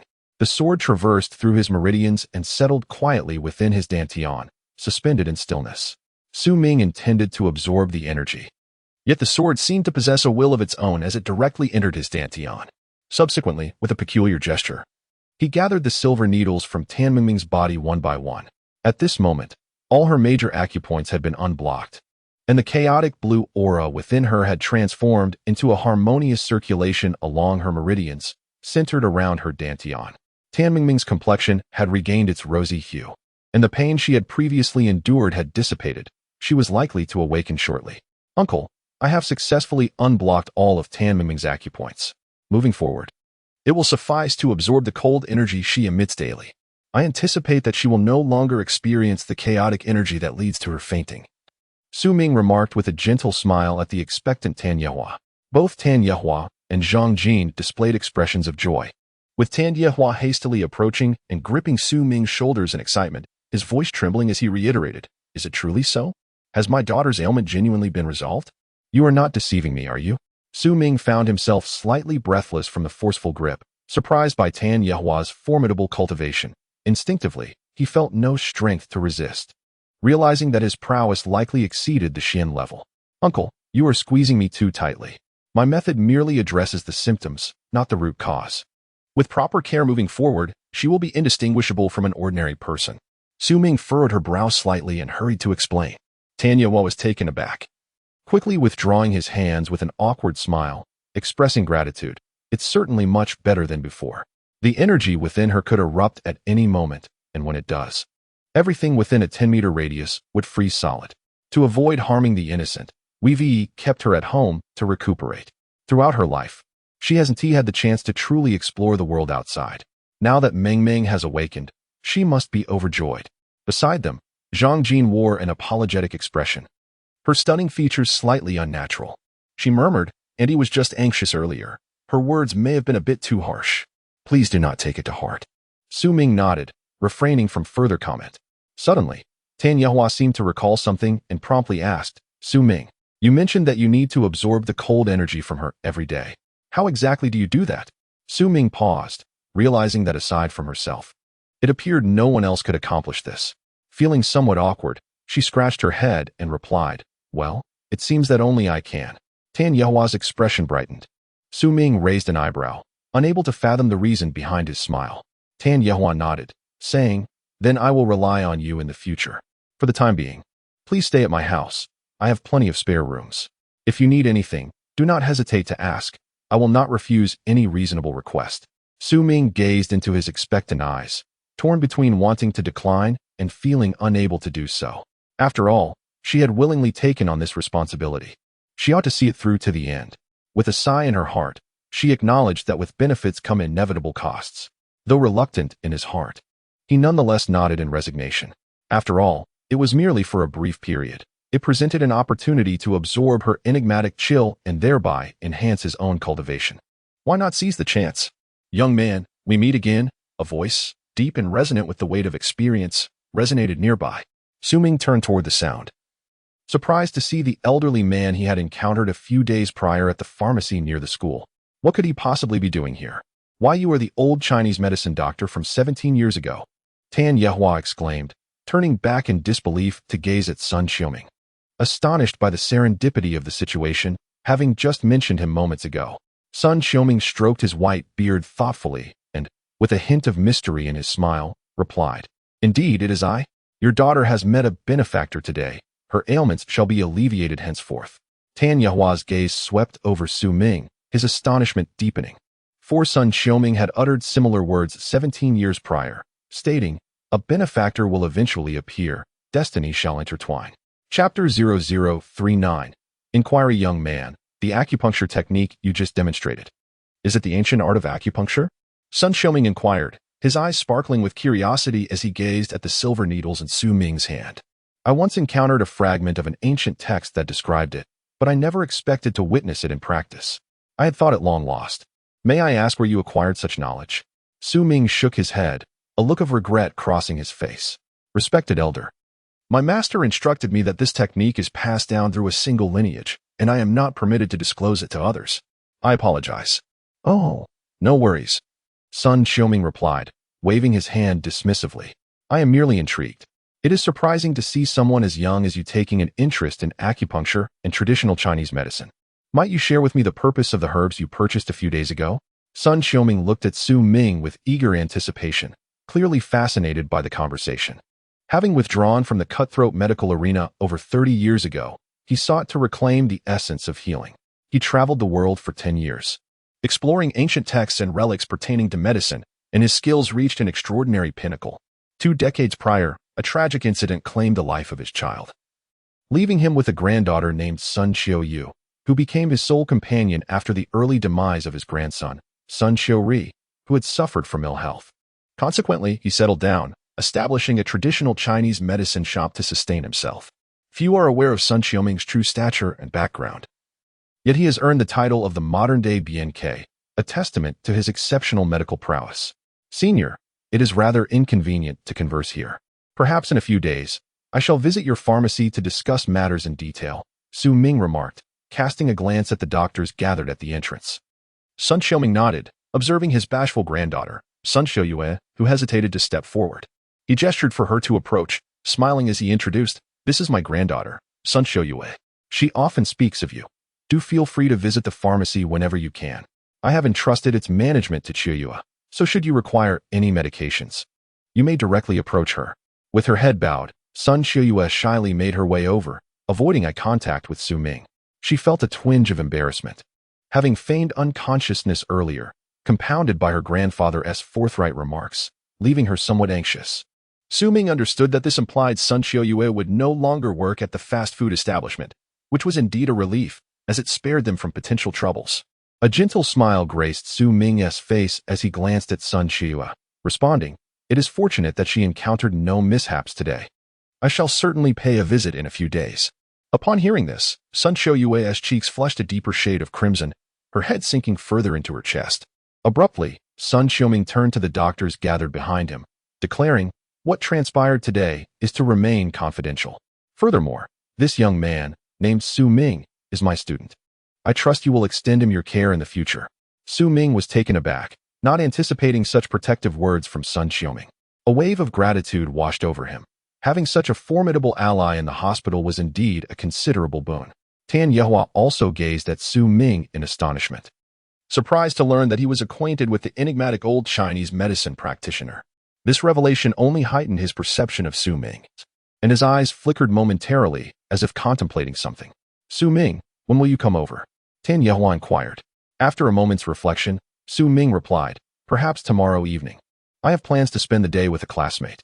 Tan Yehua then reached into his pocket and produced a card, using his ever-present pen to inscribe a series of characters before handing it to Su Ming. "This contains the address and my contact information. There should be someone at home. Just ask Aunt Zhang to prepare a room for you upon your arrival. I may arrive a bit later." Su Ming accepted the card and examined the neat, square script, which indeed reflected the character of its writer. Subsequently, Tan Yehua nodded to Su Ming and departed to discuss the matter of compensation with the doctor. After all, Tan Ming had caused extensive damage to the hospital's equipment, and the estimated reparations were likely to exceed $1 million. Given that this was a high-end intensive care unit filled with imported machinery, it was likely that the average person could not afford even a single piece without facing financial ruin. "Senior, it's getting late. I shall take my leave for now. I will visit again in a few days," Su Ming remarked, glancing at Sun Xiuyu. "I'm relieved to see you are well. The doctor mentioned you have anemia. Be sure to pay attention to your diet and consume more nutritious foods." Sun Xiuyu cast a furtive glance at Su Ming before hastily lowering her head, covering her flushed cheeks, wishing she could vanish into a crevice. With relatives just having visited and now facing such circumstances, her body had indeed endured considerable strain. Sun Xiuming smiled as he stroked his beard, shaking his head while observing Su Ming and Sun Qiyu. He had long since discerned his granddaughter's feelings, but it seemed Su Ming harbored no such intentions. With a sigh in his heart, he reflected that love cannot be forced, it is dictated by fate. He would assist his granddaughter as much as he could, yet his gaze became distant, as if reminiscing about the past. Meanwhile, Su Ming nodded and exited the intensive care unit, where a group of doctors clad in white coats were engaged in animated discussions. "This young man is actually a disciple of the esteemed Master Yao? Is he a direct disciple? No wonder he possesses such remarkable skills. Master Yao has a discerning eye. It seems we may witness the rise of a new star in the medical field." Su Ming couldn't help but smile slightly at their chatter, pondering. So that elder is known as Master Yao. He must be quite renowned. No wonder he recognized the acupuncture techniques imparted to me by the Wuxiang Tianzuan. Thankfully, he did not probe further. His assertion of being my mentor seems to be a protective gesture, shielding me from idle gossip and providing me with a formidable ally. Yet, I suspect he is also wary of losing talent, fearing my possible departure. Arriving at the emergency department's front desk, Su Ming glanced at the time and realized it was already 9 o'clock in the evening. He had spent 3 hours in the hospital. Upon stepping outside, he was touched to see Zhang Li waiting at the entrance. It was a pleasant surprise that she was still there at such a late hour. Noticing Su Ming's composed demeanor, Zhang Li felt a surge of relief. After all, given the incident at her fast food restaurant, it was a stroke of fortune that he was unharmed. She quickly approached him, asking, "Is Sun Qiyu all right? She is hospitalized tonight. Does she need my company?" Su Ming smiled and shook his head, approaching to say, "She is fine, just a slight concussion. Everything else is all right. Her grandfather will come to pick her up shortly, so there is no need for concern." Zhang Li nodded, feeling relieved. She glanced at Su Ming and remarked, "At this late hour, there must be no buses left. Allow me to drive you home. You reside in Mingshui District, correct?" Su Ming did not decline, as there truly were no transport options available at such a late hour, and the cost of a taxi was somewhat beyond his means. He nodded and replied, "My home is next to Mingshui No. 3 Middle School. I appreciate your kindness." "It's no trouble at all," Zhongli reassured him. "You have been such a tremendous help today. It is only fitting that I offer you a ride." Subsequently, Zhongli drove her BYD F3, escorting Su Ming back to his residence. Chapter 40. Out of awe upon returning home at 10 in the evening, Su Ming found his mother. Su Ming, deep in thought on the balcony, her chin resting on her hand. "Mother, I am back. Are you lost in contemplation again?" he inquired, observing her from the doorway, pondering whether she was once more preoccupied with that scoundrel who had abandoned their family. "Why have you returned so late? Who brought you back?" Su Ming glanced at the fading taillights of Zhang Li's car as she spoke. A fleeting thought crossed Su Ming's mind, and he quickly offered an explanation. "A colleague from the fast food restaurant gave me a ride home. Work was particularly hectic tonight, and since he had no car, he kindly dropped me off on his way." He then added, "By the way, I met a few classmates at school. One of them invited me to stay at his house for a few days, as it is quite close to the school, making it convenient for attending classes." Though he had not intended to fabricate a story, he felt compelled to shield his mother from worry. Thus he spun a tale that, while not entirely false, omitted many details. He suspected that he would soon forge a friendship with Tan Mingming and thought it best to mention it in advance. "All right, just be mindful of your behavior at your friend's house. We wouldn't want others to think you lack proper upbringing," Su Ming advised. "There's dinner prepared for you in the kitchen. Please heat it up yourself." With that, her gaze drifted back to the distant stars, her thoughts wandering into the infinite night. Su Ming withdrew his gaze, casting a glance at his tightly clenched fists. Gritting his teeth, he declared, "I must grow stronger. I will find that man, and I will make him regret his actions." After hastily consuming a light meal, he eagerly retreated to his room, settling cross-legged on his bed, entering a state of deep meditation. Within his line of sight, he beheld a small blue-golden sword floating at the dantian. This sword was composed of a peculiar energy, remarkably pure and devoid of any superfluous impurities. The gathered energy undulated gently, creating waves that rippled within the dantian through the sword's body. Vague, intricate inscriptions of ancient characters emerged on the sword, yet they were all identical. What Su Ming did not realize was that these ancient characters bore an uncanny resemblance to the crimson golden characters that had once dwelled in his heart, differing only in hue. Su Ming found himself perplexed. How could the painstakingly absorbed Xian energy transform into this form? "Heavenly Sovereign, are you present? May I inquire why I am unable to absorb this blue sword? What is happening? You young rascal, unaware of the fortune you possess. This sword is a manifestation of the immense energy formed by the confluence of extreme spiritual energy and yin-yang, far beyond your current level of comprehension. Wait until you reach the yellow stage to discuss it further. For now, you may continue to absorb the Xian energy from that little girl. But be cautious not to let your Dantian's extreme sword seize it. Otherwise, you shall be left staring in bewilderment." The voice of the Wuxiang Heavenly Sovereign resonated in Su Ming's mind, emanating from the ancient jade pendant hanging from his neck. It turned out that the energy was simply too pure for him to absorb at his current cultivation level. The yellow stage, you say? He had already reached the mid-stage of the human level, with all 36 major acupoints fully saturated and 30 of the 72 minor acupoints also filled. Just 42 more remained for him to ascend to the late human level, and that day was imminent. Haha. Su Ming laughed heartily, the ethereal white figure gently manifesting in his mind. He reached out to touch the silvery strands of hair on the ancient jade pendant. A slight smile gracing his lips as he declared, "Xianyu, await my arrival. I shall undoubtedly come." He then spent a sleepless night immersed in cultivation, successfully saturating 5 acupoints, and anticipated reaching the latter stage of the human realm in merely 3 days, barring any unforeseen circumstances. As the morning sun ascended, soft hues of dawn floated across the distant eastern sky. Su Ming inhaled deeply, drawing in the faintly shimmering purple aura that lingered in the air. The Wuxiang Tianzuan had once remarked that this was the innate vitality of the cosmos, capable of nourishing one's essence and fortifying one's foundation. A rare treasure of primordial energy. Upon completing his cultivation, Su Ming suddenly opened his eyes, a flash of golden crimson brilliance surging forth like lightning. His complexion appeared vibrant and healthy, his skin smooth and refined like warm jade, evoking envy in those who beheld him. Today, he had made plans to meet Tin Xiao for a day of leisure. He decided to head to school to await her arrival. He retrieved a key from his belongings, chuckling softly as he shook his head. After all, he had little money. A simple auto would suffice for transportation, without the need for extravagance. After enjoying the breakfast prepared by Su Ying, I bid farewell and, as usual, took the bus to the entrance of Fengshan Middle School. There, I noticed an incongruous blue Alto parked in a premium space. This particular Alto seemed somewhat different from those I typically encountered. Its streamlined design was more pronounced. A subtle smile crept across my face as I imagined how Tin Xiao would react upon seeing me arrive in such a vehicle today. It would surely irk her. And that brought me a sense of delight. She often vexed me, but now the tables had turned, and I couldn't help but feel a twinge of happiness. A luxurious Rolls-Royce pulled up in front of the school, its door opening halfway before it was abruptly closed again. I anticipated that Tin Xiao might emerge. But as I waited, no one appeared, and the door closed once more.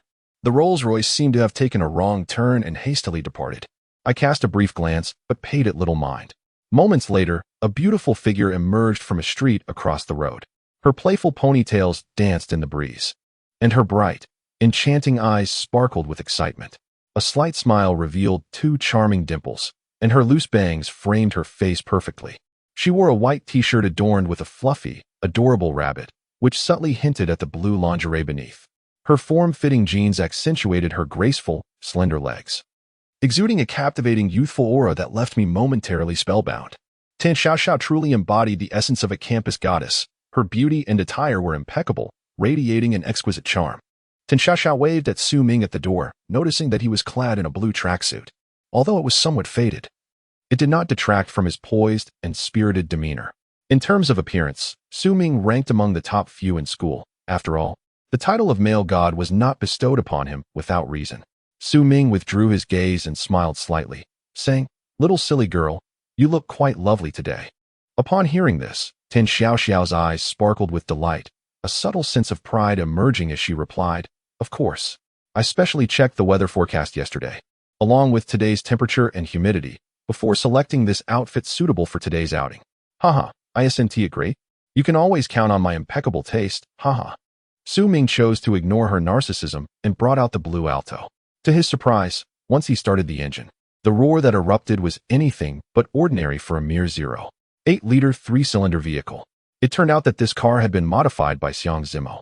The thunderous sound of the engine revealed it to be a V8 with an impressive displacement exceeding 4.0 liters. The deafening roar reverberated throughout the parking lot, akin to a wild beast unleashed. Tin Xiao was taken aback, astonished that Su Ming had arrived in an Alto, and her interest was immediately piqued. Chapter 41. The struggle of will. At this moment, it was already 8:30 in the morning, the designated hour for work. Inside the interrogation room of the Fengshan police station, Ma Wenbin's subordinate, Xiao Fong, and his companions, after receiving only rudimentary treatment for their injuries, were handcuffed to a locked chair, their heads drooping in a despondent manner as if they had endured torment throughout the night. "What's the matter?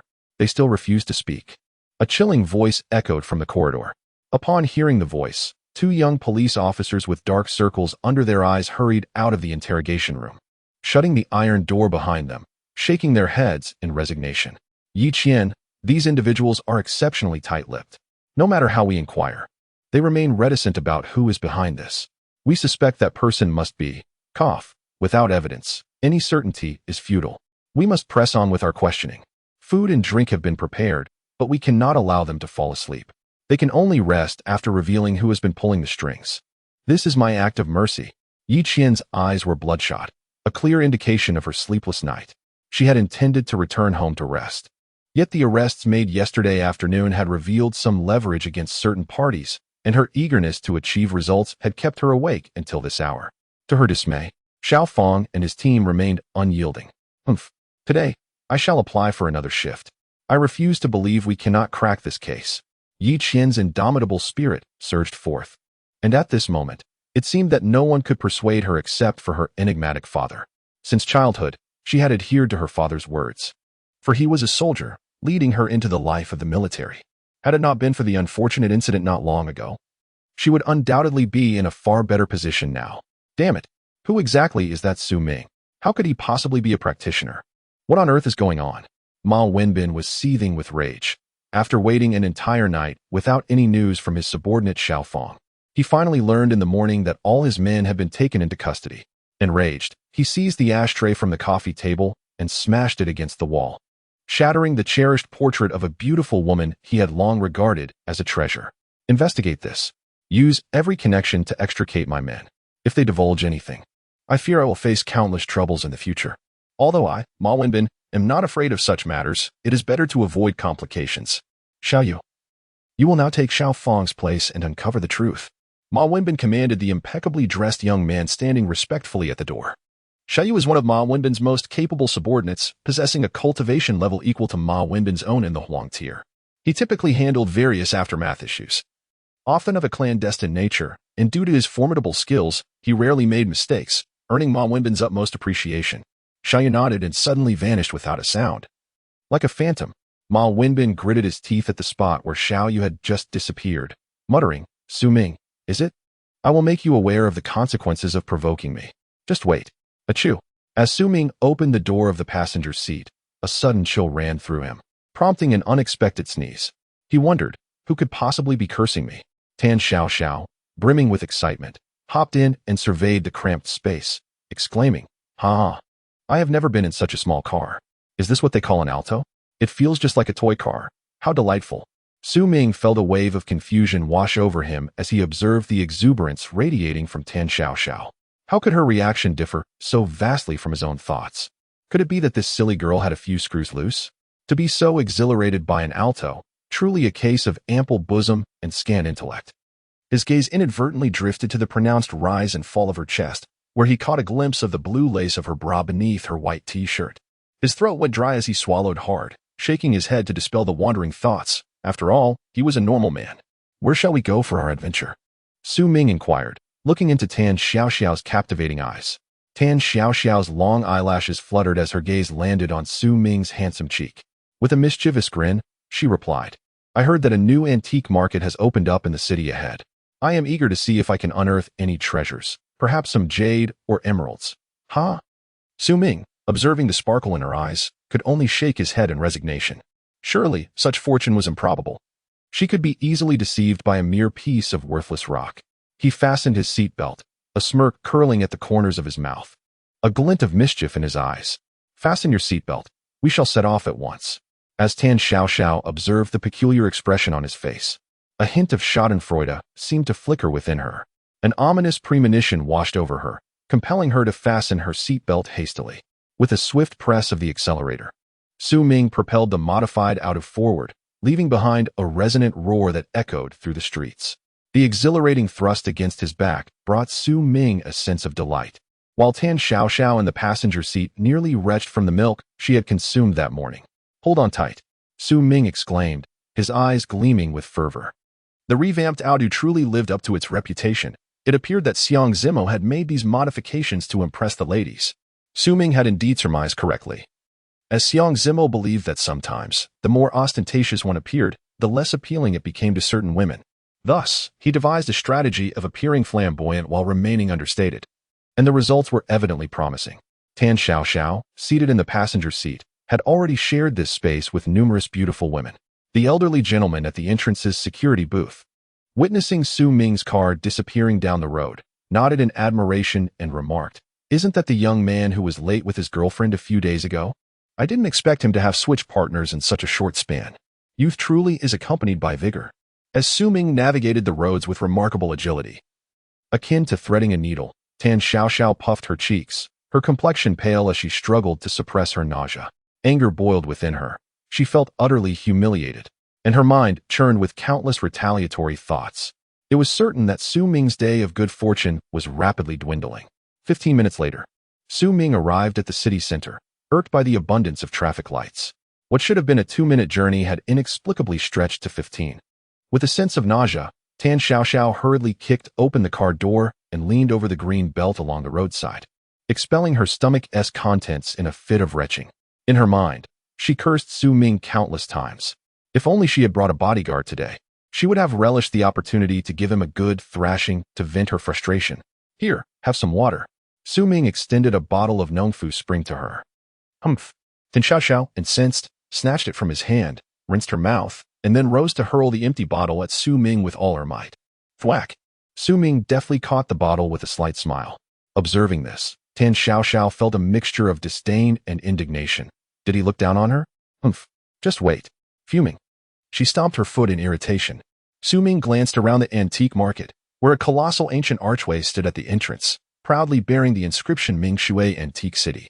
Behind it sprawled a market the size of a football field, with brick-and-mortar shops encircling the antique city and open-air stalls in the center, offering a plethora of treasures: jade, emeralds, ancient swords, bronze artifacts, and intricately carved wooden sculptures, all available for the discerning eye. Chapter 42. Taobao. Mingshui City, steeped in history, has long been one of the notable regions of the world. It is bordered by the East China Sea to the east and the inland plains to the west, serving as a pivotal nexus of commerce and tourism, marked by a rich historical narrative and profound cultural heritage. During the flourishing Tang Dynasty, this locale was the departure point of the maritime Silk Road, showcasing a vibrant tapestry of Han and Tang culture, particularly evident in the frequent presence of Tang-era artifacts in the marketplace. This allure has drawn a significant influx of tourists eager to explore Taobao, contributing immensely to Mingshui City's annual tourism market. Initially, the antique market in Mingshui was not as expansive, yet it garnered considerable acclaim. As the number of visitors seeking treasures grew, the government undertook planning to expand and renovate the antique market, resulting in a space comparable in size to a football field. The existence of such a vast antique market in the heart of the city, where every inch is precious, is nothing short of remarkable. The market boasts an astonishing variety of collectibles. There is nothing one cannot find, only what one has yet to imagine. A leisurely stroll through the market ensures that one leaves with something in hand: jade, bronze, wood, porcelain, paintings, coins, and more about. However, it is important to note that many items are not of ancient origin, and the seller's claims often require discerning judgment, bolstered by one's own accumulated experience. On ordinary days, the number of people here does not match the bustling scene Su Ming observes now. At this moment, just past dawn, the market is teeming with crowds. Early vendors open their stalls at midnight to cater to night market goers, and the bustling morning peak continues until midday. Given that it is the weekend, the majority of patrons are young, with many foreign faces mingling among the throng. At this moment, September is upon us, with summer's remnants lingering in the air, which remains hot and arid. Those venturing out for shopping exhibit a preference for light attire, most of them merely skimming through the offerings, pausing briefly before moving on. The majority of purchases consist of inexpensive crafts. However, it is the middle-aged and elderly individuals, either crouching or standing for extended periods, who truly embody the backbone of discerning collectors. Some haggle over prices, while others scrutinize items through handheld magnifying glasses. These are the genuine connoisseurs of antiquities. Su Ming had previously acquired some knowledge about antiques, as his mother, Su Ying, gifted him a green stone the size of an egg. At that time, Su Ming sensed its uniqueness, believing it to be a treasure, prompting him to delve into various resources, including a cursory glance at antique collecting. He understood that in this world, even the most adept can falter. Investing in antiques carries significant risks. When perusing treasures, unscrupulous merchants often prey upon those with only a superficial understanding. It is fortunate if, among 10 items purchased, even one proves authentic. Even seasoned collectors may encounter missteps. As the saying goes, those who frequently walk by the river are bound to get their shoes wet. The authenticity of treasures hinges entirely on the purchaser's keen eye. And should one err, it can merely be considered a lesson learned. Numerous merchants from afar flock here, setting up makeshift stalls in the central square by laying down a newspaper or a piece of velvet cloth, displaying an eclectic array of old items they have gathered. They then find a small stool to sit beside, thus commencing their trade. Though there are physical stores nearby, Su Ming had read that the items exhibited on the shelves are not invariably authentic antiques. In fact, most are contemporary crafts. After all, truly valuable pieces are seldom easily found. In the quest for hidden treasures, one might find it advantageous to venture out under the cloak of night.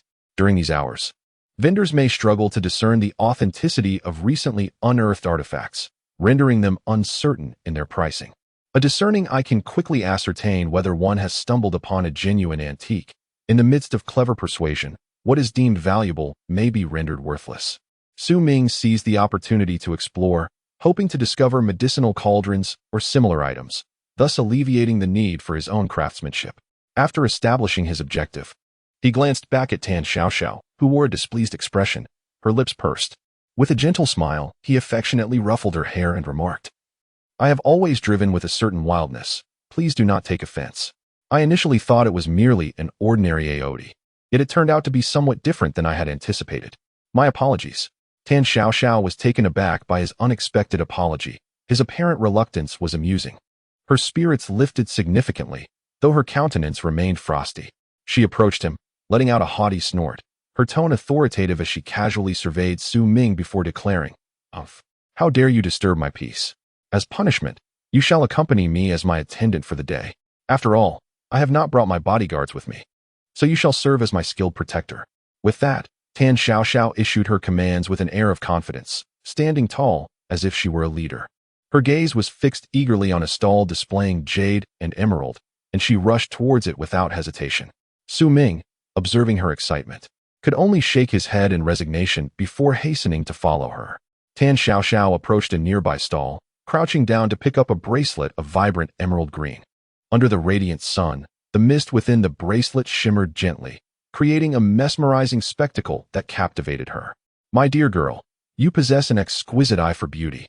Having instantly selected the crown jewel of our stall, this is top-grade jadeite mined from Myanmar. Just look at the water within. It is exceptionally rich, and the inclusions are scarce, lending the jade a fluid brilliance that, when paired with your lively aura, creates a flawless harmony. A middle-aged man, dressed in the garb of a farmer, observed Tan Xiaoxiao's interest with eyes aglow, as if he had stumbled upon a mountain of gold. His flattery flowed effortlessly, causing Tan Xiaoxiao to feel a sense of elation. "Top-grade jadeite. Does that not signify the finest quality? It appears quite striking. I am tempted to acquire this beautiful jade bracelet at once." Su Ming, wearing an expression of indifference, scrutinized the farmer-clad man, recognizing that he was no honest merchant. His attire was a mere fade to deceive consumers, masquerading as an oblivious peasant to facilitate bargaining. Bah, a mere piece of glass stone. Yet this ignorant fool extols its virtues with grandiloquence. It is nothing but superficial and worthless rubbish. The ancient jadeite within Su Ming seethed with fiery energy, as if the chaotic essence within was on the verge of eruption. Su Ming raised an eyebrow, his gaze sharpening with curiosity, and inquired, "Oh, Wuxiang Dazuan, can you truly discern the quality of this stone?" Of course, in the past, this deity subsisted on spiritual stones and rare resources, having indulged in every delicacy imaginable, from the primordial mother stone to the millennial jade essence and the essence of the profound realm. He spoke eloquently, reminiscing about the jade essence with an air of deep enchantment. Yet, without a face, Su Ming could discern no expression. However, it was perhaps for the best. Out of sight, out of mind. Merely listening sufficed, and what need was there to gaze further? Chapter 0043. Deception as the Wuxiang celestial sovereign vented his grievances. Su Ming pondered for a moment, a spark of joy igniting within him. Since the Wuxiang celestial sovereign possessed the ability to discern the quality of treasures, it dawned on Su Ming that he could indeed exploit this advantage. He could simply inquire before making a purchase. Ah, what a clever scheme. His gaze shifted to the center of the antique market square, where several establishments were engaged in the sale of jadeite rough stones. The most prominent among them occupied a space of over 200 square meters in the very heart of the square, constructed with several layers of circular wooden platforms.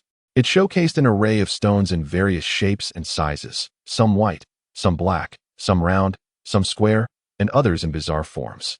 The quantity was no less than 100, and coupled with the surrounding vendors' offerings, the total count exceeded 1,000.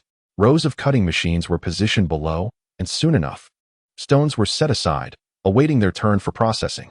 A considerable crowd gathered, their excitement palpable as they cheered in unison, creating an atmosphere of vibrant commotion.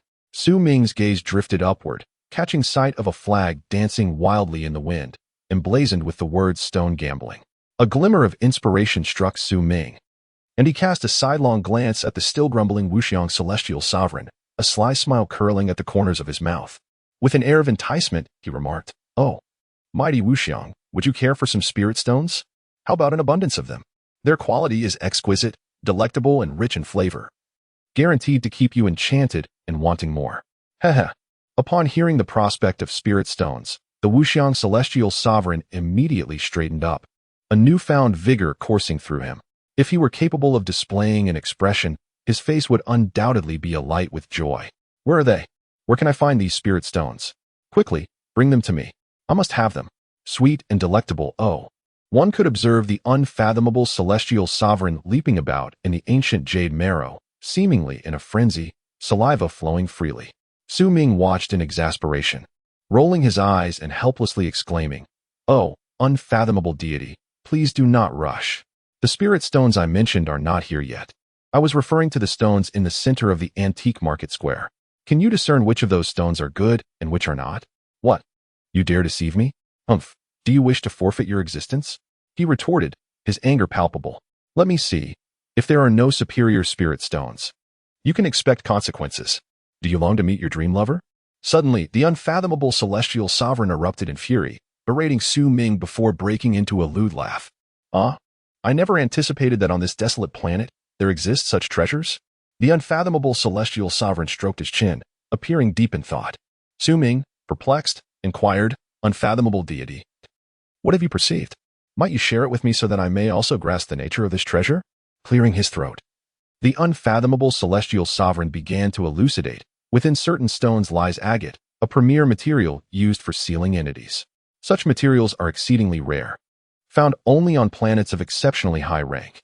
Generally, the items encased in this agate are of ancient origins and quite scarce. Once such treasures emerge, powerful factions will undoubtedly vie for them, leading to the obliteration of countless planets in the process. Su Ming was left astounded by this revelation, his mind racing. Who are these beings capable of shattering a planet as effortlessly as consuming a meal?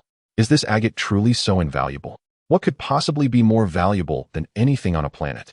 Su Ming shook his head, regarding the words of the formless celestial master as mere fiction, doubting his sanity. Then pray tell, formless deity, what precisely is encased within that stone marrow? Su Ming inquired, seemingly intrigued by the answer. The formless celestial master sighed, shaking his head in resignation. What it is, I cannot say, but I am certain there is something within.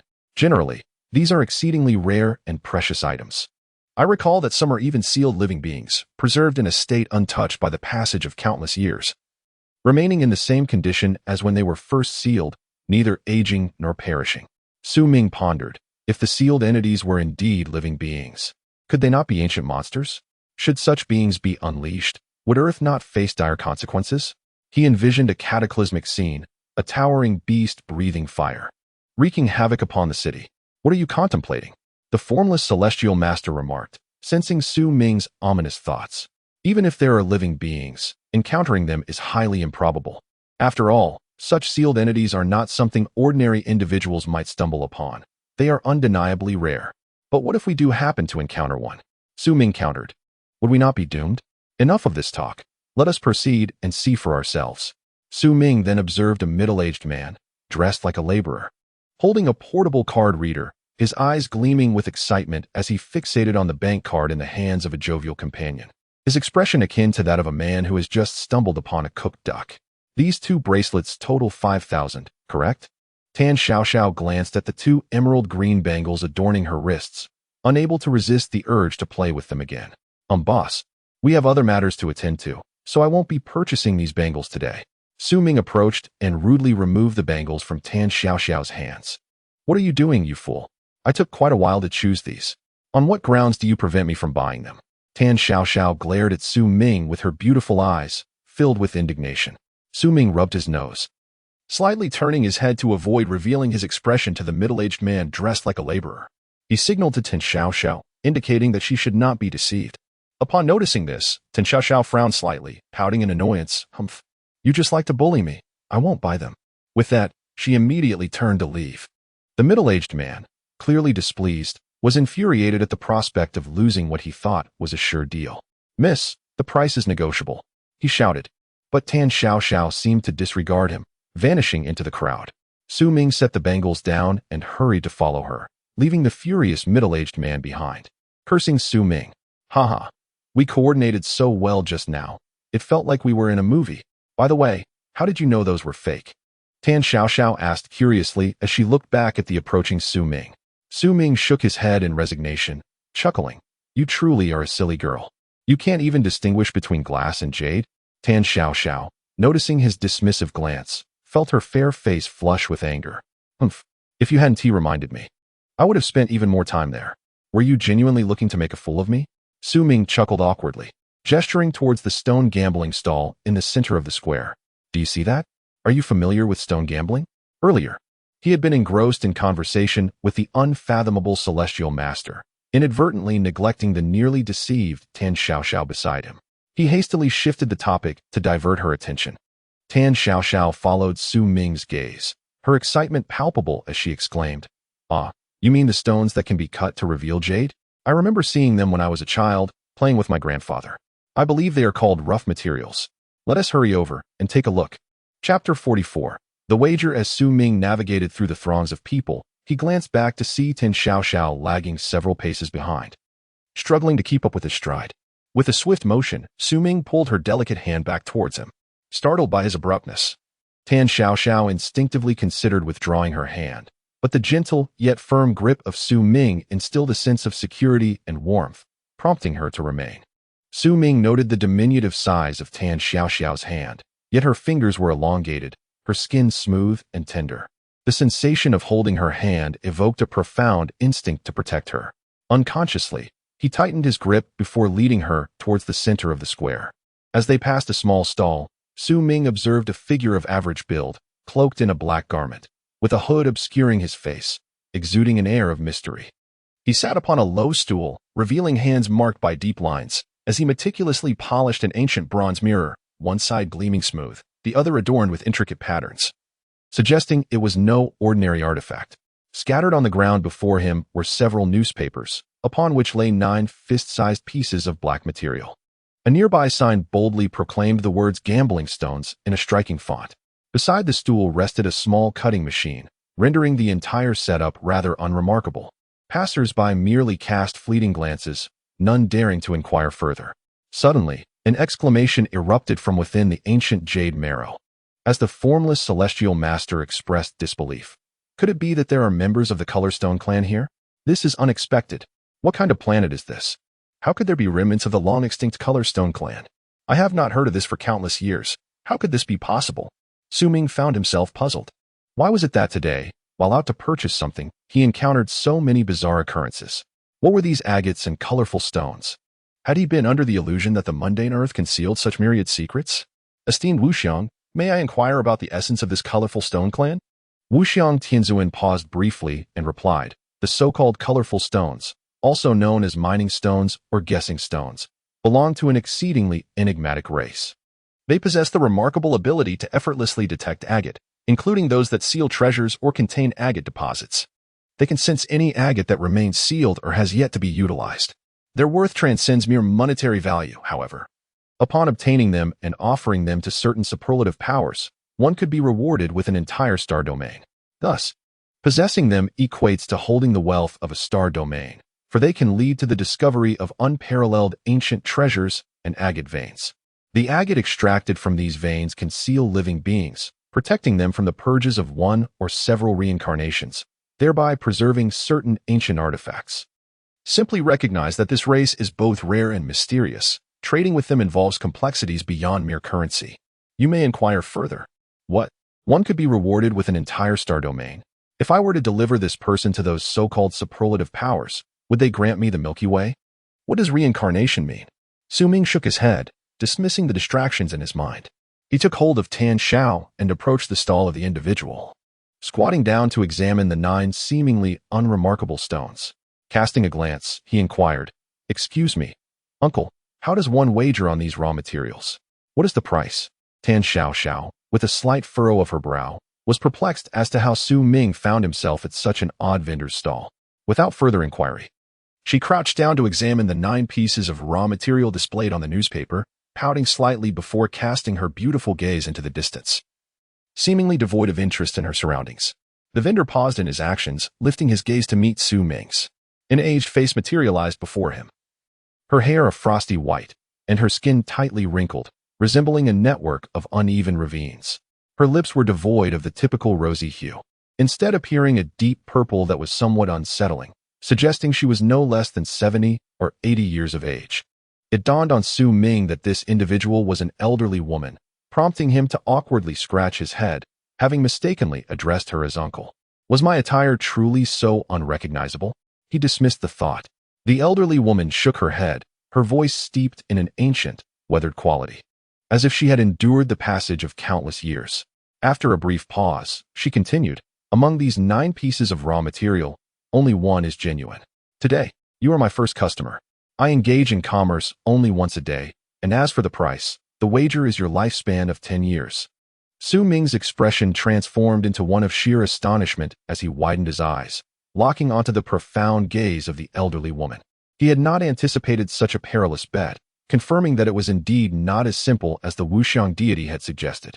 Beside him, Tan Xiaoxiao, upon hearing the terms of the wager, plopped down onto the ground, covering her mouth as she erupted into uncontrollable laughter, as if she had just heard the most ludicrous of jokes, unable to rise from her fit of mirth. The elderly woman seemed to have anticipated this situation long ago.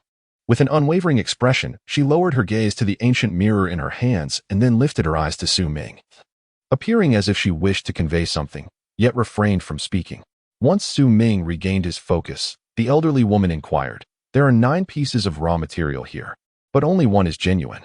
You have 9 opportunities, yet each wager will cost you 10 years of your lifespan. Have you made your decision?" At this moment, the unfathomable celestial master appeared to be contemplative, remaining silent. Su Ming posed a question. "Oh, unfathomable master, she claims that among these 9 pieces of raw material, only one is authentic. Can you discern which one it is? Shall we take the gamble?" The unfathomable celestial master stroked his chin thoughtfully and replied, "I can ascertain that all 9 pieces contain agate. However, what resides within the agate eludes my detection. After all, I am not omnipotent. If there is indeed a genuine piece, it would undoubtedly be a rare and precious treasure. Yet, wagering once requires the sacrifice of 10 years of your life, a considerable price. Should you fail to select correctly, the consequences are dire. She can indeed exact those 10 years from you. An escape will be futile, for once you agree, a contract is established that forcibly strips away your lifespan. In such a case, I would be powerless to aid you. The choice is yours to make." Upon hearing the unfathomable celestial master's solemn counsel, Su Ming's previously light-hearted demeanor grew exceedingly heavy. Opportunities seldom come without cost, and this particular price was indeed steep. After standing up, he helped Tan Xiao up from the ground, paused for 10 seconds in silence, exhaled gently, and nodded, declaring, "I shall take the gamble." With a playful smile, she looked at Su Ming in bewilderment and inquired, "Are you feverish? Do you truly believe this? I thought you were quite knowledgeable. How is it that you falter now? Do you genuinely believe in ghosts in this world?" Su Ming offered a slight smile and explained, "What she says is indeed true. If you doubt it, feel free to take a look." The elderly woman regarded Su Ming with a discerning gaze, her voice weathered by time as she spoke. "Many have come to ask, yet in the past decade, you are the only one who has dared to gamble. Here lie 9 pieces of raw material. Now, choose one.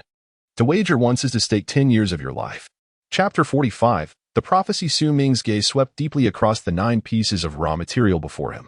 A sense of uncertainty lingered in his heart, yet he understood that once a decision was made, it must be acted upon. "May I touch one?" he inquired, lifting his eyes to meet the profound gaze of an onlooker, who nodded slightly in response. He grasped one of the pieces, its size fitting comfortably in his palm. The exterior was rough and solid, and upon examining another piece, he arrived at the same conclusion. They were all identical. How could this be? With all 9 pieces appearing the same, how was he to make a selection? Nearby, Tan Xiaoxiao shared his skepticism. How could a single gamble possibly entail 10 years of life? Observing Su Ming's indecision, she picked up a piece herself, finding no remarkable qualities within it, only its weight and coarse texture. "I'll choose this one. There must be something within," she declared.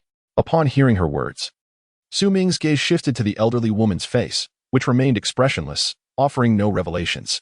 "My dear girl, do you intend to sacrifice 10 years of this young man's life?" The old woman squinted at Tan Xiaoxiao, who was taken aback. A chilling, putrid sensation enveloped the air, causing her to drop the raw material, which clattered to the ground at Su Ming's feet. He picked up the fallen piece, examining it closely, yet unable to discern any clarity. Is there truly no method to gain an advantage? He pondered. It depends on your fortune. Since you have made your decision, you must rely on yourself. Not everything is within my power to assist you, the old woman replied. The celestial figure spoke with a calm demeanor. Su Ming pointed to the piece of raw material in his hand, no longer hesitating, and declared, I shall choose this one.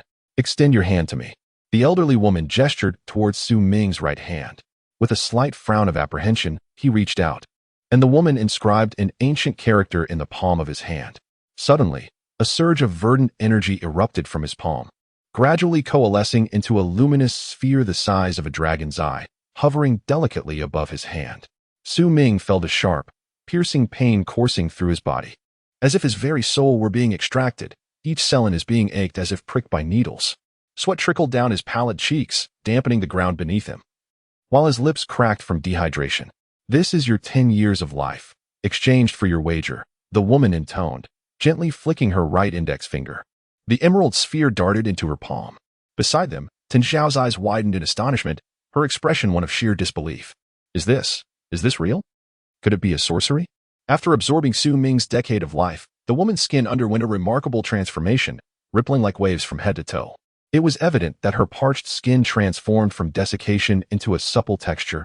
The deep furrows of her aged visage began to heal and tighten, gradually revealing a youthful beauty. Within mere breaths, a stunning young woman appeared before them. She gasped, such immense vitality.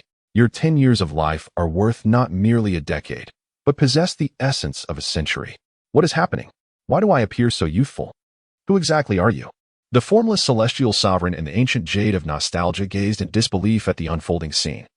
His mouth agape, as if grappling with an unprecedented encounter. Transforming, rejuvenating? How could this be possible? After all, Su Ming possessed a unique physique, the ancient sacred body practicing royal cultivation techniques. His vitality after a decade was not something an ordinary person could compare to. The beautiful woman trembled as she spoke. There is a bronze mirror here. Could you please take a look and tell me what you see? Why must he look into the mirror? Why had she suddenly become so youthful? A myriad of questions flooded his mind. Just as Su Ming's thoughts spiraled, Tan Xiaoxiao approached with the ancient bronze mirror that the woman had been polishing moments ago. She held it before her, peering into it, seemingly intent on assessing her complexion. Shaken by the earlier events. Oh, why is there merely a leaf reflected? This ancient mirror is quite peculiar, Tan Xiaoxiao remarked with a frown of dissatisfaction. Upon hearing this, the enchanting maiden appeared exhilarated and urged, quickly, take a look and tell me what you see. Su Ming's complexion was pale as he wiped the sweat from his forehead. Raising an eyebrow, he took the mirror from Tan Xiaoxiao's hands and examined it closely. He secretly infused it with his spiritual energy, but found nothing extraordinary. Placing the mirror before him, he noticed a slight blur within its depths, which then revealed a small golden fish. Su Ming had never encountered such a peculiar creature before. It felt oddly familiar. The fish had a streamlined body, neither plump nor slender, its scales shimmering with a golden hue, adorned with an intricate array of ancient characters that glimmered with an extraordinary brilliance. Well, I see a goldfish, but it's rather unusual. It bears inscriptions that I cannot decipher, Su Ming described with some hesitation. What? You see a goldfish? My heavens, the family's prophecy is indeed true. I have awaited your arrival with great anticipation. The beautiful woman appeared immensely excited, her exuberant movements reminiscent of a child rather than a woman of advanced years. Su Ming furrowed his brows slightly, taking a deep breath as he gradually recovered from his earlier weakness. He was perplexed by how the elderly woman had suddenly transformed into a young girl, and her tone suggested an acquaintance with him, which made no sense. May I inquire? Do you know me? Su Ming asked, bewildered. The young girl removed the hood that had covered her head, letting it fall to her back. Her once coarse white hair now transformed into a lustrous black, more radiant than freshly washed locks.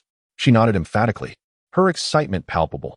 My clan leader said that if one encounters a person whose reflection in the reincarnation mirror reveals the form of a goldfish, that individual is destined to assist our Colorstone clan in breaking the curse and escaping the cycle of reincarnation. That person is now me, he. The little girl, perplexed, inquired. You were just an old lady. How is it that you have suddenly transformed into a youth? How old are you? Do you possess magical powers? Could you teach me? Please, do teach me. I would be willing to wager 10 years of my lifespan. With a playful demeanor, Tan Xiaoxiao approached the girl.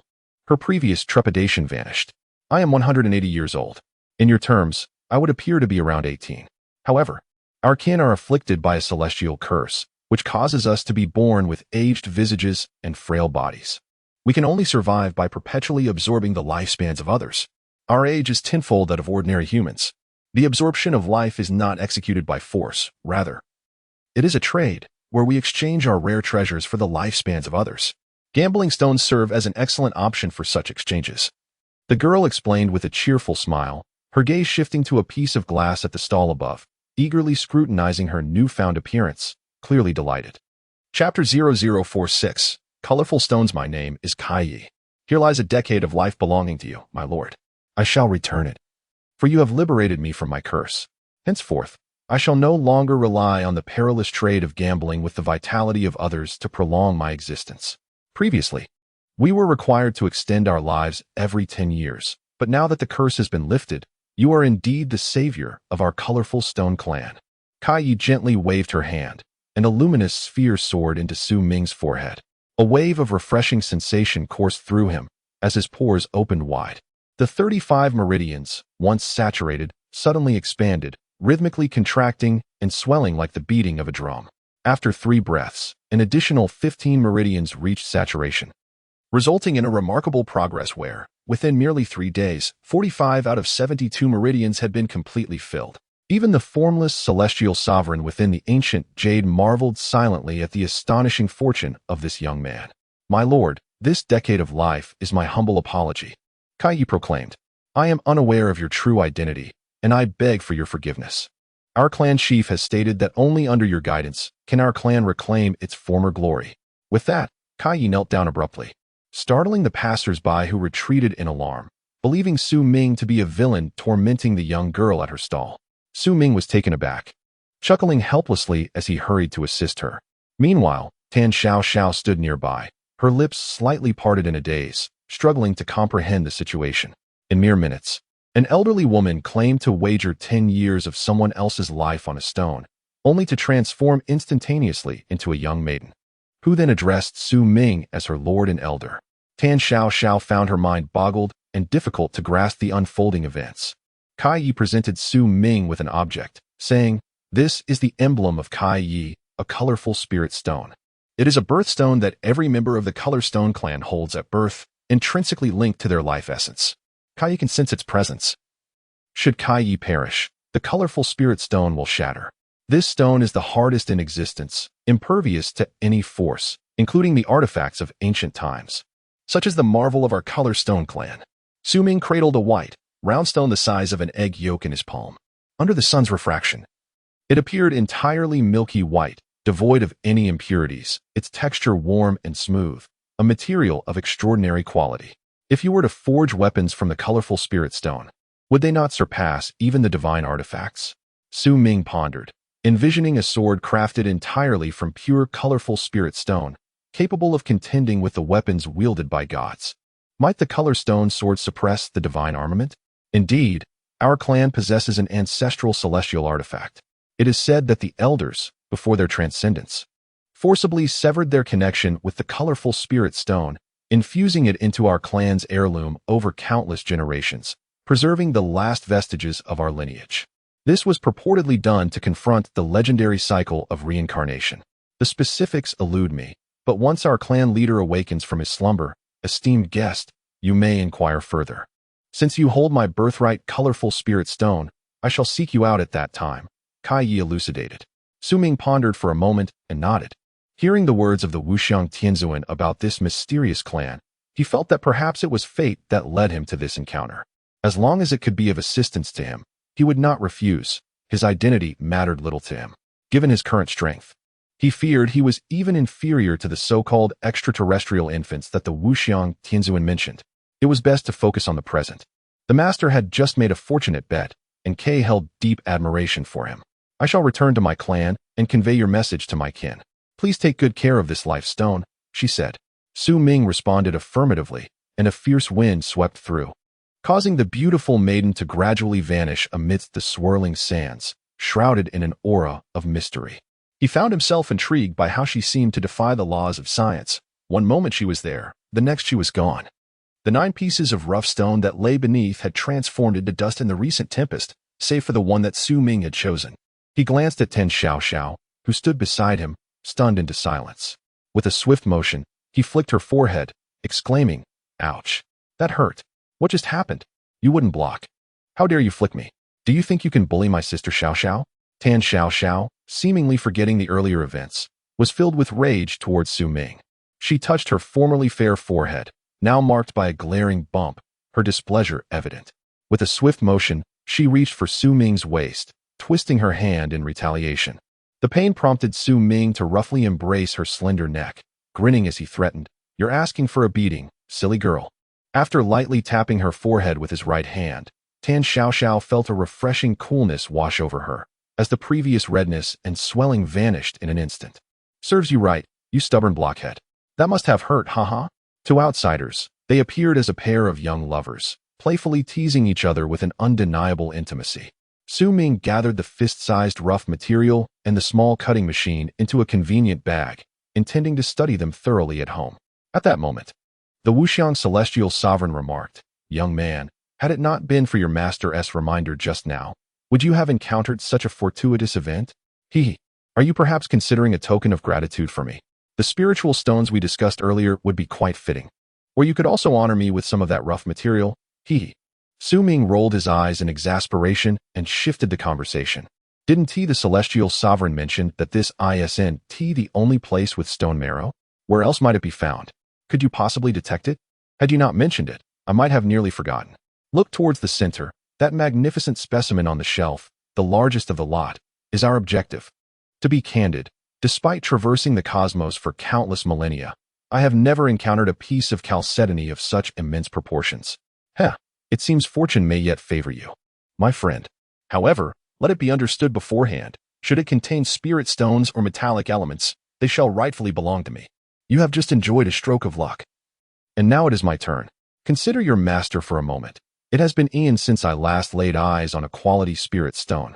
Alas, I am quite pitiable." With a resigned shake of his head, Su Ming withdrew his spiritual perception from the ancient jade chalcedony. Unwilling to endure the endless complaints of the Wuxiang celestial sovereign, his gaze shifted towards the center of the square, where he immediately spotted the rough stone the sovereign had mentioned, a behemoth the size of a minivan, undoubtedly the largest among all the stones, rendering the others incomparable. "Come, my dear fool, let us venture forth to inspect it." Su Ming indicated towards the colossal rough stone. "Haha, we are off to gamble again. How delightful. That was truly exhilarating, an elderly lady threatening your life, only to suddenly transform into a young maiden, spouting nonsensical chatter before vanishing. Surely, that was not mere illusion, was it?" Mutu. After a moment of reflection, Tan Xiao glanced around the empty space before inquiring. Chapter 0047. The Gamble of Stones. 1.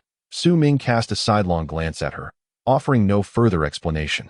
As he guided her through the throng of people toward the center, he turned back to glance at Tan Xiao, only to find her beautiful eyes filled with confusion, as if silently questioning why he was idly observing her. Su Ming mused to himself that she was indeed oblivious to the world around her.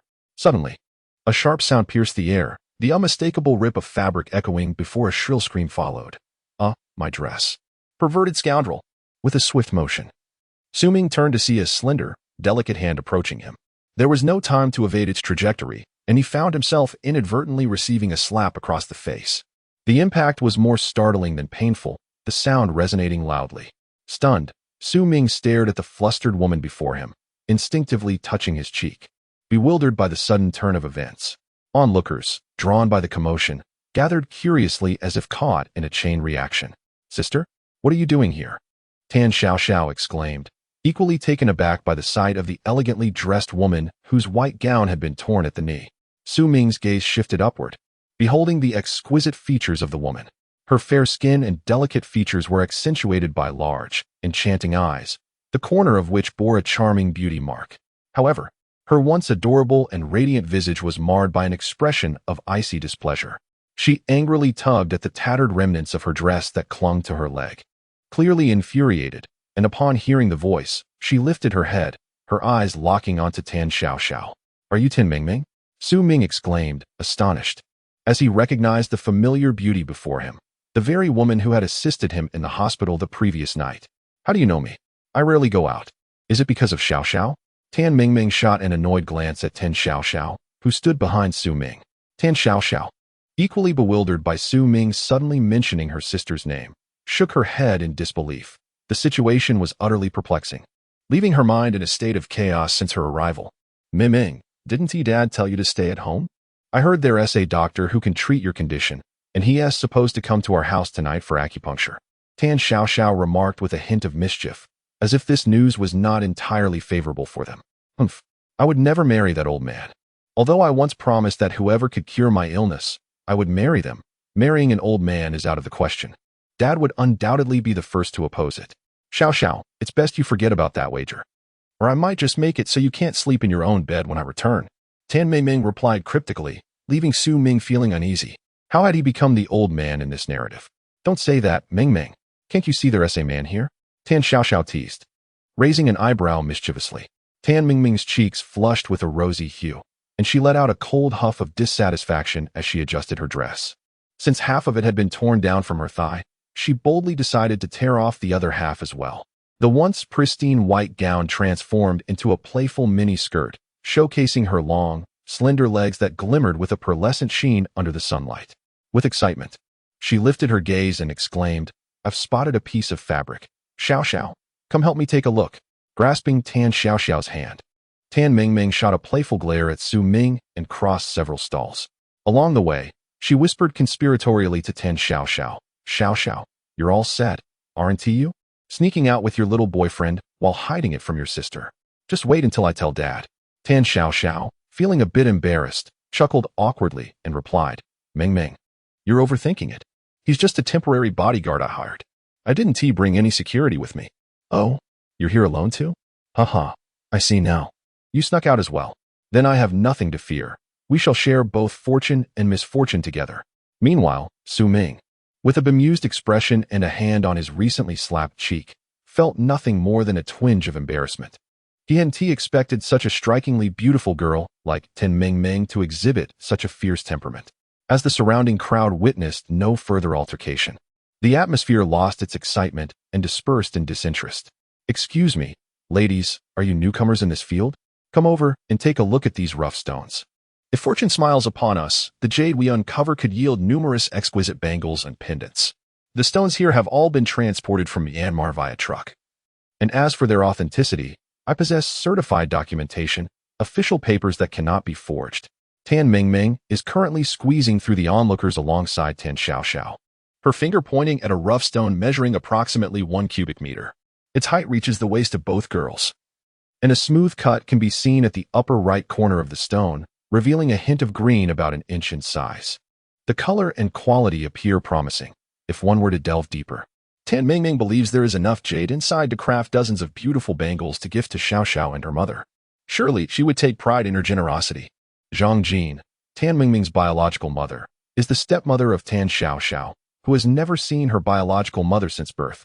Her father, Tan Yehua, has never mentioned her either. Tan Ming has a penchant for collecting various stones and harbors a particular fascination for jade and gemstones. Often, she sneaks out to attend jewelry exhibitions, although she is invariably retrieved by Tan Yehua halfway through, for fear that should her icy aura erupt, it might bring calamity upon others. Tan Xiao Xiao never anticipated encountering her today while sneaking out, especially after witnessing Su Ming receive a slap from her sister. How would she apologize to him later? How do you know we are new to this industry? I shall gaze upon what I wish without needing your permission.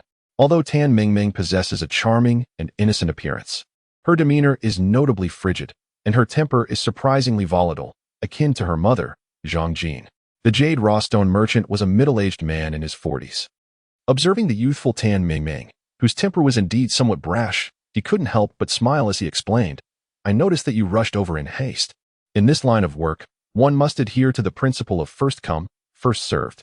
It is rather improper for you to intrude and start pointing at the raw materials before others have finished their examination. Upon hearing such remarks directed at her, Tan Ming's face flushed with indignation, and she was about to retort when Su Ming stepped forward to interject, a look of embarrassment crossing his face. Oh, we are not exactly novices in this field. To be precise, we have yet to officially enter the industry. We merely heard that this place offers jade raw stones and came to broaden our horizons. If we have caused any offense, we sincerely ask for your understanding." Upon hearing this, the jade merchant smiled, his fondness for Su Ming growing as he perceived his reasonableness. "My surname is L, and my given name is Hao. Since you have come to my stall, let us become friends. Although I am older than you, there is no need for you to feel overly concerned about it." Appreciating his open demeanor, Su Ming introduced himself and briefly mentioned Tan Xiao and the others. Consequently, the two began to chat beneath the pavilion, seemingly putting aside the earlier discomfort. As they were about to leave, Tan Xiao cast a discreet glance at Su Ming before following Tan Miming to inspect the raw materials. El Hao prepared a teapot and brewed a pot of green tea. As he poured some into Su Ming's cup, he inquired, "Brother Su, if you are here to examine the raw materials, I recommend you check those that have been opened, considering you are new to this field. The likelihood of encountering jade in those that remain unopened is rather slim." Su Ming picked up the teacup and took a gentle sip, exclaiming, "The hot tea is refreshing to the palate. What a fine brew. Brother Lu, is there a distinction between good and bad among these rough materials?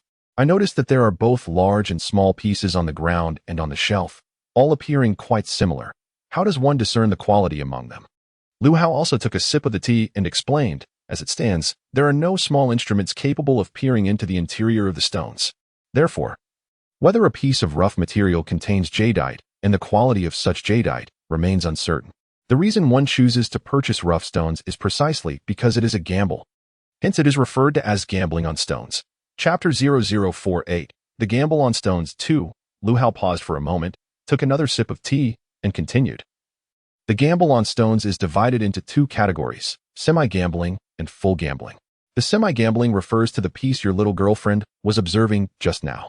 When a corner is cut open, it is known as opening a window. Additionally, when a slight layer of the outer skin is polished away, it is referred to as rubbing the stone. The purpose of these actions is to reveal the green hue within the stone.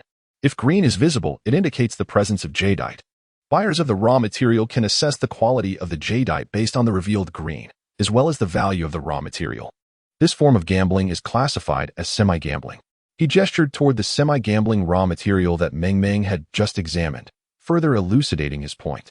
Su Ming, unable to contain his curiosity, inquired, "Lu Gu, what is the price of this raw material?" Lu Hao drained his cup of tea, laughed heartily, and replied, "This piece of raw material shows great promise. Just look at the trajectory of the pine flower and the integrity of the stone. I estimate it to be at least of ice type. It should yield 3 to 4 bracelets, or even a dozen rings without issue. I have priced it at 4 million. Upon hearing this price, Su Ming immediately spat out the tea he had just sipped, utterly astonished. 4 million? That's exorbitant. Nonsense. This worthless rock has nothing but a slight hint at the cut. The interior is utterly devoid of value. Your reaction is quite disappointing, making me lose face." Su Ming heard the dissatisfied voice echoing from the ancient jade, alongside the explanations from Lu Hao. He inhaled sharply, feeling embarrassed. "I never anticipated that this stone gambling was not for the faint-hearted. I thought it would only cost a few thousand. Yet a single rough stone is priced in the millions. This is no longer a gamble on stones. It's a gamble on one's life." He couldn't help but ponder. If someone were to purchase this rough stone, and it yielded nothing, wouldn't that be a catastrophic loss? Haha, it's not as exaggerated as you think. Generally, those who dare to invest are seasoned veterans in this field. Without a certain level of expertise, who would casually risk 100 or 80,000? Of course, there are fully risky rough stones available, which are significantly cheaper than semi-risky ones. As for whether they will yield jade, it all depends on the buyer's discernment and luck. Fully risky stones are also assessed based on their quality. Some rough stones with exquisite patterns can be quite valuable, not much less than semi-risky ones.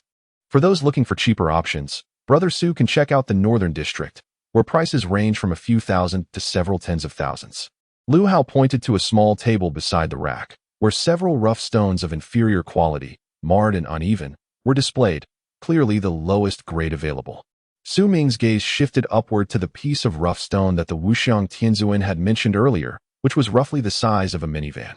Curiously, he inquired, "May I ask, Brother Lu, what is the price range for your largest piece of rough stone?"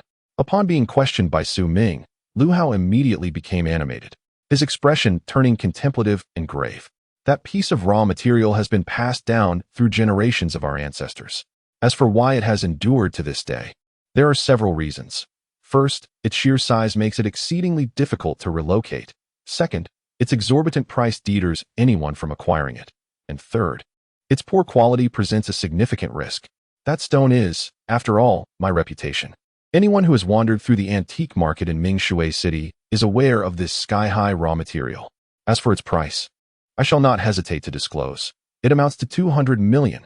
Su Ming gasped, stunned for the second time within mere minutes. He had never imagined that such a seemingly modest industry as that of gambling stones could yield such immense profits. A single stone valued at 200 million was astonishing. Although the Wuxiang celestial master had indicated that there were treasures within, the cost was exorbitant. It seemed unlikely that he could earn even 1% of that amount in a lifetime, not to mention the daunting 99% still awaiting him. You fool, do you not have me as your master? It's merely 200 million. Do you desire that piece of raw material? If so, you might exchange it for that green stone in your bedroom. Hee. If you agree, I shall lend you my assistance. If not, then I am out of options. Haraha. Su Ming was left in a state of confusion. As just moments ago they had agreed that if there were any spirit stones or other metals within, they would belong to the Wuxiang celestial master. How had the terms suddenly changed? He could not comprehend what was so extraordinary about the green stone his mother had gifted him for his birthday. All right. I concede to you. It is merely a stone, after all. Since my master has spoken, as a disciple, I shall naturally heed his words, ha. Well then, let us commence without delay. It is just 200 million, a trivial matter indeed. With your master involved, there is nothing that cannot be accomplished. You should first head to the lower grade area mentioned by that person earlier. I have discovered a remarkable piece of raw material, which, I suspect, would fetch a handsome price on your planet. Ha. Brother L, I shall go take a look now. After greeting, Su Ming passed by the piece of half-gambling raw material, scrutinizing it closely. From the cut, a rich green hue extended inward, indicating that it was likely not devoid of value. However, since the Wuxiang celestial master declared otherwise, he must have had his reasons. Get lost, you little brat. Can't you see I'm studying the stone? A young man, around 25 or 26, glared at Su Ming with disdain and impatiently waved him away. Su Ming smirked, a cold smile gracing his lips, and called out to the pavilion, Brother L, could you possibly lower the price on this piece of raw material? I'm interested in purchasing it. Aha. For million is the lowest I can go. After all, this piece has been opened. And the likelihood of green inside is very high. If it is fully revealed and crafted into jewelry, the price could very well double. If I lower it any further, I would incur a loss. How about this? 380,000. Considering we have a good rapport, let us treat it as a gesture of friendship. The young man was named Wang Bin, a scion of wealth. Having recently graduated from university, he embarked on a venture in the jewelry business, achieving modest success within 2 to 3 years. Recently, he discovered that if fortune smiled upon him in the realm of gambling stones, it could provide a lucrative supply for his enterprise, thus saving both time and money, a true win-win situation. After experimenting a while ago, he found his luck favorable, securing a supply worth 2 million. Recently, he heard that the Mingshui antique market had undergone renovations, and he seized the opportunity to visit over the weekend, contemplating a purchase if he stumbled upon quality raw materials. He was particularly intrigued by a piece of rough material when suddenly, Su Ming obstructed his view, boldly claiming his intention to buy it. Observing Su Ming's tattered attire, Wang Bin dismissed him as a mere pauper, considering his words nothing more than the ramblings of the destitute. You country bumpkin, dressed in rags, claiming you can purchase this rough material. How presumptuous. You think you can compete with my selection? Go home and spare yourself the embarrassment. Wang Bin signaled to his bodyguard and produced a small rectangular notebook, scribbling down the figure of 3,800,000. I shall buy this rough material. Lu Hao's expression brightened as he swiftly set down his teacup and approached, taking the check from Wang Bin. With a sense of resignation, he addressed Su Ming, saying, My apologies, Brother Su, but first come, first served. This gentleman has already made his payment. I shall take you to the northern district shortly. Su Ming's expression remained impassive, yet a surge of delight coursed through him. He speculated that the young man would soon regret his actions to the core, laughing inwardly at the thought. Where did you acquire such a plethora of cunning schemes? My lad. Quite impressive indeed. You possess the flair reminiscent of my own illustrious past, he chuckled. Within the ancient jade essence, only the triumphant, sinister laughter of these two individuals lingered. Chapter 0049, Betting on Stones 3, Alas. My raw material. That is the one I had my eye on. Do you not understand? You cannot purchase it. Tan Mingming emerged from the nearby pile of stones, her expression filled with indignation as she reprimanded Wang Bin. Wang Bin chuckled derisively, his gaze fixed on Tan Mingming, raising an eyebrow in silent challenge. Following his glance, Tan Mingming noticed the check in Lu Hao's hand. Her teeth clenched in frustration as she kicked a fist-sized piece of worthless material aside. With a loud thud, the stone soared through the crowd, embedding itself forcefully into a wooden rack 10 meters away, causing onlookers to break into a cold sweat, fearing further outbursts from Tan Mingming. Oblivious to the pain in her foot, Tan Mingming merely snorted in annoyance, fully aware that she was in the wrong. After all, the principle of first come, first served held true, and during her brief absence, someone had swiftly claimed what she coveted. This realization left her deeply unsettled, much to the delight of Wang Bin, who had decisively made his purchase moments earlier. In a huff, Tan Mingming stamped her foot and turned to leave. Meanwhile, Tan Xiaoxiao, still trying to grasp the situation, noticed Tan Mingming storming away and hurried after her. Suddenly, with a sharp cry, she tripped over a piece of raw material, crashing to the ground. Her knee struck hard against the floor, and she pitifully rubbed the reddened, bruised skin, pouting and covering her face as tears began to flow. Engrossed in her search for the next piece of raw material, Tan Mingming remained oblivious to the commotion behind her. Su Ming felt a surge of frustration. Just as one issue seemed to settle, another arose. Resigned, he guided Tan Xiaoxiao to the rattan chair he had occupied earlier. Pointing at the spot where she had embarrassingly fallen, Tan Xiaoxiao exclaimed with excitement, "That wretched stone. It hurt so much. How infuriating. Your incompetence as a bodyguard has left me utterly humiliated," she huffed. "I wish to purchase that piece of rough material, which just caused my fall. How much is it, proprietor?" Su Ming offered an awkward smile, while Lu Hao's expression stiffened upon hearing her words. He glanced at the rough material pointed out by Tan Xiaoxiao, and with a resigned demeanor, he awkwardly replied, "That is merely waste cut off by the previous customer.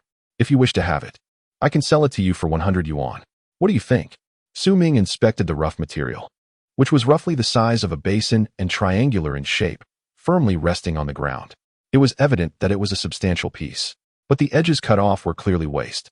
He couldn't help but scoff inwardly at the proprietor's audacity to sell it for 100 yuan, which was equivalent to 2 days' worth of meals. Truly, merchants are the most unscrupulous. The ancient jade spirit within the relic stirred with excitement, exclaiming, "Humph! That girl has snagged a bargain. Quickly, fulfill your task, and you shall soon understand." Su Ming felt a wave of exasperation wash over him. Recognizing that it appeared Tan Xiaoxiao had indeed gained an advantage, the outcome would soon be revealed. "Very well, I shall purchase it for 100 yuan, he declared, handing the proprietor the money. "Would you like it cut now, or shall we wait until Brother Su has selected his piece?" Lu Hao inquired with a smile. Having just regained her composure from the earlier embarrassment, Tan Xiaoxiao looked at Su Ming in surprise. "Are you buying too? Do you have enough money? If not, I can lend you some." Su Ming shook his head, saying, "I am merely browsing. I have sufficient funds, thank you." This adhesive bandage is crafted from a time-honored family recipe, capable of alleviating the pain in your knee. As he retrieved a seemingly ordinary bandage from his pocket and gently applied it to her fair, exquisite leg, a flow of inner energy converged at his fingertip.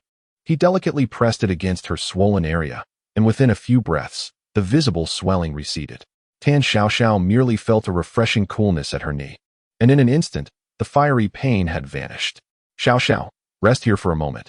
I shall procure a piece of raw material and return shortly," Su Ming said with a mysterious smile directed at Tan Xiaoxiao. Tan Xiaoxiao, not lacking in perception, understood that Su Ming was extraordinary. From their initial encounters to the peculiar occurrences of the day, she had refrained from questioning him, yet she recognized that if Su Ming wished to reveal something, he would do so in his own time. Thus, she displayed a commendable understanding, never appearing foolish. "Hee, I certainly cannot miss out on the fun. I want to go too," she exclaimed, springing to her feet and dragging Su Ming in a lively leap towards the northern district. Leaving Lu Hao and Wang Bin in a state of stunned disbelief. Had a mere bandage truly healed the injury from earlier? Whoa, Mutu, which piece of raw material do you think is good? Please help me choose one for my sister. There are too many for me to decide. Don't just keep looking for yourself. Come help me, Tan Xiaoxiao said, her gaze flitting over the various pieces of raw material, each appearing quite similar. Her indecision evident as she struggled to make a choice. Under the guidance of the Wuxiang celestial sovereign, Su Ming swiftly located his objective, a rectangular piece of rough stone, roughly the size of 2 footballs. Its surface was a dark, uneven expanse, devoid of blemishes or any signs of moss, marred only by several cracks that traversed its middle, suggesting it could be cleaved in two along these fissures during cutting. To an outsider, it appeared to be scrap material, devoid of any potential for jade, its lackluster exterior rendering it unappealing, and with a hefty price tag of 5,000 yuan. How about this piece of wood? Tan Xiao laughed, holding a piece of rough stone about the size of 3 fists. This is the smallest volume I could find, and it's the cheapest, only 3,000 yuan. My sister will surely adore it, he. Su Ming cast a glance at Tan Xiao's selection, noting that it shared the same dark, pitted appearance as the 30-pound piece he held. Neither bore any allure, yet the Wuxiang celestial sovereign within the ancient jade spirit continued to laud her choice. Your little girlfriend is quite fortunate. The pieces she has selected are indeed of superior quality. Of course, except for the one you had an inside track on. She has nearly taken all the prime raw materials from here. Truly, the fertile water does not flow to outsiders. A smile crept across Su Ming's face, self-assured as he replied, splendid indeed. It seems this foolish girl is destined for fortune today.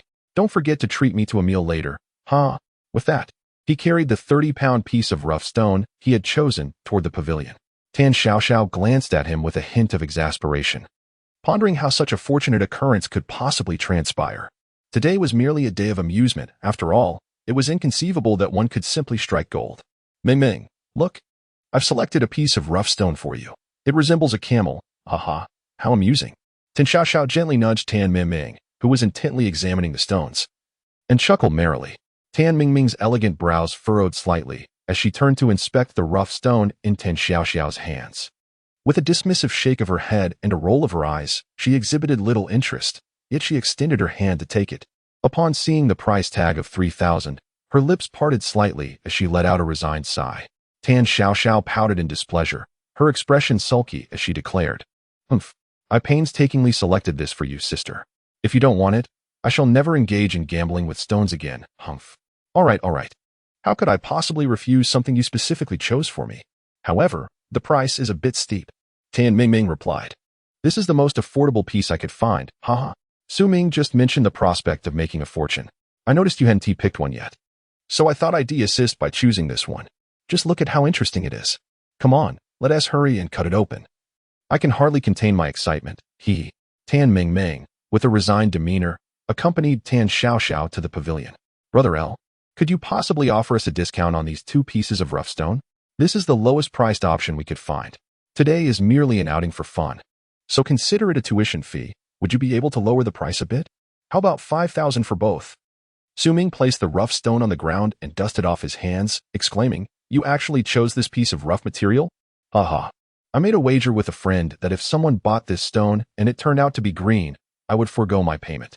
However, if this piece does reveal green, it would imply that my stone appraisal skills are rather lacking, though that scenario is highly improbable. Lu Hao jested, implying that if the stone did reveal green, it would be akin to slapping himself in the face. Beside them, Wang Bin scoffed, such a worthless rock. If it turns green, I shall eat its skin. I shall watch you try to consume the skin of this rough material. Tang Ming declared, plopping down onto a rotten chair with a piece of dark stone in hand. Clearly displeased by Wang Bin's remarks, her face a mask of reluctant sarcasm. She glanced at her unsightly stone and casually inquired, Hey, boss, do you think my stone, which is just as hideous as his, would also warrant no payment if it turns green? Chapter 50. The Gamble. 4. Upon hearing the words, Lu Hao glanced at the dark, unremarkable piece of rough stone in Tan Ming's hand, a bemused expression crossing his face. Shaking his head, he lit a cigarette and sighed. Today truly is an unusual day. These 2 stones are the least appealing I have here. Typically, guests interested in viewing or gambling on stones never pay these 2 any mind. Since Brother Su has chosen them, it indicates a certain affinity. Although the likelihood of uncovering jade is slim, as it is your first foray into stone gambling. Let us consider it a practice session. Here is what I propose. I will offer you a discount, charging a total of 5,000 for both. After all, it is a modest business, and the shipping costs alone are nearly that much. What do you think, Brother Su? Su Ming retrieved a bank card from his pocket, representing his hard-earned wages. He had lived frugally, saving diligently over the years, accumulating several tens of thousands. Half of that he had given to his mother, while the other half remained in his bank account. Although his financial situation was somewhat strained, he was not one to hesitate when it came to spending when necessary. Just as he was about to hand over the card, Tan Xiaoxiao suddenly called out, "Boss, here's 5,000. Catch." Thick bundles of red banknotes flew over Su Ming's head as though tossed like bricks. Upon hearing the commotion, Lu Hao's eyes sparkled with interest, and he promptly extinguished his cigarette. In a sudden burst of energy, his rotund figure leapt up to deftly catch the bills that Tan Xiaoxiao had tossed.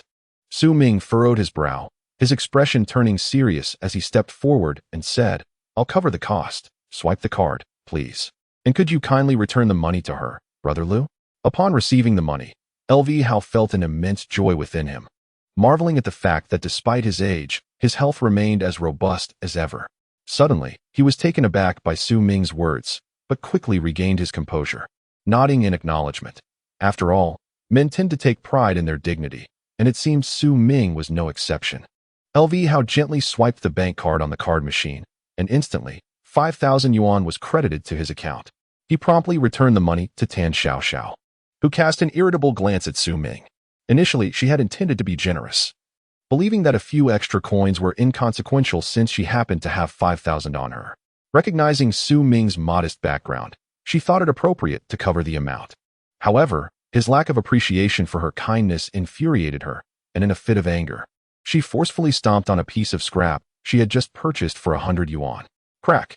The faintly discernible fissure at the center of the stone abruptly split open under the pressure of her foot, revealing a crack about the width of a finger.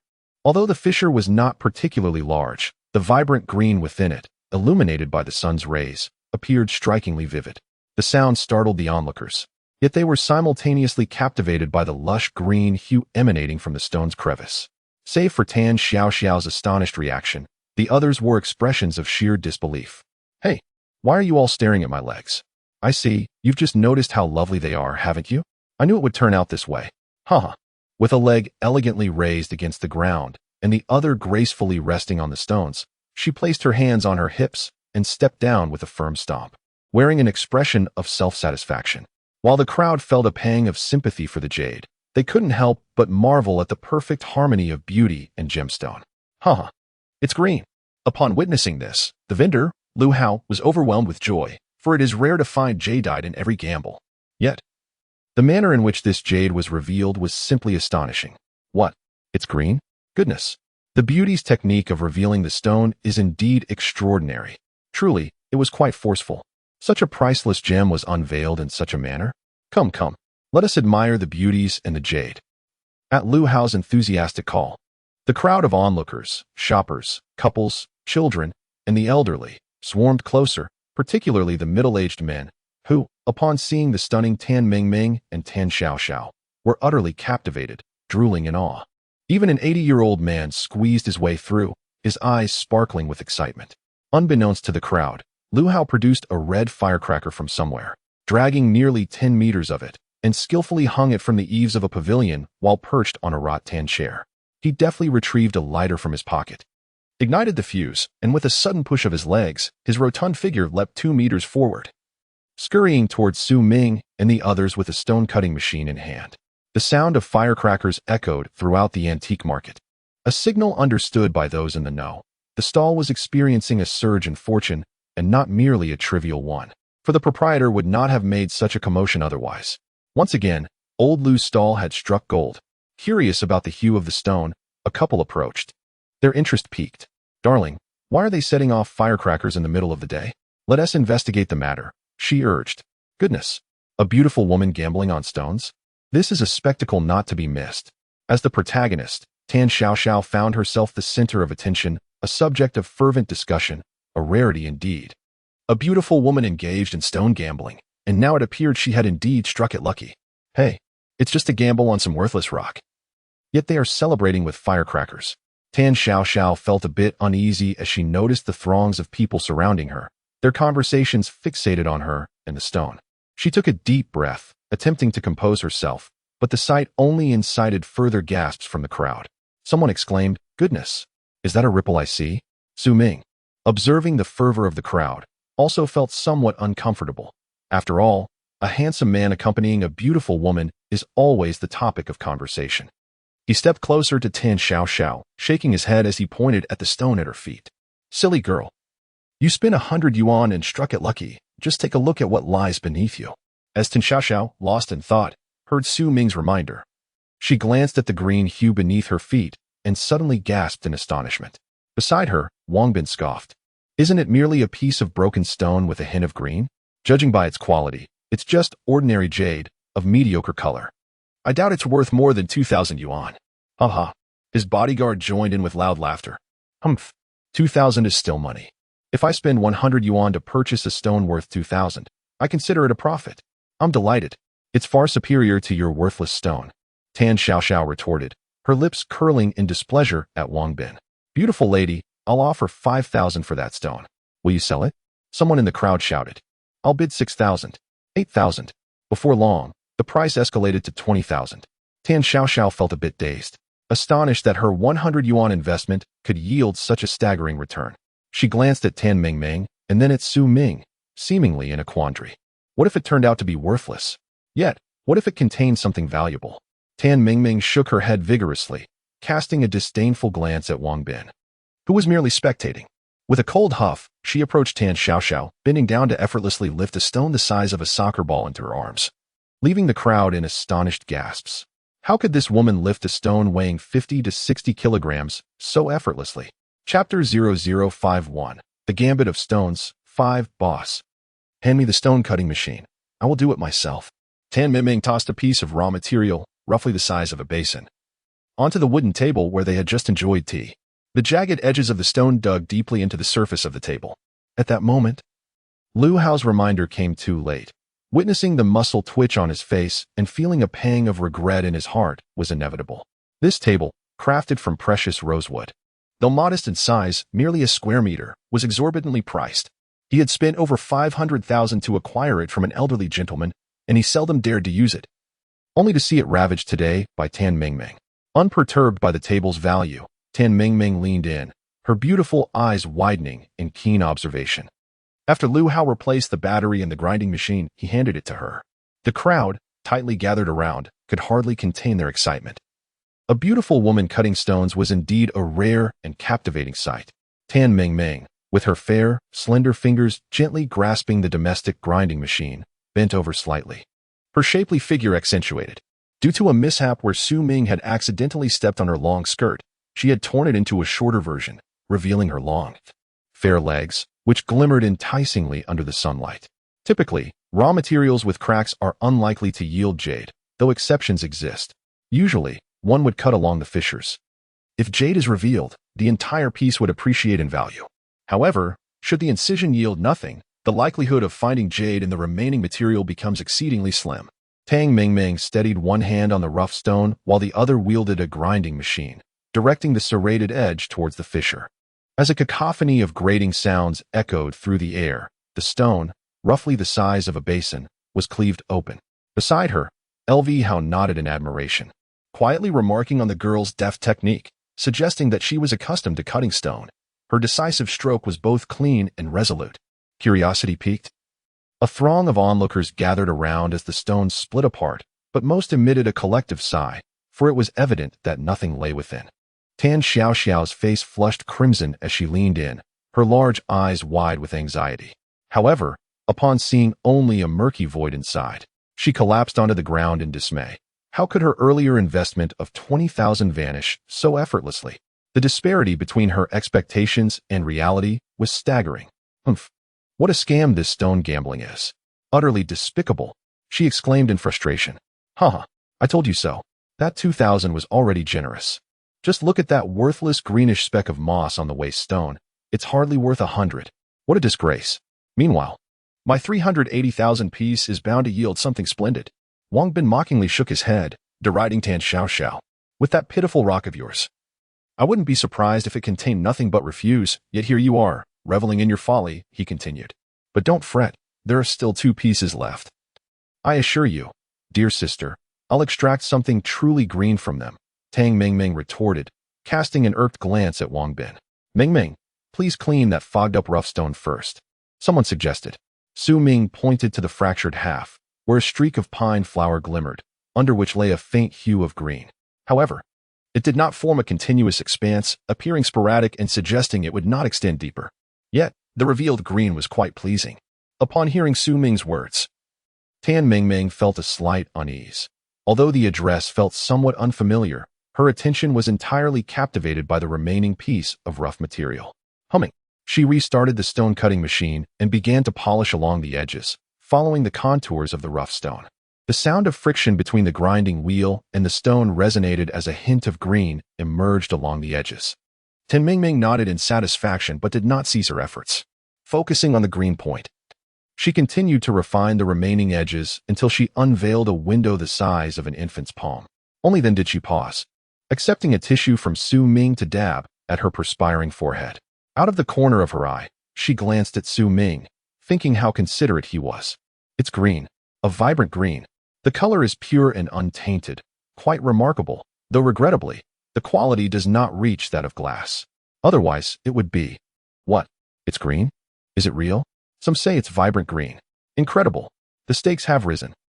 The surrounding crowd surged forward, gathering to witness the spectacle, all exclaiming in unison their astonishment that a mere piece of waste material had revealed green, and not just any jade, but extraordinary jade. Upon catching a glimpse of green, Tan Xiaoxiao's eyes sparkled with excitement. After confirming the presence of jadeite, specifically the coveted imperial green variety, she joyfully leaped into Su Ming's arms, tightly embracing his neck and grinning with delight. Su Ming shared her joy, marveling at the foresight of the mysterious celestial master. Yet he felt a sense of helplessness as he observed the giddy Tan Xiaoxiao. He rolled his eyes and promptly pulled her down.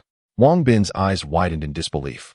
He never expected that a mere piece of waste would yield such a fortune, especially in the form of imperial green. Shaking his head, he refused to accept the notion that there could be more green within. Surely it would collapse. And he comforted himself with the thought that it was merely a small fragment of the skylight. El Hao was equally astonished. This was the leftover waste from a client who had wagered 800,000 just days prior, intending to discard it but lacking the time to do so. Little did he know that Tan Xiaoxiao would purchase it for a mere 100 yuan today, only to unveil imperial green. He chuckled at his own folly, then took out a string of firecrackers and set one off beside the pavilion. Beautiful lady, do be cautious not to rub it too hard, otherwise it may very well collapse. I offer 400,000 for this rough stone. Will you sell it? For 100,000? I bid 450,000. Although it is of the dry green variety, jewelry crafted from this imperial green is the most sought after. 450,000. Does that sound agreeable? I'll offer 500,000. Several knowledgeable jade merchants gathered nearby, peering intently at the skylight. One by one, they began to announce their purchase offers. Meanwhile, Tan Xiaoxiao's eyes widened in disbelief. $100 yielding 500,000?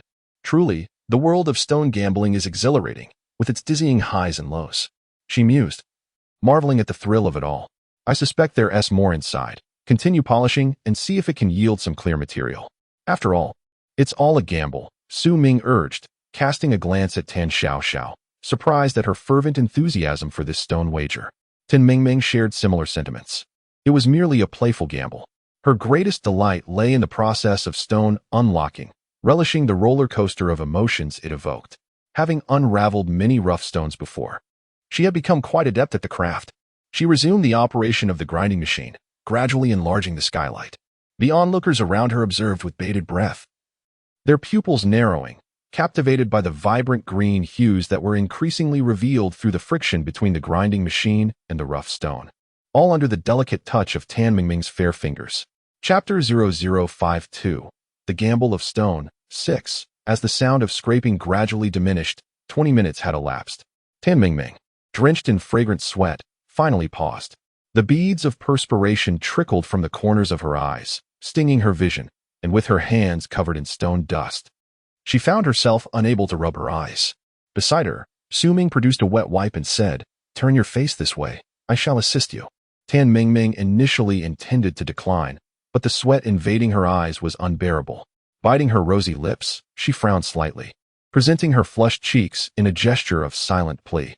Su Ming was taken aback by her swift acquiescence, having anticipated she would snatch the wet wipe away to tend to herself.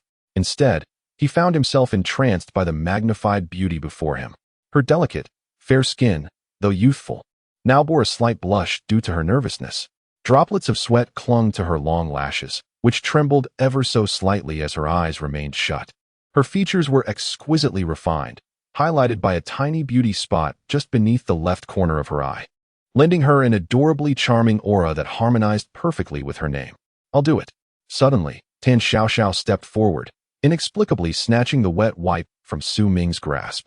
She herself was unaware of the source of her irritation. The impulse surged within her, prompting her to seize the wipe without a moment's thought. Su Ming, startled by Tan Xiaoxiao's sudden exclamation, awkwardly rubbed his nose in embarrassment. Yet the surrounding crowd could not contain their curiosity, engaging in fervent discussions regarding the relationship between Su Ming and the two enchanting women, wishing fervently that they could be in Su Ming's position, indulging in such delightful fortune. After wiping away the perspiration, Tan Ming continued her stone deciphering. 10 minutes passed. By now, the rough stone had been partially unveiled, revealing jadeite the size of a half-football. What thrilled Tan Ming even more was the exceptionally uniform color of the jadeite, which, under the sunlight's radiant reflection, showcased a vibrant green reminiscent of freshly sprouted buds, exuding vitality. "Miss, cease your polishing. The lower edge is developing a haze again. Had you halted a moment earlier, this rough stone could have fetched at least 2 million. Now it is worth merely 150 to 160,000. Tan Xiaoxiao had indeed noticed the white haze below moments earlier, but felt that this haze did not signify an end. She sensed that further surprises awaited. Although jadeite held substantial value, her family was not in dire need of those extra tens of thousands. She merely wished to relish the joy of stone deciphering. "I offer 170,000. Will the young lady sell?" An elderly gentleman emerged from the crowd, appearing to be around 70 years old, dressed in a classic summer suit. Despite his age, he stood tall, his eyes bright and spirited. "Is that Elder Shi, the vice president of the Jade Association?" Elder Shi? It was said that he was an authority within the domestic jewelry appraisal circle, unmatched in his field, considered a luminary in the world of jade. Indeed, every piece of jewelry appraised by him has seen its value multiply. The authentication results he provides surpass those of any jade appraisal institution within the country in terms of authority. Although he has aged, his apprentices are scattered across the globe. It was unexpected for me to encounter the esteemed Master Shi today. El Hao was equally astonished. How could he not recognize the legendary figure, Master Shi, whose name resonates like thunder? It was truly an honor to have him visit my stall. Tan Ming cast a glance at Tan Xiaoxiao. After all, it was Tan Xiaoxiao who had purchased this rough material for 100 yuan. Ming was merely assisting in the stone's unveiling, with the decision still resting in Tan Xiaoxiao's hands. Uncertain of the course to take, Tan Xiaoxiao reflected on the earlier twists and turns. Continuing might yield surprises, or perhaps nothing at all. Tan Xiaoxiao's gaze shifted to Su Ming, who merely smiled enigmatically before addressing Master Shi. "Senior, since Ming has nearly completed the unveiling, why not allow her to finish this last section? I believe this layer of mist is merely a test. Perhaps a miracle awaits us next. Who can say?" Master Shi approached to scrutinize the partially unveiled rough material, finding himself in agreement with Su Ming's sentiments. It was this very insight that had led him to consider purchasing the rough stone. He was pleasantly surprised to see that Su Ming was not impulsively eager to sell, which instilled in him a sense of recognition for Su Ming as a promising talent. With a slight smile, Ming acknowledged Su Ming's earlier words. Casting a glance at him, she delicately grasped the grinding machine and resumed her task of revealing the stone. In a short while, the entire piece of jade was unveiled before the onlookers. Having lifted the veil of the rough material, this piece could now be referred to as a clear stone. The jade exhibited a hemispherical shape, with a uniform distribution of green hue. The color was vibrant, yet the water quality was average, and the transparency was lacking, barely reaching the level of dry green. Had it been of icy quality, it would likely be valued in the tens of millions, not to mention the glass variety. "Little girl, I had my eye on this spot even before you began your work. I never expected such a splendid outcome from what seemed like mere waste. I estimate this clear stone to be worth at least 2 million. Spending a mere 100 to earn 2 million. What remarkable luck you possess." Old Master Shi, seated comfortably in the wicker chair that Lu Hao had just cleaned, remarked in admiration, "I shall forego this material, should anyone wish to purchase it. They may negotiate with that young lady." The gathered crowd had long coveted the stone, yet they hesitated to bid in front of the esteemed old Master Sure. Upon hearing his appraisal, the eager merchants began to fervently compete. Beautiful lady, would 2,100,000 RMB suffice? I offer 2,300,000. 2,500,000. Oh, no, that figure feels inauspicious. Make it 2,550,000. The onlookers erupted in laughter at the scene. Yet Wang Bin felt no inclination to join in their mirth. It was as though he had received countless slaps across the face. Just moments ago, he had wagered that if there were jade, he would consume the skin. However, his disdain prevailed. After all, it was merely a 2 million yuan stone. His own rough material, valued at 3,800,000, was undoubtedly 10 times more valuable than hers, and he silently vowed to himself. Foolish girl, are you still dazed? Did you not hear their intent to purchase your jade? Su Ming remarked, playfully flicking the smooth, fair forehead of Tan Xiaoxiao. Ouch! She exclaimed in mock agony, rubbing her forehead. How dare you flick my forehead? Are you seeking death? Seeking death? In the end, what difference does it make? Tan Xiaoxiao retorted, wincing in pain. Before long, the price surged to 2,800,000. Tan Xiaoxiao had never encountered such a scenario before. Hearing others winning the lottery had always seemed trivial to her. So what if someone won? How exhilarating could that be? Yet, today, she found herself in a similar predicament, utterly astonished by the turn of events. As she received the jade from Tan Mingming, she cradled it tightly in her arms, unable to tear her gaze away. After all, every girl adores gemstones, particularly those of exquisite beauty. The jade's vibrant green luster captivated her, especially since it was a prize she had won. A profound sense of satisfaction washed over her, for this was her first experience in gambling for stones, and she found herself reluctant to part with it. I shall not sell it. Chapter 0053, The Stone King. 1. The lively bidding, reminiscent of haggling over cabbage, came to an abrupt halt. The crowd exchanged puzzled glances, their minds swirling with questions. Why had the recently unearthed jadeite suddenly ceased to be for sale? This was the auction price. Once it hit the market, it would be nearly impossible to fetch such a high value. Su Ming shared in the confusion, unable to comprehend why she would retain this piece of jade. Meanwhile, Tan Mingming cast a peculiar glance at Tan Xiaoxiao and jested, Xiaoxiao, are you hoping to keep it for yourself? Perhaps to craft some exquisite jewelry as a memento for your future sweetheart? Ha! Tan Xiaoxiao, acutely aware of the underlying meaning in Tan Mingming's words, felt her previously fair complexion flush with embarrassment, and she lowered her head to deny it, saying, that's not true. The shop isn't lacking in rough stones. I simply intend to gift this piece to my mother to supply our family's jewelry store. Is that so wrong? Tan Mingming refrained from elaborating, merely rolling her eyes at her.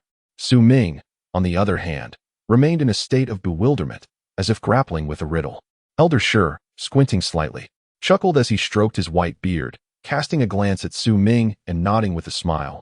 Youth is indeed a wonderful thing. Humph. It's just a $2 million piece of worthless stone. It's hardly a fortune.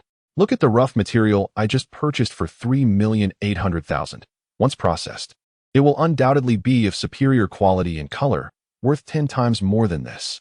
Wang Bin scoffed, shaking his head disdainfully at the jadeite on the table, then proudly gestured towards the enormous rough stone beside him.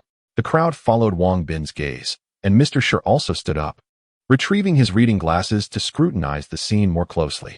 Initially, Mr. Sure had ventured out merely for leisure and relaxation, not expecting to stumble upon the newly renovated antique market. Coincidentally, he encountered Su Ming and his companions engaged in stone gambling. With nothing pressing on his agenda, he decided to observe. To his surprise, the dramatic twists and turns of the event piqued his interest, prompting him to join in. Indeed, this semi-gambling raw stone had already revealed a window, displaying a translucent and clear jade hue, characteristic of the glass type.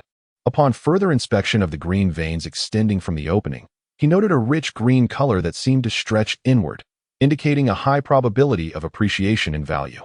Given the price of 3,800,000, it appeared he had secured a bargain. In his estimation, the stone could be worth around 7 to 8 million. After careful observation, Mr. Sure reached this conclusion. What? 7 to 8 million? I've made a loss of 4 million. Lu Hao's heart ached, regretting his earlier low bid. Su Ming merely shook his head and chuckled at the absurdity of a stone devoid of any valuable material being valued at such a price. Was this a game of stone gambling or a gamble with one's life? Today, he had gained a comprehensive understanding of this gambling industry. Fortunately, He had been forewarned. Otherwise, he would have been unable to prevent Meng Meng from acquiring this illusory raw material for 3,800,000, a staggering figure for him, albeit merely a number. Handsome, I'll offer 7,500,000. Will you sell? A jeweler has offered a considerably high price, nearly double the amount that Wang Bin had just paid. Zhu's Jewelry offers 8 million.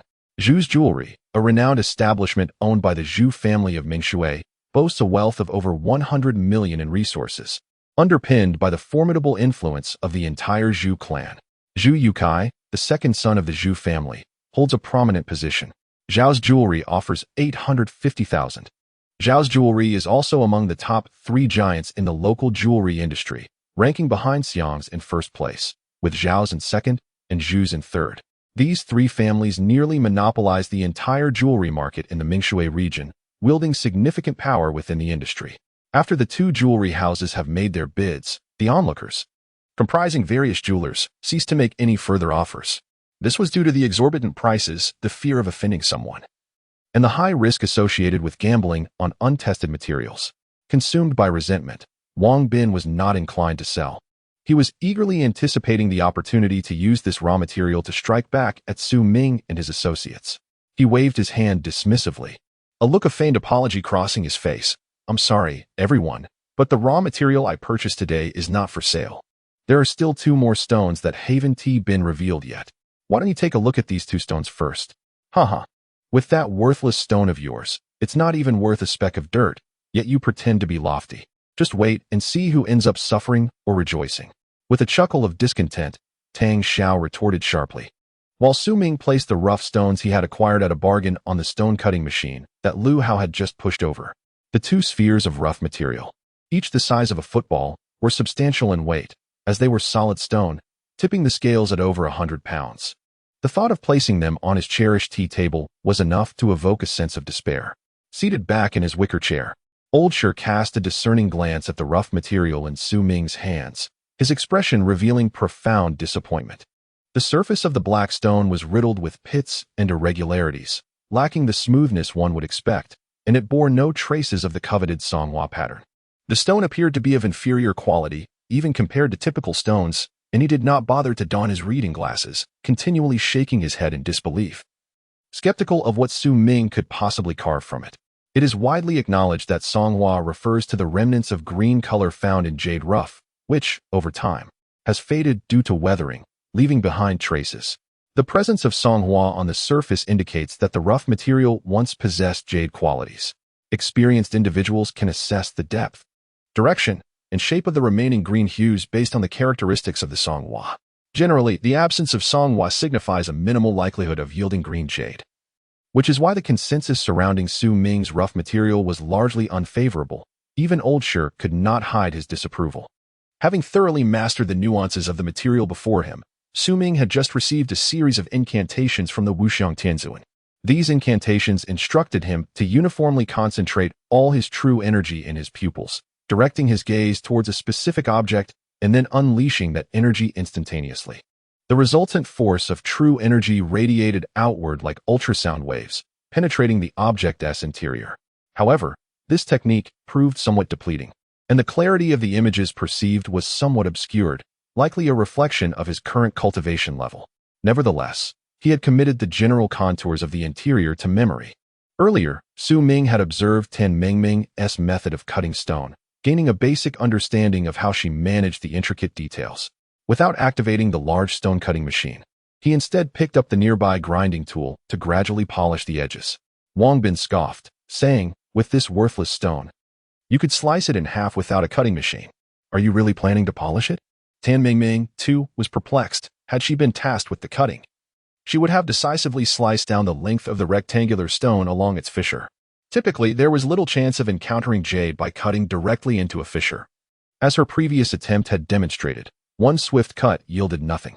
As the grinding tool began to rasp against the stone's surface, Su Ming adjusted to the pressure he applied, simultaneously releasing bursts of true energy from his eyes to gauge the thickness of the outer layer in relation to the jade within. The onlookers urged him on, perceiving him as inexperienced, noting that his movements were excessively slow. After a quarter of an hour, Su Ming had only polished a mere 3 centimeters. Yet the sudden appearance of white mist elicited gasps of astonishment from the crowd. Chapter 54. The Stone King 2. It is happening. The green is emerging. Is it real? Don't crowd me. I want to see what's going on. I too wish to behold this green. A stir rippled through the gathered crowd. And even the elderly Stone donned his silver-rimmed reading glasses to get a closer look. Young man, your luck is extraordinary. Observe the jade within this fog. Its fair complexion and exquisite hue suggest it may indeed reach ice grade. If you follow this indented vein with a precise cut, I believe the material within will fully reveal itself. Su Ming cast his gaze towards the point indicated by Stone, and indeed, it was just as he had described. The wisdom of age has proven itself once more. Following the line Stone had pointed out, Su Ming employed the grinding machine to carve downwards. Shortly, a window the size of an infant's palm emerged, revealing a jade of translucent green that shimmered brilliantly under the sun, casting a verdant glow upon Su Ming's handsome visage. It has risen. The gamble has paid off. How fortunate is Brother Su. It seems this rough material holds promising treasures. Lu Hao exclaimed excitedly, his voice rising. For both pieces of rough stone were purchased from his stall. To unveil jade at his own stand would serve as the finest advertisement. He hurriedly took out a firecracker and hung it at the corner of the pavilion before igniting it. Since then, 3 firecrackers had already been set off, and a thick layer of red powder lay scattered on the ground. In the distance, a large crowd was gradually converging. Nearly the entirety of the antique market had gathered to watch. Even vendors from other stalls, unable to suppress their curiosity, abandoned their own businesses to investigate. Upon hearing the commotion, some merchants even drove over specifically to observe and purchase stones. During this time, Su Ming had gained some experience in jadeite appraisal. To ensure that the surrounding jade merchants could clearly see the quality of the jade, he took a small basin of clean water and washed the window of jade that had revealed its green hue. The crowd surged with excitement, and the jade merchants pressed forward, eager to catch a glimpse. The stall, originally the size of half a basketball court, was now packed to the brim, leaving only a quarter of its space available. Lu Hao quickly called his staff to keep a close watch on their rough materials. With so many people of varying intentions, losing a piece would lead to significant losses. Su Ming had washed the window to allow the jade merchants to better assess its quality, prompting them to make enthusiastic bids. However, after a few breaths, the surroundings fell silent, seemingly waiting for Su Ming to continue his appraisal. One impatient middle-aged merchant called out, "Young brother, could you make another cut?" Su Ming gazed perplexedly at the middle-aged merchant, then turned to the kindly elder Shi, who, with a gentle smile and a stroke of his beard, elucidated, "In the realm of stone gambling, it is not solely the participants who stake their fortunes. The onlookers, too, engage in this wager. After all, the ultimate aim of unearthing the stone is to fetch a lucrative price. Clearly marked stones are easier to sell, while those with hidden qualities present a significant gamble. Merchants in the jade trade typically only bet on rough materials with lower risks. If that is the case, am I not shouldering all the risk? What if the next cut yields nothing? That would be rather disheartening," Su Ming remarked, his displeasure evident as he reconsidered the merchants surrounding him. It appeared that their primary concern was, indeed, profit. "Precisely," Elder Shi affirmed. "Although the risk may lean more toward the younger brother, your rough material displays promising qualities in terms of texture and hue. Just as I mentioned earlier, it possesses icy characteristics and vibrant green, categorizing it as an exceptionally high-grade jadeite. Given its considerable size, I estimate its value to be around 10 million. 10 million? The crowd gasped collectively, astonished at witnessing the process of unveiling a rough stone worth such an astronomical sum. The concept of 10 million was unfathomable to most, akin to a figure that would take an ordinary person a lifetime of arduous labor to accumulate. "What? 10 million? Tan Xiao exclaimed, her voice rising in disbelief as she clutched Su Ming's arm and shook it vigorously, exclaiming, "You've struck it rich. A few pieces exchanged for 10 million. Ha ha." Meng Meng gazed at Su Ming in astonishment, feeling an inexplicable air of mystery surrounding him. Since their first encounter, she had been ceaselessly surprised, and she surmised that it was indeed connected to Su Ming, sparking her profound curiosity about him. Wang Bin felt a fierce heat radiating from one side of his face, akin to having it thrust into a fan, utterly mortified by the experience.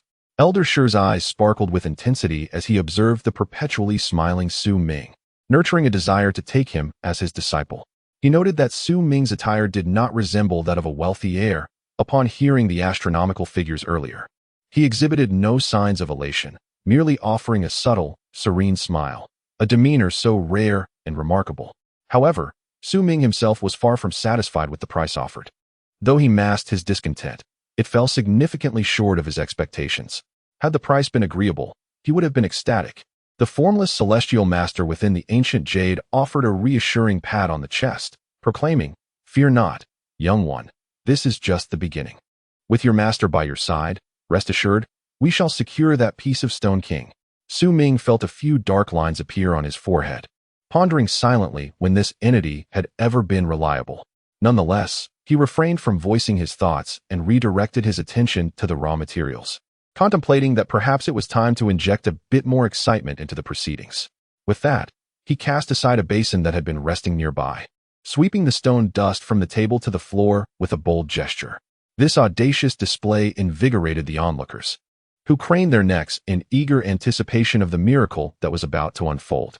Su Ming furrowed his brows slightly, concentrating the dwindling energy within him upon his eyes as he gazed at the raw material before him. What met his sight was a haze of green particles, with the uppermost layer appearing somewhat translucent. However, as he delved deeper, he uncovered a core of crystalline whiteness, surrounded by denser and more intricate particles that shimmered with remarkable clarity and purity, exuding a more potent aura than that emanating from the skylight above. A subtle smile graced Su Ming's lips as a plan took shape in his mind. He rotated the raw material 180 degrees and employed a grinding machine to commence polishing the opposite side of the skylight. This side of the material was relatively thin, measuring merely 2 to 3 centimeters. After 5 minutes of meticulous grinding, a hint of green began to emerge. As this touch of green appeared, it expanded gradually under the relentless motion of the grinding machine in Su Ming's hands. The surrounding crowd of thousands held their breath, fearing that any sound might disrupt Su Ming's concentration. The thought of inadvertently disturbing him and jeopardizing this precious raw material, valued at 10 million, was a risk that few could afford. Chapter 0055, The Stone King. 3. Su Ming skillfully wielded the grinding machine, meticulously polishing the surface. A quarter of an hour later, he had perfected one side of the skylight to the same dimensions as before. Su Ming raised an eyebrow in disbelief as he gazed upon the emerald reflected before him. Its texture was exquisitely refined and utterly flawless, with a deep, vibrant hue that exuded purity. The surface shimmered faintly with a green fluorescence, exhibiting remarkable transparency. Peering deeper revealed layers of verdant green that resembled floating blossoms, growing increasingly rich in color. "What is this? This is actually a glass-type imperial jade." A sharp cry erupted from beside Su Ming. Imperial jade? Goodness! Such a rare gemstone. Imperial jade? The name alone signifies high quality. Imperial? Jade. This treasure must be secured. The fervent discussions erupted from the source of the earlier exclamation, quickly spreading among the onlookers. Before long, the gathered crowd was well aware of the situation, with some jade merchants poised to make their bids, while others shook their heads in resignation, realizing that, despite their intentions, the price was simply beyond reach. Is this truly an exceedingly rare glass-type imperial jade? You are called LV Hao, correct?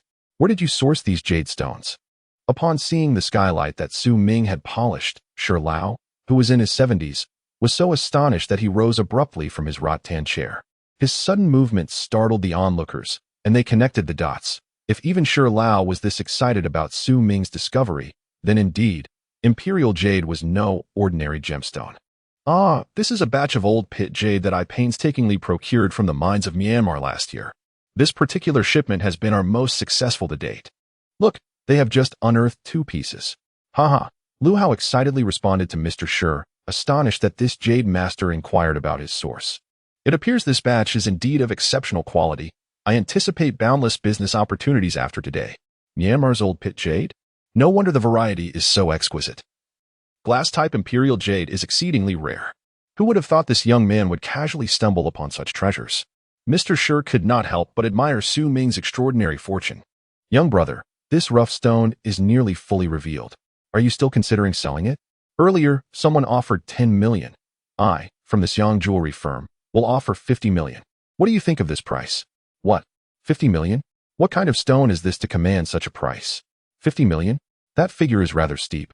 I, from the Zhu jewelry firm, shall add another 10 million. 60 million. Will you sell it?" "Ha! Just recently, your jewelry store was robbed on Chuanshan Road. And now you're frantically purchasing rough stones. Are you rushing to replenish your recently stolen stock? Do you think I, from the Xiao Jewelry firm, will relinquish this lucrative opportunity without a fight? Xiao Jewelry offers 65 million. In just half an hour, the price skyrocketed from 10 million to 65 million. Unable to endure any longer, Su Ming glanced at the group of jade merchants who were secretly arguing amongst themselves while quoting prices amidst the crowd. He slowly shook his head and remarked, "As for this rough material." Upon hearing Su Ming's voice, the onlookers eagerly perked up their ears. But instead of an elaborate explanation, they were met with only a half-hearted complaint, inciting their silent frustration. Accepting the chilled mineral water handed to him by Tan Xiaoxiao, Su Ming raised it to his lips and drank deeply before continuing. This rough material is indeed for sale. However, since we have already reached this stage, I shall proceed to reveal its true form. Should anyone be interested, they may wait a little longer. Haha, we are in no hurry. Since our young brother has suggested it, we shall wait a while longer. However, once it is revealed, do consider my Xiang's jewelry first, one merchant chimed in. Without further ado, Su Ming took the wet wipes offered by Tan Mingming to wipe away his sweat, preparing to unveil the entire rough stone in one go. The surrounding merchants lamented their earlier decision not to secure it for 10 million, as the price had now surged to nearly 70 million. Once Su Ming revealed the material, its value would be transparent, and acquiring it at a bargain would become a daunting task. The onlooking jade merchants cursed Su Ming for tantalizing them, deeming him exceedingly shrewd. Indeed, as Su Ming removed just a few centimeters of the outer layer, 2 football-sized pieces of jade emerged before the crowd. Well, a full translucent glass-grade imperial jade. The price is skyrocketing again. Quick, quick, quick. We need another firecracker. As the previous firecrackers had already been set off, Lu Hao frantically urged his employees to borrow some from neighboring stalls. With a crackling sound, Old Sure, trembling, adjusted his silver-framed reading glasses and leaned in closer, his eyes wide with scrutiny as he examined the raw material that Su Ming had just unveiled. Su Ming poured the remnants of his mineral water onto the jade, and in an instant, a brilliant emerald glow erupted, refracting through the water and casting dazzling light that made Old Sure squint. With a quivering voice, he exclaimed, "This jade consists of half ice type and half glass type, yet both varieties are of the highest quality. I never expected to find floating emerald within this glass jade." Increasing in layers from the exterior to the interior, the central piece, roughly the size of a palm, boasts a complete green hue, perfectly saturated, a treasure of exceptional worth. This alone, the glass portion, is valued at no less than 100 million. Upon closer inspection, there exists a layer of white mist, approximately 2 centimeters thick, which distinctly separates the jade into 2 halves. If we were to include the naturally formed ice type, the price would soar to no less than 150 million. 150 million. The crowd, upon hearing this staggering figure, felt as if thunder had struck their minds, buzzing with disbelief. They had just witnessed the process of unveiling a stone worth 150 million, an experience that would satisfy even the most ordinary person, let alone those who had lived it. A stone valued at 150 million, truly an unheard-of marvel. Haha, today was not in vain. This unforgettable experience will last a lifetime. 150 million. This young man has struck it rich. El Hao felt a momentary lapse in reason. After regaining his composure, he shook his head in self-deprecation. Just moments ago, he had declared that the dark, obscure raw material was the least likely to yield any green and that its price was merely a paltry few thousand. Now, he faced a staggering loss of 150 million. Where could he possibly go to weep over such a misfortune? Wang Bin, utterly exasperated, stared blankly at the check stub in his hand, the glaring figure of 380,000 mocking him, akin to a cruel jest at his expense. This would likely cast a long, indelible shadow over his life. 150 million. How could this be? Tan Xiaoxiao's complexion drained of color, nearly causing her to collapse. The weight of the blow had left her mind reeling multiple times. Had it not been for Tan Mingming's firm grip, she might have found herself sitting on the ground in embarrassment. She mused internally that this felt akin to yet another roller coaster ride. In contrast, Tan Mingming's expression was not as exaggerated as Tan Xiaoxiao's. Instead, her beautiful eyes were filled with curiosity as they fixated on Su Ming's every move. At that moment, she fervently wished for the ability to read minds, eager to uncover the true nature of Su Ming's thoughts, which piqued her curiosity immensely. Chapter 0056, The Stone King 4, Hiss. Why are you pinching me, Tan Xiaoxiao? That hurts. Su Ming had previously experienced Tan Xiaoxiao's exceptional pinching technique, and the bruises on his waist from a few days ago still hadn't faded. Although his constitution had improved compared to before, he could not escape the grip of Tan Xiaoxiao. My young friend, you are indeed fortunate today. In my lifetime, I have never encountered such a flawless piece of jadeite. Previous stone analyses felt like mere child's play. Today has been truly exhilarating. It is a pity that I could not personally unveil it. However, witnessing the emergence of such a magnificent jadeite is satisfying enough for me. Stone Old sighed softly, stroking the small tuft of white beard on his chin, pondering how the young man would handle this exceptional material. Su Ming smiled and rubbed the back of his head, replying, Haha, Stone Old, you flatter me. I merely had a stroke of luck today. The raw material will surely be sold. I wonder if Stone Old would be interested? Upon hearing Su Ming's words, the surrounding jade merchants couldn't help but curse inwardly. Once Stone Old spoke, who would dare to compete? With Stone Old's esteemed reputation, a mere stamp of his foot could shake half of the jade market in Mingshui. Offending him was clearly not a wise choice, should one incur his displeasure. A single word from Stone Old could render them unable to navigate the domestic jade market. With a chuckle, the young man was elated to acquire such a treasure, and his first thought was to inquire about me from the old gentleman. Quite commendable. However, I have not been attuned to the jade market for quite some time. Had I remained as active in the stone gambling industry as I was in my youth, I surely would not have overlooked today's magnificent jadeite. Yet, with age has come a waning enthusiasm for the gambling stones, and I no longer feel the need to compete with the younger generation. If the young man is interested, he may attend the National Jewelry Exhibition on the Monday 2 weeks hence. He simply needs to bring this business card to find me. Upon hearing this, the crowd collectively exhaled in relief, realizing that even the esteemed Elder Shi yearned for the jadeite, and they must not let this opportunity slip away.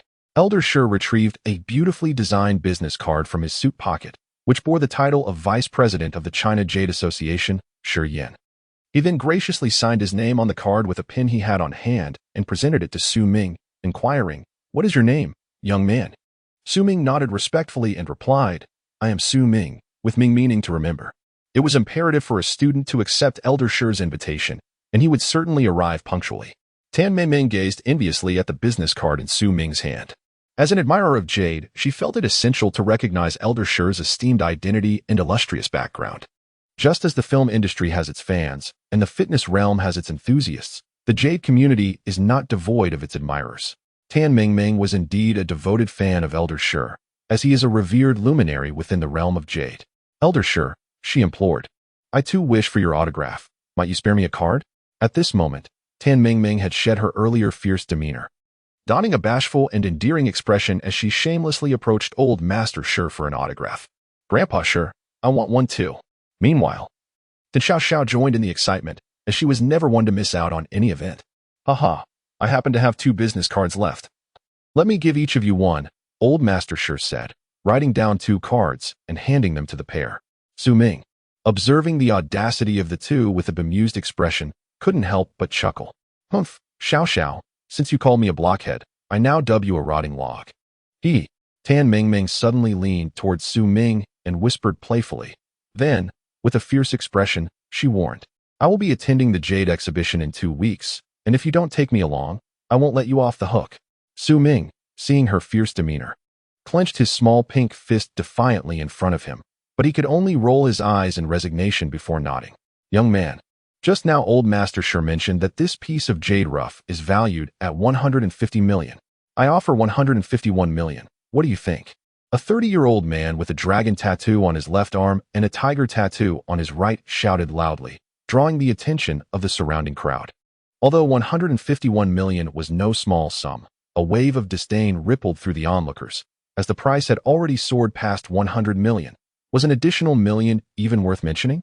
I offer 160 million.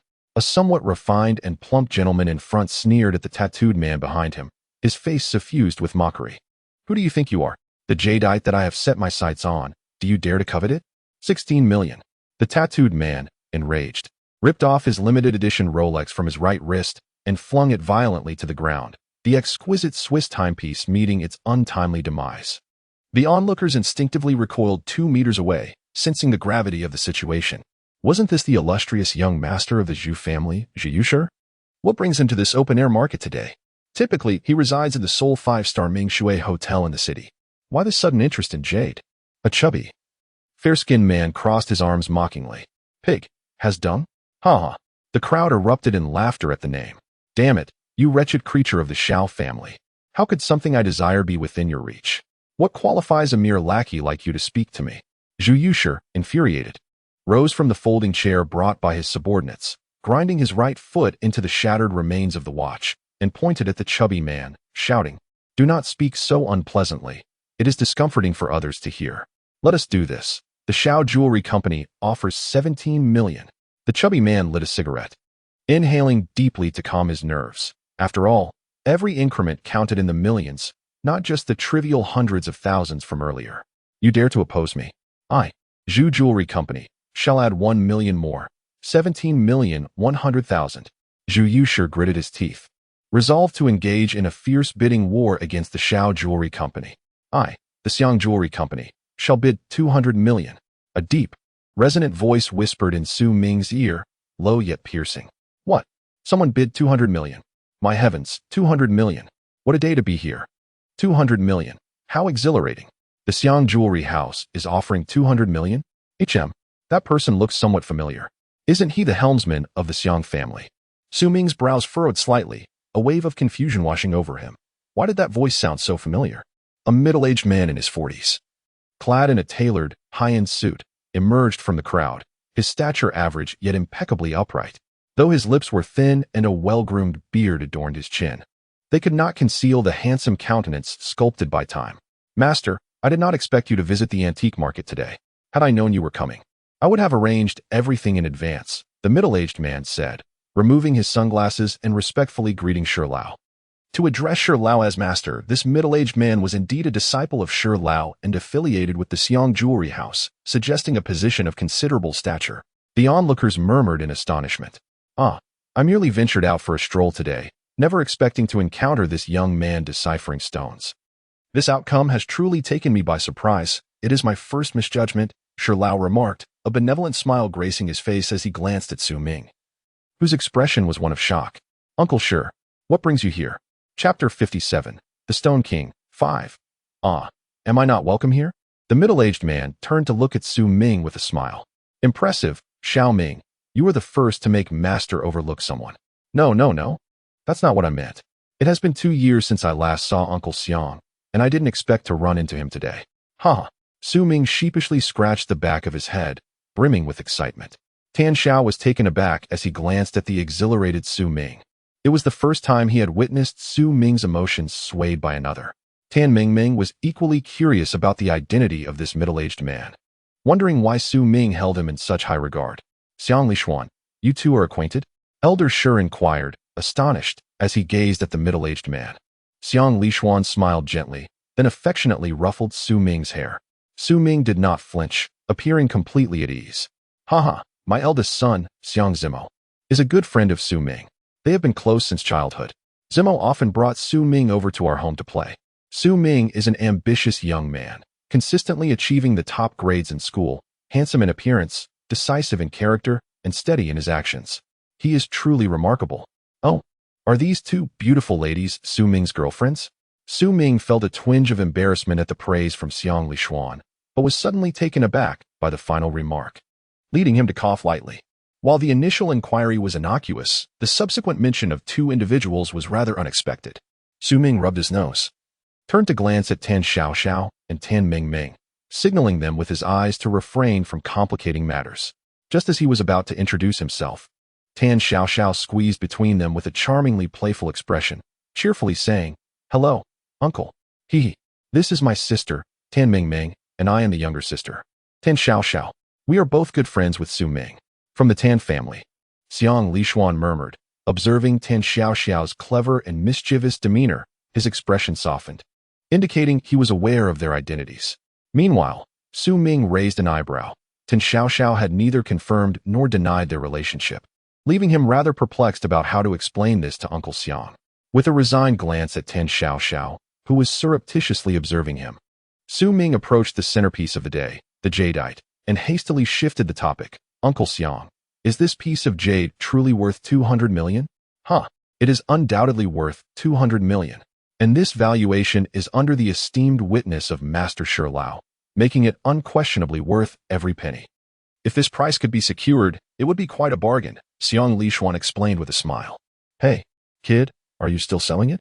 My Zhu family jewelry business offers 200 million plus an additional 1 million. Zhu Yushi could no longer remain seated.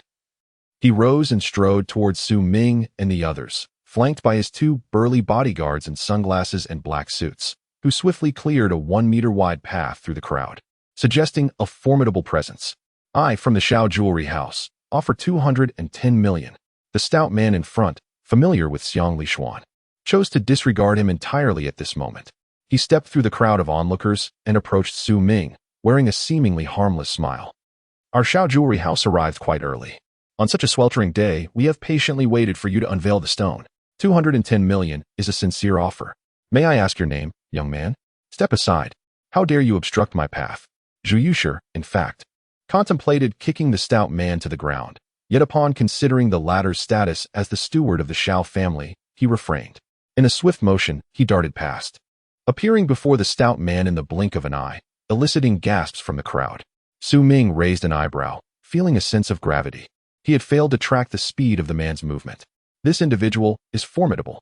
Even as Su Ming summoned his chi to focus his sight, he could not discern Zhu Yoshi's cultivation level, indicating that this person was no ordinary practitioner. Subsequently, Zhu Yushi reached out to examine the jadeite, but Xiang Lishuan, who had remained motionless until now, suddenly grasped Zhu Yoshi's wrist with his hand. Zhu Yushi gasped in shock, attempting to withdraw his hand, only to find Xiang Lishuan's grip akin to a vice, unyielding and impossible to escape. The owner of this jadeite has not permitted you to touch it. How can you so carelessly handle it? What kind of upbringing did Zhu Yurin provide for his son? Sighed Xiang Lishuan, shaking his head in disappointment. You are the head of the Xiang family, Xiang Lishuan. At this moment, Zhu Yushi finally recognized Xiang Lishuan with a glare, having previously been haughty and dismissive, oblivious to his presence. It was only after being put in his place that he began to comprehend the situation. Who are you to decide to whom this piece of jade is to be sold? Do not presume to put on airs, Xiang Lishuan warned, narrowing his eyes at Zhu Yushi. He then loosened his grip slightly, prompting Zhu Yushi to swiftly withdraw his right hand, which had turned purple from lack of blood flow.